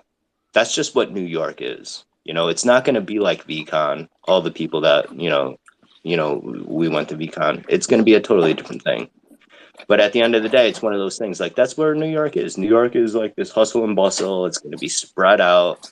It's very hard to hold events there. Fucking union, this, that, gated, whatever the Make sure fuck you it go to is. VCon next year. Everyone in here, like it's like the best. VCon is the top. NFT NYC is not going to be the top. It's going to be what you know New York is. New York is not Minnesota. You know what I mean? It's Well, not. like he held it in Minnesota, and it was still balling. And Minnesota was a fucking, oh my god, what a Yeah. goblin town. It was a I'm the fucking chef. blast. We had a fucking blast in fucking Minnesota. You know Yeah. what I mean? So if I don't go to New York, I already kind of have in mind my consolation prize would be go to home, back to Puerto Rico and visit my family that week. So I kind of That's found what's up. that alternate to it. So it's gonna be good either way. Yeah, That's what's up. probably better to go to Puerto Rico because, first of all, the weather doesn't like New York City smell like a hot Mc dumpster during the summer. 100%. 100%. 100%. Yeah, I we're was gonna be. there this week. Luckily, it wasn't too hot. But yeah, when it gets really hot, it smells like shit. Yo, rat race. You know, that's what it is. New York City is rat race. You know, the same way that we feel like, you know, even people that hold shit, you know, myself included. Yeah, bro, I hold fucking atom bombs. I fucking woke up this morning and I fucked up. You know what I mean? I didn't get the thing and all that, you know what I mean? It affected me all fucking day. But then when I sat and I thought about it, I'm like, oh yeah, this is what New York is. You know what I mean? And, you know, like last year, NFT NYC, if you talk to people that went last year, they're going to tell you the same shit. It's very fractured and it's very, you know, exclusive and this fucking whatever the fuck. You know what I mean? That's what it is. That's what New York is, regardless of NFTs. Oh yeah, You know, is that what's going what's on? up? I'm just eating guava and cheese. Yo, anybody that wants to get on the hot sauce thing, you know, thank you so much for bringing it up. And at the end of the day, like if you can't make it, you know, hit me up. I will get you a fucking branded hot sauce. Legit. You Is know, my if ape you on want it? to post, what's up? Is my ape on that shit? 100%. 100%. Oh, if you want some hot, why 100%. don't you fucking specify? If you want some hot sauce with my fucking ape on it, hit me Yes. up. How many do we No, we're have to going to give do away? it. Look, this is how deep it goes. Look, Post has his fingers in a lot of things. He has his fingers on the pulse, and that's much important. But here's the thing. You know, there's a lot of things that are in the works, you know, period. Regardless of anything. And at the end of the day, it's like, you know, we only have so much energy for a lot of shit. Like I said, I missed the fucking atom bomb shit. But hold me to it, and I will 100% make sure, and especially Merengue for bringing it up. Thank you so much for bringing it up. And, you know, thank you, Post, for having this fucking space. You know, we will 100% get you hot sauce. Legit. You're on top of the list. I'm a hot sauce fiend. I fucking love hot sauce. Let's fucking go. I didn't used to like hot sauces or nothing spicy because in the Caribbean we eat more condimented and the hot sauce is more optional. But then I moved here to United States and end up hanging out with like Central America people, and they definitely love their hot sauce. So you kind of get trained to consume hot sauce. So that would be me, and you know I enjoyed it. I enjoy it now. Mm-hmm. Let's It's fucking go. yeah, I fucking love hot sauce, man. It just makes like there's like a special like sriracha I fuck with too. It's like the sriracha. It's like a Texas Pete sriracha, and it's not just regular sriracha. It's got a little yellow top, and I gotta fucking Amazon that shit sometimes when I can't find it. Boy, so when I find I can't wait to try it. Like even when I order my stickers from stickermule.com, they send me hot sauce. Like I didn't know Sticker Mule had fucking hot sauce. Wasn't that good? It's kind of like sweet and hot, like habanero, and then like I don't know, some kind of weird sweet. But anyway, interested in trying it. Fucking Yo, so check out so Tropo just put up a video and it's of the hot sauce. Those are the homies that are making it. They're very deep in the hot sauce game. And obviously they're trying to make a name for themselves. Look, I don't work for them. you think they're in Colombia like stomping on a bunch of habaneros and like a cocaine? No, type setting? I think it's actually more on the distribution level. Like you know me, like I'm trying to vet people, you know, like when we have conversations, you know what I mean? I'm trying to figure out, okay, what's this? You know, like you know me, you know what I mean? And this fucking guy impressed me, man. He impressed me, and I just really, I had this conversation with this guy fucking a couple days ago, and look, that's what it is, right? It's about people, right? It's not about. I'm not trying to shill anything. At the end of the day, I'm not asking you to buy anything like fucking legit. I'm gonna get you, like, let's get this fucking hot sauce over to you if you can't make it. You know what I mean? But yeah, you know me, man. Come on, you know me. Let's go. Yeah, people just dropped me some dope feedback on my video. So at the top, I got like a YouTube series of my degenerate outings in Miami and whatnot. And I just got a dope ass comment. Someone made my day. I don't know if it was meant to be good or bad. It was like a day. Let me see. I'll read it to you. Tell me if it's good. It was amazing to me though. So I'm just gonna. Go. But yeah, you guys should go follow my YouTube if you haven't. It's in there at the top somewhere. You should do that. It's pretty amazing. We're gonna up the microphone situation, and then at NFT NYC, I got an interview out of Andrew Wang. I think I'll be interviewing. Just in like a cool setting though. It's not gonna be like like David Muir. I'm not gonna David Muir interview him. We're gonna have some fucking seltzers and a joint or something. I don't know if he does any of that, but and then anyway, so Andrew Wang, I'm gonna walk through. I'm gonna meet DeesFi, and then I'm gonna attend like a Lindy walk, like a live Lindy walk with Dees. I'm looking forward to that. Just stuff, we're gonna be doing a bunch of stuff. Like my content started out as like I'm partying. Like it started out as like the parties were so dope that I would go to and be with people. And I was like, I really like I would tell people about it. And like if I felt like I was like they felt like I was lying. You know what I mean? And so I was like, I'm gonna fucking just record it. And then so we started recording it. It turned out to be a great idea, right? So we have like it started out as like all just party montage content to like then we did like a shout out Freelance, who was part of my first postcast. Pink Ape Fam, you know what I'm saying? We had a great first podcast and in his music studio in Fort Lauderdale. And then so I'm moving more and more. I'm watching like Nelk videos to like break down how they do their videos and how they transition. And we need a drone. I need to get a drone too, so wherever I'm at I get like drone footage. I can incorporate that into the Do you video. do the editing yourself, or do you have people on a team for you? I have a one-man team. I was gonna say, if you need the consulting firm that I started up, one of my guys has like a whole team of in-house editors and content creators and everything. If you want to like see what they do, or if you need any help, I appreciate Bro, it. that sounds mad centralized. Yo, here's the deal. Like, yo, check this out. Check this out. Yo, check this out. Like, for everybody that doesn't know, fucking Posty here, he's a real motherfucker. You know what I mean? And when it like, and I'm not saying real motherfucker, like, oh, okay, numbers or whatever. Like, when it comes down to just being a good judge of character. You know what I mean? If you are a good judge of character, what you're going to find landing on this person, meeting him in person or whatever, however it all happened, you're going to find that there really is not a more genuine, down to earth, street everyday type of dude on the fucking planet.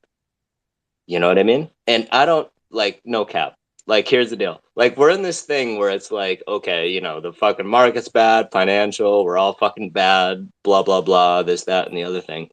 Look, for all of us to be here right now, still kicking it, being, having the opportunity to be here together and talk and whatever the fuck, like, we got to understand, look, influencer, numbers, all this shit, you got to understand, it doesn't matter, man. And when you peel back the layers, it's about people. And you know, I don't mean to fucking jump on you, Cantor, but that is a centralized that's a centralized thing. Like, here's the thing. We have the opportunity to do fucking real fucking things, especially when shit is bad right now in the market. And understanding, like, you know, we're all in it together or whatever. Like, there's a certain way to approach it, right? Basically what I'm trying to say is this fucking guy gets hit with so much shit, like for real.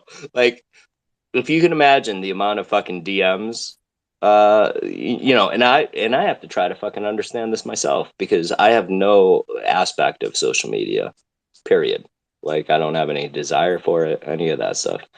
You gotta understand, like, yo, he gets hit with mad shit. He gets hit with mad shit. And it's one of these things where it's like, okay, if you can think like Game of Thrones, and, you know, this isn't to talk anything or talk bad, talk good, Ooh, talk I want to anything. be the Queen of Dragons. Like, so if we can think like Game Or of Thrones, Jon like back in Snow. the, I want one of them. yeah, it just doesn't, it's just crazy, because it's like, off with your head, fuck you, I don't like your idea, you're fucking dead, Hey, you Brooke, know? I love you talking me up, but No, I'm not even trying to, man. This is real shit. And legit, going back to the hot sauce guy, bro, I never met that hot sauce guy a day in my life. I had the pleasure of having a conversation with him a couple days ago, and when he was talking to me, I'm like, yo, this motherfucker, it really is on his shit. And I'm like, oh, okay. You know, we can fucking do this. And not only post, it was like fucking the other homies, like, we all have friends, right? So it's like, can we okay, get deals? I want to collect all the hot sauce bottles that have my homies' pictures no, on. we're going big. That's what I'm saying. Like, friend sauce, dude. That's what's up, dude. 100% friend Damn, sauce. Zane Gaziani came in here and he left. I didn't even get to say hi. Yeah, no, What a, he heard me talking. He's like, oh, that motherfucker yeah, he doesn't was have any like, "Fuck followers. Rick, He's like, fuck." he doesn't have any followers. Why is this guy talking? No, dude, Zane is awesome. No, let's go. Let's go. Zane hired me for VeeFriends. That was I interesting. saw him too. I saw him too with his big face. With his little big ass chippies rolled head. Yeah, big ass chip face. Dude, I got like 10 of those fucking chippies. I love chippies. Yeah, man. I hope he's got 10 ducks though. You know what I mean? Like, I mean, that's all. Like, but you know what? You can't give with expectation. I just hope. You know what I'm saying? Like, I like to think. I feel you. Ophelia. Look. Ophelia who? Good things happen to good people, you know? And that's the cornerstone of everything. Nah, sometimes. Anyway, though, hold on. I mean, not really. I know a lot of good people who are doing terrible shit. Like, their shit is terrible. Like, life sucks. Like, that's the thing that people need to remember. Like, life sucks. Like, it's great, and you can shape your optimism. You know, you can live in your bubble, and you can spread. But like, do you have any like people in like China and around the world? There's so many people suffering, and like overall, it just sucks. Like, your life might be good. You can. You know, so like, I like to keep it in perspective, like, and it could easily happen here in no time, just with a couple, you know, supply lines and shit. So, you know, it's easy to be happy. Like, I'm blessed, and we're all blessed to be here and be able to fucking, you know, even trade this shit. Like, even like, for instance, in India, they can't even watch TikTok. What kind of fucking bullshit is that? You know? So, I don't know. That's real. That's real as fuck. We're lucky. We're lucky to be trading profile pictures, and, you know, we are, and making these connections and actually building things, and just hanging out. Incredible. It's incredible to see the stuff that's been built by people that I set up MetaMasks for a year ago, like, in just 1 year. and the love, and it's funny. The funniest part of is this shit is like you don't have to have a Bored Ape fucking photo. Like I meet so many people who are just regular V. They'll have like a VeeFriends 2 picture or something, and we'll get into a conversation, and then they're like a fucking CMO or CFO, or they have their own business, fucking pressing weed and all kinds of things, and I'm like, holy fuck, like here I am, and I have to check it myself too, because sometimes when I meet people on the internet, whatever, like whatever their profile picture is, like regardless of whether I'm cognitive of it, my brain assigns that some sort of fucking, it just does. It's like some sort of, it just gives it like a number, and it's subliminal. And so like when I'll be talking to someone, I'll be like, holy fuck. And then I'm like, well, and then I dissect it, and I'm like, well, where did that thought come from? Why were you thinking, like, it's like I underestimated them at first because they didn't have an ape, which is like, I guess the biggest takeaway from this right here, this conversation, is like, you never know who the fuck you're talking to. They don't have to have an ape up, like they could be they could be anyone. And so like I know that I struggle with it, and so you should be more aware of it too, everyone. But the thing is you know it. You know what I mean? That's the big thing. And it's very easy to get lost in it. And, it's very courageous to actually, bring that up. But it's real. It's one of those things Well, like it's advantageous to me that I figure it out.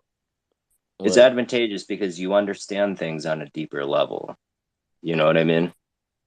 Like regardless of anything, one thing stands true, is that your truth is that you understand things on a much higher level. Bricks is And probably Bricks has that's what got in I trouble respect. several times. So if anyone wondered, like this, I've gone out with this guy several times and gotten absolutely plastered. So he's seen me absolutely plastered and not plastered. He's seen me in all kinds of different things. You know what's happening right now is I'm talking him up and he's getting a little bit fucking cornered. He's no, like, I'm he's just getting thinking like a lot of cornered and people shit. could That's be what's like, going yo, on right now. a lot of, if they don't know us, they could be like, yo, why is this guy sucking post so hard right now? Bro, and so I'm just trying to Yo, I'm Brick, just trying to why give you the back. sucking post so hard right now, bro? I don't change my profile picture, bro. Straight up, I don't change my profile picture. I don't have look, we look in this room, we got mad profile pictures on JPEGs. I don't, I just even if drew I had this. one, I don't I just represent drew it. this fucking profile picture. I don't give a fuck, bro. I'm No, it about to goes post deep. a fucking colored version of it because I like fucking doodling shit. You can't say that in America. Thank you very much. I'm just saying, one thing you need to know, one thing you need to know, like no cap and no whatever, is, we're No all bid? people, man. We're all people, man. And fucking one person that many people, but one person in particular that I know that understands that is your boy. And every good thing like good things happen to good people. You know what I mean? And at the end of the day is, You were when there you when talk we about carried. ride or die. Did you help me carry Danny Meadows home? Yeah, bro. I was, of I course. thought that was you. I didn't help you carry, but I was, you already know. You know what I mean? I didn't help you Yeah, carry, dude. but So we yeah. went out. This dude, Danny Meadows, was at VCon with us, and he's a fucking gem. He flew all the way from New Zealand. It was like a 30-hour flight. Anyway, he was so psyched to finally, meet me, and well, not just me, but everyone, and we could all be there. And bro, he kept ordering shots of Sambuca, and fucking, he made me drink one, and then I drank. I was like, "What the fuck is that? So gross! Don't drink Sambuca." I mean, listen, I don't want to shade your alcoholic shit. If you never mind, do what you want. But for me, gross as fuck. Anyway, this guy keeps ordering them, and at some point, he wasn't there anymore. It was just, I mean, he was there physically, but like he had Violence. It was yeah, violence. yeah, he was so mad. He had to anyway, but it was a combination of like him being so happy, which is why he drank so much. Anyway, I don't want to put like all that. Anyway, the guy went through like a little thing, and he fell over and like he hit his eye on like a fucking. There's like 10 of us there, and he was holding on to like this rail, and like the rail fell over and he hit his eye, and the poor bastard. And he posts a picture of it on Twitter the next day. And so he's like, "Oh, I went out with post. And this is what happened." And everyone's fucking coming up to me and they're like, "What happened? You knocked Danny out?" I'm like, "What the fuck?"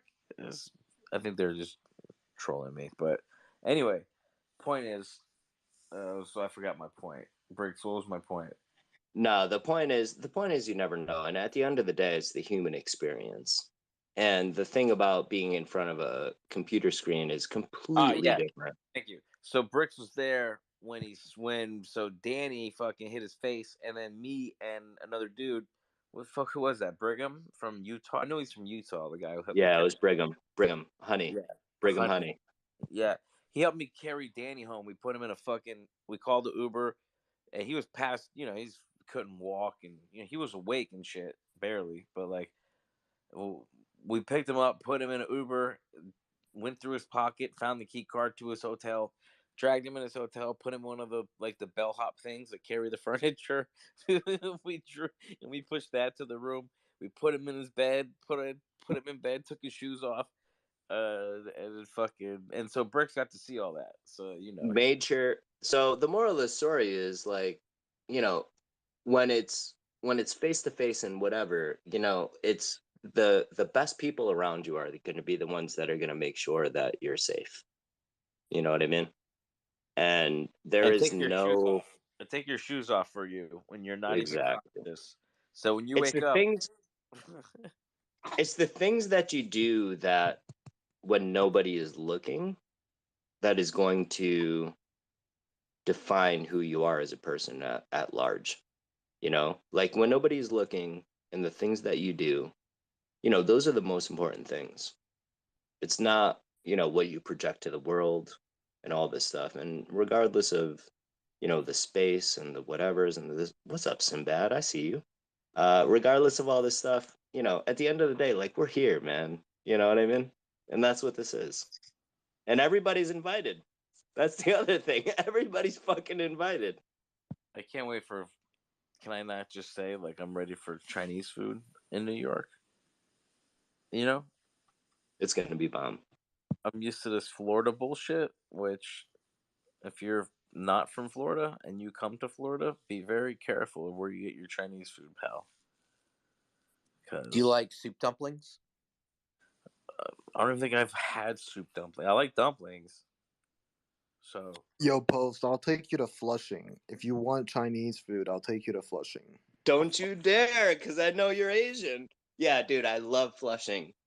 I go there because I was raised by white people, and it makes me feel like I'm actually part of the crew.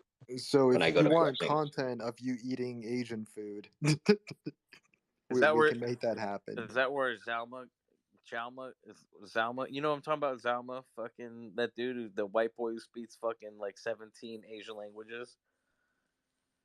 What's up, We're Isha? talking H Mart. We're talking H No, Mart has dude. There's fire. a dude named Xiaoma, Chalma, and he's got like 20 million on YouTube, and he's like this white guy, and he looks white as and he goes in there and he starts off speaking English, and all the people start like talking in some kind of Asian whatever. He knows like literally Cantonese, fucking Chinese, he knows all of them and different dialects, and so they'll start talking shit, and then he'll just respond in their language. I've seen it. Because it's like that's that unsuspecting person, and they're talking shit, and he starts spitting it back to him, and they're like, and they all "What the fall in fuck love is with him. going on?" They all fall in love. He starts it, and then he'll like speak like in a language that like their mother used to speak that they never learned, that they know is like old school. And he's like, "Oh yeah, I've been studying." It's like, and he just goes off. That's that shit. That's that whole thing about being under But is that is that in being Flushing? Is that no. It's what he's talking about is this. What Post is talking about is this. Is basically when you're a white boy and you're hanging out in fucking hard culture Asian area, and these motherfuckers are talking shit, and you start spitting hardcore fucking Asian fucking seriousness, and they're like, "Oh, what the fuck? What the fuck did I just do?" Yeah, but And where was he eating though? Where it was all Asians, like super it's Asian. probably out there in Flushing, man. Flushing is heavy, man. Yo, That's Sinbad's what I not was fucking asking. around. So I'm going Yeah, to that place where like yeah, that's Flushing, The bro. food is pretty cheap, and Flushing is cleaner than Chinatown. all right. Well, thank you. Now I know. I'm Yeah, down. we're gonna go to Flushing because it is dope. It is dope. It's dope as fucking Flushing. Shout out to So you. we can go get some skewers. It's kind of like kebabs, but Yeah. Asian style. Yeah, I've had them before. That sounds Dude, it's fucking amazing. If you're drunk, skewers are like the Asian tacos. How far is that? No, like it's just all over the place. From Pier 17 or we're 8 So, no, you would have to take the subway. It'll take you about 30 minutes. Well, I don't know if that's gonna happen. That's gonna happen. We'll fuck around. I'm not fucking going that far away from my hotel. I'm lazy. Hey, Post. This is Brecky.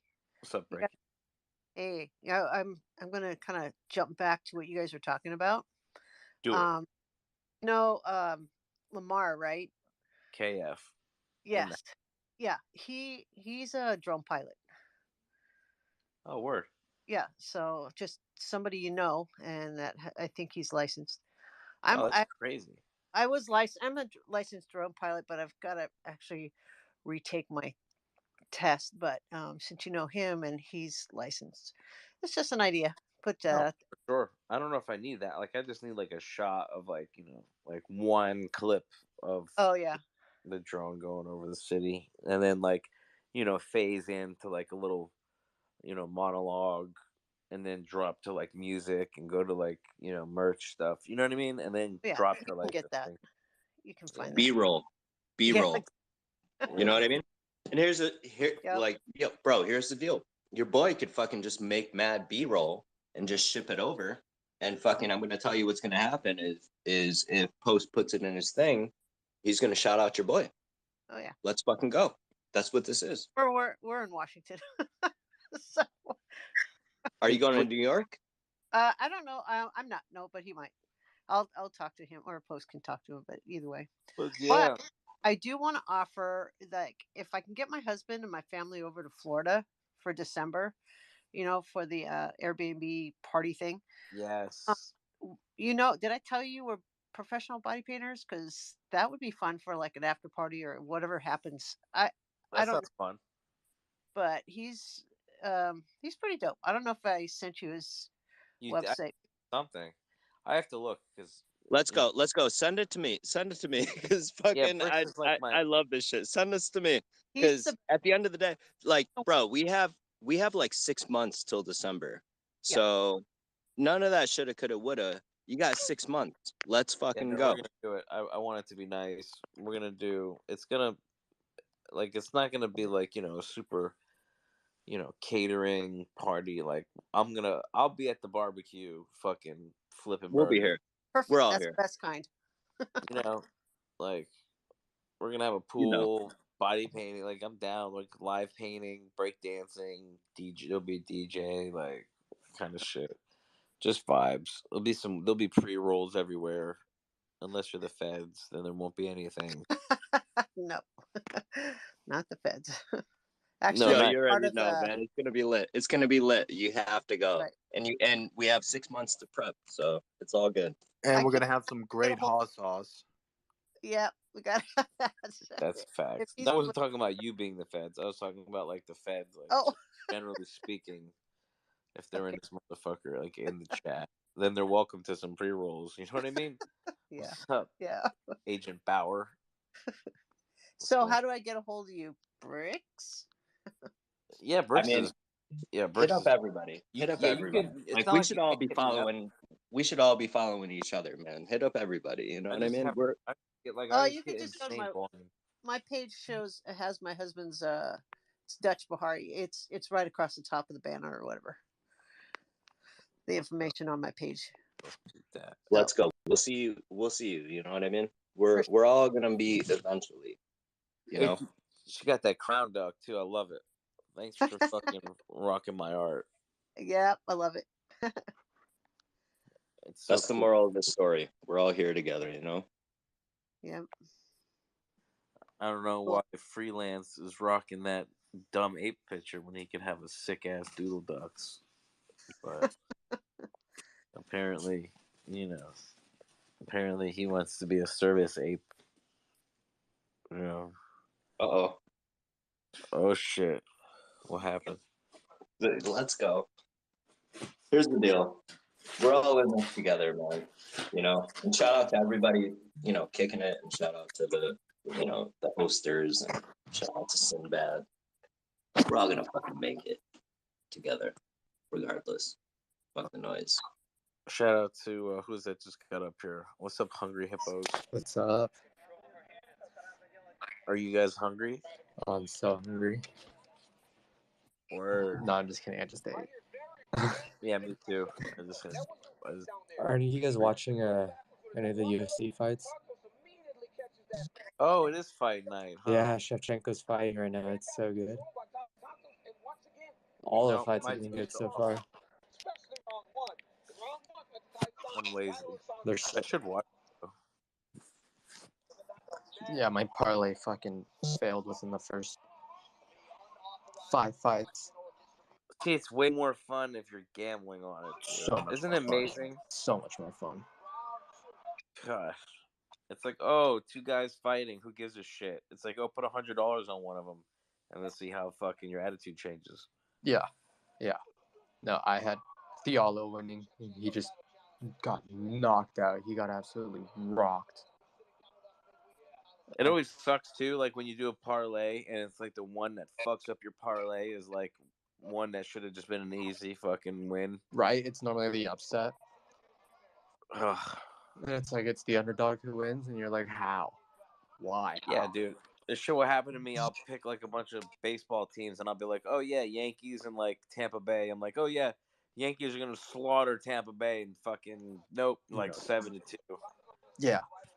Yeah, no, I think the best I've ever done was during the bubble. I don't even know how, but that was like the bubble is when I had like my greatest run. You need to run great again, my guy. It's never been the same. What's up, Germs? I'm just going to step down. My fall asleep is getting closer. Sinbad knows about it. Wait, Merengue, where's your doodle duck? I'm waiting for Mikey to defend Don't that worry. shit. Yeah, Mikey.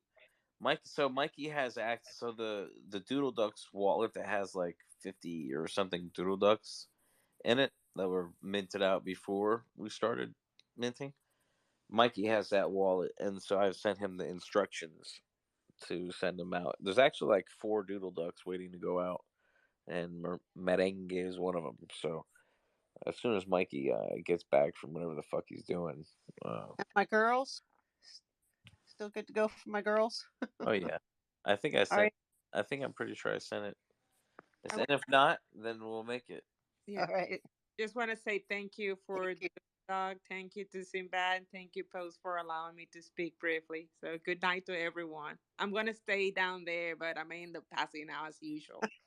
Good night. No problem. Yeah, good night. Good night, Merengue. Getting kind of Thank you for your light. Let's fucking go. Yes, for sure. Thank all of you, everyone down there. Bernie, GC, Brody. We got some living demons. X-Tune. What's that? Gage. We got General Gordon. General Gordon don't even follow me back. I have an ape, sir. Okay. You're lying. Prove it. I have several apes. Oh, Actually, don't even. You know, the whole prove it thing. That's so weird. But if yeah, you don't know fucking what my ape looks like by memory by now, you have a problem. Okay. Not just Sinbad. Everyone. I'm fuck a Sinbad. golden god. Fuck Sinbad. What are you talking about? Fuck Sinbad. Hey, Yo, hey, what's up, hey! Sinbad? I'm only What's the here deal? for shits and giggles. Yeah, you What's the are. deal, Sinbad? What do you got going on in your life? Man, what do you want to know? I want to know how you're feeling, Daily. man. How you feeling today? Saturday. It's going well. I am preparing for New York City. I'm going there a little early so I can see family. Haven't been back since COVID, so almost 4 years now. I'm a little anxious, I guess. I don't know how much they have aged since. Yeah. Well, if they're Asian, they haven't aged much, unless they're past 60. You know what I mean? You're good. You're good. My grandparents are approaching 85, so they're getting up there. So you grew up in New York, right? Yeah, I grew. So I immigrated to Queens, New York.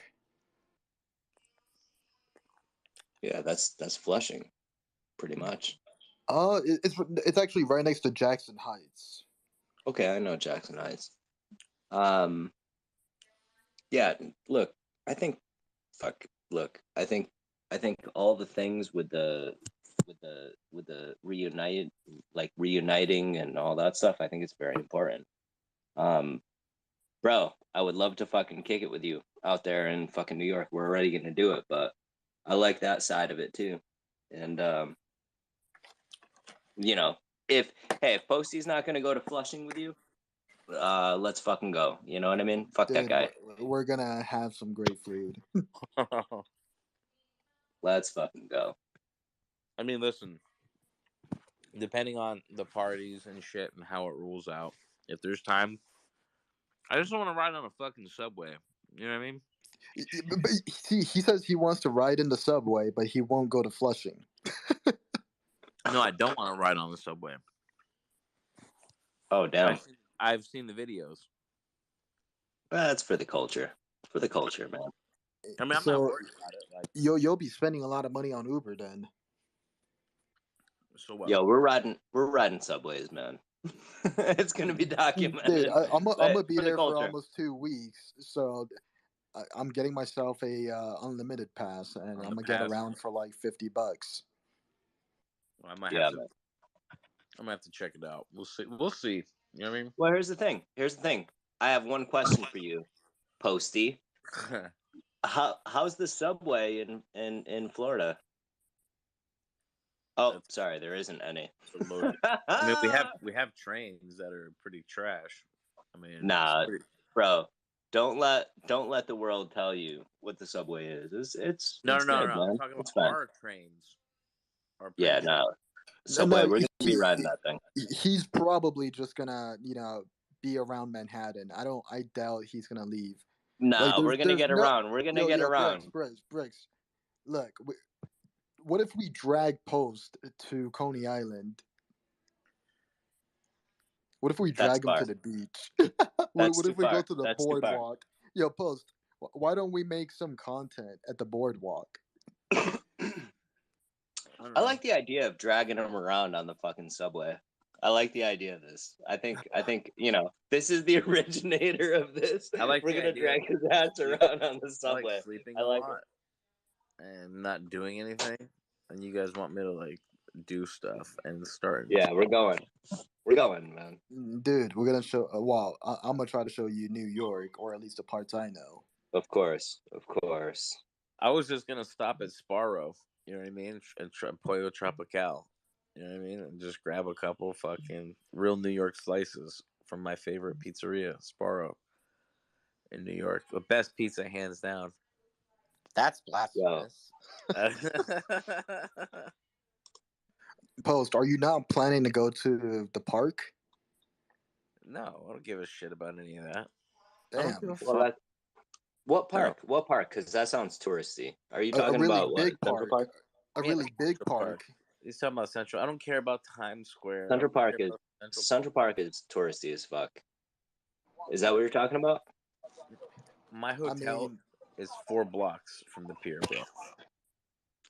Yo, we're gonna go hard. Fuck what you heard, and fuck what's going on right now. We're going hard as fuck in New York. Period. Period. I want to go to Cat's Deli, bro. Yeah, we're going. That's on my list. I need one of them fucking. I need one of them Rubens. The big boy Rubens, the fat boy Rubens, dude. It's lit too, because it's not done anywhere in the world, even still to this day. You can't do it like that. Yeah. But So like, that oh, have you been to Cats? I'm like, no. They're like, oh, well, you. I'm like, fuck my life. no, we're going to Cats, and we're also gonna hit up. We're hitting up Flushing too, because we're gonna get that. We're gonna get that straight up Asian shit, because I need that too in my life. Let's fucking go. I'm down to go for a little ride. Yeah, we're gonna fuck around. We're gonna fuck around. I like that. We're gonna fuck around. I You just heard it feel here. like there's gonna be so much. I mean, you know, and if you guys want, maybe. Wait, is this room recorded or no? I mean, I'm not, but like it is. Like it's on. No. You can Then request the archives.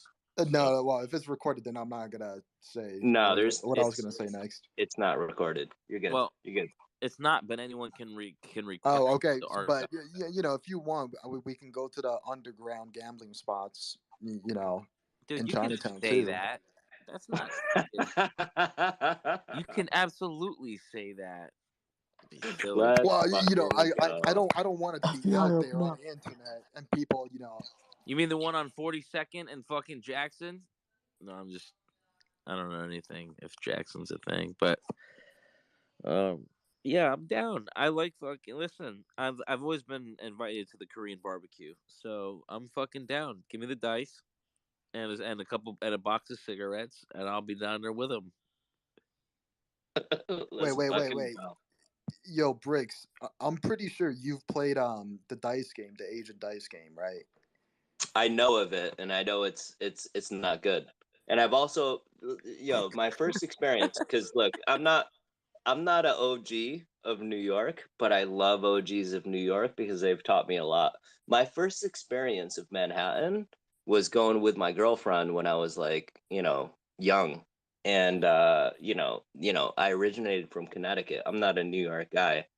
And I went down there and fucking, we go to Chinatown, and obviously, I'm like disconnected from Asia, but I'm Asian.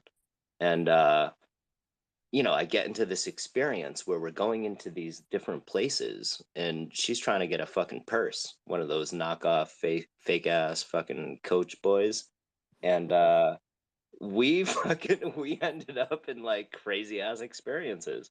And that's what I know of New York, because every single time after that, New York is a fucking very, very, very funny little place in the world of that underground shit.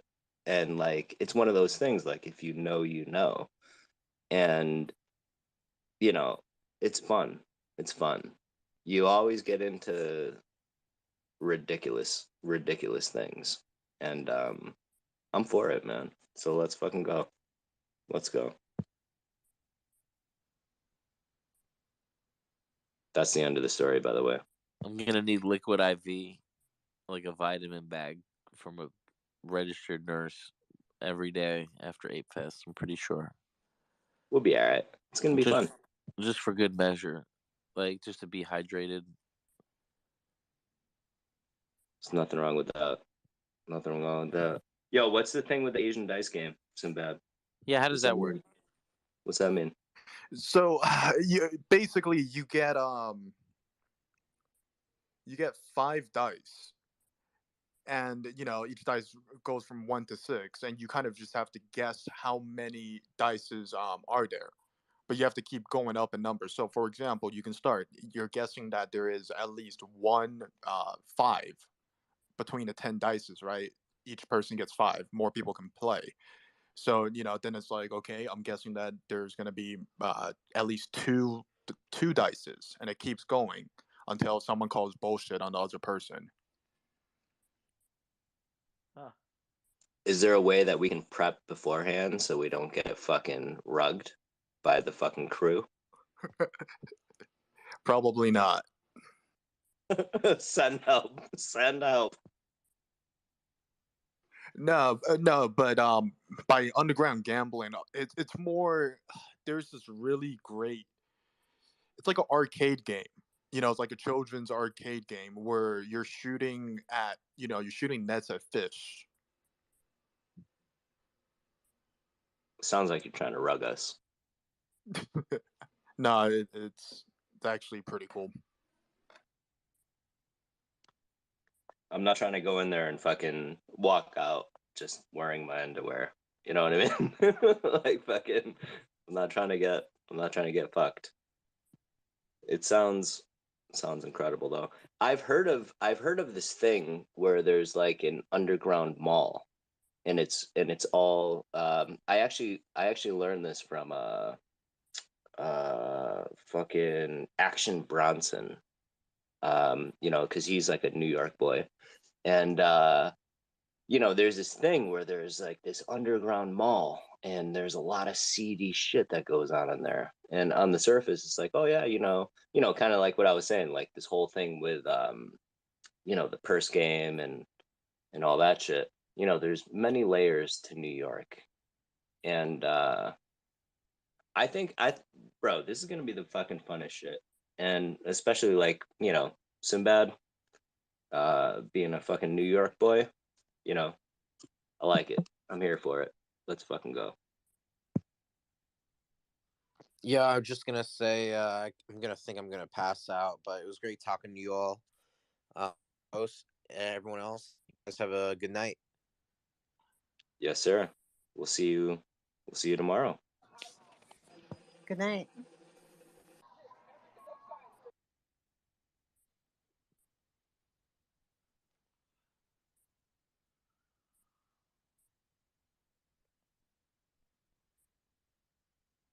Yo, this fight is crazy. What is it? Can you stream it on Discord or something? What's the deal? It's on StreamEast. StreamEast.io. Santos versus Shevchenko.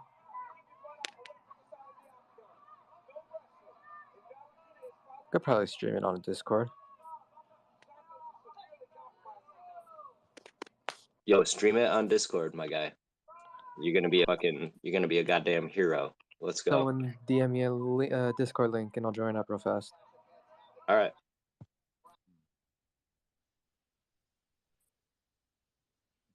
Here, I got you. Join. I'll do it in mine.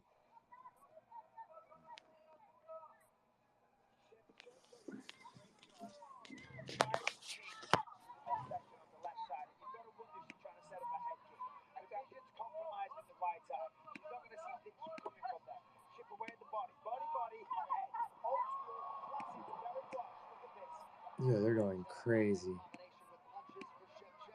Got you not joining.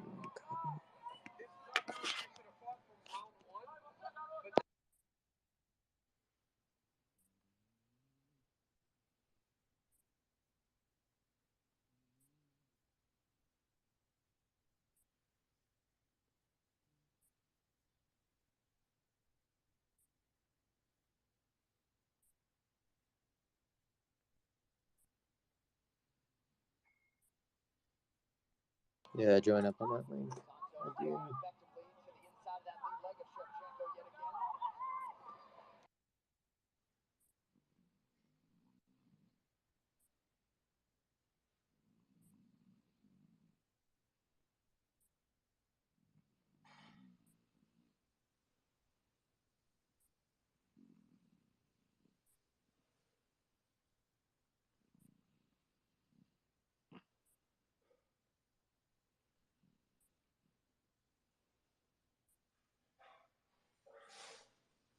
Yo, Hippo.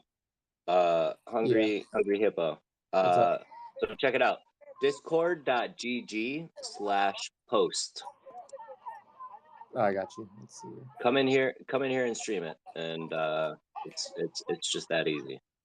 HTTPS.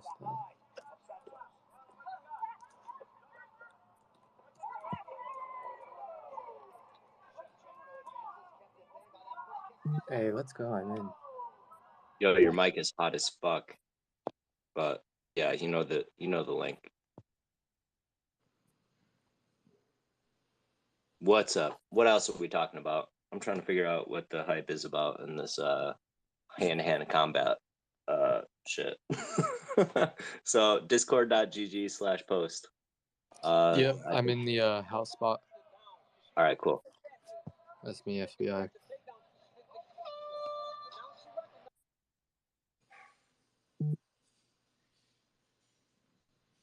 Damn, this guy's name is FBI. That's serious shit. Shots fired. All right, let's go. FBI is streaming this shit. Let's go. You can see it? Everything working on it? Yeah, I can see it. I can see it 100%. Hell yeah. Let's fucking go. They both smacked heads earlier.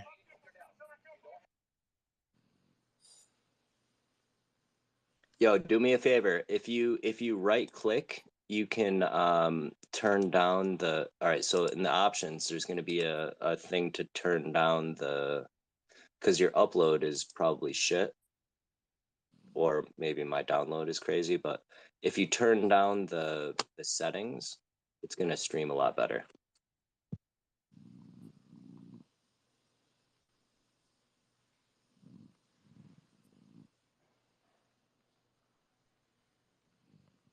Yeah, I see you because you're screen sharing too. So 15, yep, you got it. Yep. There you go. And then turn Wow.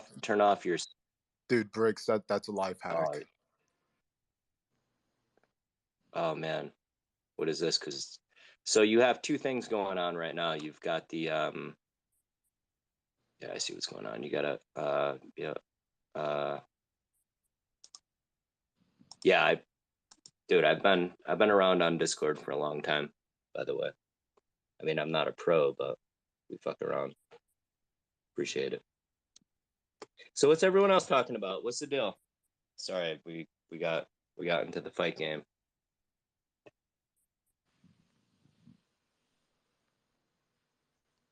We have so many speakers, but nobody's speaking.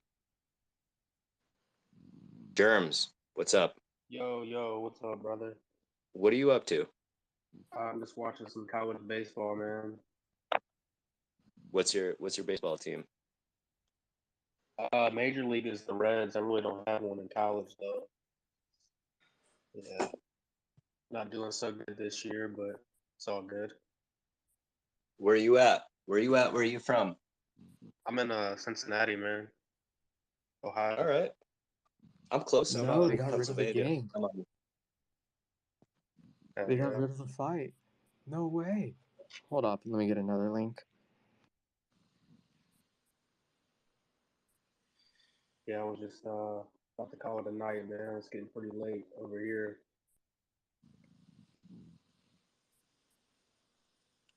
I like the Doodle Duck rep. Oh yeah, for sure. You know it. Did you make that background yourself?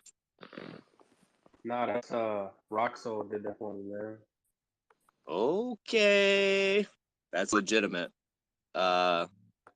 Roxall's a big boy, you know? Let's go. Yeah. Yes, sir. Little known fact. This is the way that I see it. And I understand it. And I only know it from, whispers. But, he got into the digital space, the digital NFT space through your boy. You know what I mean? So, yeah. Shout out to the dot connector. Let's go, Posty. Let's go, baby. Yeah.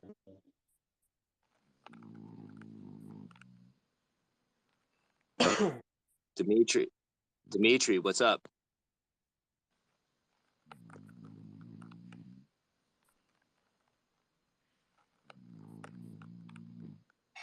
Somebody snoring, man? Bricks, Post is kind of like the Simon Cowell of Web3. He discovers talent.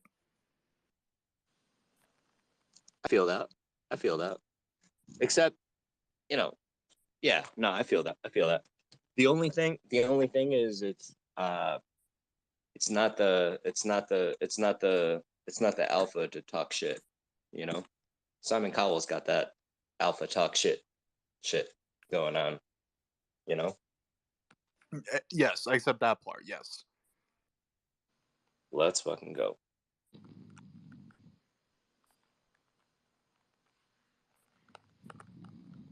That whole streaming thing fucking failed heavy, by the way. Hippo. Oh, I know. I'm trying to get another link up real fast. Well, the Trying to next figure this time, I out. mean, For the stream. It was if working. not today, maybe the next time, you know? Oh, that makes me so sad. It was such a good fight. Oh, there we It's go. all We're good. back. We're back. Let's Hey, see. folks, I'm gonna step down. Thanks for everything. I'll listen in though. Got one. We're good. Let me go stream again.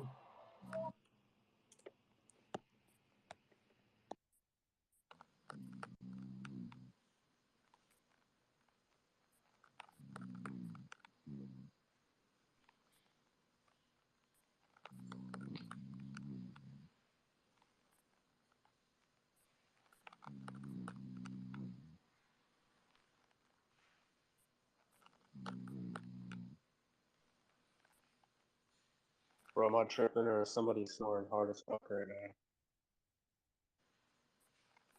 Are you You're talking not about tripping. keyboard taps? It sounds like Pulse is typing and snoring. Nah, he's going ham on the keyboard.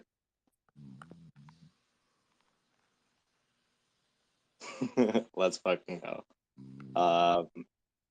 Shit, is there any other speakers? Like, yo, what are we talking about right now? It's midnight. This is when all the alpha happens. So what's happening? Keyboards.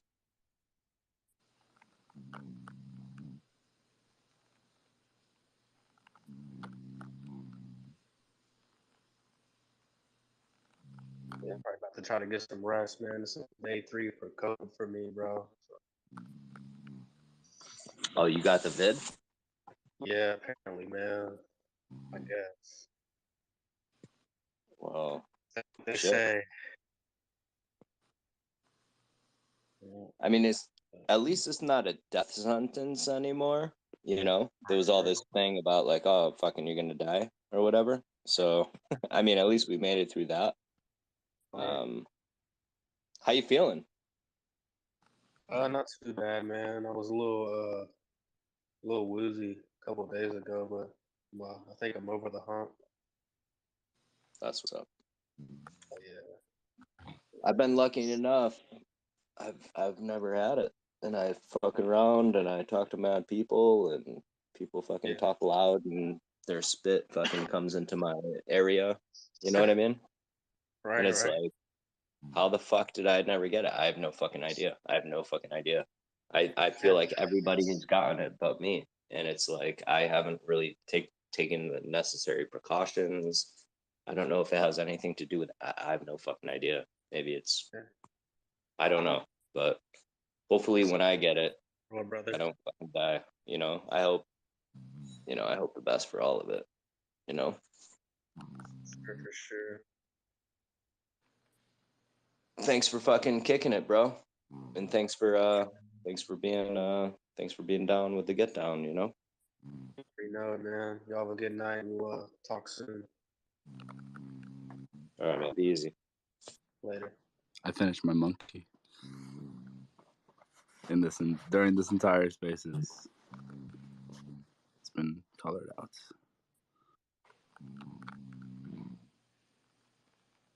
What is that? The monkey? Yeah, I finished drawing my little monkey. Oh, it was finally colored in. Yeah, I colored in during the spaces. Damn, that's a productive motherfucker. It's only midnight. Where is it? Let me see. I pinned it to the top of space, to the top of the spaces. I'm gonna go smoke a cig.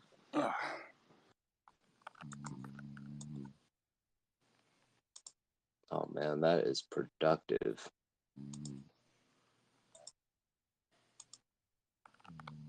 Damn, way to make me feel like a loser. Being all productive and shit. I'm just bored.